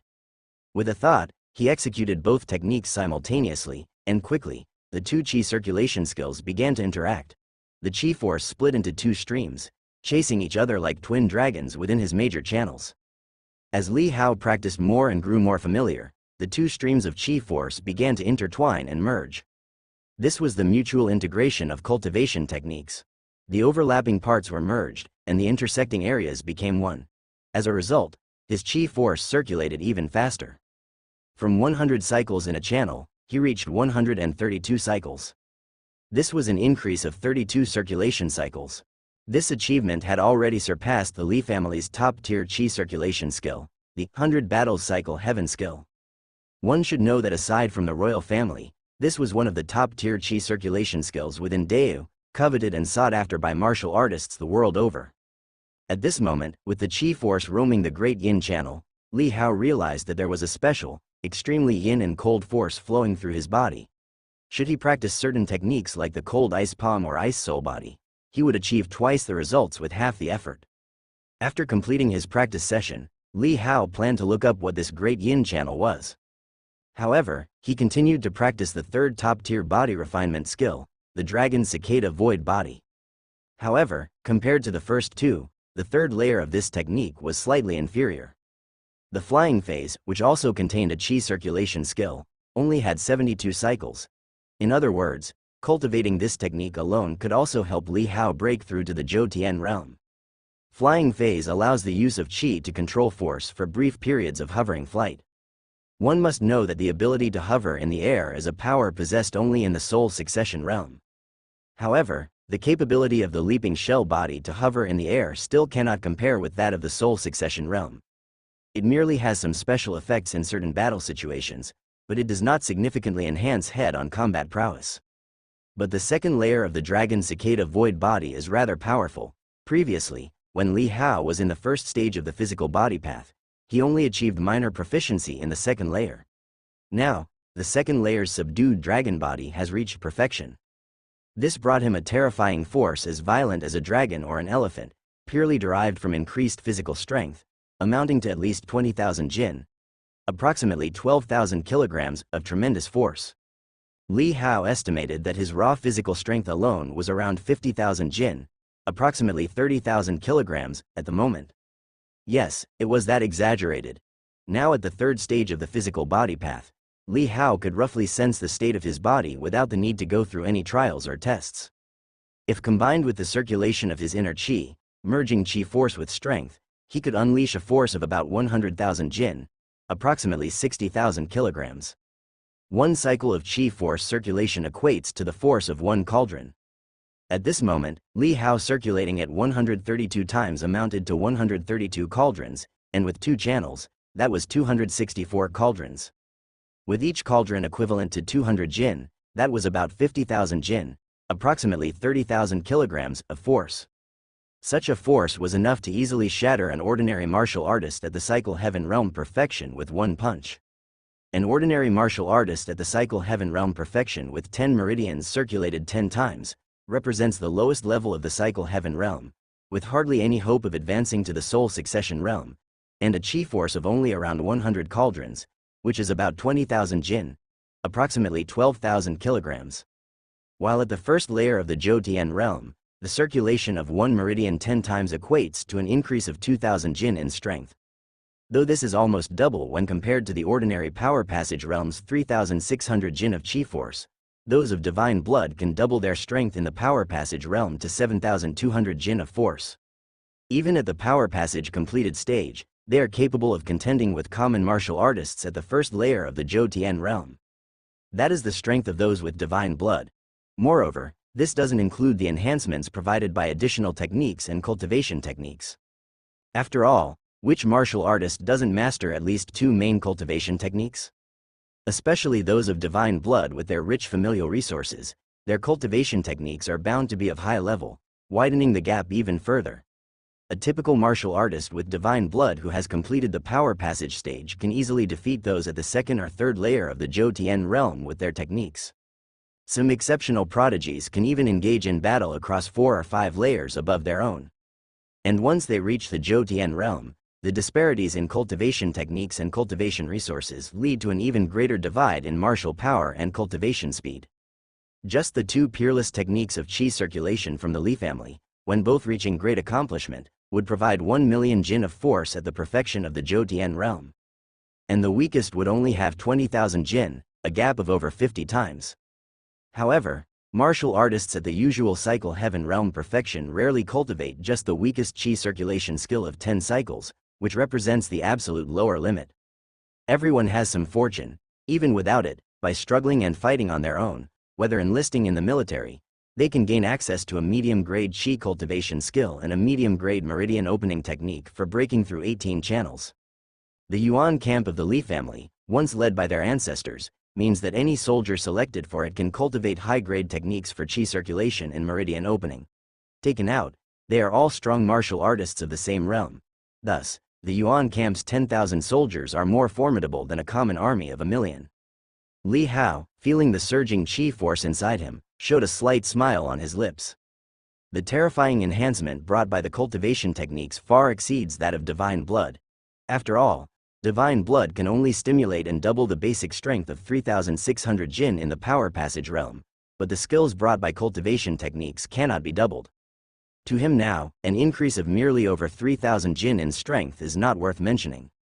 Without considering techniques like Tiger Press, Flying Phase, or the Endless Sea Sword skill, just with physical combat, I should be able to easily defeat Zhonghu martial artists at the 10th layer of the Zhou realm who do not have any powerful background. However, I am still far from competing with those soldiers at the perfection of the Zhou realm from the Yuan camp, Li Hao thought to himself. The soldiers of the Yuan camp were fierce tigers of Deu, and within the demon races of northern Yan, they were synonymous with death itself. Once they marched under the banner of Yuan, even demons would tremble with fear, for in the perfection of the Zhou realm, their training in high-grade qi circulation and meridian opening techniques granted them a force of 500,000 Jin. How terrifying would an expedition of 10,000 such soldiers be? Moreover, the Zhou realm is just the weakest level within the Yuan camp. Right now, I am only barely able to spar with soldiers of the Yuan camp around the 3rd or 4th layer of the Zhou realm, but with their rich combat experience, I might not even come out as their equal, Li Hao admitted. Despite the significant improvements, Li Hao's heart remained unswelled. He continued to integrate the 3rd layer of the Dragon Cicada Void Body's qi circulation skill, and by eliminating the overlapping parts, his speed of qi circulation once again increased, reaching 143 cycles in one breath. That was 15 cycles more than the 100 battle cycle heaven skill, and the difference of 15 cycles in one meridian, once accumulated to the cycle heaven realm perfection, would result in a massive gap. But compared to the royal family's all heavens Zhou skill, it still fell short. Li Hao then practiced various other body refinement techniques of upper, middle, and lower grades several times, achieving complete synchronization between memory and body. This led to a substantial boost in his physical strength, reaching about 15,000 Jin, approximately 9,000 kilograms. After all, it was the cumulative interweaving of dozens of techniques. Furthermore, all parts of his body were greatly enhanced, with vision, hearing, and skin sensitivity all strengthened several-fold. In combat, these would all have a considerable impact on the outcome. Afterward, Li Hao began searching through the materials in the building regarding the Great Yin Channel. The martial arts within the building were complex and categorized, but perhaps due to the Great Yin Channel being too obscure, Li Hao searched for several hours and failed to find any related records in any cultivation technique. In contrast, he acquired 2 more low-grade body refinement skills, which gave his body a slight boost once again. That evening, Li Musho returned, stepping through the air, with a somewhat weary look on his face. Seeing Li Hao holding the Dragon River Divine Meridian cultivation method, Li Musho shook his head with a smile and said, "What, you're thinking of opening your channels already? Have you stepped into the Zhou realm, or are you just being overly ambitious?" "I just stepped in," Li Hao said. Li Musho was taken aback and couldn't help asking, "You've entered the gateway to the 100 Jiao body?" Li Hao nodded. Great accomplishment could be considered as entering the gateway, right? "Come, show me what you've learned." Li Musho didn't waste any more words, he simply asked Li Hao to demonstrate. He would know the true extent of it at a glance. Li Hao didn't hold back either, he freely began to perform the techniques. Although his exposure to these techniques hadn't been for long, his grandfather gave off a very open and straightforward feeling. If his grandfather had any thought of harming him, Li Hao wouldn't even be able to defend himself. Besides, it was just the great accomplishment of the 100 Jiao body. Surely that didn't count as anything too significant, did it? As he swung his fists, his chi force surged tumultuously. In an instant, an aura akin to a Jiao dragon emerging from the sea emanated from Li Hao's body. Li Musho watched with a focused gaze, which soon turned into a stunned expression. Li Musho looked at Li Hao in astonishment. If it were merely the gateway to the 100 Jiao body, it wouldn't be anything special. At most, a rather exceptional talent. The Li family wasn't short on talents. You could throw a stone and either hit a servant or a talent. But from the gateway to minor accomplishment, then to great accomplishment, that's the great accomplishment level of the 100 Jiao body. Entered the gateway in one day and reached great accomplishment in one day? Good heavens, such a cultivation talent for body refinement was certainly not inferior to Little Nine's talents for cultivation, was it? Li Musho couldn't help but size up Li Hao. Was this child's talent for body refinement really that exceptional? However, it was a pity that it was only body refinement talent. With this thought, Li Musho couldn't help but heave a deep sigh in his heart. Although he didn't like pursuing fame and fortune, being able to cultivate was absolutely a good thing for anyone. After Li Hao finished demonstrating, he saw his grandfather lost in thought, and with innocent eyes, he took the opportunity to ask, "Grandfather, on another primordial cultivation skill I saw the words, mystic vein. What is this mystic vein? You looked at that secret text as well? You didn't start cultivating it, did you?" Li Musho regained his senses, his brows furrowed suddenly, and his expression became serious. He stared at Li Hao's innocent little face and realized he might be overthinking it. This kid was too young. If he had been distracted by other cultivations, how could he have managed to bring the 100 Jiao body to great accomplishment today? Before Li Hao could answer, Li Musho continued earnestly, "You have a great talent for body refinement, and that's a good thing, but do not squander it. How many talents out there, because they're young and arrogant, relying on their intelligence, study this and that, and end up knowing a little about everything, deemed jack of all trades, but guess what? They get smacked to death by a slap from those among their peers who are left behind. Others only need to practice one move. If that move is strong enough, deadly enough, they can be unrivaled." Li Musho said, "You see people being named Sword Saint, Blade Saint, and even titles like Arrow King. They're all famous figures. Do they not understand the value of well-rounded development? But they all specialize in their fields, continuously advancing. A person's life is limited, and it's hard enough to reach the end of one path, let alone two. Pursuing both is simply ruining one's own future." Having said this, he addressed Li Hao, "Families like ours, we have an advantage in that we have a strong foundation, a relatively comfortable growth process, whereas those Zhonghu heroes without background have to face all kinds of complexities from a young age, the hardships of life, and so forth, forced to learn whatever they can to survive. But we are different, we have the luxury to choose. They delve into poisons, medical skills, boxing, and swordplay. But so what? They may have an advantage when facing someone of the same realm, but how much time do you have to spend learning these? If it's 10 years, others spending the same 10 years on one thing will have a higher realm than you. When the time comes, just being 1 or 2 levels higher in realm is enough to easily overpower you. Therefore, only when you reach your limit, with no hope left in your life, should you consider broadening your scope. Otherwise, it's unnecessary before that point." He spoke with heartfelt earnestness, and Li Hao understood his grandfather's perspective. Being a jack of all trades was powerful indeed, but time did not permit it. However, this was for the average martial artist. As for himself, Li Hao had the advantage of a system panel. But without a sufficient number of artistic skill points, Li Hao too could only specialize in the sword path and physical body path. Indeed, even now, he prioritized the physical body path and personal cultivation above all else. After solemnly advising Li Hao, Li Musho sighed and resumed his casual demeanor, saying, "The mystic vein you mentioned comes from the primordial body refining skill. That's also why this incomplete skill is allowed on the 6th floor. But to learn to open the mystic vein, you need to progressively cultivate to the 3rd layer, which takes far too much time. This skill is even harder. Those with high comprehension might take 5 to 8 years, and those with lower comprehension, 20 or 30 years, might find it challenging. Therefore, although the mystic vein is precious, it must be forsaken." "Oh," Li Hao wore an expression of curiosity, wrapped his legs, and sat cross-legged. The mystic vein, also known as the Great Yin Channel, is rumored to be one of 108 veins in the human body besides the normal meridian channels.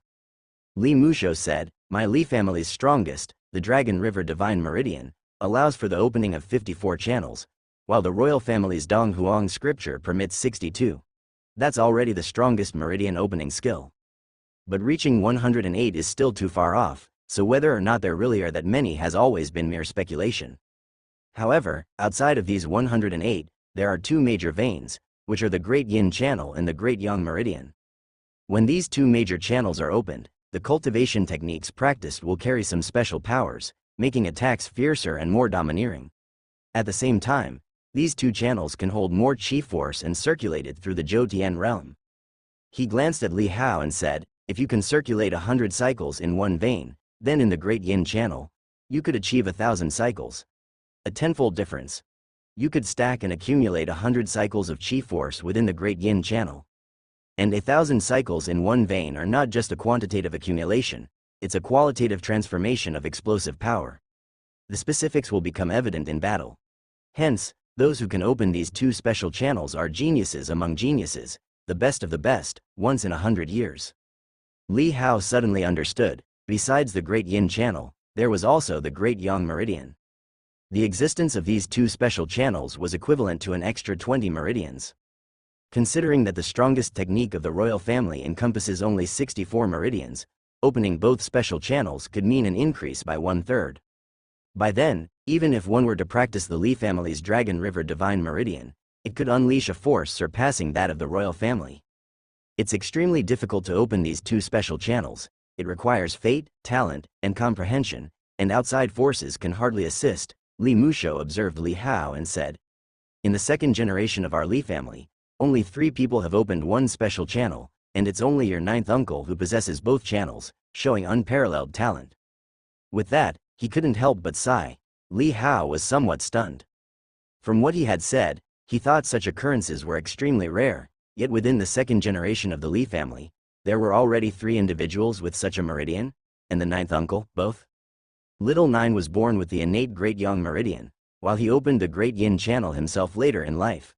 Even your old man only had one special channel, similar to your father. Li Musho shook his head as he spoke. Li Hao was speechless. This 9th uncle was truly extraordinary. All right, just focus on your cultivation, Li Musho said to Li Hao. Your talent is exceptional, but you were born with blocked meridians, making it more difficult for you than other body refinement practitioners. If you are unlucky, the Zhou Tian realm might be your limit, so don't be distracted. Refine the 1,000 Jiao's holy body well. If you can reach the 4th layer, you may have a chance to break through to the soul succession realm. By then, you would be considered a martial artist who can stand on your own, at least not someone who can be easily killed. Li Hao nodded. Seeing Li Hao so obedient, Li Musho felt gratified and said, in your free time, take a look at the Dragon River Divine Meridian. If there's anything you don't understand, just ask me. Your father and the others all had to learn by themselves. Although there were instructors, your grandfather had quite a temper and never taught directly. It was always officers from the military who taught, and often before the instructor finished explaining, your father and his siblings had already mastered it. Little Nine could even extend the knowledge further. Hey. It seemed that recalling that time brought a touch of a smile to the old man's face. Li Hao felt somewhat helpless. There were too many prodigies in the Li family, making his own extraordinary abilities seem rather ordinary. Of course, he hadn't leveraged all his efforts on collecting skill points yet, otherwise, he could have made further progress. But life isn't just about cultivating, it also includes living, or else, what would be the purpose of reliving this life? In the following days, besides following the old master for morning fishing sessions, Li Hao spent his afternoons immersed in books about qi cultivation techniques and secrets of meridian opening. Half a month went by, and he had successfully added 3 top-notch scriptures to his panel. Li Hao believed his comprehension was quite good. After all, he needed to grasp the basics to add them to his panel, and he managed one every 5 days, not too shabby for maintaining the Li family's reputation. He heard that direct descendants of the Li family took about half a month to grasp the basics of the supreme scriptures. However, with the mindset of a person who had lived 2 lifetimes, Li Hao wasn't proud, he merely considered it a normal performance. It was just that these 3 scriptures were not part of the body refinement realm, so his understanding of the 3rd phase of the physical body path remained unaffected even after adding the scriptures.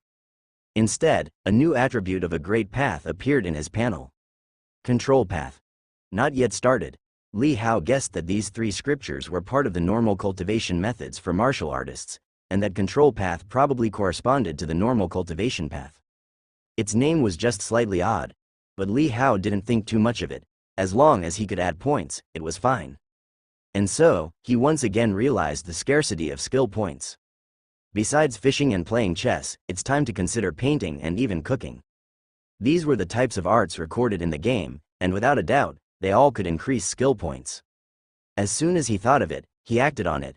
Li Hao asked Zhao to prepare the paints, as well as brushes, ink, paper, and inkstone for him, and after fishing with the old master each day, he would ask to return to his mountain and river courtyard to rest. Li Musho didn't say much about this. His principle in nurturing Li Hao was to let him grow freely. Although Li Hao showed exceptional talent in body refinement, Li Musho didn't force him to train arduously every day.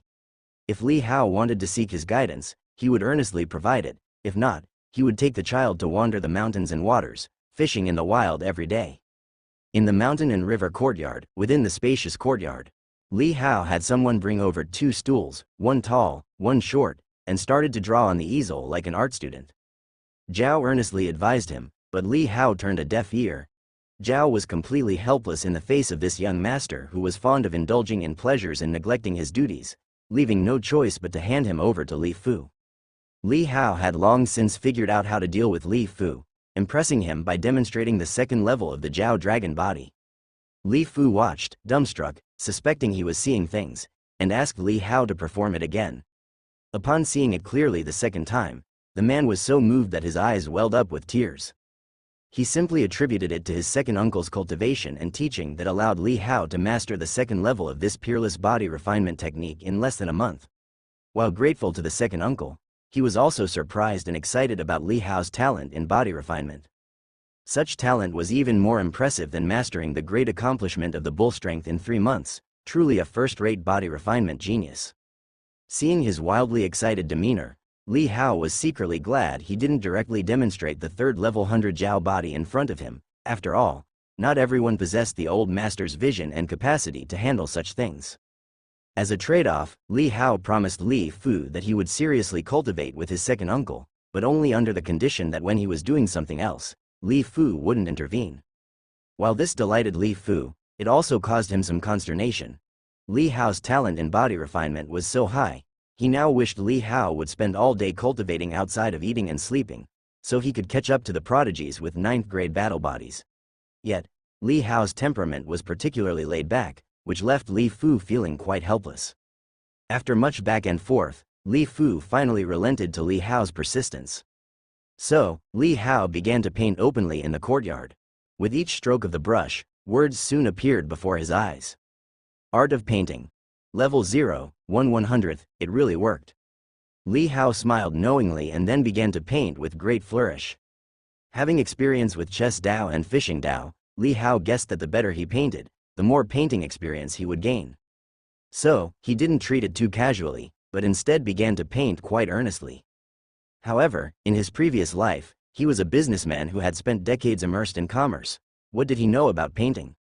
He did have a bit of understanding of girls who could paint. For his first attempt at painting, Li Hao chose to do a portrait sketch and picked out the most beautiful maid in the courtyard to stand before the easel.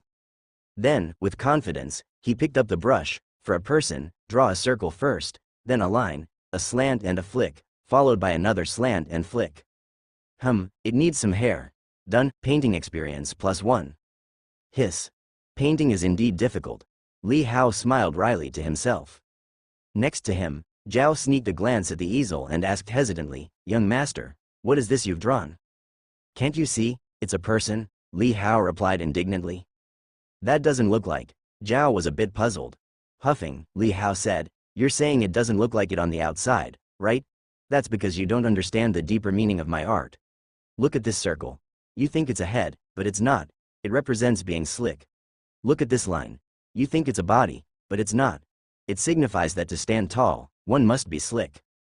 Zhao, you still have a lot to learn. Don't be so straightforward and impulsive." But isn't that a bunch of scribbles on the circle supposed to be hair?" "Not exactly, and yet it is. It's both hair and dreams." "Dreams?" Li Hao said nonchalantly. "Dreams belong at the top of your head. Seems logical, right? This lush hair represents many people's dreams, also logical, right?" Zhao was bewildered. Having finished his rambling, Li Hao continued to paint. Zhao and Li Fu exchanged looks, both baffled as Li Hao kept painting dozens of almost identical drawings, while the beautiful maid remained standing in front of the easel, seemingly just for background decoration. What was the point? Clearly, this young master had no talent in the art of painting, unlike his skill in chess. But since it was all just frivolous pursuits that squandered his martial arts potential, they were too indolent to probe any further. Li Hao painted quickly, and soon there was a pile of discarded paper on the ground. Before long, his experience had accumulated to 100. All of it was accumulated bit by bit. Li Hao felt quite exhausted. Art of painting has been raised to level 1, skill points +1. As the text prompt emerged, a surge of insights into the art of painting flooded his mind. Li Hao closed his eyes for a moment and soon digested the information completely. In an instant, he realized how much of a novice he had been previously. When he resumed his brushwork, his strokes carried a divine charm. Quickly, the graceful figure of a woman emerged on the paper, full of life and poise. Li Fu and Zhao, who were idly looking around, caught a glimpse unintentionally and were momentarily stunned, their eyes widening in astonishment. It wasn't long before Li Hao added finishing touches with deft strokes of his brush to the lips, dipped in rouge to apply the colors, and in no time, the image on the canvas stood out vividly and elegantly.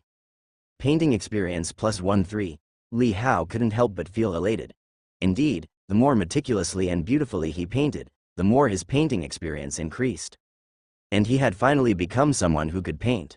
Young master, this is... Zhao stared at the canvas, dumbfounded. Just earlier, he was drawing crude stick figures, and now he had reached this level of skill? Could the young master be a genius who learned to paint in merely a short moment? Or was he pretending before, or perhaps those stick figures, as the young master claimed, really depicted inner meaning? His preconceived notions were strongly challenged. Basics, don't overthink, Li Hao said indifferently. Zhao didn't understand, but that didn't stop him from being profoundly shaken. After painting a few more pictures and feeling increasingly adept, Li Hao had Li Fu and Zhao stand before the canvas. He painted a portrait for each of them, capturing a dynamic gaze, one showing a time-worn kindness while the other a sternness that betrayed a hint of awkwardness, looking away, both strikingly realistic. Seeing the completed paintings in their hands, both men showed diverse expressions, their emotions complex. The young master's talent was rarely seen in the world. Had he been born into a family of literati, he would have been treasured. What a pity that this was the divine general mansion where one was born to defend the legacy of Deu. Once the paint on the canvas dried, both men unconsciously rolled their paintings carefully and cherished them, a sign of their earnestness. They would remember, in the year they turned 7, the young master painted a portrait for them. This was the first time in their lives they had received a painting of themselves. Time flies, and half a year later, on the calm shores of Blackwater Demon Lake, 3 figures were fishing at a distance of over 10 meters apart, 2 elders and 1 child. Needless to say, the child was Li Hao. Among the elders, besides Li Musho, there was another person, a fishing companion of Li Musho. Li Hao had heard the old man introduce him as Feng Boping, a thief saint, with an interesting name. According to the thief saint, he had chosen the name himself. It did not mean he only acted when things were calm, but that after he made his move, everything would remain undisturbed. In their leisure time while fishing, Li Musho even lightheartedly shared stories of the thief saint's exploits with Li Hao, revealing he truly lived up to his name. Many of the forces that had been stolen from by the thief saint only discovered their treasures missing months or even years later. Oftentimes they were initially clueless about the theft, rendering them unable to track down who had stolen the treasures or when the theft had occurred, or even to discern whether it was an inside job. Reputation well concealed, treasures seek their owners. This was the thief Saint Feng Boping. On the shore, Li Hao expertly set up a large pot, simultaneously cleaning the fish demon he had just fished up, gutting and cutting it up while occasionally glancing at his swim bladder. The fishing rod at the other end was fastened to the shore with a rope threaded through a hole and tied to a large stone. Should there be any activity, he'd be able to react promptly. At this moment, Li Hao deftly handled the fish demon's innards with his sword, his movements skilled. Both Li Musho and the thief saint had grown accustomed to this sight. Although it was only fish being prepared, they had long recognized Li Hao's remarkable talent in the art of the sword. When Li Musho first saw Li Hao wield a sword, he even ridiculed him, thinking that Jian Wudao lacked insight for missing out on a real treasure. The thief saint, Feng Boping, also held a fondness for this lively lad who enjoyed fishing Dao and showed no qualms about his sensitive identity. He had earnestly promised that he would search far and wide for a precious medicine capable of opening Li Hao's meridians. Soon, snow-white fish meat hit the pot. Li Hao also kneaded some fresh coriander and chili peppers into the mix, and the fragrant spicy aroma immediately spread, drawing the elders' gazes again and again. Their lines were cast far out into deep waters, using their bodies as the pole. With the line invisible and no float visible, they could sense any ripple through the line alone. "Both of you, the food will be ready in 3 minutes, Li Hao said with a smile. Having spent a lot of time together, Li Hao's address for Li Musho had become second elder, and Feng Boping as Old Feng, while the two elders had come up with a nickname they thought fitting and vivid for Li Hao. Little Hao. The young lad's cooking skills are getting better and better, said the old man with a hearty laugh. I've been fishing my whole life and have long since grown tired of fish. But the fish dishes that the kid makes are something I could still eat. Feng Boping laughed heartily, flicked his sleeves, and took the lead to sit on the large rock next to the pot. With a wave of his hand, a cup and jade chopsticks appeared in his palm like picking flowers. Although he and Li Musho shared similar tastes, there were certain differences between them. Feng Boping was somewhat finicky about cleanliness and had a fondness for beautiful jade, using luxurious bowls and chopsticks even for eating, which did not pale in comparison to the royal clan within the court. He handed Li Hao a clean pair of bowl and chopsticks with a smile, yet did not bother Li Musho, instead quietly awaiting the boiling pot. Li Hao estimated the time was about right, then flipped the lid over, setting it aside on some leaves. The rich aroma burst forth immediately. Ignoring the usual courtesies of elders first and children last, he reached straight in with his chopsticks to grab some meat. You guys wait for me, exclaimed Li Musho as he hurried over, hastily fashioned a pair of chopsticks from a twig, and began stirring in the pot. Although Feng Boping was particular about cleanliness, he didn't say anything about Li Musho's actions. Li Hao felt this was probably the feeling of lifelong camaraderie. The three of them ate with great relish. Despite the significant age difference, neither of the two older men pulled rank on Li Hao. Sometimes you would call me kid, and I would call you old man, showing carefree personalities. I didn't expect you to bring out new tricks in cooking fish. Li Musho, after drinking a mouthful of spicy soup, clicked his tongue in appreciation. Li Hao smiled. Indeed, in the past 6 months, his self-taught drawing and cooking had both steadily improved, reaching the second level. So had his fishing Dao. Maybe there really was something to the newbie protection phase theory. In the first month, his fishing success rate was extremely high, but now it seemed rare to catch anything. Sometimes he would even stay up until midnight, forced to find a shallow spot and catch a Power Passage Realm demon fish to avoid returning empty-handed. As they talked, suddenly, Li Hao's gaze darted toward the fish bladder, which was gently touching the water surface. There was movement. He swiftly put down his bowl and chopsticks and crouched, rushing over to the fishing rod. Right at that moment, the fish bladder suddenly plunged underwater. Li Hao quickly set the hook and pulled on the line, which immediately tightened on the other end, transmitting a tremendous force. A massive commotion came from beneath the water as well. This kid. The two elders, seeing this, both revealed a hint of envy. They couldn't believe this youngster had gotten a bite first. Soon, the commotion under the water grew stronger, and a demon beast emerged from the surface. It was not a fish demon, but a shrimp demon with a hardened shell. It was 4 or 5 meters long, covered in spikes, with fearsome pincers capable of crushing rocks. At that moment, the shrimp demon was grabbing the fishing line with its pincers, its bulging eyes glaring at Li Hao on the shore. Seeing that it was just a little kid, it screeched in fury, yet it was also filled with dread. Where did this wild child come from, possessing such strength? Its struggles became more violent, but the fishing line was given to Li Hao by Li Musho, impervious to water and fire, and able to withstand 1,000,000 caddies of force, something a common Zhou Tian realm shrimp demon could not break. Soon, under the dragging, the shrimp demon's body slowly neared the shore. Its eyeballs showed a struggle, contemplating whether to mutilate itself to escape the hook and flee for its life. Just then, Li Hao on the shore staggered as if he couldn't steady the fishing rod. The shrimp demon hesitated upon seeing this. After a tug of war, the shrimp demon felt that this child was only slightly more powerful than itself, and had it not been for the injury caused by the fishhook, it might not have been defeated.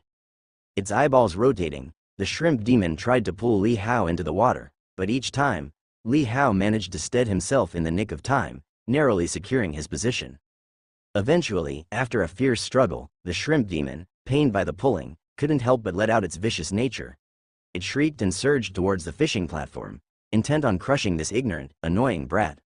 But as it came ashore, the previously wobbling child suddenly steadied himself, his face revealing a relieved and beaming smile. This isn't good. The moment the shrimp demon realized something was amiss, a massive force suddenly transmitted from the fishhook, pulling its unbalanced body in midair directly towards him. With a whoosh, something like a silver light streaked by. What was that, so bright? The next moment, the shrimp demon knew nothing more as the world went dark. A massive shrimp head rolled away as Li Hao casually stuck his sword into the ground beside him.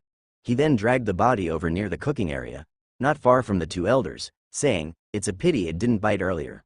Otherwise, I could have added some shrimp paste to your meal at noon." Seeing how effortlessly Li Hao dealt with the Zhou Tian realm shrimp demon, both elders smiled. They had hidden their breaths earlier, which is why the shrimp demon hadn't detected them, emboldening it. Li Hao cast the bait again and continued to eat and drink. "This Zhou Tian realm level 9 demon was so easily slain by you. You must have also reached a small level of achievement with the Li family's Dragon River Divine Meridian," Feng Boping said with a laugh. Li Hao did not deny it. A small level of achievement? He had already reached perfection. The regular fishing session came to an end as the sun dipped low in the western sky. Li Hao said goodbye to the two gentlemen and the thief saint, who mentioned he had to take a long trip and would be away for half a month. Clearly, some treasure was about to be stolen somewhere. Li Musho had long been accustomed to departures, and with a smile, he said goodbye and led Li Hao back to the Divine General Mansion. Now that Li Hao had taken an interest in fishing, Li Musho did not continue to introduce him to the traditional rules of fishing and went straight back to the Listening Rain Tower. Outside the tower, Li Fu, as usual, was waiting there, but this time, beside him stood a young maid, precisely Shuijin from the Eternal Spring Court. Seeing the elder and younger returning, Shuijin couldn't help but size up Li Hao. She had long heard that this second master was eccentric. Many ladies and mistresses from the various courts wished to send their children to him for guidance, but he paid attention to no one. Unexpectedly, he would be so close to Li Hao, a child with no talent for martial arts. As such thoughts went through her mind, Shuijin's gentle face betrayed no hint of them. She smiled, showing her teeth, and stepped forward to explain her purpose. It turned out that Lady He Jianlin was thinking of Li Hao, who had already been studying body refinement realm techniques for quite some time, and wanted him to enter the martial training grounds to practice with other youths from the family. Of course, Li Fu had long learned of this news from Shuijin's mouth, and as she spoke, eagerness spread across his face, almost as if he wished to nod in agreement on Li Hao's behalf. But after hearing this, Li Hao and Li Musho looked at each other and both laughed. Li Musho knew Li Hao's words carried little weight and refusal might lead to persistent entanglements, so he waved his hand and said, "The little guy is fine following me. I can teach him well enough. Going to the martial training grounds would be a waste of time." The old master grumbled internally. Sending the boy to the martial training grounds, wasn't that just bullying? The disciples in the martial training grounds were at best in the Zhou Tian realm, and those with higher talents would study under famous mountains or join the military. Letting Li Hao, a boy who could easily kill 9th-layer demons of the Zhou Tian realm, go to the martial training grounds would be like beating up children and kicking women. What's the difference? Hearing the old master's refusal, both Li Fu and Shuijin became anxious. But Shuijin, as if having anticipated this response, immediately spoke sincerely and gently, explaining that it would only take a short practice in the mornings at the martial training grounds to hone real combat experience and practice skills with peers. Li Fu nodded repeatedly at her side, agreeing fervently. While following his uncle would afford the best guidance, he was also concerned that the old master might be leading Li Hao astray. After all, though the uncle was powerful, he appeared to be rather unfocused. He had never heard Li Hao discuss matters of cultivation with his uncle. Instead, they would become excitedly engrossed in conversations about which fish to catch, how to set the hook, and so on. Furthermore, even disciples of a sword saint like Li's uncle had to spar with peers of the same realm. Otherwise, the teachings that remained mere theory would ultimately be understood more slowly. When Li Musho heard what Shuijin was suggesting, he nearly rolled his eyes. Would sparring with those kids from the family be more challenging than outwitting demon fish while fishing? It should be noted, fishing for Zhou Tian realm demons was not just brute labor. These demon fish had gained intelligence and knew danger. They would rather tear their bodies than escape the hook. And dealing with soul succession realm demons was even harder to manage. Put simply, fishing is a comprehensive skill involving intelligence, stealth, deception, showing weakness, and engaging in a battle of strength, all of it. For these reasons, the old master had been addicted to it for half his life and was still as enthralled as ever. With an outright refusal and feigned anger, threatening to beat someone up if it was mentioned again, Shuijin and Li Fu could only accept it reluctantly. Once Li Hao had put away the fishing gear in the Listening Rain Tower, he went back to the courtyard with Li Fu, learning along the way that Northern Yan had sent a letter. Their eyes lit up at the news, and they hurried to the Eternal Spring Court. A family letter was in Lady He Jianlin's hands. She sat upright in the hall, her demeanor noble and dignified. Tiangong is running short of military funds. I need to attend court tomorrow. A pensive look crossed He Jianlin's eyes. Just then, Li Hao and Li Fu rushed in hurriedly. Li Fu still had the sense to remember propriety, but Li Hao had already barged in. Li Fu tried to stop him but failed and ended up following him in a fluster. When they faced He Jianlin's gaze, the man's face showed a hint of embarrassment, and he quickly bowed to apologize. Is it from them? Li Hao hurriedly asked. He Jianlin's gaze shifted to Li Hao, and upon sensing the faint smell of the water on him, she knew he had just returned from fishing with his uncle. Seeing Li Hao's expectant look, He Jianlin did not mind the boy's rashness and nodded slightly. What does it say? Li Hao asked, his eyes full of anticipation. He Jianlin paused slightly, a fleeting look of tenderness in her eyes, but it quickly vanished as she spoke softly. It's a military report from northern Yan. Your father says they've just slain a group of demons, and there are issues with grain and provisions. She did not give details, as it involved military affairs. Did they encounter any dangers? Did they mention me? Asked Li Hao. He Jianlin's fingers tightened slightly around the letter as she nodded and said with a smile. Your parents asked me to feed you well and not to overexert yourself. They also inquired about what you've recently eaten, whether you've caught a cold, or whether you have been obedient to your elders. After listening quietly to the lady's words, Li Hao said, Could I see the letter, please? I can read. He Jianlin closed the letter and shook her head slightly. No, it contains military matters, and you're still too young. All right then, replied Li Hao, and then he said, Please write back on my behalf. Let them know I've been eating well. My cooking is pretty great. I can make tasty food by myself. Also, tell them I'm diligently cultivating my body, which is strong, so I won't catch a cold. I go fishing with the second uncle every day without hardship. The uncle treats me very well, and he even praised my cooking. When they return, I'll let them have a taste, and also, tell them to take good care of themselves and not worry about me. I'm safe here in the Divine General Mansion, with both the uncle and you backing me up, nobody bullies me. Hearing her child's careful instructions word by word, He Jianlin's expression tightened slightly. She nodded gently and said warmly, Great lady will convey all that you have said. You need not worry. Practice well with your second grandfather, obey his words, and avoid acting rashly. When you have free time, you may also go to the martial training ground to practice, where you are always welcome. She had not asked Li Hao to go to the martial training ground before for fear he would be bullied, but now that Li Hao had embarked on his cultivation path, visiting the training ground for sparring and real combat practice would be beneficial for his progress. After Li Hao left with Li Fu, He Jianlin couldn't help but let out a gentle sigh. By her side, Shuijin, seeing her demeanor, asked cautiously, Why do you sigh, madam? Shao Qi is busy with military affairs in northern Yan, perhaps too busy to remember. This couple, too, after so many years without seeing each other. I wonder why they don't send more letters to inquire about the child. Hao is actually very understanding. He Jianlin murmured softly, her tone laced with a hint of helplessness and reproach. Shuijin, quick-witted, was taken aback and said, Could it be that what madam just said was all? He Jianlin glanced at her, and Shuijin immediately stopped speaking, bowing her head but unable to resist quietly looking towards the courtyard entrance, where the small figure had already walked far away. So all the words of concern and greetings madam had just expressed were made up by her, yet the young master had taken them seriously. Back at Mountain and River Courtyard, Li Hao had not yet taken out his drawing board when he received another letter delivered by a house servant. Seeing the signature, a smile emerged on his face, and the feeling of loss in his heart dissipated. Although he did not have much contact with that couple from northern Yan, strangely enough, in the quiet of some late nights, he somewhat missed them.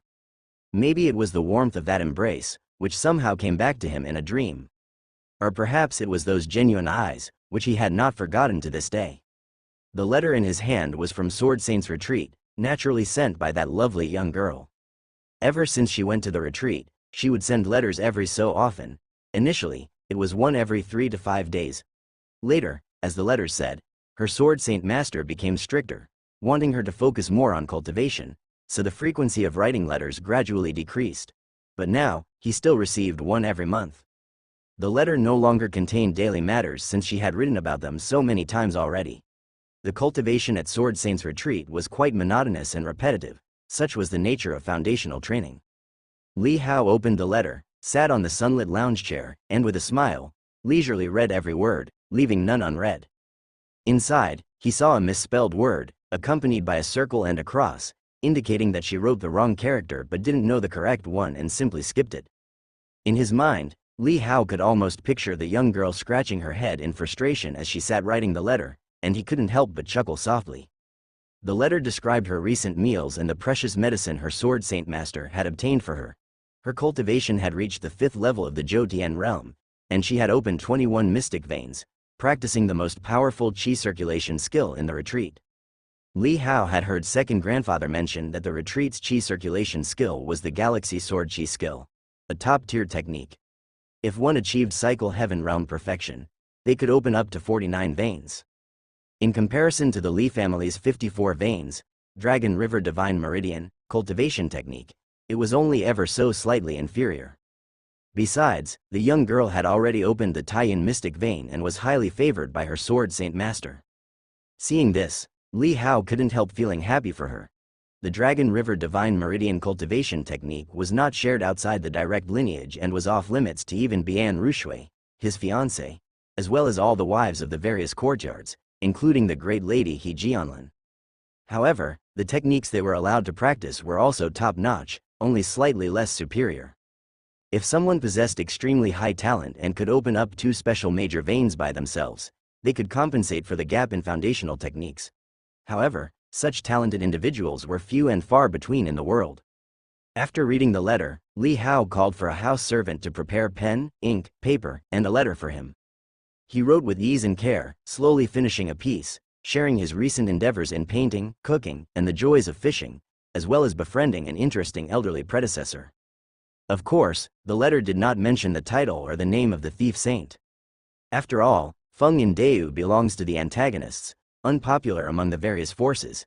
It was only someone with the casual and unconstrained nature of the second master who would become close friends with such a person. However, outsiders were unaware of their relationship, otherwise, they would have loudly cursed behind their backs, colluding with corrupt officials, no less. Having finished, Li Hao, as usual, casually drew a small emoji to encourage her to work hard at her cultivation and to strive together. Ing. After entrusting the letter to a house servant for mailing, Li Hao moved his drawing board over and began to draw as usual. Now at the 2nd level in the art of painting, his technique had improved even more than before. The changes in his seemingly simple sketches were not significant, but upon closer inspection, it was evident that the eyes in his paintings had become more lifelike, as if gazing out from the paper itself. While he was in the midst of an unfinished painting, a group of figures came galloping into the courtyard, their noise preceding them, and from a distance, someone yelled, "Hao, we're here." Looking up, he saw 3 rowdy kids tumbling their way over. They were the only child of the 6th lady, Li Yanzhao, the 2nd son and 3rd daughter of the 5th lady, Li Yun and Li Jining. On the day they said farewell to Bian Rushui as she departed for the sword cottage, these legitimate classmates came to the mountain and river courtyard to see her off and thus had met Li Hao. Afterward, that kid Li Yun came over multiple times, inquiring about Bian Rushui's whereabouts and when she would return. It was then that Li Hao realized this young rascal, not even fully grown, dared to set his sights on his little girl. However, he didn't stoop to arguing with the kid. He simply spanked him soundly, swelling the boy's buttocks. Then, after a bit of intimidation and threats, he made sure the young brat didn't dare complain to the 5th lady, because after all, it's no fun when adults get involved in children's squabbles. Of course, the main reason was that he could win. Since then, Li Yun would carry a hint of a shadow and fear around Li Hao, but that didn't stop him from coming back to the mountain and river courtyard. He later brought his sister and the other youngster from the 6th ladies to bolster their courage and came over together. After several interactions, Li Hao easily became the king among these 3 children. "Hao, last time you were telling us about the monkey that got suppressed, but you haven't finished. What happened next?" Li Yanzhao, plump and short, ran up to the drawing board, his dirty little hands hesitating to touch the paper, lest he get a knock on the head from Li Hao. Yeah, Li Yun nodded repeatedly, his head bobbing like a pecking chicken, already tamed by Li Hao. Next to him, the little girl Li Jining handed Li Hao a food box, her bright eyes sparkling as she said, "Brother Hao, this is the crispy cake my mother made. We've all tried it, and it's really delicious. We brought some for you." "I haven't tried it yet," Li Yanzhao blurted out, instantly exposing a flaw, and reached out his dirty little hand, fresh from martial practice at the training field, to grab some. But Li Jining twisted her body to dodge and gave him a fierce glare. The little fatty instantly looked at her with a mix of hurt and appeal. Li Hao laughed and, without any hesitation, took the food box and opened it. A pleasant aroma wafted out. He tried a piece and found it indeed delightful. Then he shared the rest with the others, saying, "You go grab a little stool for yourselves and come over. Eat while I finish the story." "Jiao, chairs!" Li Yun immediately bellowed. Li Hao knocked on his head in annoyance. "Jiao is not someone you can order around. Get it yourself." Covering his head, Li Yun appeared somewhat timid and muttered something unintelligible. He then pointed at a house servant and ordered, "You, bring me a stool over here." The servant did not dare disobey and went to fetch it with a smile. Li Yanjiao and Li Jining, familiar with the routine, ran into the house to find small stools for themselves and sat down obediently beside Li Hao. "That darn monkey." Li Hao opened up a crispy cookie, slowly savoring it as he began telling the rest of the story to the three eager little ones. In the pavilion, Zhao and Li Fu watched from a distance, both wearing helpless, wry smiles. The young master must have read these storybooks somewhere. If only he could devote all his attention to body refinement, he would surely make something of himself in the future. However, having watched Li Hao's carefree approach for so long, they had come to accept many things, letting nature take its course, just as the second master said. The vast Li family doesn't lack a strong cultivator, but that child might miss out on a happy childhood, especially without his parents around. This is probably the only happiness he has. As the sunset and the story ended, Li Hao shooed the three little ones away, reminding Li Yun, the most mischievous among them. "Be good when you get back, and don't get beaten by your mother again." Earlier, this fellow had been so excited about the Havoc in Heaven story. Despite his young age, he had defiantly argued with his own mother about changing from swordsmanship to using a staff. After being personally coached by his mother, he still felt the sword suited him better. Li Yun's face turned red, and he ran off quickly. "Brother Hao, I will come to see you again tomorrow," his sister, Li Jining, said with a soft, gentle smile. Brother Hao, Li Yanjiao, the little chubby one, hesitated to speak. "Go on, get out of here." Li Hao waved them all away. After the children had left the backyard, Li Hao calmed his mind and continued painting. After gaining dozens of painting experience points, the moon had already risen in the sky. Li Hao had dinner with Li Fu and Zhao, and when he returned to his room, he picked up a martial arts book he had taken from Listening Rain Tower and began to browse through it. This book was not a cultivation technique but an introduction to the various realms of knowledge. Soul Succession Realm, as the name suggests, is to inherit the previous soul. If one has no background, a common person in the Soul Succession Realm can join the martial temple. If favored by the heroic spirits, they can also inherit a soul. Furthermore, joining the army allows one to worship the spirits of soldiers who died in battles of Deu, receiving a sliver of soul essence from a heroic spirit. Also, by joining a famous mountain, a master, or a sect, you can also receive the inheritance of ancestral heroic spirits. Li Hao quietly flipped through the pages, a flash of light dancing in his eyes. He pulled up his panel and looked. Name, Li Hao, age, 8. Cultivation level, 10th layer of circulation realm. Sword Dao. 3rd stage, flying phase, hidden bow. Sword technique. Endless sea tide, ultimate perfection, falling snow sword skill, true form. Physical body path. 5th stage, all phenomena, tiger press. Body skills. Stone skin 100 refinements, true form, 1000 Jiao's holy body 4th layer, entry level 1000 Jiao body. Primordial 3 layers, perfected concealment body, dragon cicada void body 4th layer, entry level dragon soul body. Control path. 3rd stage, control skills, heavenly gang Zhou Tian skill, perfection, 100 battles cycle heaven skill, perfection, dragon river divine meridian, perfection, 9 revolutions starry sky skill, perfection. Chess Dao. 4th stage, 28 10,000ths, fishing Dao. 2nd stage, 97 1,000ths. Art of painting. 2nd stage, 231 1,000ths, culinary Dao. 2nd stage, 736 1,000ths. Chess catalog collection. All phenomena, tiger press, flying phase, hidden bow. Fishing catalog collection. None, famous painting catalog collection, 1000 mountains birds flying painting, snow mountain spirit fox painting, Qilin Steed Painting. Culinary Recipe Collection. None. State of Mind. Chess Heart, Embedded. Artistic Skill Points. 0. The panel now appeared significantly longer than before, and although Li Hao omitted dozens of body refining techniques, it was still densely packed with entries. With the 6 skill points he gained from art of painting, cooking, and fishing, he used them all to upgrade his physical body path from the 3rd to the 5th stage. During the transition between the 3rd and 4th stages, there was a threshold similar to chess Dao that required deep understanding to continue upgrading. At this moment, following a prompt from the panel, the previously condensed chess heart could actually be embedded like a chess manual. However, when the chess heart was embedded into the physical body path and successfully pushed past the barrier, Li Hao's fondness for chess did not diminish at all. On the contrary, although he had surpassed the barrier of state of mind in the physical body path, he did not feel any additional affection for it, remaining with his usual normal feelings. While the panel could transfer the state of mind, it seemed unable to transfer the power of emotions. When the physical body path reached the 4th stage, all those numerous low-grade body refinement techniques underwent a strange transformation, evolving into higher-level techniques on their existing basis. Stone Skin 100 refinements evolved into Stone Skin 1000 refinements, Barbaric Bull Force turned into Bull Demon Barbaric Force, enhancing the techniques and their effects, which greatly improved his physical body. The other many low-grade techniques followed suit, causing new transformations and enhancements in various aspects of his organs, reaching a physical strength of 80,000 kilograms now. However, while a few top-tier body refinement techniques did not change in grade, they all progressed to the 4th layer. Yet, at the 4th layer, he encountered some unique problems. Mere natural energy was no longer sufficient to meet the practice requirements of these pinnacle body refinement techniques. Even if his physical body path was advanced to the 5th stage, it could not eliminate the demands of external conditions.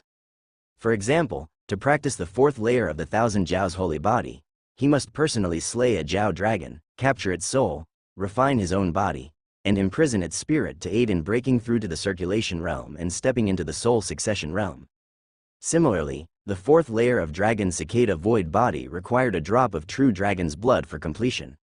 Without addressing the external conditions, no amount of physical insight, even knowing how to practice, could solve the problem, just as a clever woman cannot cook without rice. Luckily, meeting these 2 practice conditions was not difficult for Li Hao. As long as he asked, Li Musho could help him take care of it in minutes. However, the methods of inheriting the soul in these 2 body refinement techniques were considered unorthodox side paths. Even if successful, they were only mediocre within the soul succession realm. The strength in the soul succession realm depended on the strength of the inherited heroic spirit's legacy. Therefore, major forces still maintained their advantage in this area, creating a huge gap with ordinary martial artists. Famous mountain masters could allow their direct disciples to worship in front of the ancestral heroic spirit hall. If lucky, they could receive the legacy of the ancestral heroic spirit and make a rapid ascent, which was considered top-notch. After all, those capable of passing down heroic spirits were ancient monsters from distant eras, who could alter their fate and at least existed in the 4 stands realm. Such strength, in all of Deu, was limited in number. Their slightest soul thought's legacy, like a key to a treasure trove, had endless benefits. For martial artists lacking such heritage and background, unless exceptionally gifted, and apprenticed to a renowned master, their only choice was to inherit the soul in a martial temple. The heroic spirits in the martial temples were all ancient heroes with varying strengths, good and bad, complete and incomplete. It all depended on the inheritor's own qualifications and temperament, to see which heroic spirit within the temple would choose them. The least desirable were those like the Jiao dragons or the spirits of mountain demons. Such great demons were not stingy with bestowing their souls, but souls of mountain spirits and ghosts were too weak, offering limited inheritance. Being born into the Li family, Li Hao had countless options, the best of which was entering the Li family ancestral hall. There, the ancestors of the Li family were worshipped, from the first generation who opened up the Deu dynasty alongside Emperor Deu, to more than 10 generations later. Among them were top-notch powerhouses. And because of familial blood ties, inheriting the soul became easier, which was one reason why martial arts noble clans endured over the ages. Heritage. What is heritage? It is an existence that can be passed down layer by layer. Once he successfully inherits the soul in the Li family ancestral hall and continues practicing the 2 pinnacle body refinement techniques, capturing the souls of Jiao and the true dragon, it would merely strengthen his own body, and not significantly close the gap in entering their realms. However, before that, Li Hao plans to further enrich his own accumulation. The control path, as he thought, corresponds to regular cultivation. Qi circulation skill, opening meridians, future soul succession realms controlling souls, and even the divine soul realm would most likely rely on the existence of control path. With the insight of control path third stage, he practiced both of the Li family's pinnacle Qi circulation skills and achieved perfection. It should be noted, others, even with monstrous talent, would only dare to practice one skill because each practice was equivalent to redoing the tenfold of the circulation realm. But with the insight from control path stage 3, Li Hao completed them smoothly after several rehearsals. While the two top-tier Qi cultivation skills and the body refinement Qi cultivation skill included in the body refinement techniques had some differences, causing areas of overlap not as extensive as the two body refinement Qi cultivation skills, numerous intersections resulted in a very exaggerated situation. Li Hao's Qi circulation rounds, from 143 cycles, reached 248 cycles, yes, an extremely exaggerated level, surpassing even the 168 cycles of the All Heavens Zhou Tian skill of the imperial families by a full 80 cycles. When the cycle heaven realm reached perfection with 54 meridians, it meant an additional 4,320 cycles of strength, which was over 800,000 jin of colossal force. However, the royal family had access to the Donghuang scripture, Dayu's top meridian opening skill, capable of opening 62 meridians, adding 8 meridians of cycle heaven strength which, when converted, provided only about 600,000 jin of extra force. But this was not Li Hao's limit. The Great Yin Channel was worth 10 meridians, equivalent to 2,480 cycles, which was close to 500,000 jin. In addition, the meridian opening skill that Li Hao practiced was not just the Dragon River Divine Meridian. The 9 Revolutions Starry Sky skill was also a meridian opening skill, along with 3 mid to high tier meridian opening techniques and several lower tier ones. However, those lower tier ones only opened the easiest meridians, which were already covered by the mid to high tier techniques, rendering them ineffective. But the 9 Revolutions Starry Sky skill, combined with the 3 mid to high tier techniques, enabled Li Hao to open up major meridians not covered by the Dragon River Divine Meridian, bringing his total to 69 types of opened meridians. He had already surpassed the number of meridians opened by the Donghuang scripture of the royal family. Li Hao was not yet satisfied. Currently, he planned to rely on his own physical insights to deduce the 4th layer of the primordial skill and break through the flawless body. The first chapter gathers the power of yin and yang from heaven and earth. The second layer encompasses the celestial stars, the third layer the hard-to-notice mystic veins within the human body. For the 4th layer, I hope to open the Great Yang Meridian and combine the yin and yang channels. Li Hao's ideas were not whimsical. With the insights from the 5th stage of the physical body path, he considered himself half a Grand Master in body refinement. What is a Grand Master? It is someone who can create martial arts and establish their own schools. How the 4th layer of the original, primordial, should be cultivated, Li Hao did not know, nor did he need to. It was likely that the Li family had not been able to gather the complete scripture for years, and it had probably been destroyed, becoming dust in history. If that was the case, he would just continue writing a new chapter for this top-tier body refinement technique. Let the pearl no longer be covered in dust. Several days later, by the Blackwater Demon Lake, Li Hao sat outside the fishing terrace when suddenly, an insight struck him. His blood qi surged, and bones beneath his skin subtly trembled. The qi force in his body danced back and forth within the 69 major meridians, eventually rushing with immense pressure to the crown of his head, almost causing his brain to burst. This was an exceedingly dangerous endeavor, but Li Hao's control over his body was extremely fine-tuned. He could even fold his ears shut and move each bone as flexibly as his fingers, exerting force at will.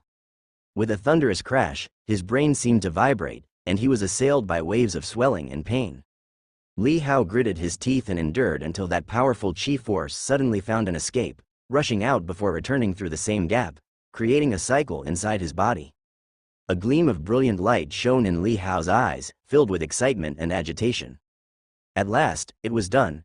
The Great Yin Channel was a wandering meridian, appearing randomly anywhere in the body at different times, making it extremely difficult to locate and control. Hence, it was called the mystic vein, also implying the elusive and mysterious. But the Great Yang Meridian was fixed, located inside the skull. Comparatively, the Great Yang Meridian was even more dangerous than the Great Yin Channel. Nobody dared to try opening it. Failure could result in idiocy or disability at best, or at worst, a burst skull leading to instant death. While a single meridian could account for the strength of 10, the enormous risk involved to gain just a little more power deterred 99% of people from attempting it. The reason being, almost all who had tried failed. Only certain martial arts fanatics and unrivaled geniuses would even consider engaging in such madness. Now, with the Great Yang Meridian opened, Li Hao instantly felt as if the mystic vein had found an anchor and no longer drifted around. Instead, it gradually approached the Great Yang Meridian, the two intertwining. Yin and Yang combined, I shall call the fourth layer, Yin and Yang. No, flawless body. Li Hao summoned the interface, and as his will commanded, the entry for primordial skill on the interface actually advanced to the fourth layer, named Flawless Body, Minor Accomplishment. He immediately circulated the Yin and Yang dual pulse, repeatedly transferring the chi force within his body to familiarize himself with the process. Soon, under the entanglement of Yin and Yang, a faint special vortex of power emerged. Through the swirl, Li Hao seemed to glimpse a golden light within his skull. He tried to reach it with his chi force, only to realize it was extremely distant, far beyond his grasp. Legend has it that there are a total of 108 major meridians in the human body. If all of them were opened, perhaps I might be able to touch that golden light, Li Hao thought, as a sense of enlightenment washed over him. This was an insight from the physical body path, enriched by a wealth of cultivation memories, giving him an understanding of the body that was beyond ordinary people. Body refining is not simple, nor is it as unpromising as the elders said. On the contrary, Li Hao felt that the tiers of body refining techniques within Listening Rain Tower were inadequate. Even the Thousand Jiao's holy body placed at the 6th floor could advance to the soul succession realm only by its 4th layer. And the other cultivation methods aimed directly for the top. There were multiple reasons why body refiners were not highly valued, including the difficulty of cultivation. Li Hao also believed the scarcity of techniques was a factor. If the techniques collected by the Li family were so few and far between, what about elsewhere? Li Hao looked at the interface. The previous flawless body minor accomplishment had now become great accomplishment. The intersection of the yin and yang dual pulse seemed to connect all the major meridians, allowing all the chi force to be instantly concentrated and orchestrated within, like erecting a dragon spine in the body. Li Hao tried it out and suddenly threw a punch. With a whoosh, the punch whipped through the air like the roar of a tiger, actually pressing down the surface of the water several zhang ahead, creating waves and ripples 7 or 8 meters in diameter. If this punch had really hit solidly, it would have been like a cannonball hitting the water, bursting forth with a tremendous splash.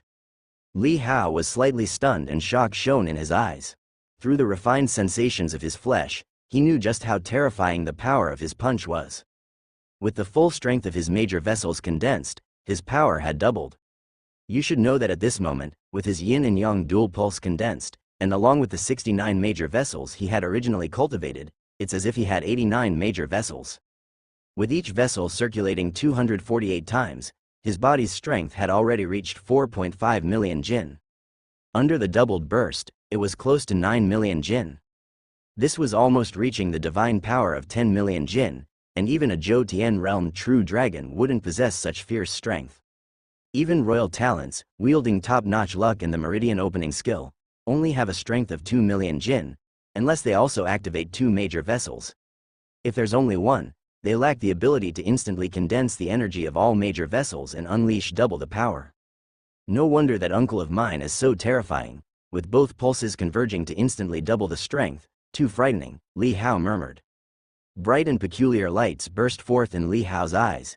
He dared not imagine how formidable it would be if all 108 vessels in his body were developed. You must realize, an ordinary martial artist at the Zhou Tian realm would have only 20,000 jin of strength. Although that's the lower limit, the very lowest level of existence, 90% of warriors at the 10th layer of the Zhou Tian realm had at least several 100,000 jin of strength. However, compared to Li Hao, the gap was still too vast. With my current strength, I could easily crush those elite cycle realm soldiers from the Yuan camp, even at the 10th layer, Li Hao thought to himself. Elite soldiers from the Yuan camp at 10th layer only had a massive strength of 500,000 jin, appearing as mere children before him. Royal talents were 4 times stronger than the soldiers from the Yuan camp, and he was 4 times stronger than those royal talents. Li Hao retracted his fist and regulated his breath. Having just unleashed double the power of yin and yang, he felt a significant consumption of physical strength which was not sustainable for regular use. However, it was enough to deliver a fatal blow in a critical exchange. When his body had relaxed and recovered, Li Hao looked toward the demon lake but did not see second uncle's figure. He said he went to track the old dragon's trail in the demon lake. Who knows where he had ended up going? This demon lake stretched for thousands of miles, with deep waters. Hiding a dragon demon inside, it really was hard to detect. At that moment, a faint movement suddenly transmitted over.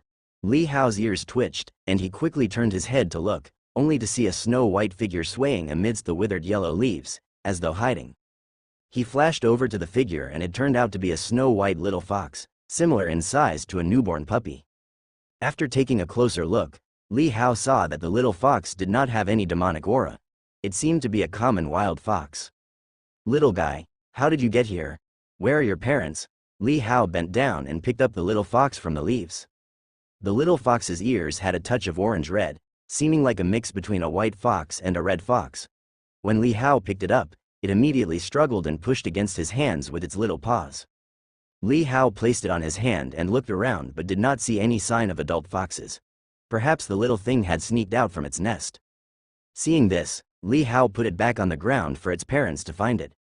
The little fox struggled in the leaves, too small to move swiftly or with agility. Li Hao smiled and paid it no more heed, returning to the lake to continue fishing. Before long, a figure flashed back. It was Li Musho. Seeing that his hands were empty, Li Hao knew that the hunt for the dragon demon had failed. The old master had tried countless times over the past half-year, proving that the dragon demon was extremely cautious and cunning. To cultivate to a level that caught Li Musho's attention, it must have lived for thousands of years at least. HMPH. Seeing Li Hao's cheerful demeanor, Li Musho snorted disapprovingly and said with a flick of his sleeve, "What about you, Air Force?" "Caught a small one, in the power passage realm," said Li Hao with a hee-hee. Li Musho rolled his eyes, even more annoyed. As the sun set in the west, Li Musho, in a hurry, could only fish up a power passage realm fish demon to avoid the risk of returning empty-handed and then took Li Hao back to Qingzhou City. Before leaving, Li Hao noticed that the little fox had crawled to a distant place and yet was still not found by its parents. He asked the old master to help check, only to find a pool of blood and some snow-white fox fur after a search. From the looks of the scene, the adult fox had been eaten by some demon beast. Such occurrences were common in the wild. Li Hao sighed, found the little fox struggling to climb cluelessly around, and brought it back to Qingzhou City with him.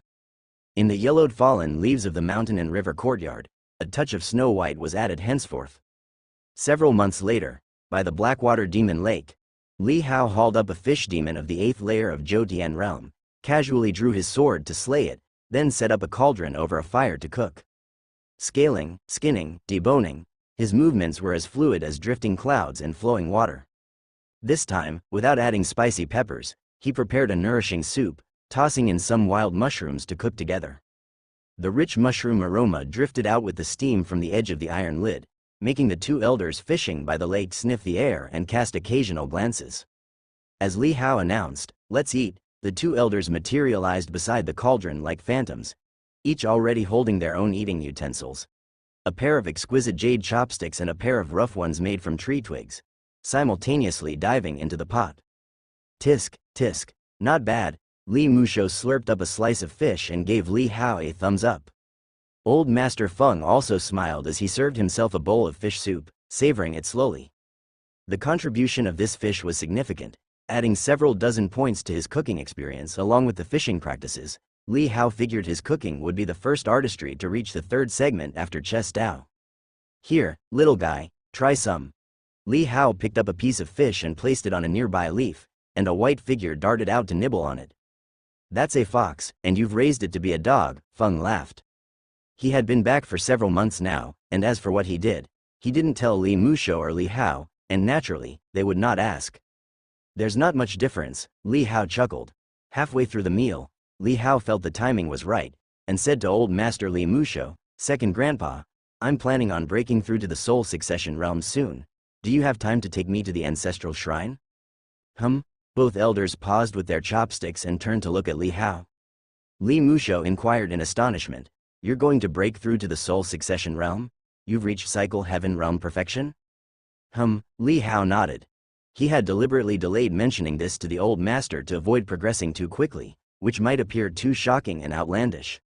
Really, for real? Feng Boping put aside his eating and drinking altogether, staring at Li Hao in astonishment.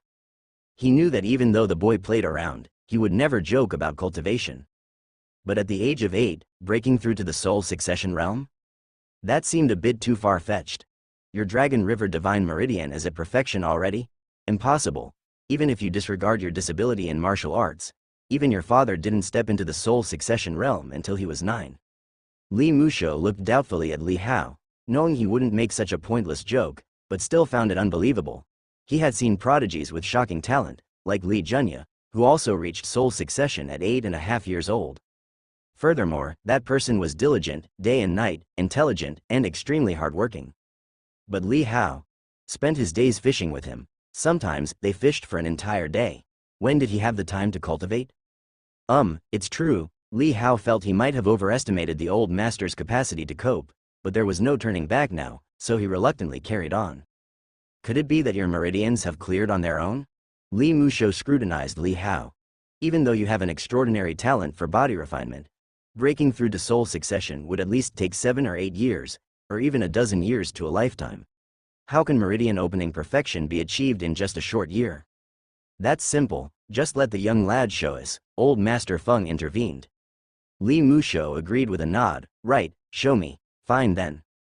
Li Hao immediately stood up, away from the cauldron, then stirred his chi force, activating 54 major meridians throughout his body, with formidable chi waves surging all over. He briefly suppressed the concealment effect of the all-encompassing attributes, allowing the chi waves to burst forth from his body. Li Musho's and Feng Boping's eyes went wide with disbelief, Li Musho's reaction even more so, as his chopsticks fell into the pot. He looked at Li Hao in a daze, slack-jawed. Is it really true? As a 4-stands realm powerhouse, how could he be mistaken? 54 meridians, full and robust, a bona fide perfection of the perfect Zhou Tian realm. But the boy before him was only 8 years old. After a moment of being stunned, Feng Boping turned to look at Li Musho with a speechless expression. Your Li family really knows how to breed monsters. First, it was that kid Li Junya, and now it's this one. If the other divine general mansions knew about this, they'd probably be green with envy and thoroughly scrutinize you guys. Li Musho had yet to snap out of his shock, just staring blankly at Li Hao. This wasn't just a freakish talent of perfect Zhou Tian, it also revealed something else. Li Hao's meridians were unblocked. It meant that Li Hao was no longer a martial arts invalid, he could cultivate.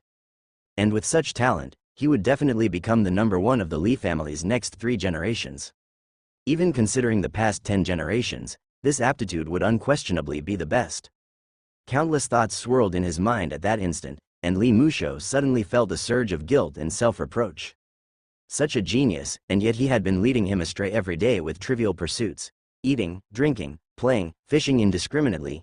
Had he not severely hindered his progress? Second grandpa? Li Hao finished cultivating and noticed his second uncle lost in thought, so he reminded him. Li Musho came back to his senses, and the first thing he wanted to do was grab the chopsticks to maintain his composure, but they had already fallen into the soup. He couldn't help but let out a bitter laugh, then stared deeply at Li Hao. How did your meridians become so unblocked? It seemed to happen in a dream. Li Hao said, one day I had a dream, and in the dream I was cultivating. Suddenly, as I exerted myself, my whole body felt relaxed, and when I woke up, cultivation seemed extremely simple. I went through meridian opening without any obstacles. The 2 elders were speechless. Did you unblock it all in your sleep? You're surely speaking in your dreams now, but other than what Li Hao said, they couldn't find any other possibility. Could it be that this boy's previous meridian obstruction was a feigned obstruction? Feng Boping pinched his sharp white beard, pondering. I've heard that some martial arts invalids are temporary, and some become unblocked suddenly during practice. He might be one of those. Maybe. Li Musho nodded. He had also heard of such a possibility, but the chances were extremely low. Now that this boy can cultivate, your Li family is truly impressive. A true dragon has fallen, yet another one stands. Tisk tisk. Feng Boping couldn't help but express his admiration. Li Musho sighed and said, had I known it would be like this, I would have nurtured him properly. He has been wasting a lot of time hanging around with us. Li Hao was startled by these words and quickly said, Elder, you aren't going to force me to cultivate from here on, are you? What do you mean force you to cultivate? Li Musho said irritably. Now that your meridians are unblocked, don't you want to properly cultivate and establish a great and illustrious reputation in the future? Stop joking around. Without a second thought, Li Hao hurriedly said, Second uncle, don't ruin me. I don't want to join the army and go to war. Life is too comfortable now, and fame and honors, a dog wouldn't even want them, let whoever wants them have them. Li Musho was at a loss for words. Others would have been thrilled at the chance to become famous, but this kid, what nonsense was he talking about? Ha ha ha. Feng Boping burst into laughter. It seems this little scoundrel is nothing like Zhen Yi. I think what he says is quite right. Fame, youngsters have pursued fame since ancient times, but in the end, wealth and honors aren't for this world. Li Musho's expression shifted subtly, and deep down he felt as if a fishbone had pierced his heart, painfully stabbing him. Li Junya had once emerged dazzlingly spectacular, but afterwards, like a shooting star, he briefly shone before falling rapidly. He looked at Li Hao, who was nervously watching him. Li Musho's heart felt like a flower being crumpled. If he sent this child to the battlefield, who could guarantee that he wouldn't become a second Li Junya? Forget it. Li Musho sighed deeply and said, if you don't want to compete for fame, so be it. From now on, just like old me, stay at the Li family, live a life of leisure, and be an unknown old invalid. Feng Boping chuckled, who dares say the fist saint is unknown, unless his mouth hasn't been knocked crooked by you yet. Li Musho shot him an annoyed look and said to Li Hao, from now on, when your parents hear the news and come looking, I'll set aside my old pride and take their scolding. Kid, come and eat. After saying that, he flicked his finger and a pair of chopsticks flew out of the pot. He then pulled over a branch, peeled it to make chopsticks, and began eating, but it was noticeably less carefree and joyous than before, as if burdened with heavy thoughts. Li Hao breathed a sigh of relief. No matter what, as long as he could continue fishing with the old man, it was good. Although he could fish on his own, fishing at the Blackwater Demon Lake with the old man meant not only assured safety but also the chance to catch big fish, which was a delightful prospect. Sitting by the pot, Li Hao continued eating, second uncle, about the soul succession. HMPH, eat up, and afterwards, I'll take you there. Li Musho glanced at Li Hao and then started eating the fish vigorously. Li Hao felt at ease and began to eat and drink heartily. The Li family ancestral hall was located in the deepest part of the Divine General Mansion, carved into a mountain slope. The security outside the mountain was tight, with warriors clad in heavy armor, but there were only fallen leaves on the steps leading up the slope, empty and silent. Outside the majestic and solemn ancestral hall on the flat square stood several large cauldrons with incense wafting from inside. Two figures descended from the sky, gliding toward the square in front of the ancestral hall, and then ascended the steps on foot. Even Li Musho, the old man, reigned in his usual playful demeanor and took on a calm expression as he led Li Hao up the steps with measured pace. Second brother, what brings you here? A calm voice came from inside, as tranquil as a placid lake. Just the voice itself seemed to settle one's myriad of thoughts. Li Hao looked inside and saw many ancestral tablets on display. Among them prominently stood a golden statue of the Li family's founding divine general, Li Tianyuan. Off to the side in front of the ancestral tablets was an old man with a long beard and eyebrows, sitting alone on a cushion, with a chessboard placed before him, playing against himself, gently making his moves.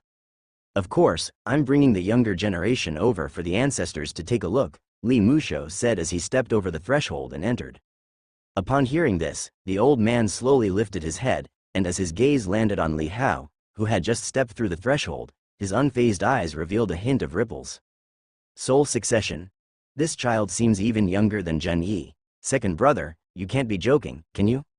I can take a joke, but I dare not joke with my ancestors, Li Musho spoke indifferently. The elder with long eyebrows slightly furrowed his brow, thinking indeed it was so. Although his second brother was often casual, he was always very proper in this ancestral hall. He asked, could it be that this child appears young, yet he is 9 years old? 8 years old.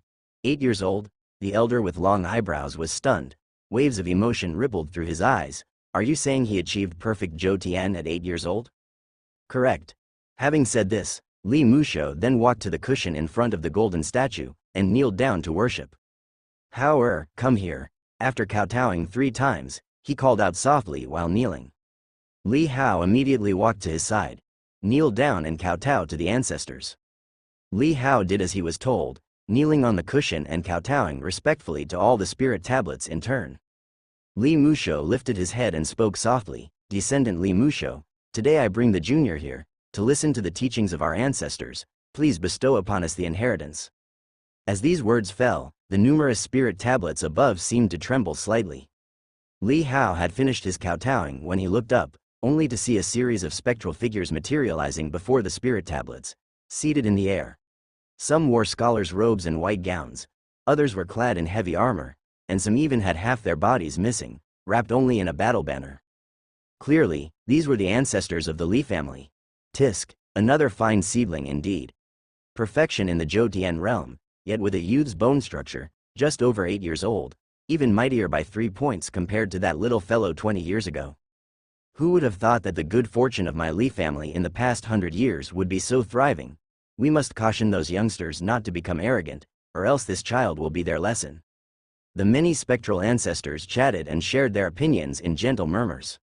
When Li Hao entered the ancestral hall, he had already temporarily retracted his myriad attributes, not sure if these ancestral spirits could ignore the concealing effects of myriad attributes. Still, it was better not to invite unnecessary trouble. This child is talented and clever, I'll not interfere, you granted. With such talent, only ancestors like you are fit to bestow it. After some exchange, many of the ancestral shadows gradually faded once again, returning to the spirit tablets, leaving only 4 spectral figures still suspended above the tablets. They merely watched Li Hao quietly, without speaking. The figure holding a spear was just about to speak, when suddenly, a burst of light emanated from the central statue of the golden body, as if coming to life.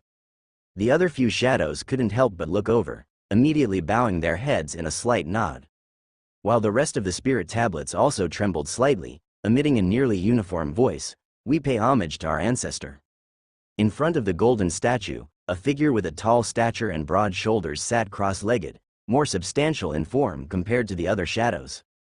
His features were identical to the golden statue. "If you can uphold my oath, you will receive my inheritance." The middle-aged man looked down at Li Hao, his expression gentle and tranquil, undisturbed by any ripple. Li Hao could feel the old man next to him trembling slightly, seemingly quite excited, and he also recognized this spectral figure to be the Li family's original ancestor, Li Tianyuan. "We pay homage to our ancestor." Old Master Li Musho bowed his head and kowtowed. Li Hao immediately followed suit, imitating him. "In my time, I followed Emperor Deu in his campaigns, subduing countless demons and tribes throughout Dongwang, and I made 2 oaths to the emperor that have continued the Li family's glory for 1,000 years, spoke the spirit of ancestor Li Tianyuan. "The first oath is that the people of the Li family shall vow to protect the Li family unto death, through thick and thin. The second oath is to defend the Deu dynasty to the death, to share the same fate with Deu. Can you do this?" After speaking, Li Tianyuan fixed his gaze on the Li Hao below. Li Hao looked shocked. Vow to protect the Li family to death? Did the Li family refer to certain people or everyone? The ancestral hall was deadly silent, with all eyes seemingly converged on the young child, waiting for him to speak. After a long silence, Li Hao finally spoke softly, "Ancestor, forgive my dullness, for I am confused." "Speak," the spirit of Li Tianyuan said, his expression serene. "Does protecting the Li family mean everyone, including the branches of the clan?" Li Hao asked carefully, "Does this protection imply safeguarding them, or does it mean I cannot harm them?" "You only protect the direct bloodline. Since it's protection, you naturally cannot harm them. Otherwise, if you chop off their limbs and leave them just a breath, it could still be considered protection," stated Li Tianyuan, clearly indicating the severity of the oath. Li Hao asked, "Then, what if there are traitors in the family's direct line, or if someone schemes against me?" "Such degenerates, you can hand them over to those who haven't entered the ancestral hall to continue their souls. But if such degenerates attack or ambush me first, wouldn't I only be able to hide?" Li Hao spoke. "He who inherits my soul, within the same realm excluding the royal family, shall be invincible." Li Tianyuan said indifferently, "If you wish to avoid them, it is effortless. If you encounter those above your realm, you just need to flee for your life. There is no need for unnecessary heroics. What if they die in front of me while I stand by and do nothing? You must intervene to save them, Even if they are unworthy, Li Tianyuan said. However, when the unworthy face justice, you may choose to be absent, so your heart's oath will not be broken, and you won't be hurt. Li Hao thought for a moment. That could indeed be a solution. But that seems a bit unfair, doesn't it? As a prodigy, encountering a Li family peer in the same realm, he could only hide away. Even if the other party faces misfortune and he witnesses it, he still has to help. That seems rather unreasonable. Stop talking nonsense. Li Musho's expression changed slightly, and he promptly whispered to Li Hao. Li Tianyuan's heroic spirit, however, did not get angry but calmly looked at Li Hao and slowly said, "Indeed, it is not fair, but do you know why I would have talents eligible to succeed the ancestral spirits in the family shrine endure such injustices and make such heart's oaths? The Li family indeed has a family shrine and many ancestral heroic spirits, but not every member of the Li family is eligible to inherit these spirits. Their standards are quite high."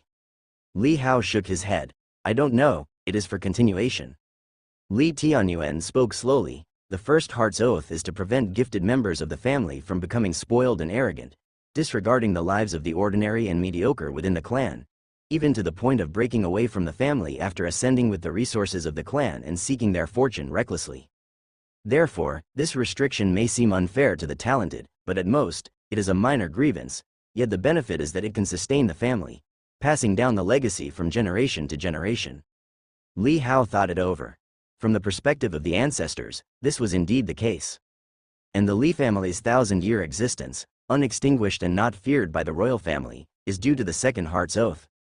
Li Tianyuan spoke calmly. Originally, there were 12 divine generals who campaigned with the founding emperor. Now, in the Dayu Divine General Mansion, there are only 5 seats, of which 2 rose in recent hundreds of years. The descendants of those old fellows from the past have long been obliterated by the sands of time, and the remaining ones have concealed their identities, their whereabouts unknown. These 2 hearts' oaths may seem like restrictions, like chains, but in reality, they are for the continuation of the bloodline. Otherwise, with the Li family's 1,000 years of accumulated military merits, its connections, the number of generals, and the prestige within the army, how could the royal family dare to empower them so readily, and why wouldn't they use imperial skill to weaken and harm us? Hearing this, Li Hao was momentarily stunned. From the perspective of this old ancestor, it had indeed been achieved. The benefits outweighed the drawbacks. For a divine general lineage to continue for 1,000 years with just a casual remark, its difficulty was beyond what ordinary people could imagine.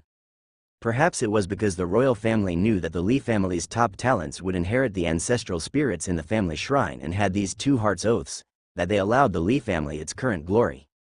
Now that you are fully aware, are you willing to make the heart's oaths? Li Tianyuan asked calmly yet earnestly.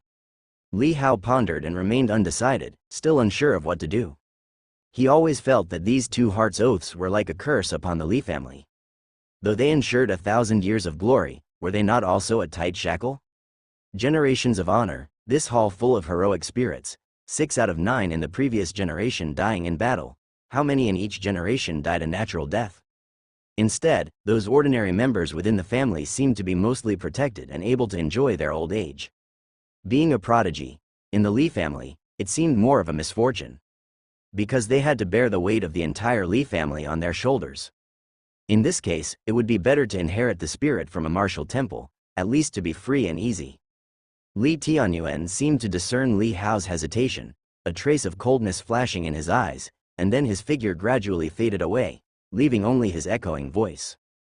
This child is talented but lacks determination, let him consider it further. The other memorial tablets quivered slightly as if to bid farewell to the ancestor before also becoming silent. Li Musho was taken aback, then looked at Li Hao helplessly but did not say more in front of the ancestral tablets. Instead, he stood up with a deep bow and then led Li Hao out of the family shrine. Seeing this, Li Hao felt an inexplicable sense of relief and followed Elder Musho out. Before leaving, his gaze involuntarily glanced at the chessboard. He couldn't help it, possessing a chess heart. As Jian Wudao once said, among 1,000 weapons, a lover of swords will see the sword first. That is only the stage of affection, let alone when it takes hold of the heart. Among 10,000 things, Li Hao would notice the chessboard at first glance. Elder, black piece on the 7th line, 13th spot, can win, he said. After speaking, Li Hao followed his second uncle out of the family shrine. Outside, it seemed to have started to drizzle, a thin, unending rain. Li Musho sighed. It was the perfect time for fishing, with the lake assimilating fresh water and the demon fish liking to come up for air, but at the moment, he was not in the mood. Don't overthink, just reflect on it yourself. Li Musho knew Li Hao was playful, unwilling to be bound, and couldn't talk him into it. The boy was too young and occasionally willful. Li Hao nodded. The elder himself had inherited the spirit in the family shrine, which showed that, despite seeming carefree, he was deeply concerned for the Li family. Inside the shrine, the old man with the long eyebrows withdrew his gaze. He was not familiar with Li Hao, nor did he care how Hao felt since he would come back eventually. As his eyes fell back on the chessboard, his fingers gently pinched a piece about to make a move when he suddenly let out a soft exclamation. A year later, by the edge of Blackwater Demon Lake, the aroma of fish soup wafted into the air. The two elders sat next to a large pot with their bowls and chopsticks, and Feng Boping followed the customary sip of soup before eating. He scooped up a spoonful of fish soup and slowly savored it, not being able to help but exclaim.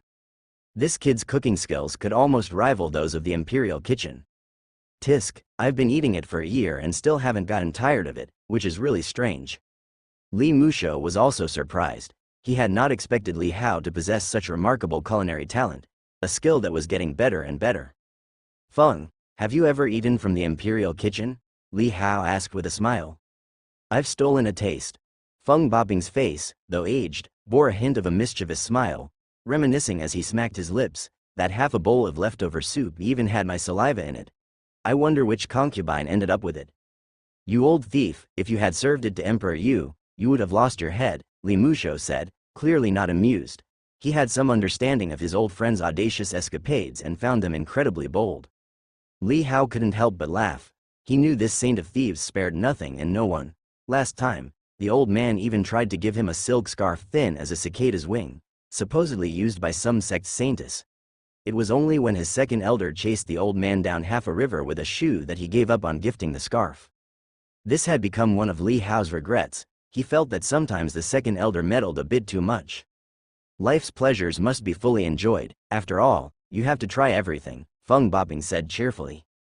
Li Hao also picked up his bowl and began to eat, listening to the elder's banter.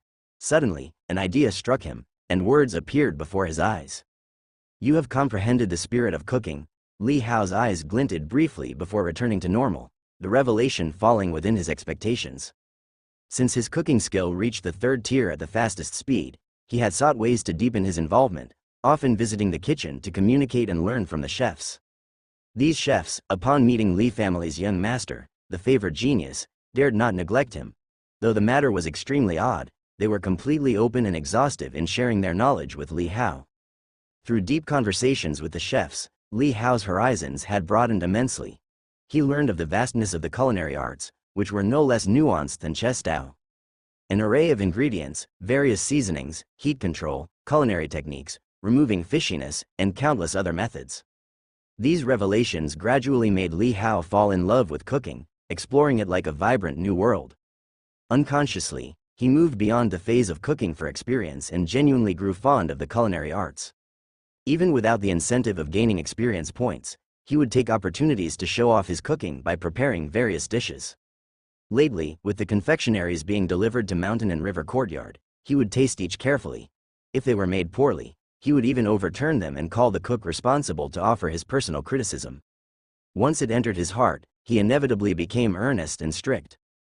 Just like casual gamers in video games who wouldn't mind losing, but those who would rage upon defeat were usually the ones who seriously sought victory.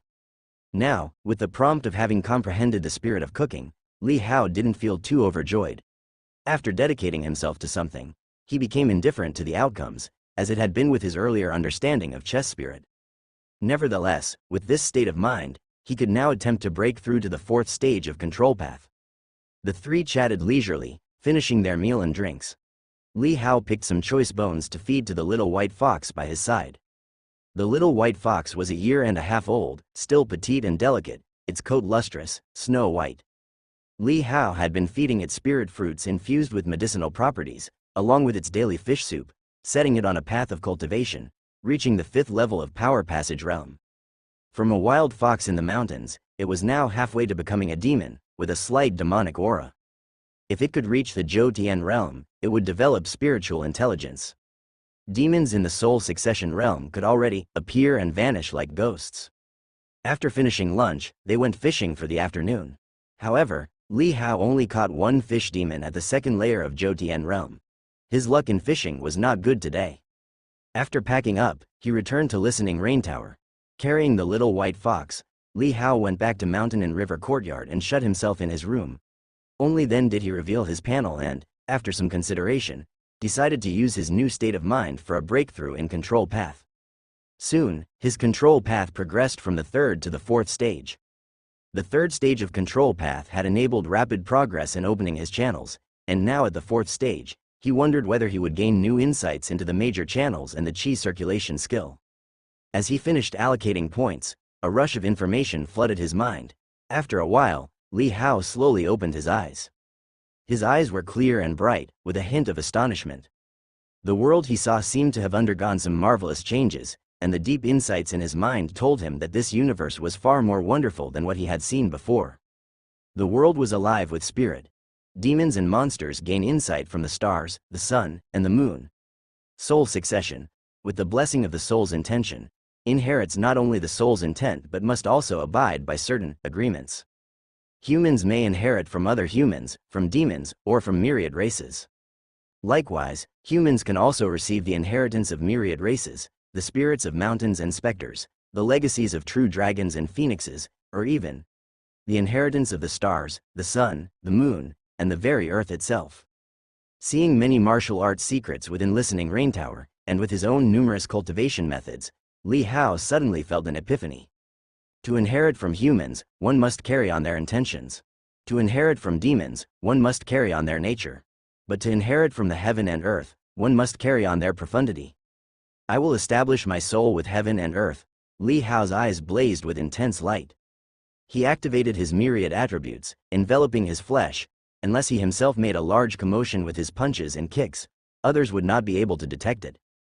Then, the chi force in his body surged through his major channels, with the yin and yang dual pulse emerging, converging at the top of his head.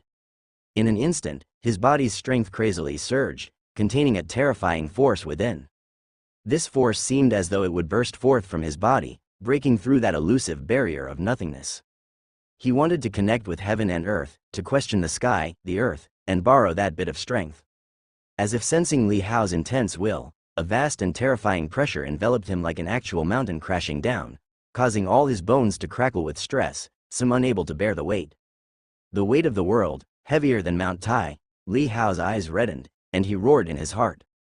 The terrifying power of the yin and yang dual pulse erupted, and in an instant, his chi force doubled, reaching nearly 10 million caddies. That boundless willpower seemed to be lifted up by sheer force. But then, it was heavily suppressed again. Li Hao's body bent, and his feet deeply embedded into the floorboards. He clenched his teeth, knowing that relying solely on chi force was not enough, as he had not glimpsed the essence of heaven and earth. What were the true features of heaven and earth? It's the sky, the white clouds, the mountains and rivers, the myriad things on earth. All parts of the world, but not the complete picture of the world. And he needed to stand his soul upon heaven and earth. What form would that world take in his heart? In Li Hao's mind emerged a Buddhist martial art from the 7th floor of the Listening Rain Tower, within which there was a line of Buddhist scripture. Buddha has no form. If even the Buddha has no form, how could heaven and earth have a form? I stand within this world, I am the form reflected by this world. A sudden burst of light exploded in Li Hao's eyes. His spirituality and chi force seemed to surge out together, breaking through an invisible checkpoint and reaching directly into the world. All of his chi force gathered and condensed his essence, energy, and spirit above his body, vaguely manifesting a shadow that was his own likeness.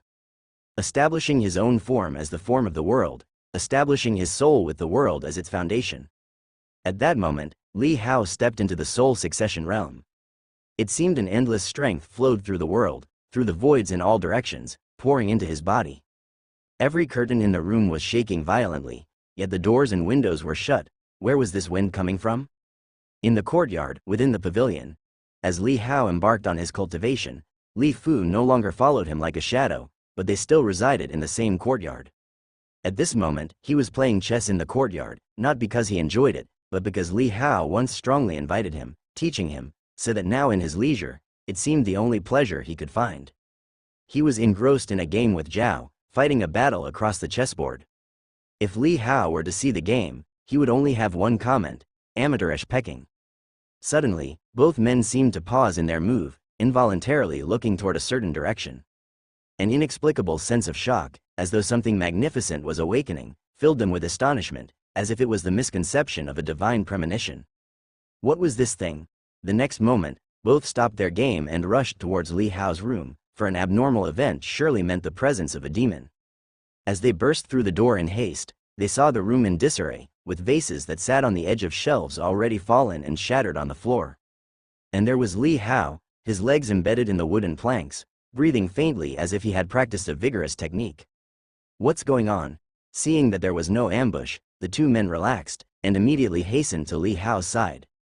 Li Hao had already calmed the impact of the power from entering the soul succession realm, and myriad attributes hid his extraneous aura.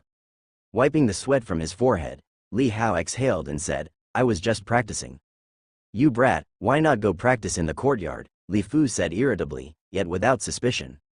Li Hao's body refinement in the Zhou Tian realm was hardly a secret, and he was aware of it, although the specific details were unclear to him.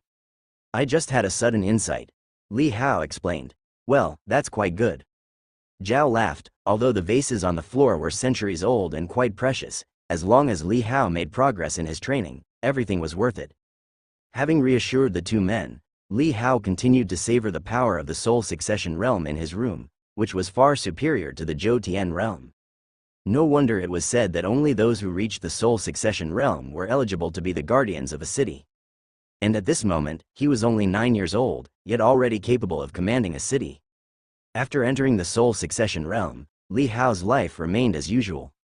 Day by day, he ate and drank, either going out fishing, drawing or playing chess in the courtyard, or running to the kitchen to cook. As time went by, the young master started coming up with new ideas, learning poetry and playing the qin, seemingly ever more determined to drift away from proper pursuits. Time flew by, spring went and autumn came. In the blink of an eye, 5 years had passed. The Qingyuan era, year 14, that year, Li Hao turned 14.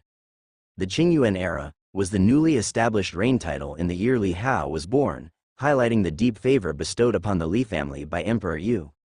This dynasty, which had stood for over 3,000 years, was still like a majestic lion. Though it had gradually aged and weakened, its mighty presence profoundly protected most of the land in peace, preventing the daring demons from wantonly setting foot within the territory, and ensuring the tribute-paying vassal states continued their annual offerings. In that year, on the Yunzhou border within the secluded Valley Mountain Range, the 86-year-old veteran General Zhang Tianshu embarked on a campaign amid the cheers of the border shepherds. Leading more than 30,000 royal cavalry, in just 3 days, he annihilated over 100,000 tiger leopard demon clansmen that plagued the border, extending the territory by 1,000 miles, his fame spreading across 19 provinces. That same year, a 12-year-old prodigy known as the Bright Moon Sword braved the 9 heavenly gates and, as a direct disciple, entered the Gandao Palace to listen to the teachings of the sage, becoming renowned throughout the world. Also in that year, a secluded old grandmaster who had retreated for 30 years atop Wangfeng Mountain descended to engage in a duel by the shore of Redwater Lake, drawing onlookers from all over. The final outcome, however, remained unknown to all. Now, in the deep of October's autumn, the withered yellow leaves covered the ground of Qingzhou. The sacred training ground of Qingzhou City, known as the Leap Immortal Gate, Tan Palace Academy, also opened its doors that had been sealed for 6 years. Once the news broke out, it swept through the provinces. Countless young talents, heirs and princesses swarmed from all over the world like shoals of fish, racing towards this opportunity for fame and fortune. Meanwhile, in a small courtyard of the Divine General Mansion not far from Tan Palace Academy in Qingzhou City, a young man sat leisurely. He listened to the sound of the fluttering leaves in the courtyard, brewed a pot of green tea, and quietly played a game of chess. As if the hustle and bustle and the struggle taking place outside the courtyard were unrelated to him. "Young master, you've lost again." The last move of the black piece sealed off the white piece's final escape route, a checkmate. The young man picked up the teacup beside him, took a gentle sip, and said with a smile. His lips were red and teeth white. His eyes shone like bright stars, clear and profound. His face, still bearing a touch of youthful softness, carried defined and yet gentle lines. The skin was pale as if long shielded from the sun, with a hint of moon-like coolness. His fingers, holding the chess piece, were slender and strong with translucent nails, free of any impurity. After he spoke, the corners of the mouth of the old man sitting across the chessboard twitched. He scrutinized the chessboard with a frown and eventually, unable to find a way out, frustration made him toss the white pieces back into the chess box. You lad, your skills in chess Dao are becoming increasingly exquisite. Li Qingjung, referred to as the fifth master, said even though he was praising the young man, his eyes reflected a deep resentment. Having immersed himself in it for the better part of his life, his proudest and most satisfying skill in chess Dao was continuously defeated by this youth recently. Winning the occasional game only added to his irritation. It's all thanks to your good training, fifth master, the young man, who was Li Hao, said with a modest chuckle. You cheeky boy, Li Qingjung glared at him, not in good spirits, intending to play another round, but then he eyed the current game and felt somewhat deflated. He still hadn't figured out how he lost this last game. At this moment, the sound of crunching dry leaves underfoot arose, and a snowy white figure swiftly darted over and jumped into the young man's arms without a word. It was a white fox. The white fox had reddish-orange ears, which added a touch of liveliness to its appearance. Li Hao rubbed the white fox nuzzling in his arms and frowned. Why do you smell of medicinal herbs again? Where did you sneak off to eat this time? At these words, the white fox burrowed deeper into Li Hao's embrace, as if trying to avoid answering. Just then, Li Hao heard footsteps and looked up to see a figure in green, briskly approaching. It was a 16 or 17-year-old maid with bright eyes and white teeth, quite pretty. Panting, she arrived outside the gazebo, greeted Li Qingjung with a bow, and then hastened to Li Hao. Young master, Xiao Ru has been to the great lady's kitchen again. She knocked over the great lady's beauty-preserving medicinal soup, and now they are searching for the culprit all over the Eternal Spring Court. Li Hao was speechless, dug the little head out from his embrace, and said with a lack of patience, I told you not to be mischievous everywhere. Do you want to be spanked again? The small head of the white fox struggled to turn away, not daring to meet Li Hao's eyes, apparently aware of the trouble it had caused. If you keep this up, I'll hand you over to the great lady to deal with you properly, and she'll shave off all your fur, Li Hao threatened. The thought seemed to scare the white fox, causing it to tremble and, with a pitiful look, it turned its head to gaze at Li Hao. You're already in the Zhoutian realm, why can't you talk yet? Li Hao said, looking at the pathetic eyes of the white fox and feeling rather helpless. He turned to address the maid, Qing Ji, later on, apologize to the great lady on my behalf and send over a tray of the perilla cakes I made. And, have you bought today's cotton jade pastries? Qing Ji muttered under her breath, it's always me who has to go. Every time it makes trouble, I'm the one who gets scolded. What? Nothing, I'll go buy the cotton jade pastries right away, Qing Ji said quickly, then ran off swiftly like a streak of cloud. This little maid is becoming more and more unruly, Li Hao said, lifting his cup of tea and shaking his head helplessly. Li Qingjung gave him a glance. How many in your courtyard are actually serious? Li Hao almost spat out his tea, looking at the old man speechlessly. Fifth grandpa, those words shouldn't be said carelessly. Li Qingjung snorted coldly. The house servants stand without poise, and the maids walk around frantically. Go see the other courtyards, where everything is prim and proper. This little demon fox too, always causing mischief everywhere. Sooner or later, she'll be caught and stewed. It's all because the top beam is not straight and the bottom beams are crooked, mostly because of you. You had a bright future ahead, but you chose to create a mess. Could our family's ancestors really be inferior to a demon dragon? At this point, he was so angry that he was blowing his beard and glaring. Clearly, even after several years, this matter still troubled him deeply. In the year he turned 8, Li Hao could have entered the soul succession realm, but he himself delayed it for a year. As a result, when the ancestors in the ancestral hall couldn't wait any longer and sent for him to find the boy, they discovered that Li Hao had already inherited a soul. By using body refining techniques to slay a flood dragon, he inherited a demon dragon soul. Although it was a dragon's soul that he inherited, how could a mere dragon compare with the Li family's illustrious lineage of ancestors? Moreover, demon souls are prone to inherit their nature, making it hard for him to avoid a temperament of slaughter and brutality upon inheriting a demon soul. Fortunately, over the years, Li Hao hasn't shown this side of him. Mostly it's due to playing chess with me all the time and being influenced by me. He stroked his beard, feeling satisfied. However, that demon dragon soul has lowered Li Hao's qualifications for soul inheritance, dooming him to be considered just above average within the soul succession realm. He might seem sufficient in the face of most in the soul succession realm, but compared to the cream of the crop from various factions, he would look quite inferior. After all, others manifest the soul of an ancestor from the Four Stands realm, while we have a demon dragon. And the ancestors of others have slain countless demon dragons before. Just the dragon-slaying momentum that comes with their soul might be enough to scare Li Hao down. Thinking of this matter filled Li Qingjung with anger. The ancestors in the ancestral hall were also uncontrollably furious. As a son of the Li family, yet inheriting a demon dragon's soul, where did that leave the faces of our venerable ancestors? There was even an ancestor who proposed to punish Li Hao severely, lock him in the Li family's dungeon and let him thoroughly learn his lesson. Even Li Musho, who was often by Li Hao's side acting as a half-caretaker, was rebuked one by the ancestors. But my second brother deserved it. Just because my second brother coddled and indulged the boy too much and didn't care about anything, that's why he became so unruly. If it weren't for Li Hao's skill in playing chess, I would need to give this boy a harsh lesson myself. Thinking this, Li Qingjung's anger at the chessboard in front of him flared up even more. How did I lose? Since stepping out of the ancestral hall that year, he felt that his decades-long peaceful heart realm was becoming increasingly disturbed. I feel pretty good, the servants are comfortable, and so am I. Li Hao gave the old man a sheepish smile. With you being so lax, your servants are lax too. Wait until your father comes back, see how he'll deal with you. Li Qingjung snorted coldly. Li Hao said, what if he stops me from playing chess with you? He wouldn't dare. Li Qingjung's eyes widened immediately.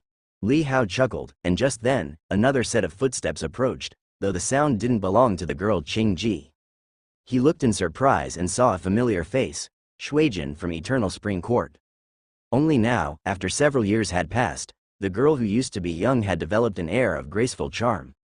Following her were two maidens, with bowed heads and demure expressions, walking silently, obviously much more proper than those in his own courtyard, and also much more hardworking. Seeing that fifth grandpa was also present, Shuijin quickly bowed and greeted him with respect, and while she was surprised, she couldn't help but glance at Li Hao.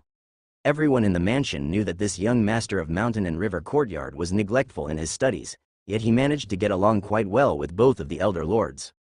Young master, the lady has sent me to inform you that Tan Palace Academy has opened for the year. This is the invitation sent by the academy to the mansion, and the lady asked me to deliver a copy to you, Shuijin said, bowing her head in reverence as she handed a black and white double fish-adorned invitation to Li Hao. Although she might not have much respect for Li Hao in her heart, her demeanor was impeccable. Li Hao, aware of the girl's exceptional handling of matters, took the invitation with a smile and then casually tossed it aside on the mat, saying, thank you, Miss Shuijin. Shuijin glanced down and saw that the precious invitation, sought after by martial artists all over the world, was carelessly placed to the side. Thinking of the young master's character, it was as the lady had predicted. The lady also asked me to remind the young master, please make sure to attend, as this is a rare opportunity. With a respectful and gentle tone, Shuijin said, if the young master doesn't go, the lady said she would ground you for 3 months, take away all your painting paper, poetry and books, guken, and also forbid you from entering the kitchen again. As she spoke, a strange feeling rose from the bottom of her heart, wondering how one could have such a broad range of hobbies. This young master was indeed a man of talent. Moreover, such a precious opportunity, that people would scramble for outside, yet here she was, having to persuade this young master with great effort. It was indeed quite inconceivable. Isn't this punishment too harsh? Li Hao was somewhat at a loss for words and asked, is this really a request, or a threat? Shuijin looked up, her lovely face displaying innocence as she blinked her eyes. Fine, fine, I understand, Li Hao sighed. Shuijin's lips curled into a smile. The young master was definitely a character. She curtsied gracefully, said goodbye to fifth master, and then took her leave from Li Hao with great respect. You should listen to that girl Jianlin and go, said Li Qingjung indifferently after Shuijin had left. Is it for that peerless technique from Black and White Hall? Li Hao inquired. As one of the 3 sacred places in Qingzhou City, Black and White Hall was mentioned alongside Listening Rain Tower. Although Li Hao had heard from second master that the two were not on the same level, Black and White Hall had something of its own too, like that peerless technique it possessed. Exactly, that peerless technique is worth being included in the 7 floors. Li Qingjung said calmly. Moreover, the teaching standard of Tan Palace Academy is not bad, and you should reign in your nature. That's the real purpose, isn't it? Li Hao muttered with a smirk. Before long, the maid Qing Ji bounced back with a skip in her step. Seeing her empty-handed, Li Hao asked, "What about the flaky pastries?" "Didn't manage to get them." Qing Ji bowed formally to Li Qingjung before speaking to Li Hao. "I asked Ms. Wang next door, and Uncle Lu has gone to Tan Palace Academy to set up his stall at the fair there. They say it's crowded with talents from all 19 provinces, and the business is booming.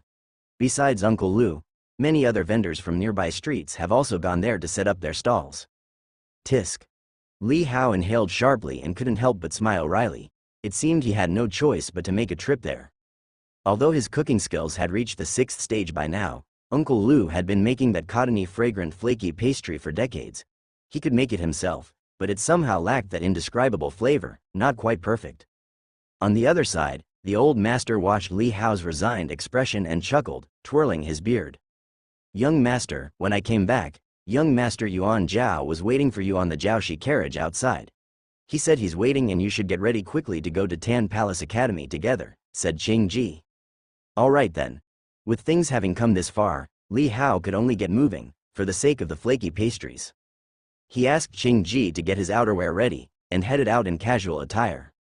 "Grandfather, I'm taking a trip and won't see you off," Li Hao said to the old master. "Go ahead, we'll see how I defeat you when you return," Li Qingjung said with a laugh. "You better think it through well." Li Hao thought to himself with a secret chuckle, taking along with him Fu and Qing Ji as they stepped out. Qing Ji had entered the mansion 3 years ago. She was said to be the young lady of a small family that had fallen on hard times and ended up being sold into servitude, eventually making her way to the Divine General Mansion. Li Hao had heard about her some calligraphy skills, which was why he had her brought to Mountain and River Courtyard. Given the previous assassination attempt, Qing Ji's entry to the mansion went through layers of scrutiny and also a medicinal examination by Li Fu to confirm nothing was amiss before she was officially transferred to Mountain and River Courtyard. Later, favored by Li Hao, she was gradually brought to his side to become a personal maidservant, becoming one of Li Hao's more trusted individuals. Outside the mansion, a squad of the Li family's private soldiers had already taken their positions, with 5 Yanbei Hydra lions, whose bodies were as large as elephants, harnessed in front and behind a huge carriage, exuding an air of grandeur. Since Li Hao and the other members of the 3rd generation of the Li family, aside from a few who had already inherited titles, had no official achievements to their names, there was no parasol fitted on the carriage. However, the carriage body adorned with carved dragons and painted phoenixes still radiated an aura of nobility, and when combined with the imposing, savage bodies of the 5 Hydra lions, their presence was nothing short of formidable. Stepping into the carriage cabin, Li Hao saw 2 men and a woman who had been waiting inside. They were of a similar age to himself, specifically Li Yanzhao, and the sibling pair, Li Yun. Among the direct descendants of the 3rd generation who had trained together in the martial training field, there were only the 5 of them, including the children of the 8th mistress. However, the children of the 8th mistress had been spoiled by her since childhood, and their relationship with others was extremely estranged. They were not sociable, a trait that had been apparent from the past and had become even more obvious over time. Nonetheless, with the passage of time, many things had changed. Upon seeing Li Hao, Li Yanzhao immediately called out with a smile and patted the seat beside him, inviting Li Hao to join him. Now 13 years old, his body had become even more rotund, making him look quite comical. His squinty eyes resembled 2 slits on a round steamed bun. Both of Li Yanzhao's parents had passed away, and as an orphan among the 3rd generation, he had been fostered in the courtyard of the 4th mistress since childhood. It was said that he was greatly favored by the 4th mistress, which explained his well-fed appearance. At his enthusiastic call, the siblings looked over with slightly furrowed brows but did not greet Li Hao. As they grew older and learned more at the martial training field or were influenced by certain other factors, these siblings gradually decreased their visits to the Mountain and River Courtyard. Since Li Hao turned 11, they had not come at all. When Li Hao accompanied the elder to go fishing, he would sometimes run into them, but it seemed that the siblings had lost the enthusiasm of the old days and started to avoid him. Li Hao had taken the initiative to greet them several times, but after repeated occurrences, he realized what was happening. He said nothing about it, harboring no resentment or blame, and simply treated them as strangers from then on. After all, as the years went by, not only the people around him changed, but so did he himself. 5 years had brought about many changes. For his sake, the fifth master had left the ancestral hall, where he had been in seclusion for many years, and often visited the courtyard to play chess with him and relieve his boredom. Whereas the courtyard, once bustling with people eager to hear stories, had gradually emptied, leaving only Li Yanzhao, who remained as enthusiastic as ever about coming to the mountain and river courtyard. Sometimes, when there were no stories to hear, he'd bring a small stool to sit next to Li Hao, watching him paint alone or chatting idly with the fifth master over a game of chess. Moving on, the letter from the faraway Jian pavilion, thousands of miles to the south, had not arrived for a long time. The last time they received a letter was a year ago. However, according to the agreement made in that letter, the young girl would have completed her training and descended the mountain by this time next year. Thinking that he would see that little tale in another year, a tender smile couldn't help but appear in Li Hao's eyes as he moved over and took the half of the seat offered by Li Yanzhao. "Ji Ning, why don't you call out to Hao?" Once Li Hao sat down, Li Yanzhao looked at the unresponsive siblings beside him and called out to the sister. The once neatly dressed and obedient Li Jining had grown into a slender and delicate young girl, but her once cheerful and innocent eyes now carried a touch of calmness and determination. She glanced at Li Hao, saw the casual and warm smile still on his face, furrowed her brow, but said nothing. Beside her, Li Yun's expression darkened, and he addressed the coachman up front. "Let's set off, Ming." "Yes, young master." The carriage started moving slowly. Aside from some initial jerkiness, the ride became stable and smooth with no jolts whatsoever. "Li Yanzhao, although we have the invitations from Tan Palace Academy, my mother has said we should rely on our own abilities to enter the academy and not depend on the family for everything, lest outsiders mock us." Li Yun said sternly with a cold expression. "Of course." Li Yanzhao frowned and said, "Do you think I can't rely on myself, that I need others' help? Why don't we go back and spar again, since we haven't determined a winner last time?" Li Yun snorted coldly. In the past 2 years, his sparring with Li Yanzhao had been almost equal, hard to determine a superior. However, speaking of their ages, he was slightly at a disadvantage. After all, the latter was a year younger than him. When it came to bone measurement and the innate talent of their battle bodies, he was also at a disadvantage, his rank being 7th layer, while his sister and Li Yanzhao were both 8th layer. Therefore, his words were not targeted at Li Yanzhao, but more at that other person, the one who had later made him understand reason and secretly fume with anger. The thought of having been brutally beaten up by a good-for-nothing made him extremely angry, but fortunately, the incident was only known to the heavens, the earth, and between Li Hao and himself. Over the years, seeing Li Hao would make his teeth itch with irritation. If it weren't for the constant presence of the second elder and the fifth elder by Li Hao's side, he wouldn't let go of any chance to take revenge. Seeing Li Yun shooting a cold glare at Li Hao, Li Yanzhao, despite his youth, was not foolish, especially after years with Hao, hearing all sorts of extraordinary and marvelous stories, which included tales of ghosts and demons, as well as stories about the viciousness of human nature. Although he couldn't fully understand them yet, he was still a bit more mature than his peers. Because of this, he had understood Li Yun's implication from the start and intentionally deflected the topic onto himself. Seeing Li Yun only daring to make veiled criticisms, he couldn't be bothered to argue seriously, to avoid making everyone uncomfortable, and smilingly said to Li Hao, "Hao, I heard that Shaer will be back in a year." "Yeah." Li Hao's lips curved into a faint smile. "I heard from my master that one must reach the divine travel realm to leave the sword cottage. Could it be that Shaer will break through to the divine travel realm by next year?" Li Yanzhao asked curiously. The divine travel realm was the domain of fourth realm warriors who could delve into tigers' dens to slay demons and dispel evil. In the borderlands, they could carve out a path of blood, taking on the role of military officers, ranking just below generals. You should know, by next year, Bian Rushui will only be 15 years old. Such progress, even among the top talents with 8th layer battle bodies, is considered outstanding. Many of those celebrated figures across the world possess 8th layer battle bodies, which is just a starting point for the top talents, a limit set by bone measurement. And what follows, the various opportunities, efforts, and natural comprehension abilities, will further widen this gap. Off to the side, Li Yun perked up at the mention of Shaer, his eyes instinctively glancing towards Li Hao. The seed that had once sprouted in his young heart seemed to stir again. However, upon thinking of the divine travel realm, the youth's expression darkened again, weighed down by sadness. With his current understanding, he knew just how unreachable that distance was. That's right. Li Hao nodded. One in the divine travel realm could have the assurance of life whilst roaming the Zhonghu.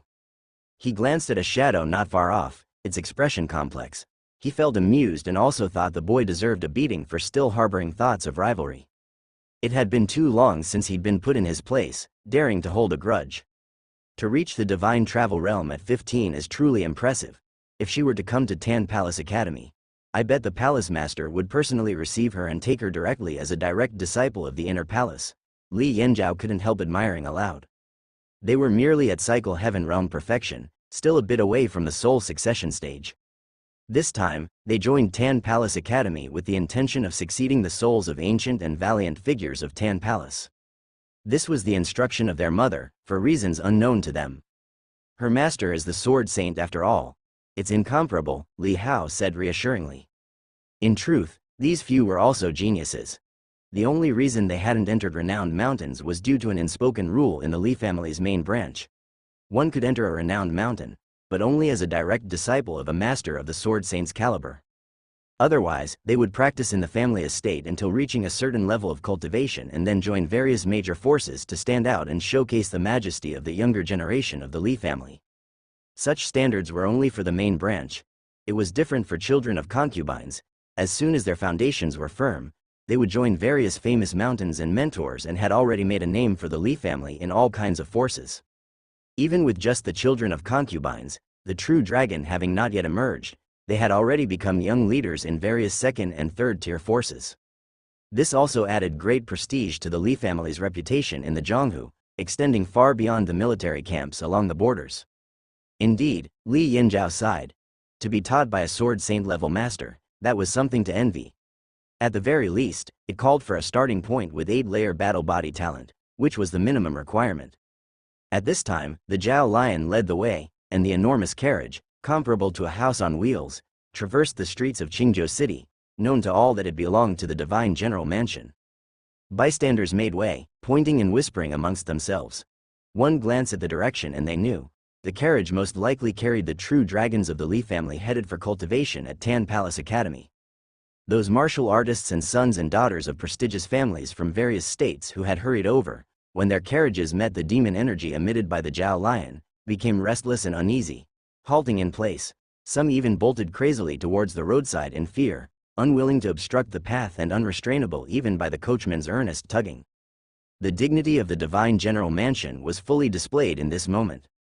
Before long, the carriage came to a stop, and Ming, the coachman, informed them in a gentle voice that they had arrived outside of Tan Palace Academy. Tan Palace Academy was not far from the divine general mansion, practically neighbors. As the carriage settled, Li Yanzhao and the other two's gazes slightly intensified. Although they were also considered prodigies with extraordinary talents, they normally cultivated within the mansion and had never truly shown themselves in front of others, and given their youthful nature, a trace of nervousness was unavoidable at this moment. Li Hao, however, didn't feel much. Once the carriage stopped, he rose leisurely and casually lifted the curtain of the carriage. Light poured onto his face, and at the same time, a multitude of bustling and noisy sounds surged forward, flooding into the carriage as if lifting the curtain had uncovered an era of human flourishment. When the three inside returned to their senses, they saw Li Hao standing gracefully at the carriage door amidst the cacophony, quietly surveying the surroundings with his usual faint smile, appearing completely at ease. Li Jining's eyes narrowed slightly, as if a flicker of past memories surged forth, but she quickly regained her composure, and the corner that had been lifted was folded back down once more.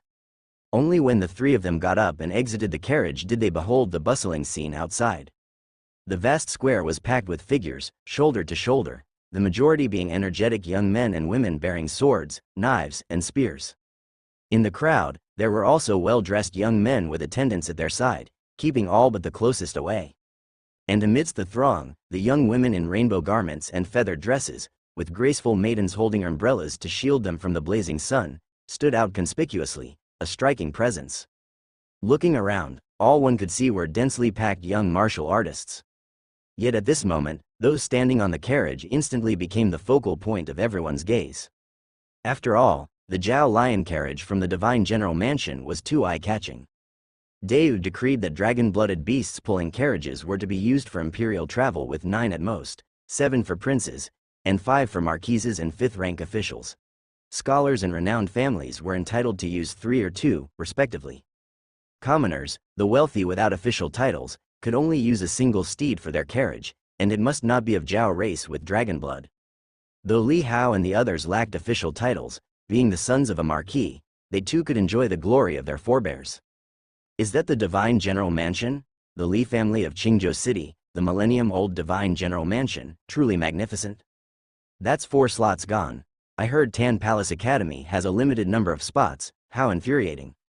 Lin Yan, will definitely lead my Luzhou branch of the Lin family to rise in this generation, contending with heaven and earth. They say there's a waste in the Li family this generation. I wonder if he came? A millennium of glory sparked envy and jealousy among the masses, and it stirred up even more ambition and eagerness in many young hearts amidst the noisy tumult. Li Yun, along with Li Yanzhao and Li Jining, had tense expressions, appearing robust and calm on the surface, but their fingers were already sweating with revealed inner nervousness. Facing gazes that seemed as if they could scorch a person, Li Yun lingered no longer, and with a cold expression, uttered, "Let's go ahead." He then took his sister Li Jining and jumped down from the carriage, entering the crowd boldly like a tiger through a forest, amidst Ming's cautioning words for the young master to walk slowly and be careful. The surrounding people unconsciously made way, not out of respect for the youth, but for the surname behind him. "How, let's go too," Li Yanzhao said, swallowing nervously to Li Hao. Li Hao, however, tiptoed slightly and looked around, sniffing lightly. His eyes soon lit up as he said, "Let's go." With that, he jumped down from the carriage, and the onlookers parted, none daring to block the path of the fine-dressed young man. Li Yanzhao hurriedly followed but grabbed Li Hao's sleeve after a few steps. "Hao, aren't we going the wrong way? The Tan Palace Academy is over there." "I know," Li Hao responded without looking back, "but there is food ahead." Fame and status can wait, but food comes first indeed. The scent of cotton-like, fragrant crispiness wafted over, and Li Hao could smell it from far away. This was made by Uncle Lu himself. Don't be fooled by Uncle Lu's status as a small vendor. His deep-fried fragrant crispies were incomparable. His ability to set up a stall on the busiest street outside the Divine General Mansion for many years was a clear testament to his skill. As the aroma lingered on the edge of the square, Li Hao arrived with Li Yanzhao. They saw that the number of young men and women here had noticeably decreased, all hurrying towards the entrance stairs to Tan Palace Academy.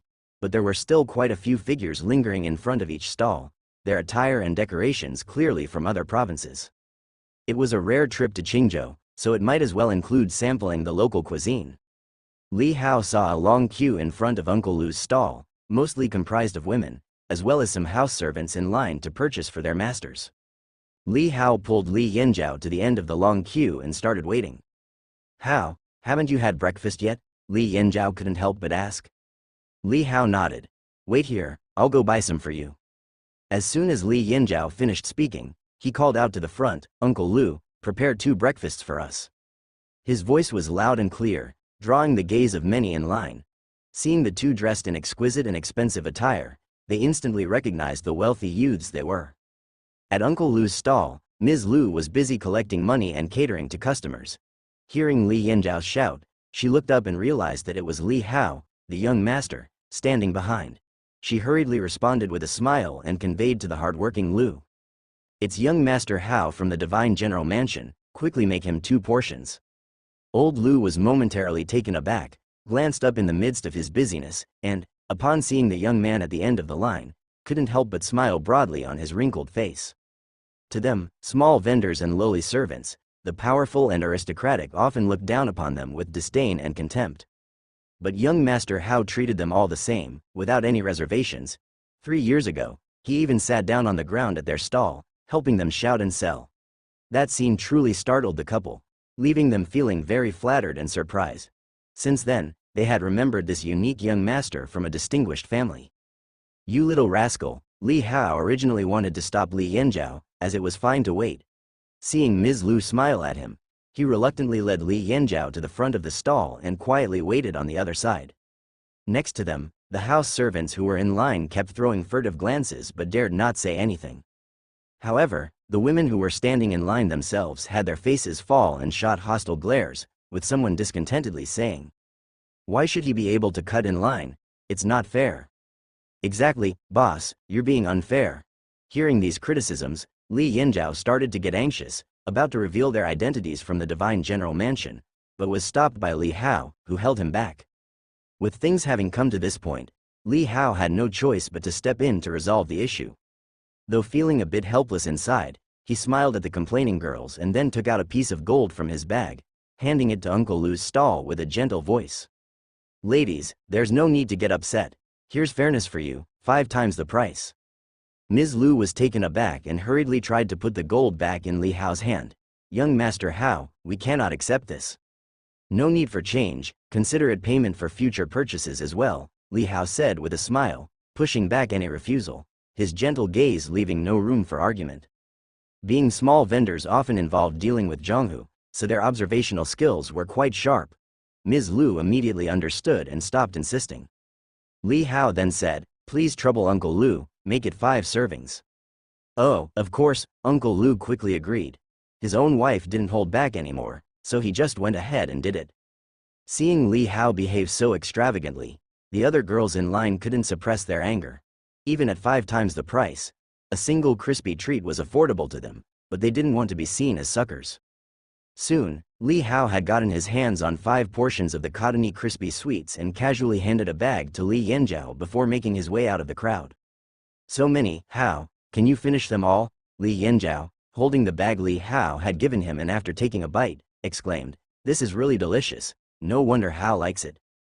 Li Hao smiled and returned to the front of the carriage, where he saw Qing Ji and Li Fu standing guard at the back of the carriage. He handed each of them a bag. "Young master, haven't you gone to the entrance stairway yet?" Li Fu, taking the breakfast, looked at Li Hao with some astonishment. Li Hao replied, "I need to fill my stomach first, don't I?" Li Fu was speechless, but after following Li Hao for 5 or 6 years, he had come to understand the young master's temperament and didn't say much more. After all, they had an invitation. Li Hao returned to the front of the carriage and glanced at Ming, who was sitting on the carriage seat. Although Ming was from Piashui Courtyard, he was quite courteous to Li Hao on normal days, so Li Hao handed him a portion as well. "Thank you, young Master Hao." Ming quickly took it with both hands, stood up, and expressed his gratitude. Immediately, he showed the same curiosity as Li Fu and asked, "Young Master Hao, haven't you gone to the entrance stairway yet?" "I'll go after I finish eating," Li Hao said. Li Ming was slightly dumbfounded. Young Master Lu and Miss Ji Ning were probably already inside the mountain gate by now, and here young Master Hao was still loitering at the foot of the mountain. Indeed, just as the rumor said, he really was at ease. After eating and drinking his fill, Li Hao, followed by the impatient Li Yanzhao, pushed through the crowd to the entrance stairway. It was called a stairway, but it was actually a long series of steps. Reportedly, there were 1,000 of them leading to the entrance of Tan Palace Academy. This was also the first test of Tan Palace Academy. Simply climbing 1,000 steps wasn't difficult, but on the other side of the steps next to the forest, there were figures leaping up and down, clearly, all manner of monkey demons. Though they were demonic creatures, they were tamed by Tan Palace Academy. The figures attempting the entrance stairway would, during the climb, be harassed and attacked by these monkey demons. If one couldn't reach the peak within 10 breaths while evading the attacks, they would be considered to have failed the first challenge. This test was not easy by any means. Just climbing required the strength of someone in the 6th or 7th level of the Power Passage realm, not to mention the need to dodge the sneak attacks of the monkey demons, which was a true test of observation and movement technique. "Miss, this challenge seems quite difficult." In the crowd, a maid holding an umbrella said nervously to the white-clothed young lady beside her.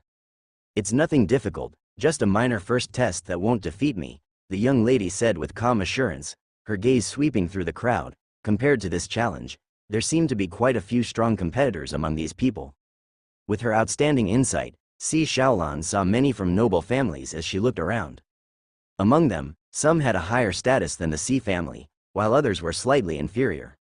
"Miss, those 2 over there seem to be young masters from the Divine General Mansion in Qingzhou." The maid, standing on tiptoes and looking around, suddenly pointed to a place on the left. Si Xiaolan looked up, recognized the sleeve pattern, and nodded slightly. "Correct." Just as she was taking note, The two men were also about to register for entry. Si Xiaolan's heart stirred, and she immediately stepped forward to register as well. What of the divine general mansion? I've heard that the Li family are all true dragons, but I want to see just how much I fall short. Si Xiaolan thought to herself, her eyes shining with a glimmer of light, betraying a stubborn fighting spirit. Age, place of birth, name, Jizhou, the Si family. In front of the registration staff, Si Xiaolan only gave her family name. The registration for the first challenge was rather casual, sure enough. Upon hearing the name, Si family, the staff member looked up at the young girl, then nodded and said, "Go ahead, do you know the rules? No matter the method, just reach the summit within 10 breaths. 10 breaths? That's too long." A young man in luxurious clothing said indifferently from the side. Si Xiaolan glanced at him, recognizing him as the scion of a well-known family from another state, and her gaze grew even brighter. "Miss, they are all nobility, should we wait for the next batch?" Next to her, a maidservant hesitated nervously, tugging at the young girl's sleeve. "What's there to fear?" Si Xiaolan's eyes sparkled brilliantly. What counts in Zhonghu is not one's reputation, but true martial prowess. After speaking, she instructed her maidservant to wait obediently there and followed the others into the arena. She wanted to compare herself in secret. "Get ready." Beside them, an elder who seemed deep in meditation lifted his eyelids and spoke lightly. Everyone adjusted their breathing and loosened up their joints. "Yuan Zhao, go for it." Li Hao encouraged Li Yanzhao with a smile. The kid insisted on relying on his own abilities to overcome this challenge, and Li Hao could only let him be. "Yes." Li Yanzhao nodded firmly. The others glanced at Li Hao, finding his words rather odd, but they didn't think much of it. At that moment, following the elder's command, over 10 people burst into action simultaneously. Whoosh! A fierce wind suddenly swept up from the side, and Li Yanzhao's figure shot out like a cannonball, taking the lead explosively, leaving a depressed mark where he stood. In the blink of an eye, he stepped onto the 100th stair, then with another stride, he surged ahead like a hurricane, rapidly reaching the summit. In total, it took him merely 3 breaths. Li Hao knew that for Yuan Zhao, who had achieved cycle heaven realm perfection, this did not count as exerting his full strength. When Si Xiaolan saw Li Yanzhao's figure burst forth, her lovely eyes slightly contracted. She then also suddenly unleashed her power, transforming into a white light and chasing after him swiftly, but was quickly left behind. Midway, a demon ape suddenly attacked, but she was well prepared, nimbly dodging with a butterfly-like spin, and after a few leaping steps, she finally reached the peak. She counted 7 breaths. As she arrived, several others reached the summit almost at the same time. After 10 breaths, out of 12 people, only 7 passed. Those standing on the summit looked at the short and stout individual with complex expressions in their eyes, showing a hint of shock. The speed at which Li Yanzhao had exploded was terrifying.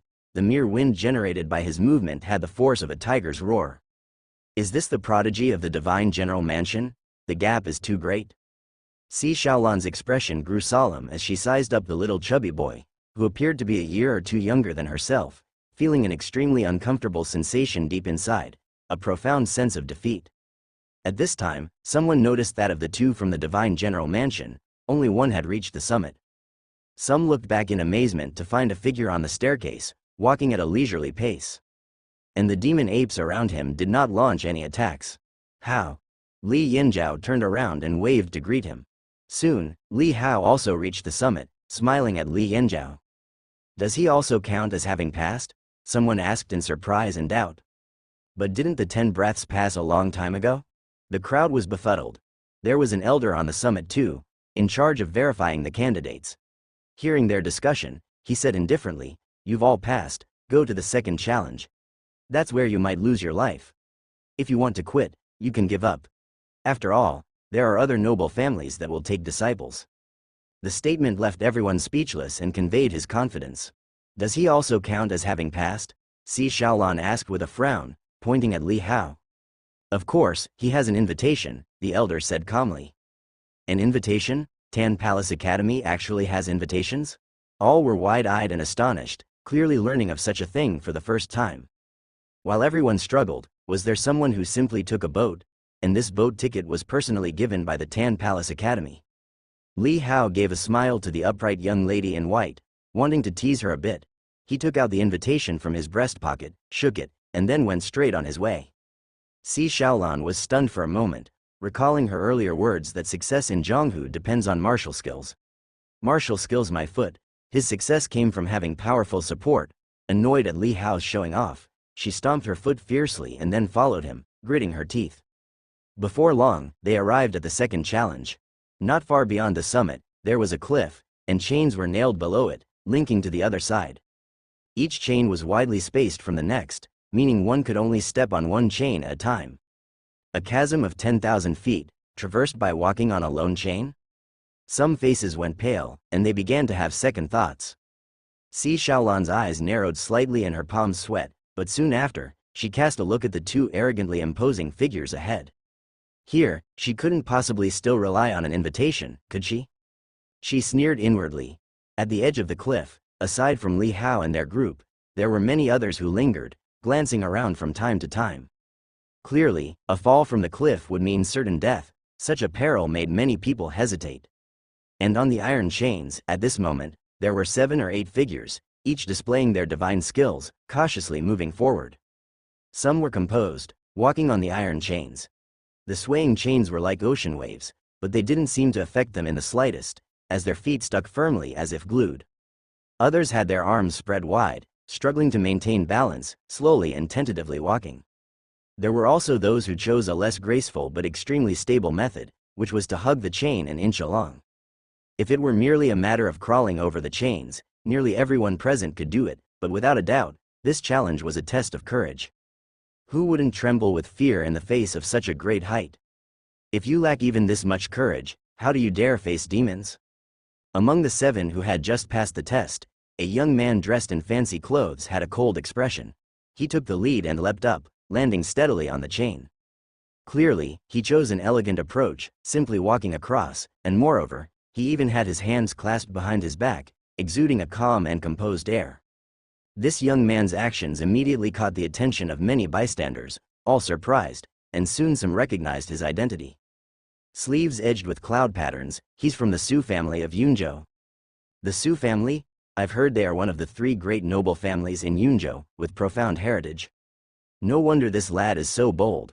The borders of Yunzhou are rife with demon occurrences. He must have practiced his bravery long ago. Many people talked among themselves, and those who were hesitating showed struggle in their eyes. How, let's go too. Seeing someone go ahead, Li Yanzhao was slightly uncomfortable and spoke to Li Hao. Li Hao was looking around at the edge of the cliff, but he didn't see anyone from Tan Palace Academy, which made him feel a bit puzzled. Logically, Tan Palace Academy should have sent someone to meet them here, otherwise, what was the point of sending the invitation? All right. Unable to wait for someone, Li Hao could only agree to Li Yanzhao. HMPH, there's no way to cheat in this challenge. Si Xiaolan sneered at Li Hao. Clearly, she was quite infuriated that Li Hao had used his background to skate through the first challenge, feeling it was unfair. Is that so? Li Hao looked at the girl in surprise, wondering if she dared to mock him without knowing his family's status. But he didn't demean himself by quarreling with her. How does that saying go? Li Hao thought for a moment and responded to her. Little sister, when you're out in the world, it's not just fists or having someone behind you that counts. Si Xiaolan frowned. That sounded very similar to what she had said earlier. Because having someone behind you isn't enough, you also need someone before you. Li Hao chuckled lightly at the young girl, then lifted his head, his eyes revealing a transcendent indifference, and spoke softly. Little brother, come, how, you want me to carry you? Li Yanzhao understood well. He had heard from the elders at home that Li Hao had poor aptitude and could only practice body refinement. He had also never seen Hao practice, so he had anticipated this method and would never let Hao face embarrassment. Li Hao smiled faintly and patted his shoulder. Li Yanzhao got the hint and bent over obligingly. Li Hao didn't hesitate and jumped onto his back, then waved at the girl beside him, who was staring in astonishment. See you on the other side. No sooner had the words fallen than Li Yanzhao, unable to wait any longer, dashed forward, leaping tens of meters and landing directly on the chain. The chain shook violently, but Li Yanzhao, with Li Hao on his back, moved with the swaying, his feet sticking to the chain as if glued. Without waiting for the chain to stabilize completely, Li Yanzhao then ran at full speed as if on solid ground. With his cycle heaven realm perfection, and years of practice of cultivation techniques and stance foundations in the martial arts field, This challenge was a piece of cake for him. Upon seeing the figure dashing swiftly on the chain, everyone on the bank, aside from Si Shaolong, widened their eyes in disbelief. They had seen show-offs before, but nothing this fierce. It was as if he was on land, right? Besides, they might not even run that fast on solid ground. Moreover, he was carrying someone. Once they recognized the clothes of the two men, someone with sharp eyes identified them as from Qingzhou's premier family, and realization dawned. Still, they couldn't help but feel a bit of shock, for they say seeing is believing, and today's encounter exceeded all rumors. Before long, the elegantly dressed young man who had gone onto the chains first was overtaken by the swiftly running Li Yanzhao. The latter, walking leisurely with his hands behind his back, was unperturbed until a gust of wind whooshed by his side, and only then did his face show a hint of surprise. Soon, Li Yanzhao reached the other side. The chain 1,000 zhang long, spanning the horizon, threading through the mist between the mountains. The figure of Li Yanzhao running had dispersed much of the mist, and upon reaching the other side, his landing immediately drew the attention of many nearby. Li Hao patted his shoulder, jumped off his back, and looked around. Clearly, they were not the earliest to arrive. There were quite a few people who had passed the earlier stages lingering here. And in front of these candidates were the disciples of Tan Palace Academy, dressed in the academy's uniform. They were all 17 or 18 years old, wearing black and white attire that gave off an elegant and ethereal feel. Of course, this look was flattering on the attractive ones, whereas on those with sturdier builds or less remarkable features, it became a bit of an eyesore. Who is that person? He's so impressive. He ran here, with someone on his back. One dares to carry, and one dares to be carried. Shush, be careful, they seem to be from the divine general mansion of the Li family. Dozens of bystanders discussed animatedly. Li Yanzhao stepped forward and approached a young man from Tan Palace Academy, asking, "Is there a challenge here?" "Correct, this is the last one." The young man clearly recognized Li Yanzhao's identity, since after having studied in Qingzhou City for several years and being not far from the divine general mansion, it would be hard not to know him. "To pass this challenge, you need to last a round against us." If the first challenge was to test one's foundational skills, and the second was to test martial courage, then the third challenge seemed to be a bit of showing the newcomers who's boss. Upon hearing this, Li Yanzhao's eyes instantly sparked with a fighting spirit eager to try. "Please enlighten me." He said this, then gave a fist salute as a military courtesy, and then he backpedaled a few steps, assuming a fighting stance. "You may select a weapon," the young man reminded with a smile. "It's just one round, not necessary," Li Yanzhao said. The young man's eyes flashed slightly, feeling a bit slighted, but remembering that the people of the Li family were said to be geniuses, he didn't take it too seriously and was somewhat curious to test the waters. Immediately, he too abandoned using a sword, raised his fist, and advanced with body-rolling punches. The force of his punches created wind, ferocious like a tiger pouncing and a wolf biting. Li Yanzhao, however, moved with a twist of his footwork, as slick as an eel slipping into a hole, moving fluidly before suddenly whipping around to smash out with a punch in return. With a loud thud, their fists collided, and the young man actually stumbled back 3 steps, while Li Yanzhao merely rooted his stance and remained steady on the spot. The young man's face showed shock. Although he hadn't used his full strength, that punch had the power of 10,000 pounds. Equivalent to a practitioner of around the 3rd layer of the Zhou Tian realm. This was well beyond the standard for an entrance test, after all, the minimum requirement being the perfection of the power passage realm. Did he almost lose face by a misstep? At least it's the strength of the 5th or even as high as the 8th layer of the Zhou Tian realm, or maybe the cultivation of a top-tier qi circulation skill, or a meridian opening skill. Seriousness appeared in the young man's eyes. Indeed, the rumors were not false. The scions of the Li family were like demons, stacked with countless resources, far surpassing their peers.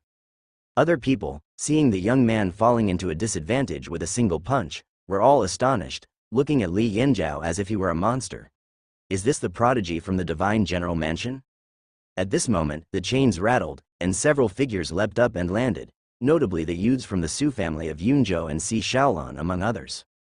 Other students from Tan Palace Academy immediately relayed the rules to the newcomers, and upon hearing the requirements, their expressions grew somewhat solemn. After all, to have qualified for Tan Palace Academy, they must meet the threshold of genius, but their opponents had endured several years of hard training, making this move not easy to counter. Si Shaolong's mind raced as she glanced at Li Hao next to her, and seeing that he was still present, a trace of annoyance inevitably shone in her eyes. She knew that he had an invitation, and he would most likely bypass this challenge. Compared to those of them who struggled through various dangers to pass the challenges, his path was practically a walkover, such was the disparity of their origins. "It's your turn," said a tall and burly young man beside Li Hao. Li Hao smiled lightly, and under Si Xiaolan's, as expected, expression, he took out his invitation. "I have an invitation." He had no intention of wasting energy here, like Li Yanjiao, bullying others. An invitation? All eyes turned with a mix of surprise and envy. The tall and burly young man was briefly stunned, having heard some rumors already. He frowned slightly, examined the invitation for a moment, and then returned it to Li Hao. "Although you have an invitation, you still need to undergo basic testing. I can ease up a bit." Li Hao was taken aback. The young man who had tested Li Yanjiao, along with the other Tan Palace Academy students in charge of testing, all secretly facepalmed. Oh no, that stubborn streak had struck again. "Come on." The burly young man's body surged with flowing qi, ready to strike at any time. Li Hao couldn't help but ask, "Do you know what an invitation means?" "I said I'd hold back. You at least need to show something, or others might think our Tan Palace Academy caters to the powerful and grants easy access through the back door," the burly young man stated seriously, his earnest gaze fixed. Li Hao fell silent. It said that there are 1,000 different types of people, and evidently, this burly young man belonged to the more straight-laced, stubborn sort. Peeved. Si Xiaolan couldn't help but laugh out loud, her bright eyes delighting in schadenfreude as she watched Li Hao. She had thought he was going to slip through easily, but now he met a unique individual. She even began to think that the burly young man's rough exterior was looking rather dashing. "You can use any weapon you like," the burly young man spoke earnestly, pointing to the nearby weapon rack. Li Hao felt somewhat helpless, but he wasn't angry with the earnest young man. After all, being thorough wasn't a fault. He approached the weapon rack, selected a sword, and came back to face the burly young man. Using a sword, the burly young man's gaze shifted slightly and he nodded. "Then you make the first move."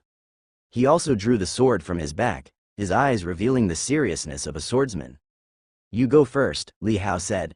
"If I strike first, you might not get a chance," said the burly young man word by word. "Fine." Li Hao exhaled, and with a casual flick, he flourished his sword. Swordsmanship. Falling snow. Huh? Si Xiaolan suddenly felt as if snowflakes were drifting in front of her eyes, sensing a chill frost attacking her body, prompting her to look up. "It's autumn. Why is it snowing? Is it snowing? No." But before the eyes of everyone, it seemed as if snowflakes had suddenly begun to float down. These snowflakes were found within the area where Li Hao stood, within 3 feet of the sword's edge.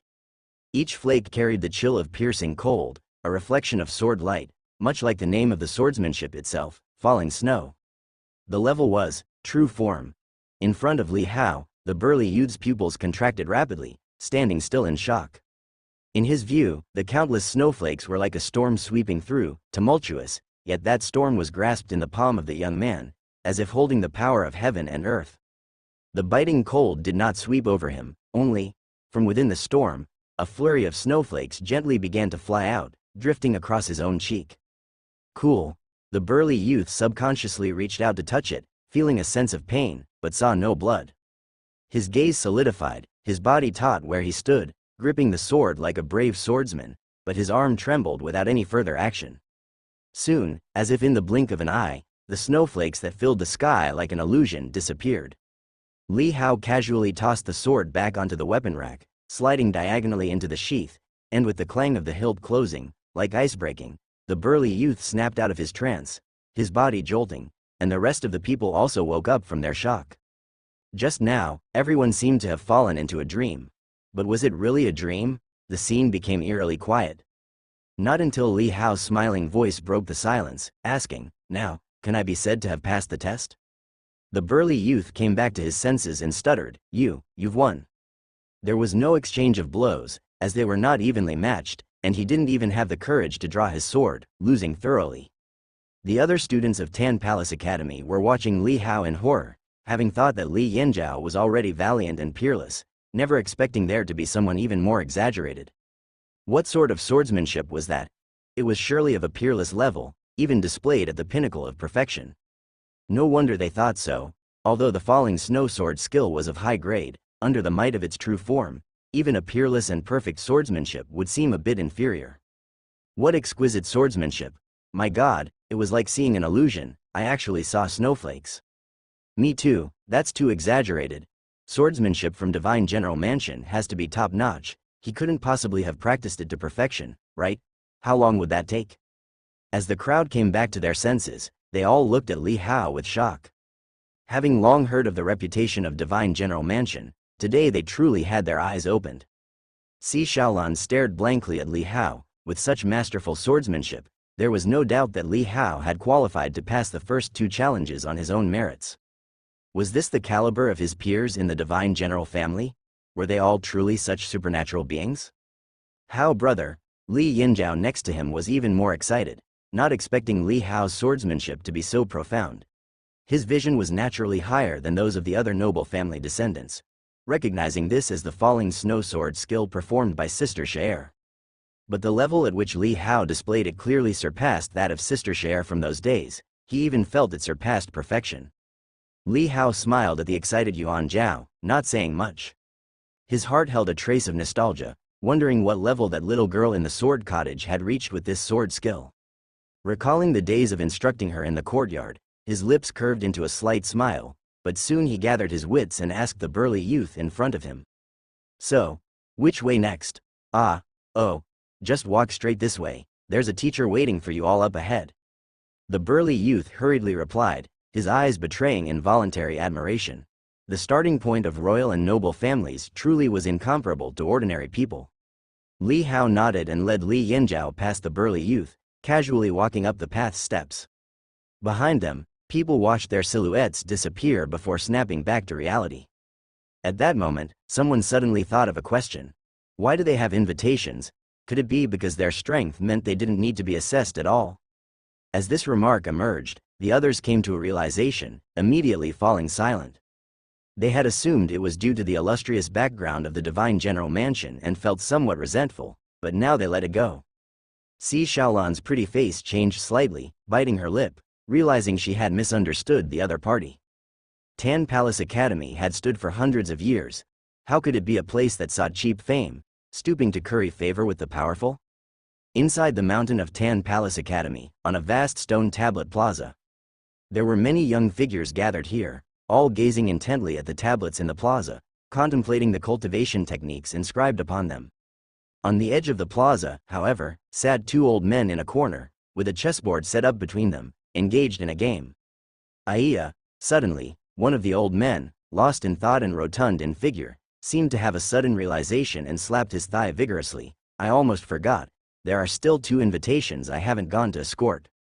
You mean from the Divine General Mansion? The gray-robed old man opposite him looked up, puzzled. It shouldn't be a big deal, right?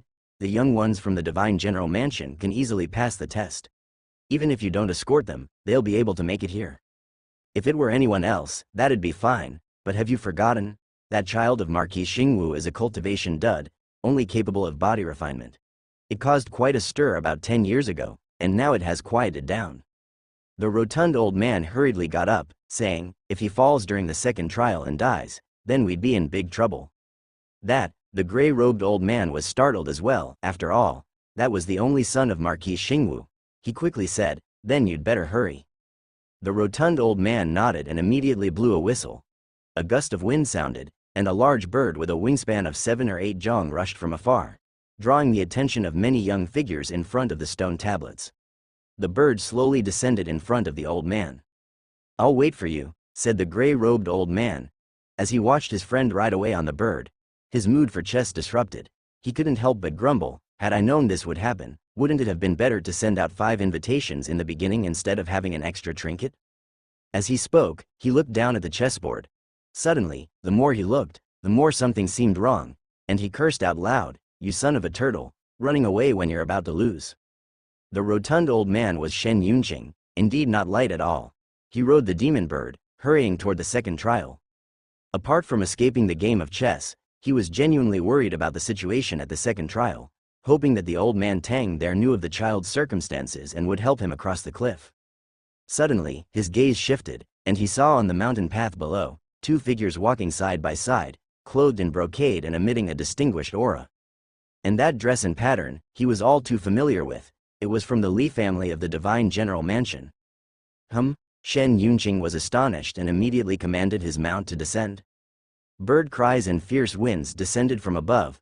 Li Hao and Li Yanzhao both stopped in their tracks and looked up, only to see a massive demon bird with 3 eyes landing a few jong off the ground, right in front of them. Sitting behind the bird's neck was a short old man, stretching his neck to look at them, seemingly finding something that confirmed their identities, and immediately, a smile appeared on his face. He jolted off the bird's back with a leap. He waved his hand, letting the demon bird fly off on its own, then cheerfully addressed the two. You two must be the young masters from the Divine General Mansion, right? I'm not sure which branch's young masters you are. What are your names? Seeing how polite the other party was, Li Hao and Li Yanzhao were not overly surprised. After all, their lineage was too illustrious, and ordinary people would be very polite and considerate upon meeting them, even prominent figures. This is my brother, Li Hao, and my name is Li Yanzhao. Li Yanzhao spoke, with a touch of naive zest, but his small eyes revealed a hint of shrewdness. Shen Yunqing instantly glanced at Li Hao, and a long-absent memory resurfaced in his mind. The child who had been named by Emperor Yu for the Li family about 10 or so years ago, seemingly Li Hao. It was him.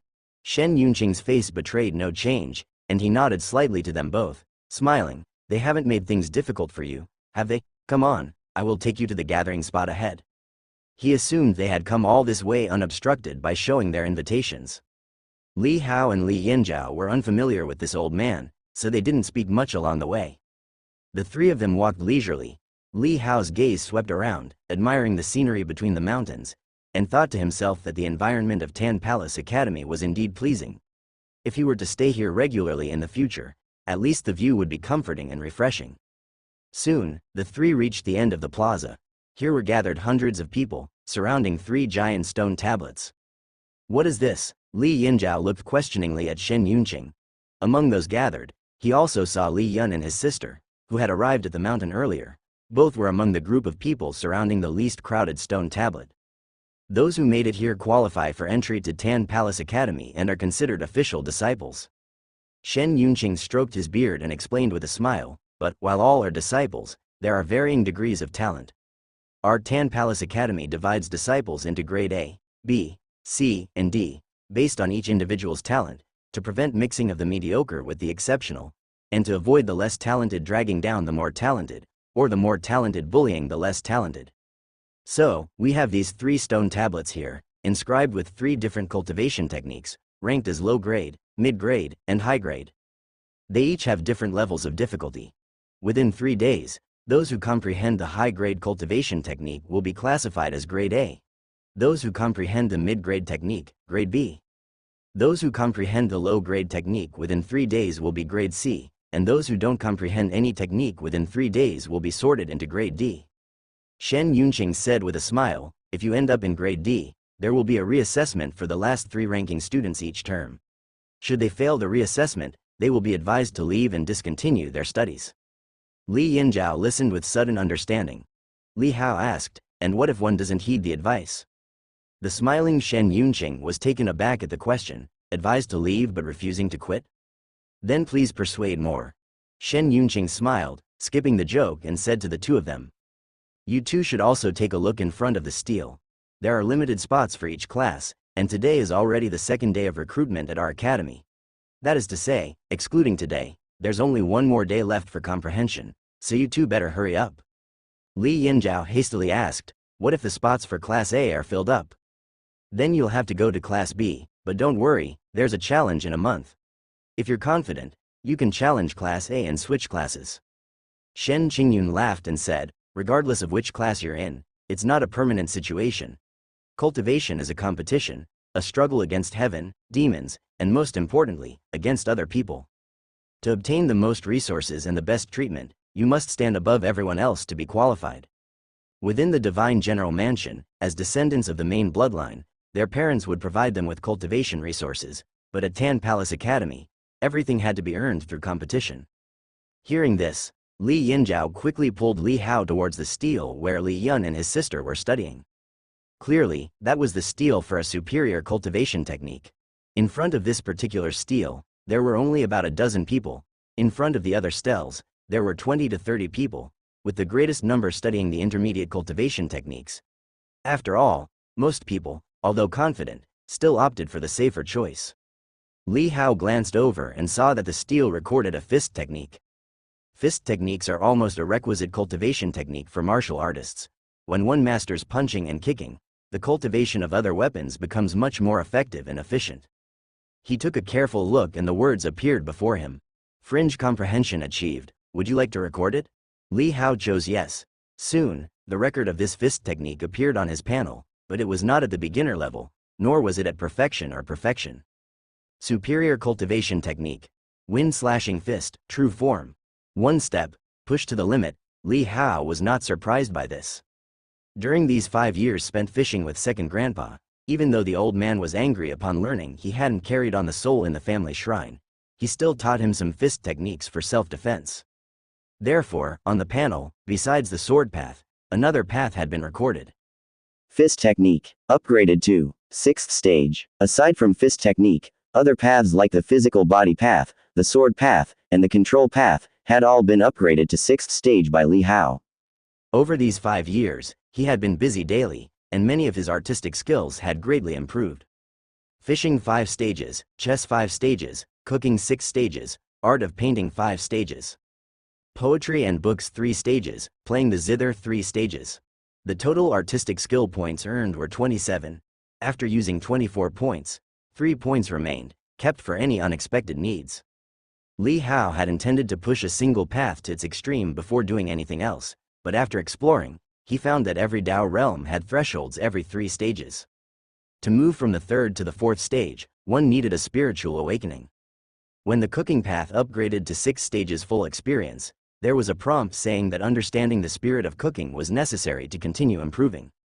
If focusing intently and loving something passionately were enough to achieve a state of mind, then a spiritual awakening required insight and grasping the essence of the path. Cooking isn't just about making food, it's about creating dishes that break the mold and infusing them with soul. The same goes for playing chess. Playing isn't just about winning or losing, it also requires one's own wisdom and charm, that so-called divine move, a remarkable play transcending conventional understanding and perception. Li Hao knew that this wasn't just a requirement of the panel, but if he were to practice normally without the panel, to reach certain realms in cultivation, he too would need to experience states of mind and spiritual awakening. According to second grandpa, these were stages that any cultivation technique must reach. Otherwise, one would at most be a second-rate expert, struggling to reach the pinnacle. To be strong, one must first enter the realm of madness. It is said that beyond spiritual awakening lies an even higher realm, the realm of saints. But even second grandpa, known as a sword saint, had only reached a state of mind with a spiritual awakening in his fist technique, never attaining sainthood. The word saint in Deu is regarded as the supreme term, an untouchable existence. Be it a fist saint or a sword saint, they are not actually in the saint realm. Such titles are more of a commendatory appellation, indicating that they have reached an extremely high pinnacle in their respective paths, approaching the realm of saints. Li Hao speculated that when he reached the 9th stage in the future, he might need the state of mind to enter sainthood. It was hard to imagine what kind of state that would be. However, at present, he had yet to achieve spiritual awakening. Spirit, just like the word itself, implies spirituality, brilliance, soul. He must undertake an exceedingly subtle and exceptional task to possess his own brilliance, just like a grandmaster such as those from Tianren sect, who have their unique grandmaster's path. As the panel successfully recorded, a multitude of messages about the wind-slashing fist technique flooded into his mind. Li Hao merely closed his eyes briefly and quickly digested the information. He seemed as if he had practiced this fist technique for 50 years, he was familiar with all its moves as if they were at his fingertips. He had not only rectified the shortcomings of the fist technique but had also deeply understood the true essence of its core. Just as its name suggests, the fist could slash the wind, break it, as if it were like a knife or sword, possessing destructive power beyond that of mere fists and feet. This superior cultivation technique, in his hands, was enough to unleash a power comparable to that of the most exceptional techniques. Li Hao's gaze moved away from the stone stele and turned to the dozen or so people around him. He saw that they were all absorbed in concentration, earnestly staring at the stele, comprehending. Some were mouthing the words, seemingly following the descriptions of the techniques inscribed on the stele, delving into their meanings. Some of the descriptions on the steles were obscure and hard to understand. Just comprehending them was difficult, but most of those who could come here had the support of martial arts families and had been immersed in the martial arts from a young age. Even the cold and rare words in some summaries were understandable to them. Li Hao saw that Yuan Zhao was also engrossed in reading beside them, eyes moving back and forth across the stele line by line. He did not disturb him but glanced again and saw Li Yun, the siblings, squatting in front of another stele, with serious expressions, occasionally pondering or frowning and gently rotating their wrists as if they were practicing in their minds, extremely focused, not even noticing his and Li Yanzhao's arrival. Such hard-working children.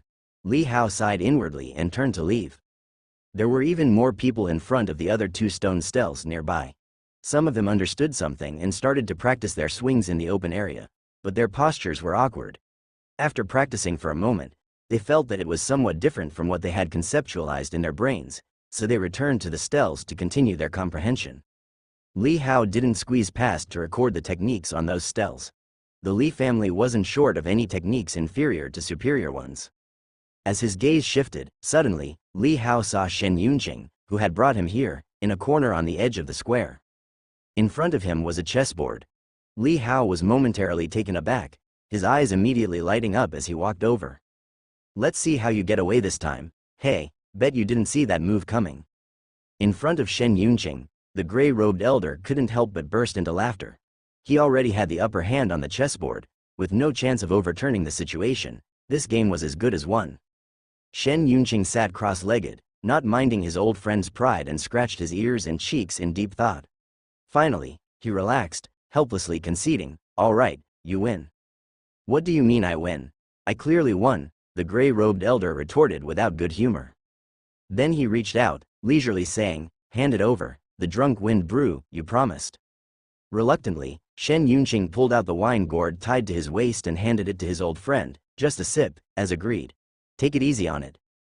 "Unlike you, I keep my word," said the gray-robed elder irritably, immediately opening the gourd and tilting his head back to take a big gulp. Shen Yunqing hurriedly snatched it back, angrily exclaiming, "You agreed to one sip." "That was one sip for me, I haven't swallowed yet," he replied. "You might as well pour it straight down your throat," Shen Yunqing said, holding his gourd tightly and peering into it, feeling his heart turn cold by half. "I'll remember that last game of chess for you," he added. The gray-robed elder chuckled, then suddenly aware of something, he turned his head to see a young man with bright lips and white teeth, elegant and refined, standing nearby. Dressed in brocaded garments, he looked opulent and distinguished. A young master from the Divine General Mansion? Recognizing the sleeve pattern and the jade pendant, the elder's expression became serious and he was about to scold, but the words on his lips changed at the last moment. "You're playing chess," said Li Hao with a cheerful smile. For someone who had lived 2 lifetimes as a mentally mature person, the first sentence of a conversation was often a superfluous question knowingly asked, merely a pretext to initiate a conversation. "Why aren't you comprehending the cultivation techniques?" asked Shen Yunqing, looking at Li Hao with surprise. Others were racing against the clock, comprehending in front of the stone steles, but this young man had leisurely sauntered over here. Could it be that this lad wanted them to quietly give him some pointers? Both thought of this and exchanged a look, their expressions becoming slightly more solemn. As teachers within the academy, how could they lead by example in helping a disciple cheat? No, even though you are the young master of the Divine General Mansion, it's not acceptable, and there were no gifts. "Pa, what gifts? Even gifts wouldn't make it acceptable, you're not a prince."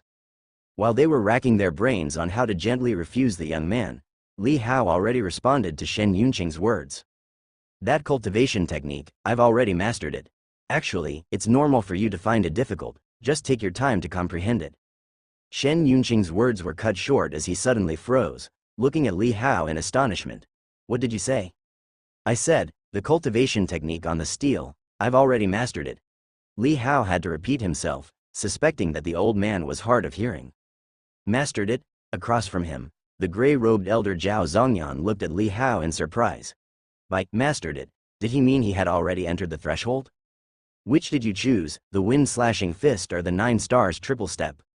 Shen Yunqing also snapped back to reality, sizing up Li Hao, thinking the kid must be boasting. The wind-slashing fist. Li Hao thought for a moment, seeming to also realize that such a claim was indeed surprising, and immediately threw a punch. The punch carried a subtle trembling wind, with a low hum of force, as if sharp blades of wind were cutting through with the punch.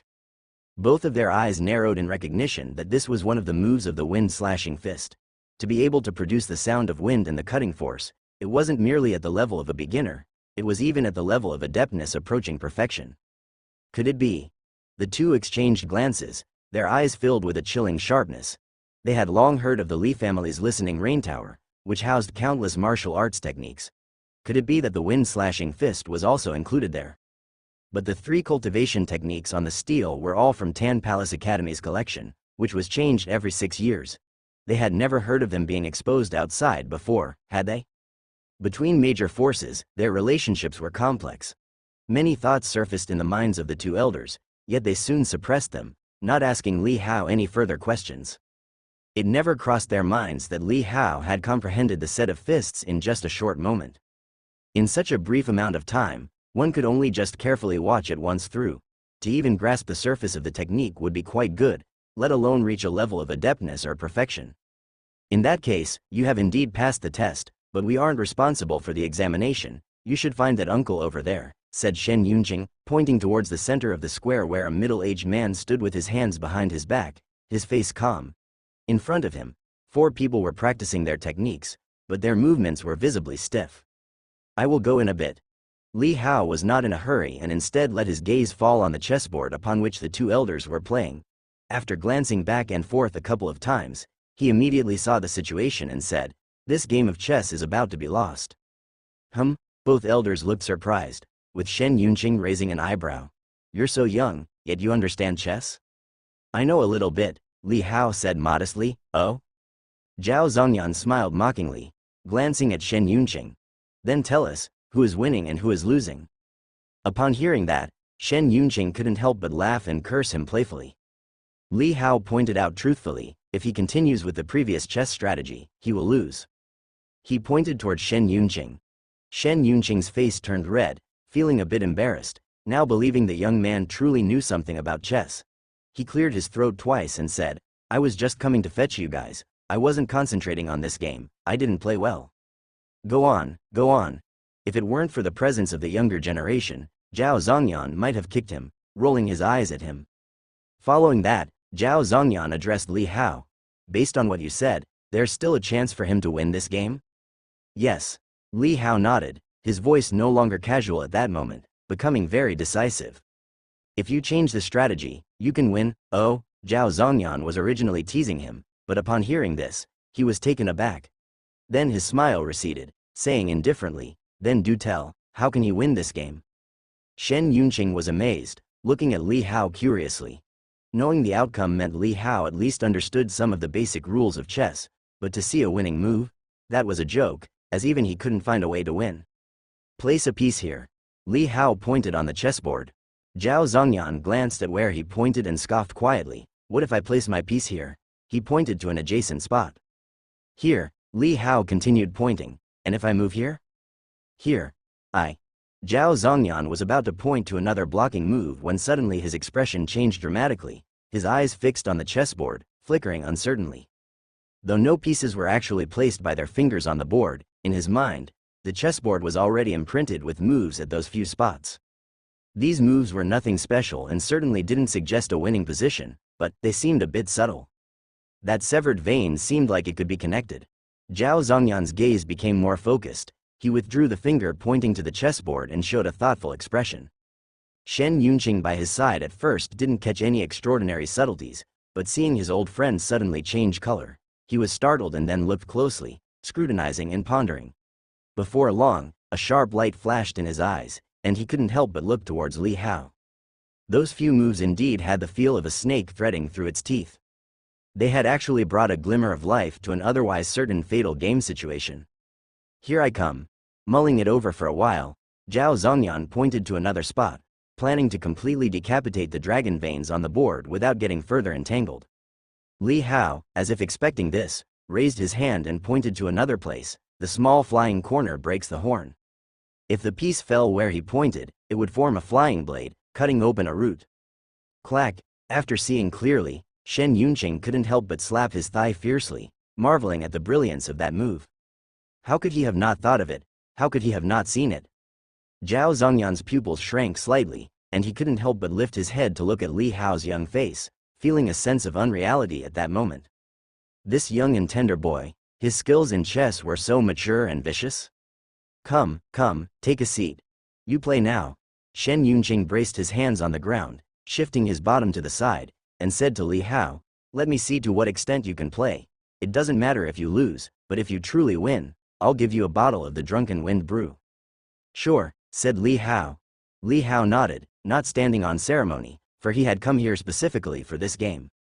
He comfortably sat down where the grass was still warm from being pressed down. Zhao Zongyan frowned deeply, his face becoming grave. He stared intensely at Li Hao for a moment, not occupied with exploring why the boy was so skilled at chess, but instead gathered his focus and said gravely, then let's give it a try. Li Hao's fingers entered the go bowl, and his index finger and middle finger pinched a black stone and placed it on the board, filling in the position he had indicated earlier. Opposite him, Zhao Zongyan was silent as well, following suit with his moves. The two began their real game. In the square, numerous clan scions and Zhonghu prodigies were practicing their movement techniques and fists, sweating profusely as they vied for a place in either Alpha or Beta Academy. Yet in this corner, on the tiny chessboard of just a few square inches, fierce and insidious struggles were unfolding, with each move slicing like a knife, step by step a lethal tactic. After a while, an aged palm trembled as it picked up a piece from the go bowl, but after a moment of shaking, it slipped from the fingertips and fell. Zhao Zongyan's face, just like those young disciples swinging their fists in the square, was covered in sweat. The game was set. I have lost, said Zhao Zongyan, his throat seemingly parched, his voice strained. Shen Yunqing beside him was dumbstruck, looking at the chess game in disbelief.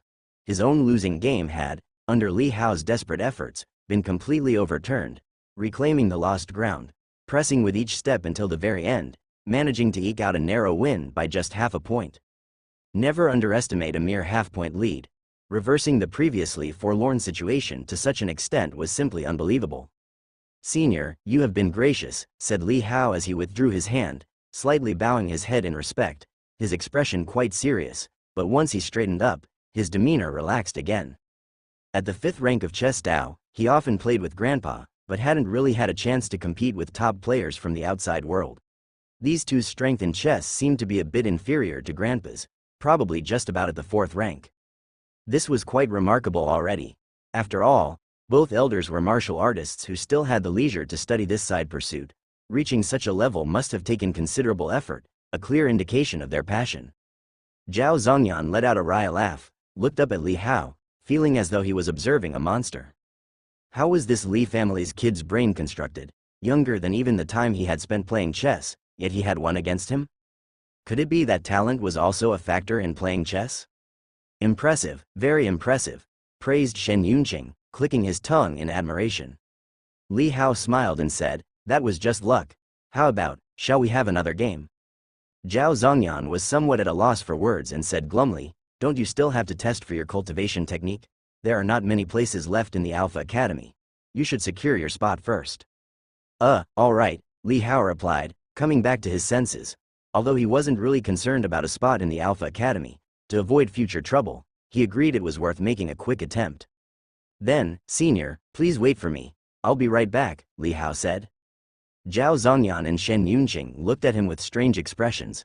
Why did it seem like this kid was more committed to playing chess than securing his place in the academy?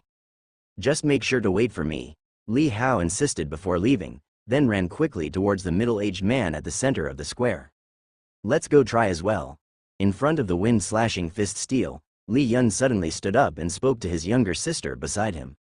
Li Jining's gaze flickered slightly. She stopped the slight rotation of her small hands and nodded. She had actually already touched upon some of the essence of the technique, feeling that she had entered the threshold, but she didn't immediately go to test herself, instead waiting for her brother beside her to master it as well.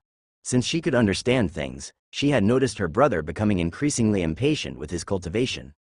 After spending time together day after day, she could faintly sense her brother's thoughts deep in her heart. Among the 3 siblings in the family, she and her eldest sister had higher talents than her brother, It goes without saying for her eldest sister, who had been taken in by a famous teacher since she was little, but she and her brother had stayed at home, and it was inevitable that they would always be compared and praised by people around them.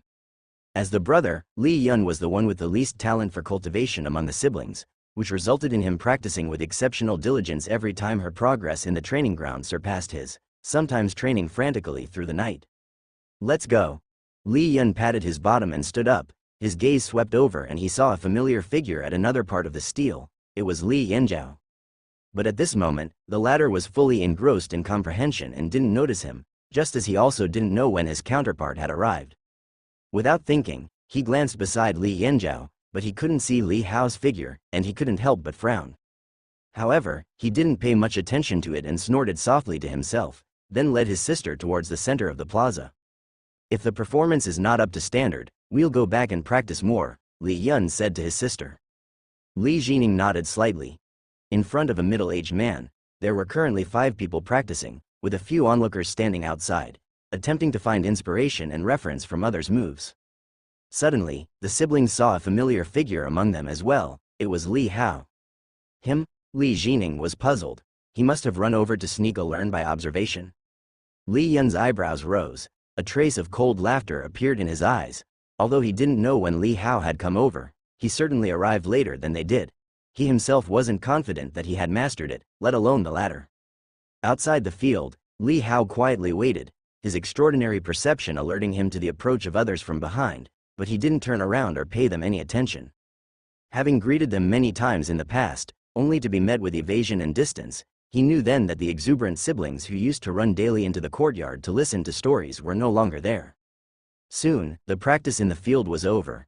Out of the 5 people, only 3 qualified, while the remaining 2 lacked proficiency for entry, with inaccurate posture. Let's go. Li Yun took his sister forward, facing the middle-aged man who was a head taller than himself with still a lofty expression. The technique we contemplated is the wind-slashing fist. Identifying their status from their attire, the middle-aged man nodded slightly, showing a smile. Please demonstrate. The siblings immediately took their stances and began their routine, completing a set of punches quickly. As Li Yun turned around, his waist did not move, the strength of his body hadn't reached his fist, resulting in a slightly weaker force. The middle-aged man was inwardly astonished and asked, "How long have you been contemplating this technique?" "Half a day," Li Yun replied calmly, but a tinge of pride could be seen in his eyes. He faintly felt that he might have made a slight mistake, and the result might not be very good. But after all, he had only been contemplating it for half a day. The standard for entry into Alpha Academy was 3 days of contemplation, so his progress must have been quite remarkable. Impressive. Indeed, as Li Yun thought. The middle-aged man before him let out a mildly astonished exclamation, causing the corners of the young man's mouth to unconsciously curl up slightly. "Young lady, you have passed the entry threshold." The middle-aged man took out a waist pendant from his belt and handed it to Li Jining beside him. Li Yun was momentarily stunned. "Your punching technique still lacks a bit of refinement. Practice some more, and you should be able to master it quickly," the middle-aged man said to Li Yun. Li Yun's face showed a bit of embarrassment, and he turned to look at his sister. "When did you have the realization?" Li Jining put away her waist pendant and hastily said, "Just now." In truth, she wasn't lying, she really had just comprehended it, at most half an hour ago. To enter a superior cultivation technique within half a day, prodigies like you are uncommon, even in Alpha Academy, the middle-aged man said with a smile. "That means, there are others who can do it too." Li Yun's expression changed slightly. "A few yesterday," the middle-aged man said with a smile.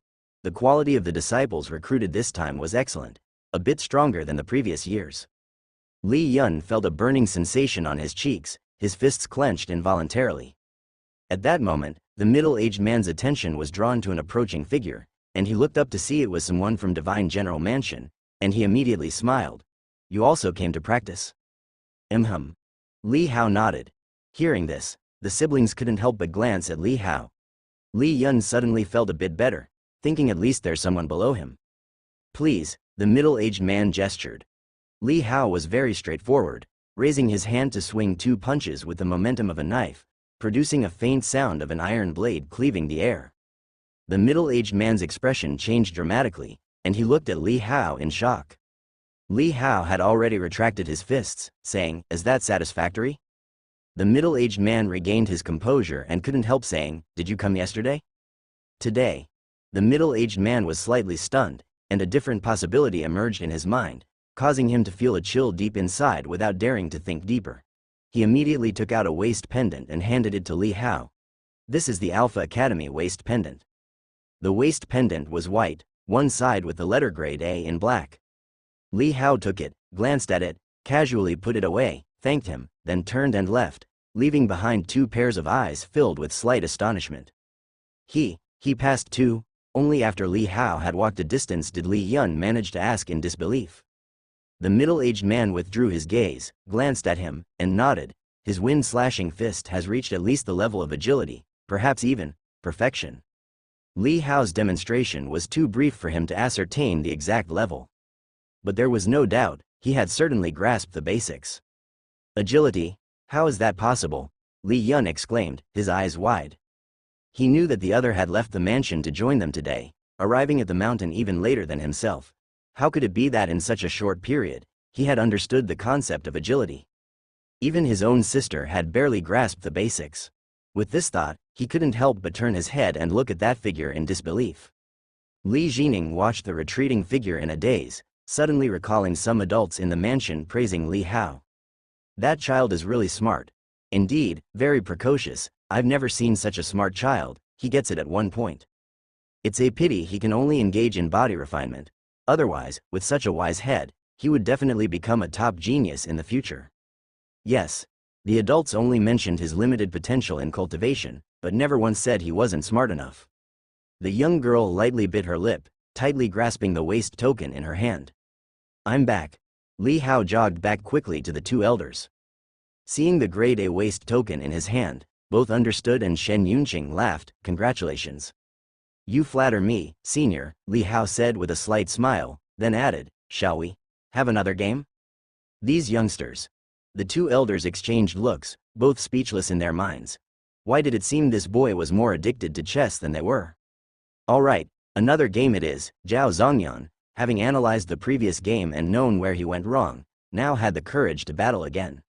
Li Hao felt a rush of joy and immediately sat down. "Please, senior."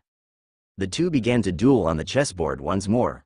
To prevent his opponent from giving up, Li Hao didn't play too aggressively, just slowly pulling ahead until he won by a narrow margin. Thus, an interesting scene unfolded in the square. While other disciples were in front of the stels, pondering and practicing their martial moves, one corner featured a young man exchanging moves with two elders on a chessboard. The occasional frustrated outburst from Zhao Zongyan and the hearty laughter from Shen Yunqing drew glances from other newly admitted disciples. When they noticed the unusual scene, many of them had a hint of curiosity in their eyes. "You little rascal, you must have been playing chess since you were in your mother's womb." Goaded by defeat, Zhao Zongyan was so irritated he felt like tossing the game pieces. Li Hao just laughed. Shen Yunqing inquired curiously, "You've put some effort into your chess skills. How do you usually cultivate?"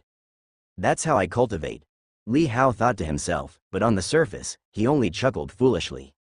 While playing chess, the two elders shared some information about Tan Palace Academy with Li Hao.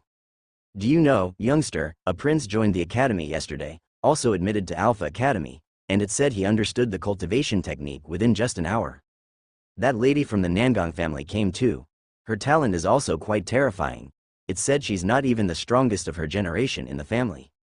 These are your future rivals within Alpha Academy, youngster, you should keep an eye out," the elders advised. Faced with the elders' concern, Li Hao found it overwhelming and said to them, "Can't we just concentrate on playing chess?" The elders stared. Their fond feelings for the boy had prompted them to share this information, yet he didn't seem interested at all. "So you joined Tan Palace Academy just to play chess, huh?" Out of irritation, Zhao Zongyan once again concentrated fully on the game. Yet, after a while, he was left looking ashen-faced, defeated by a slim margin. As the sun dipped low, Li Hao was deeply engaged in the game when he suddenly heard a voice beside him. "How?" Li Hao turned to look and saw Li Yanzhao, who was watching him tentatively. I got the waist token," Li Yanzhao said. They had arrived late, and he had spent half a day in contemplation. "Oh," Li Hao nodded, unsurprised. This kid had the same innate ability as Li Jining. Despite his sturdy appearance, there was a sly spark in his small eyes. He was incredibly sharp. They're waiting at the foot of the mountain for us to return to the mansion together. How? What do you think? Let them go back first, we'll return later, Li Hao said. Across from him, the elder's expressions darkened. Was this kid hooked on winning? No more, no more, Zhao Zongyan waved his hand. It's getting late, you should go back. It's okay, I can see, Li Hao retorted. You little. The two elders were left both laughing and crying by Li Hao's antics.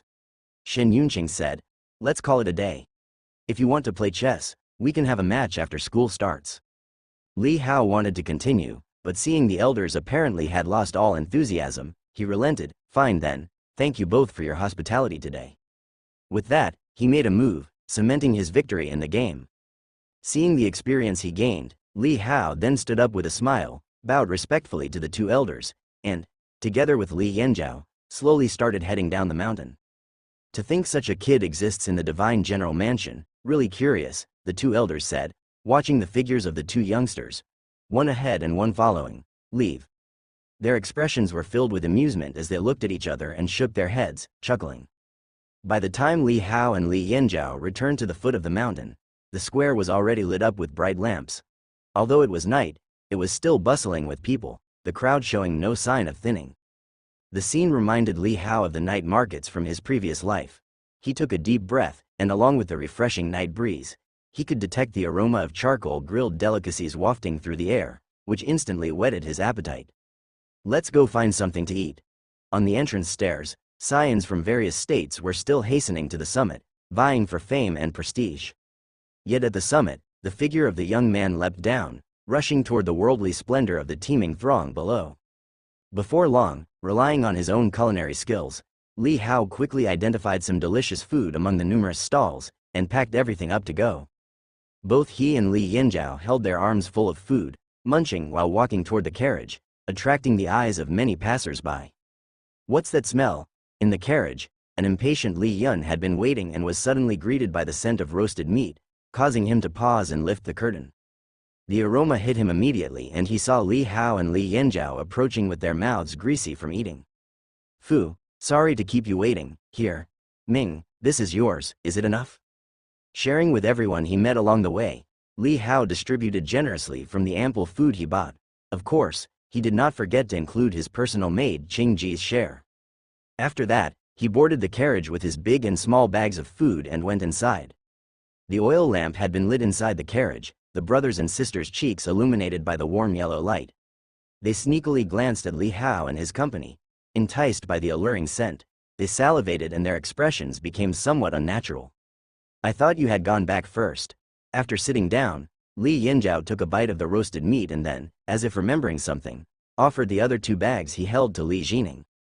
Ji Ning, would you like some? Li Jining hesitated before accepting, tempted by the delicious smell coming from the bag. At the same time, she noticed her brother discreetly swallowing saliva, his Adam's apple bobbing. She quietly took the bags, whispering, thank you, Yuan Zhao. If you had left earlier, you wouldn't have had this good fortune, laughed Li Yanzhao. Li Jining didn't say much. Instead, she glanced at the figure who had not looked back at them from the start, and there was a faint hint of sadness in the depths of her eyes.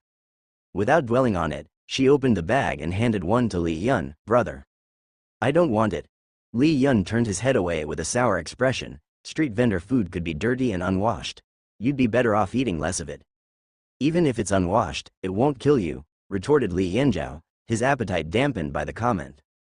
You? Li Yun was enraged and glared at him. Realizing he didn't have much of an argument, he snorted and turned his head away, sticking it out of the carriage as though the night scenery had suddenly become extremely interesting. Li Jining knew her brother was too proud to relent. Although she felt a bit helpless, the savory aroma from the bag was overwhelming, and she couldn't resist taking a delicate bite. Her eyes quickly brightened up a little. This taste was even better than the fine dishes that were used to eating at home. Ming, aren't we leaving yet?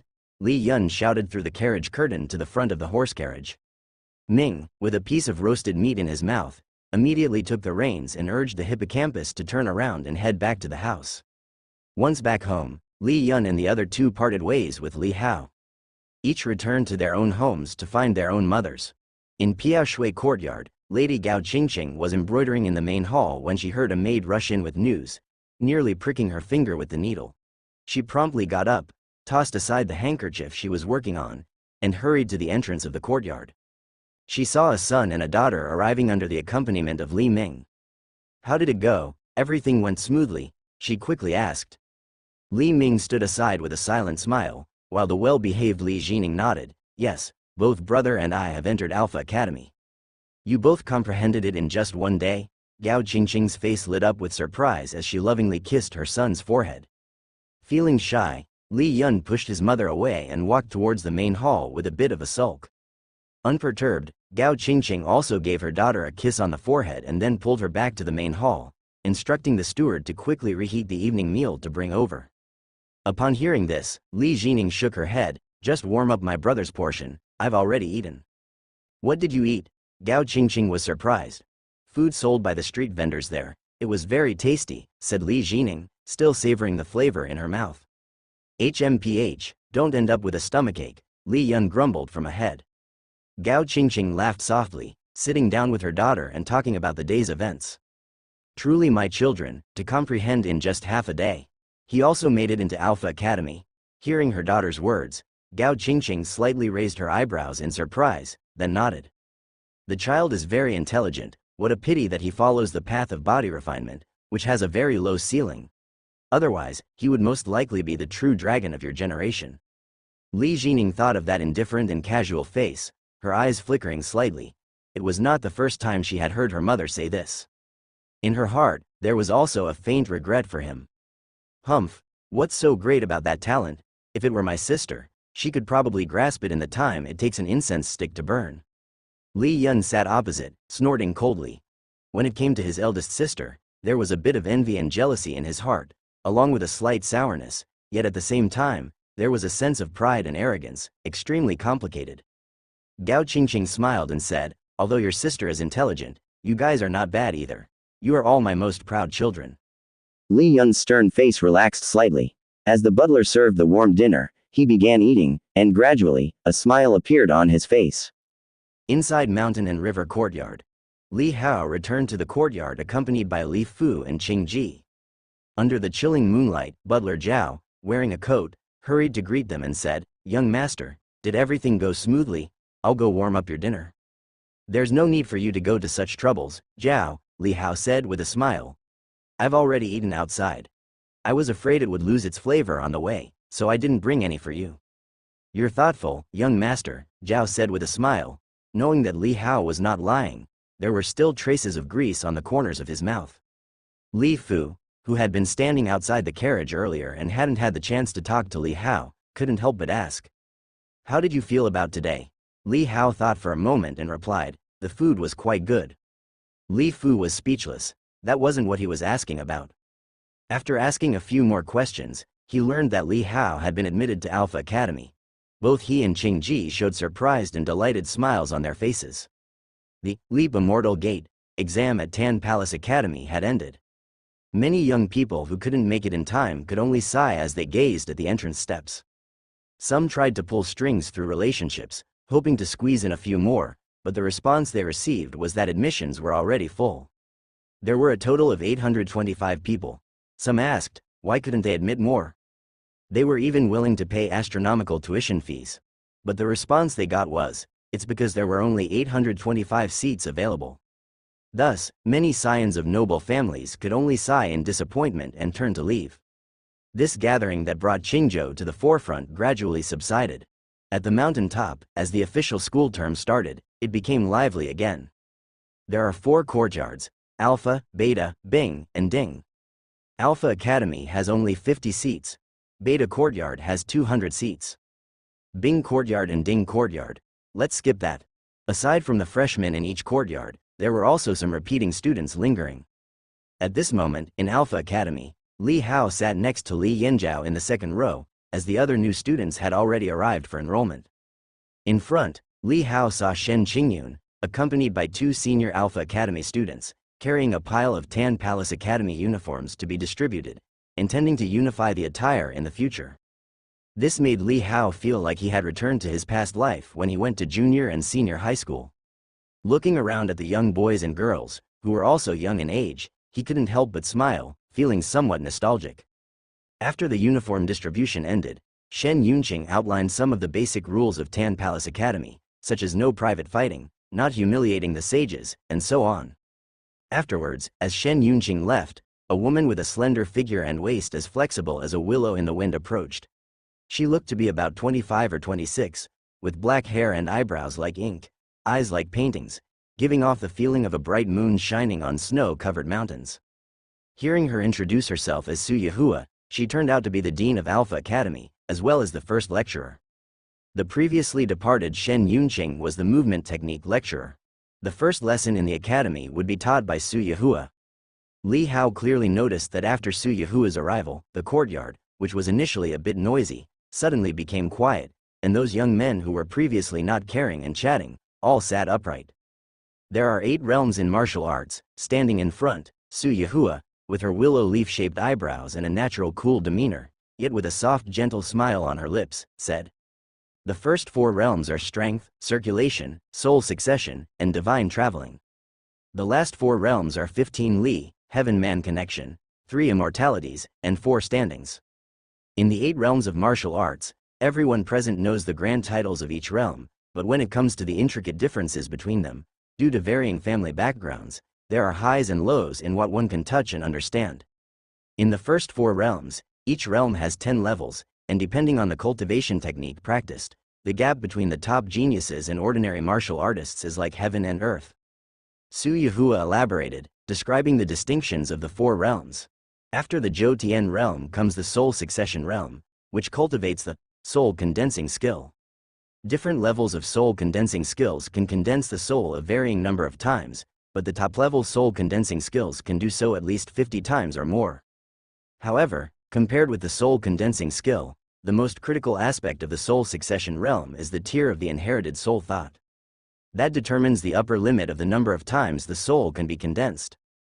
As Su Yehua's eyes swept across those below the stage, she said, "If you inherit the soul thought of a martial artist from the 4 stands realm, you can condense the soul 80 times. If you inherit a demon soul, it ranges from 30 to 60 times, depending on the demon's race. If what you inherit is only from a lesser spirit or ghost, then you can condense at most 20 times, which a mid-level soul condensing technique would fulfill."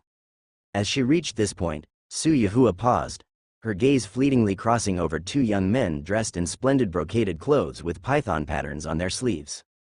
If the inherited soul thought exceeds that of a martial artist from the 4 stands realm, as far as I know, the highest can reach 180 times of soul condensing, which should be close to the limit of the soul succession realm.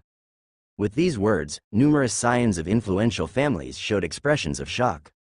The difference between the top soul succession realm and the ordinary soul succession realm was almost tenfold. As for those 2 young men whom Su Yehua glanced at, their expressions were contrasting. One appeared somewhat unnatural, while the other revealed a look of satisfaction, especially upon hearing the surrounding commotion, casting a glance with a hint of disdain and scorn in his eyes. 180 times is not the limit, Li Hao thought, giving the beautiful instructor a glance and silently shaking his head. The highest limit is 360 times of soul condensing. Probably. Li Hao added 2 more words internally. After all, just because he couldn't achieve it didn't mean others couldn't reach even higher levels. He, with a heaven and earth soul succession, had cultivated 4 top-level soul condensing skills, as well as 5 high-quality ones, to reach this limit. Even if he continued to practice other soul condensing skills, he couldn't break through the 360-time limit, and any further progress was his limit. Upon reaching 360 soul condensings, Li Hao also came to understand another type of soul power. He called it heaven and earth law manifestation. Meanwhile, Su Yehua above continued, "Those whose souls succeed in Tan Palace Academy and meet the criteria can enter Black and White Hall for training. Inheriting the soul thought from the 4 stands realm is the first-class choice for soul succession outside the royal family.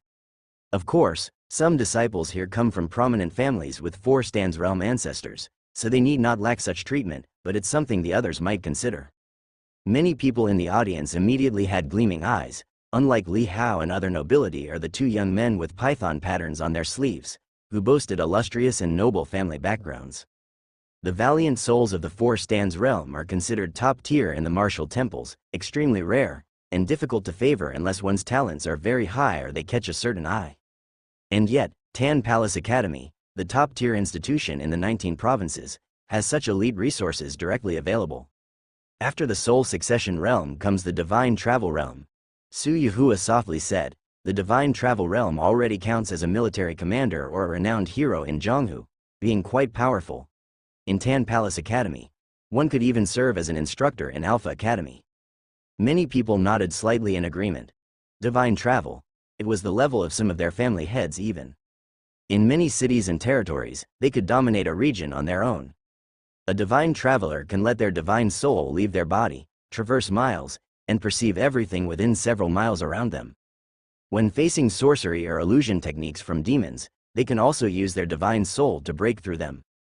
And what is practiced in the divine soul realm is the soul refining skill. Su Yuhua stated, soul refining skills vary in quality. Ordinary soul refining skills, when cultivated to the peak, only allow for 3 miles of travel beyond the body. However, a high-quality soul refining skill can more than double that distance, reaching beyond 7 miles. The most supreme soul refining skills are even more remarkable, allowing for up to 18 miles. Her gaze circled the room, seeing the audience's shocked yet complex expressions. She calmly said, 18 miles is not the limit of the divine travel realm, but the most supreme soul refining skills are exceedingly rare, possessed by only a handful of elite houses and a few powerful factions. And inside Tan Palace Academy, we have one such skill. Hearing this, numerous scions of noble families lit up with eagerness. If you diligently study and practice within the academy and always remain within Alpha Academy, you naturally will all have the opportunity to engage with it, Su Yuhua said with a smile. Really, they're willing to teach that? The soul refining skill practiced by our own family head is said to be just a middle tier one. Some had already clenched their fists in excitement, their hearts racing. Studying hard at Tan Palace Academy, there was a chance to return one day and surpass the family head. The very thought was exhilarating. Hey! A young man in the front row, with python patterns on his sleeves, let out a soft snicker, his eyes brimming with disdain. The ultimate soul refining skill, it's nothing but 18 li at the end of the day. Compared to the royal family's #1 soul refining skill of Deu, it's still far inferior. The top-tier soul refining skill could let one experience divine travel for 25 li. That's the equivalent of half the distance of a city. Against an ordinary divine travel realm adversary, it was almost an effortless crush. The farther the divine travel, the stronger the divine soul, the more powerful demons and sorceries it could break through, and it could even possibly escape from the clutches of a great demon by luck. Su Yuhua noticed the royal young man's disdain and kept her expression neutral. She was, of course, aware of the royal family's foremost Deu soul refining skill, but didn't mention it, as it involved matters belonging to the celestial family. Any discussion regarding the celestial family required extreme caution. Teacher, what is the limit of the divine travel realm? Is it 20 li? At this moment, someone asked out of curiosity. Su Yuhua glanced at the inquiring young man and noticed many others also had curious expressions. She shook her head slightly. 20 li is not the ultimate limit.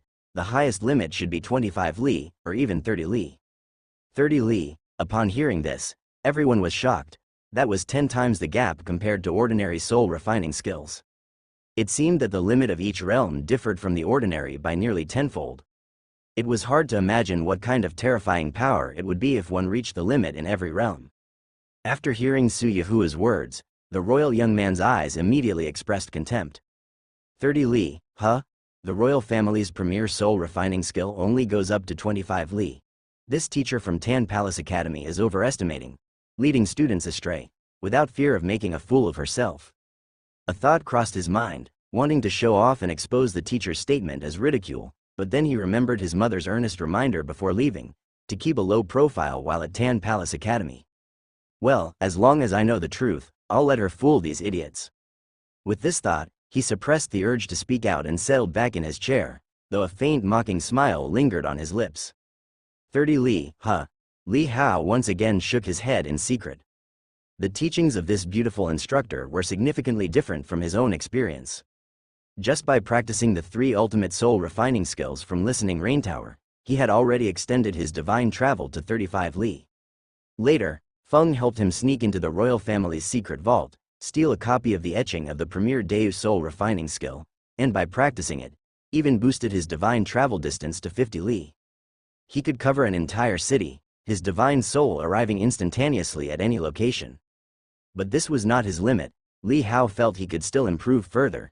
If he could find even more ultimate soul refining skills to cross-reference, he could further condense and strengthen his divine soul.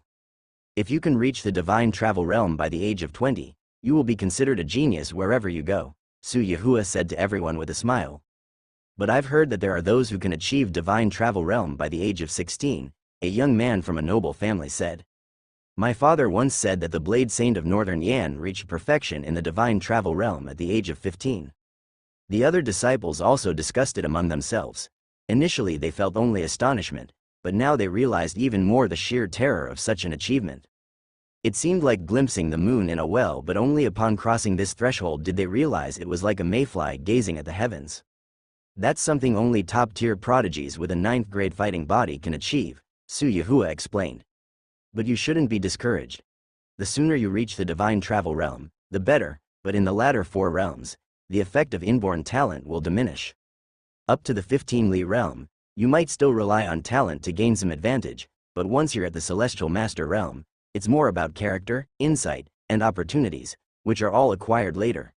Therefore, if you can reach the threshold of celestial, everyone has a chance to step through the celestial gate and enter the realm of Grand Master. Teacher, what are the latter 4 realms like? Someone asked out of curiosity. Li Hao, upon hearing the words, showed a few more signs of interest as he looked at the speaker. The latter 4 realms have martial artists who have transcended the mortal world. Su Yahua spoke, each realm is not divided into 10 stages. For instance, why is it called the 15 li realm? Because the cultivation in the 15 li realm is based on the object manipulating chi circulation skill, which not only allows one to roam the heavens and earth with the mind but also to control the body with the mind, soaring through the heavens and earth. One breath can take you 1 li, with the fastest speed reaching 15 li, hence the name. One breath for 15 li? Many people were shocked. Such speed could be described as swift as lightning, traveling out of the city in a blink, and even crossing over mountains and into other states. In the 15 li realm, one can control flying swords to kill enemies 15 li away. They die before even seeing the sword's blood, decapitated without notice. Therefore, those who reach the 15 li realm are truly fearsome beings to be dreaded, who kill without a trace, Su Yahua said calmly. And what about the heavenly human realm? To be called a Grand Master in the heavenly human realm, one needs to comprehend the Grand Master's heart to enter, said Su Yahua. This realm is also where measuring bone potential is ineffective. It mainly depends on one's mind and enlightenment. Many prodigies with 9th-rank battle physiques in history have fallen at this realm. The 15 li realm becomes the end of a person's life, thus it is also referred to as life's spring breeze for 15 li. After the spring breeze comes the withering of autumn, and then entering the silent winter of all things.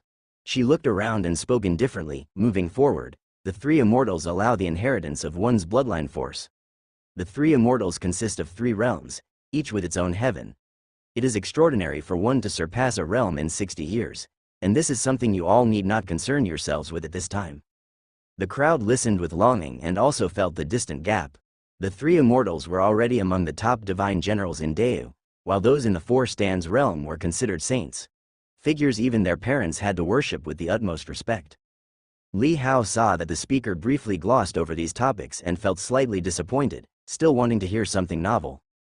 However, he was already aware of the nuanced differences between these realms when he was 10 years old and had researched them in Listening Rain Tower. Additionally, during his frequent fishing sessions with Feng, he had heard quite a bit about them and was somewhat familiar. Life's spring breeze for 15 li was not the limit.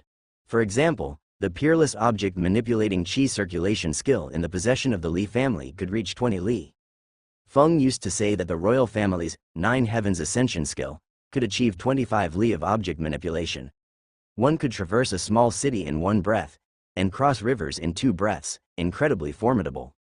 And that royal family's treasured object manipulating chi circulation skill, Feng had naturally helped him steal a copy, though it was a replica, daring not to touch the original. After all, the royal family was too close to Gondao Palace, and within that palace was the person hailed as Deu's #1 true master. Li Hao, blending 2 supreme cultivation techniques and under the enlightenment of the 6th stage of the control path, was currently able to travel 40 li in one breath. He sensed that this was still not the limit. With more peerless techniques of object manipulation combined, he could further increase this. As for his current realm, it was at the peak of the 15 li realm. Only one step away from the Grandmaster realm. Under the enlightenment of the 6th stage of the physical body path, he could step into the Grandmaster realm at any moment, but he had not done so yet because he lacked the heart of a Grandmaster. However, Li Hao felt he could touch upon that opportunity at any time. How to condense the heart of a Grandmaster? First, one must touch the heavenly gate. Second, find one's own path. The enlightenment given by the physical body path had already led him to touch the ethereal heavenly gate, allowing him to step half a foot into the Grandmaster realm. But because he had been sequestered in his residence, immersing himself daily in various arts to increase his skill points, his mind had not stayed on the martial arts, and naturally, he had not found his own heart of a Grandmaster. Now that he had come out to clear his mind, Li Hao felt that the opportunity to step into the Grandmaster realm could come at any moment. On the platform, having finished discussing the 8 realms of martial arts, Su Yahua then told the audience, being able to enter Alpha Academy indicates that you all have excellent potential, but do not be arrogant. The true peerless techniques of Tan Palace Academy reside within the Black and White Hall. Only those who enter the Black and White Hall are the true chosen ones. Li Hao's gaze shifted slightly as he looked at her. There are 2 ways to enter Black and White Hall, she said. First, our Alpha Academy has a martial arts ranking. Those who stay in the top 5 for 6 consecutive months without dropping out can enter Black and White Hall. The second is through the trials of the Mo River battlefield. When she mentioned Mo River, there was a slight stir among the audience. Li Hao's eyes narrowed. He had come across many pieces of information related to the Mo River battlefield in Listening Rain Tower, a place of extreme mystery and danger but not under the jurisdiction of the Li family. Su Yahua scanned the crowd, observing that some disciples from prominent families were tense while others from various families appeared to be oblivious. She continued, we all know that among the 5 divine generals, 4 are stationed at the frontier passes to suppress the border transgressing demons for us, each sitting in the east, south, west, and north directions. As for the first Divine General Mansion, Tianzhao Divine General Mansion, they preside over the Mo River Authority and oppress the Mo River across the world.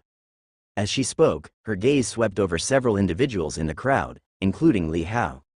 Divine Generals guard the frontier passes, and the Mo River Authority oppresses the Mo River, both crucial to the survival of all the people under heaven. We can sit comfortably here, attend classes, teach, study martial arts, and even pursue so-called demon-slaying honors, all because of the existence of the 5 great Divine General Mansions bearing the weight and pushing forward. Right, Li Yinzhao whispered beside Li Hao, clenching his fists under the table, his plump face full of excitement. Issues of the border battlefields are beyond our reach, but the Ming River battlefield, like the veins of the earth, has permeated every part of Dao's 19 provinces. Solving the situation with the Mo River is our responsibility as martial artists. Su Yahua spoke with a resolute expression and an undeniable tone. Then, she looked at the disciples, pointing at one of them. You are from the Wang family of the Tianzhao Divine General Mansion, aren't you? Tell everyone what the Mo River is.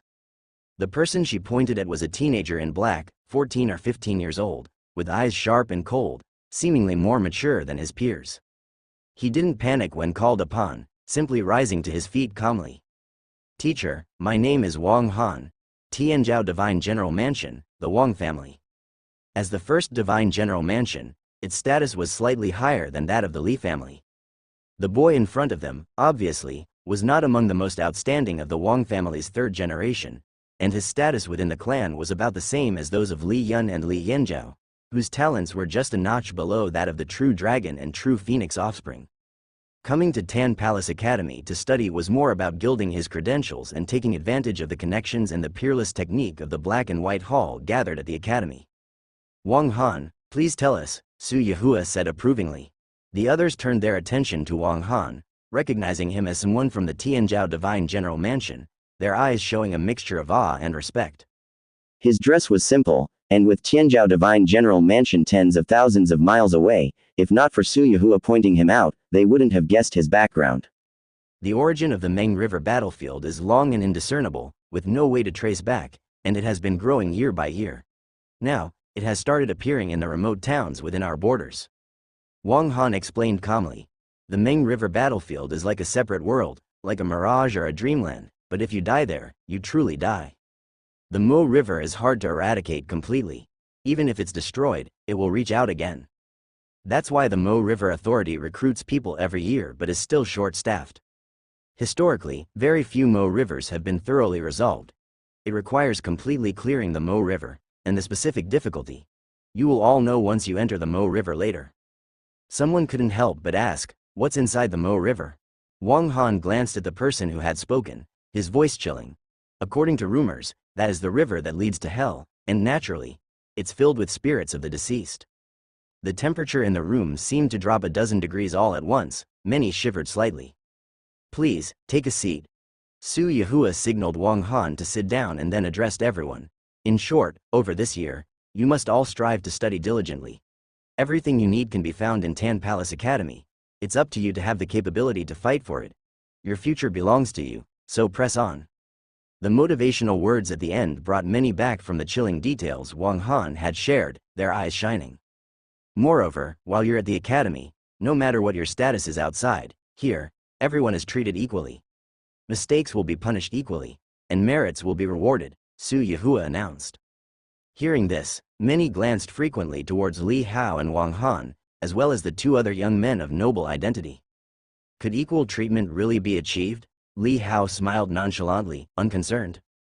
After Su Yahua left, the courtyard also livened up. Soon, people approached Li Hao and Li Yanjiao eager to strike up conversations. At such a young age, under the care of their parents, they had already learned to network, accumulating capital for the future. Li Hao wasn't dismissive, but he conversed only with those of similar interests. Young Master Li, hello, I come from Zhao family of Kongzhou. Do you play chess? No, what about painting? Not that either. Li Hao lost interest. Time flew swiftly, and half a month passed. In Alpha Academy, after half a month of interaction, the 50 students have become familiar with each other. At least they can call out each other's names. Yuan Zhao, the people from your divine general mansion are truly incredible. They are clearly newcomers, yet they came close to monopolizing the top 10 rankings. Seated on the grass, the slender Du Choewi expressed her admiration to Li Yanjiao. She is a returning student, 18 this year, in the prime of her youth, but within Alpha Academy, she already counts as an elder. Before the semester started, she was in the top 10 on the martial arts ranking, but now she has fallen to the 15th place and beyond. All because this year's new students are too fierce, with 7 coming from the divine general mansion alone, plus 2 royal princes, she simply couldn't compete.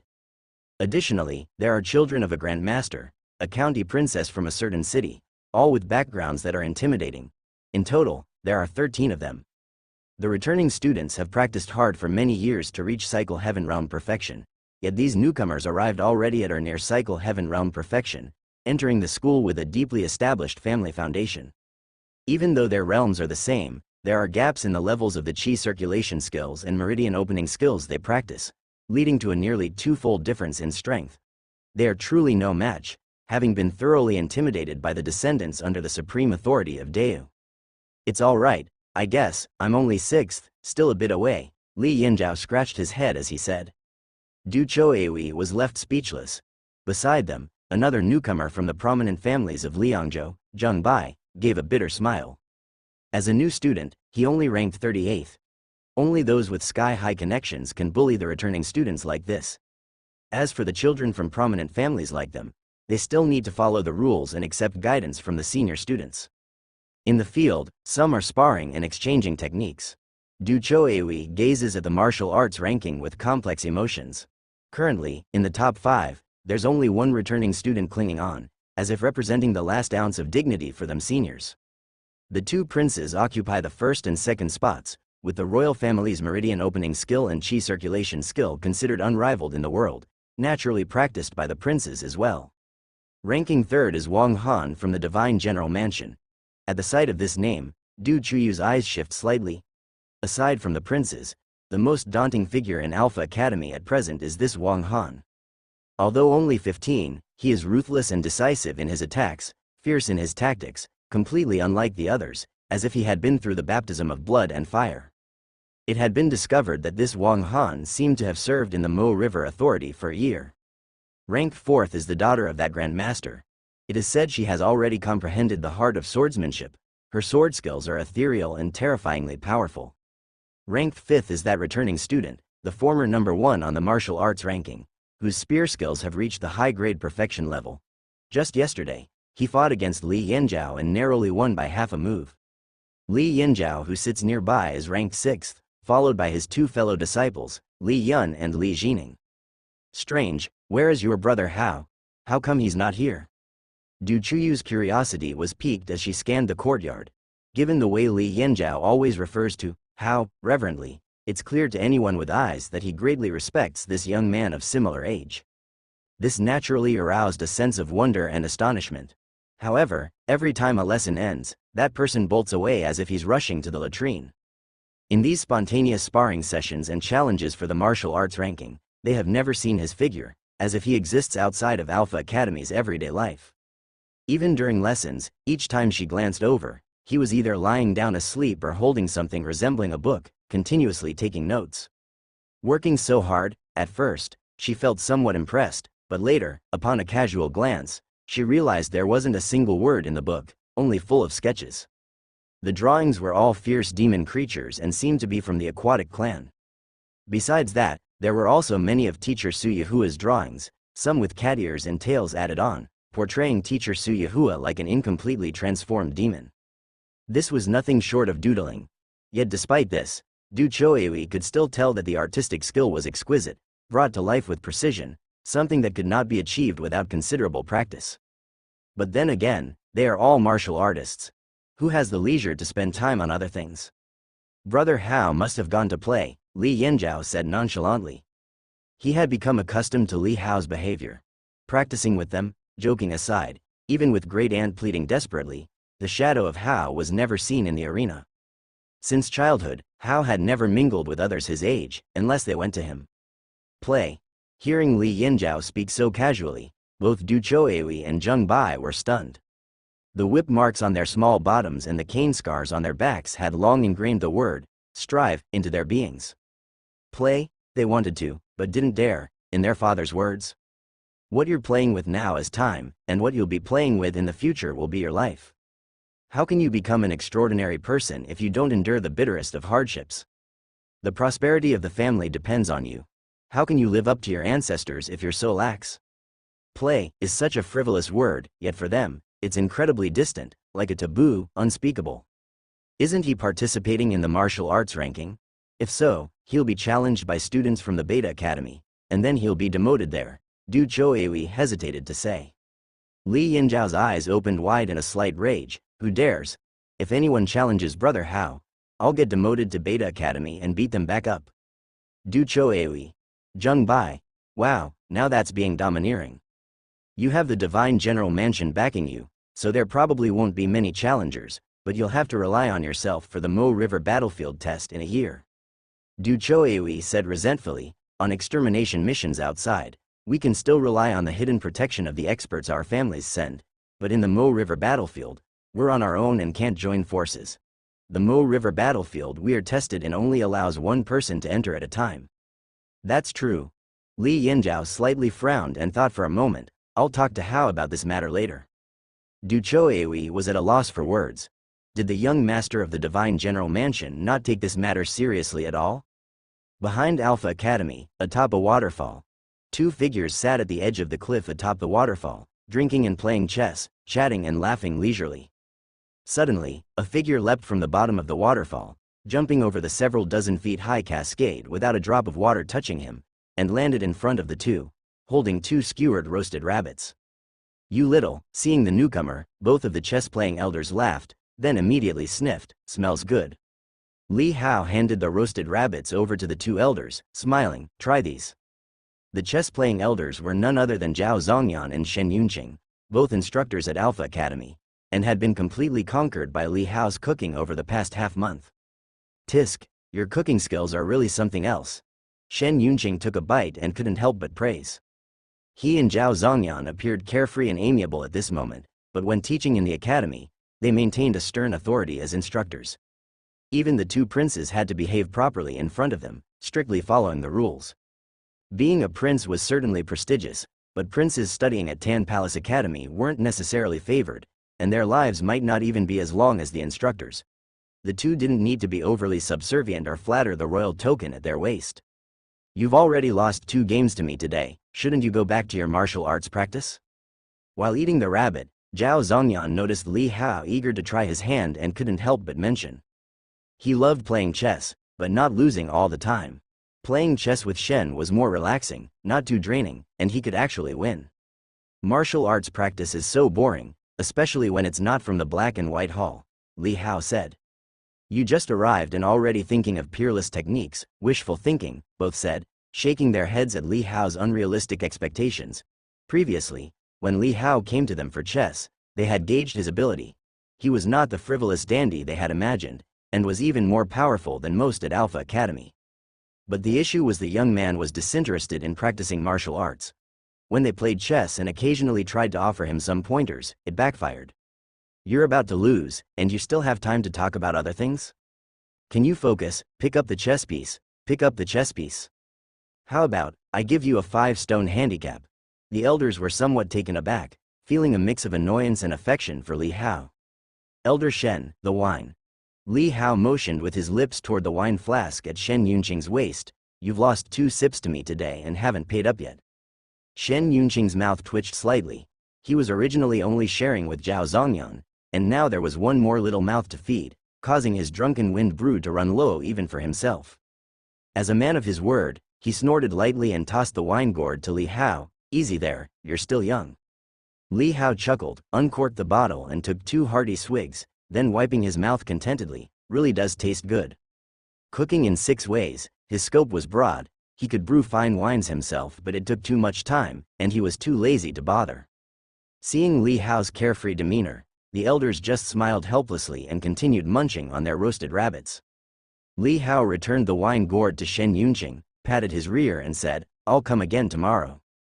With that, he leapt gracefully, his figure swift as the wind, and landed on the white stones beyond the waterfall. Then, strolling along, humming a tune, he leisurely left the place. He had climbed up to the waterfall just for a couple of sips of wine and to give the 2 elders the rabbits as a token of appreciation. This kid, as they watched his departing figure, both laughed wryly, having never met such an unusual youth. By the way, that movement technique he just used, wasn't it the superior, White Phoenix skill you teach? Zhao Zongyan asked. Chewing on his rabbit, Shen Yunqing spoke vaguely, that's right, and that kid seems to have already mastered it to perfection. I'm starting to doubt whether that wind-slashing fist he learned was truly mastered on the same day. To reach perfection in half a month, thoughtfully, Zhao Zongyan murmured, did the Li family release false information in the past? Marshal Li spends all his time on the borders, and his wife is not by his side. Without finishing his thought, there was no need for further words.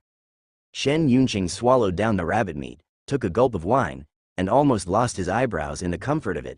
He sighed, as unpredictable as the depth of a marquise's manner. Who could really know? At any rate, this boy is definitely a rare genius. I suppose he will make a grand entrance in a year's time at the Mo River.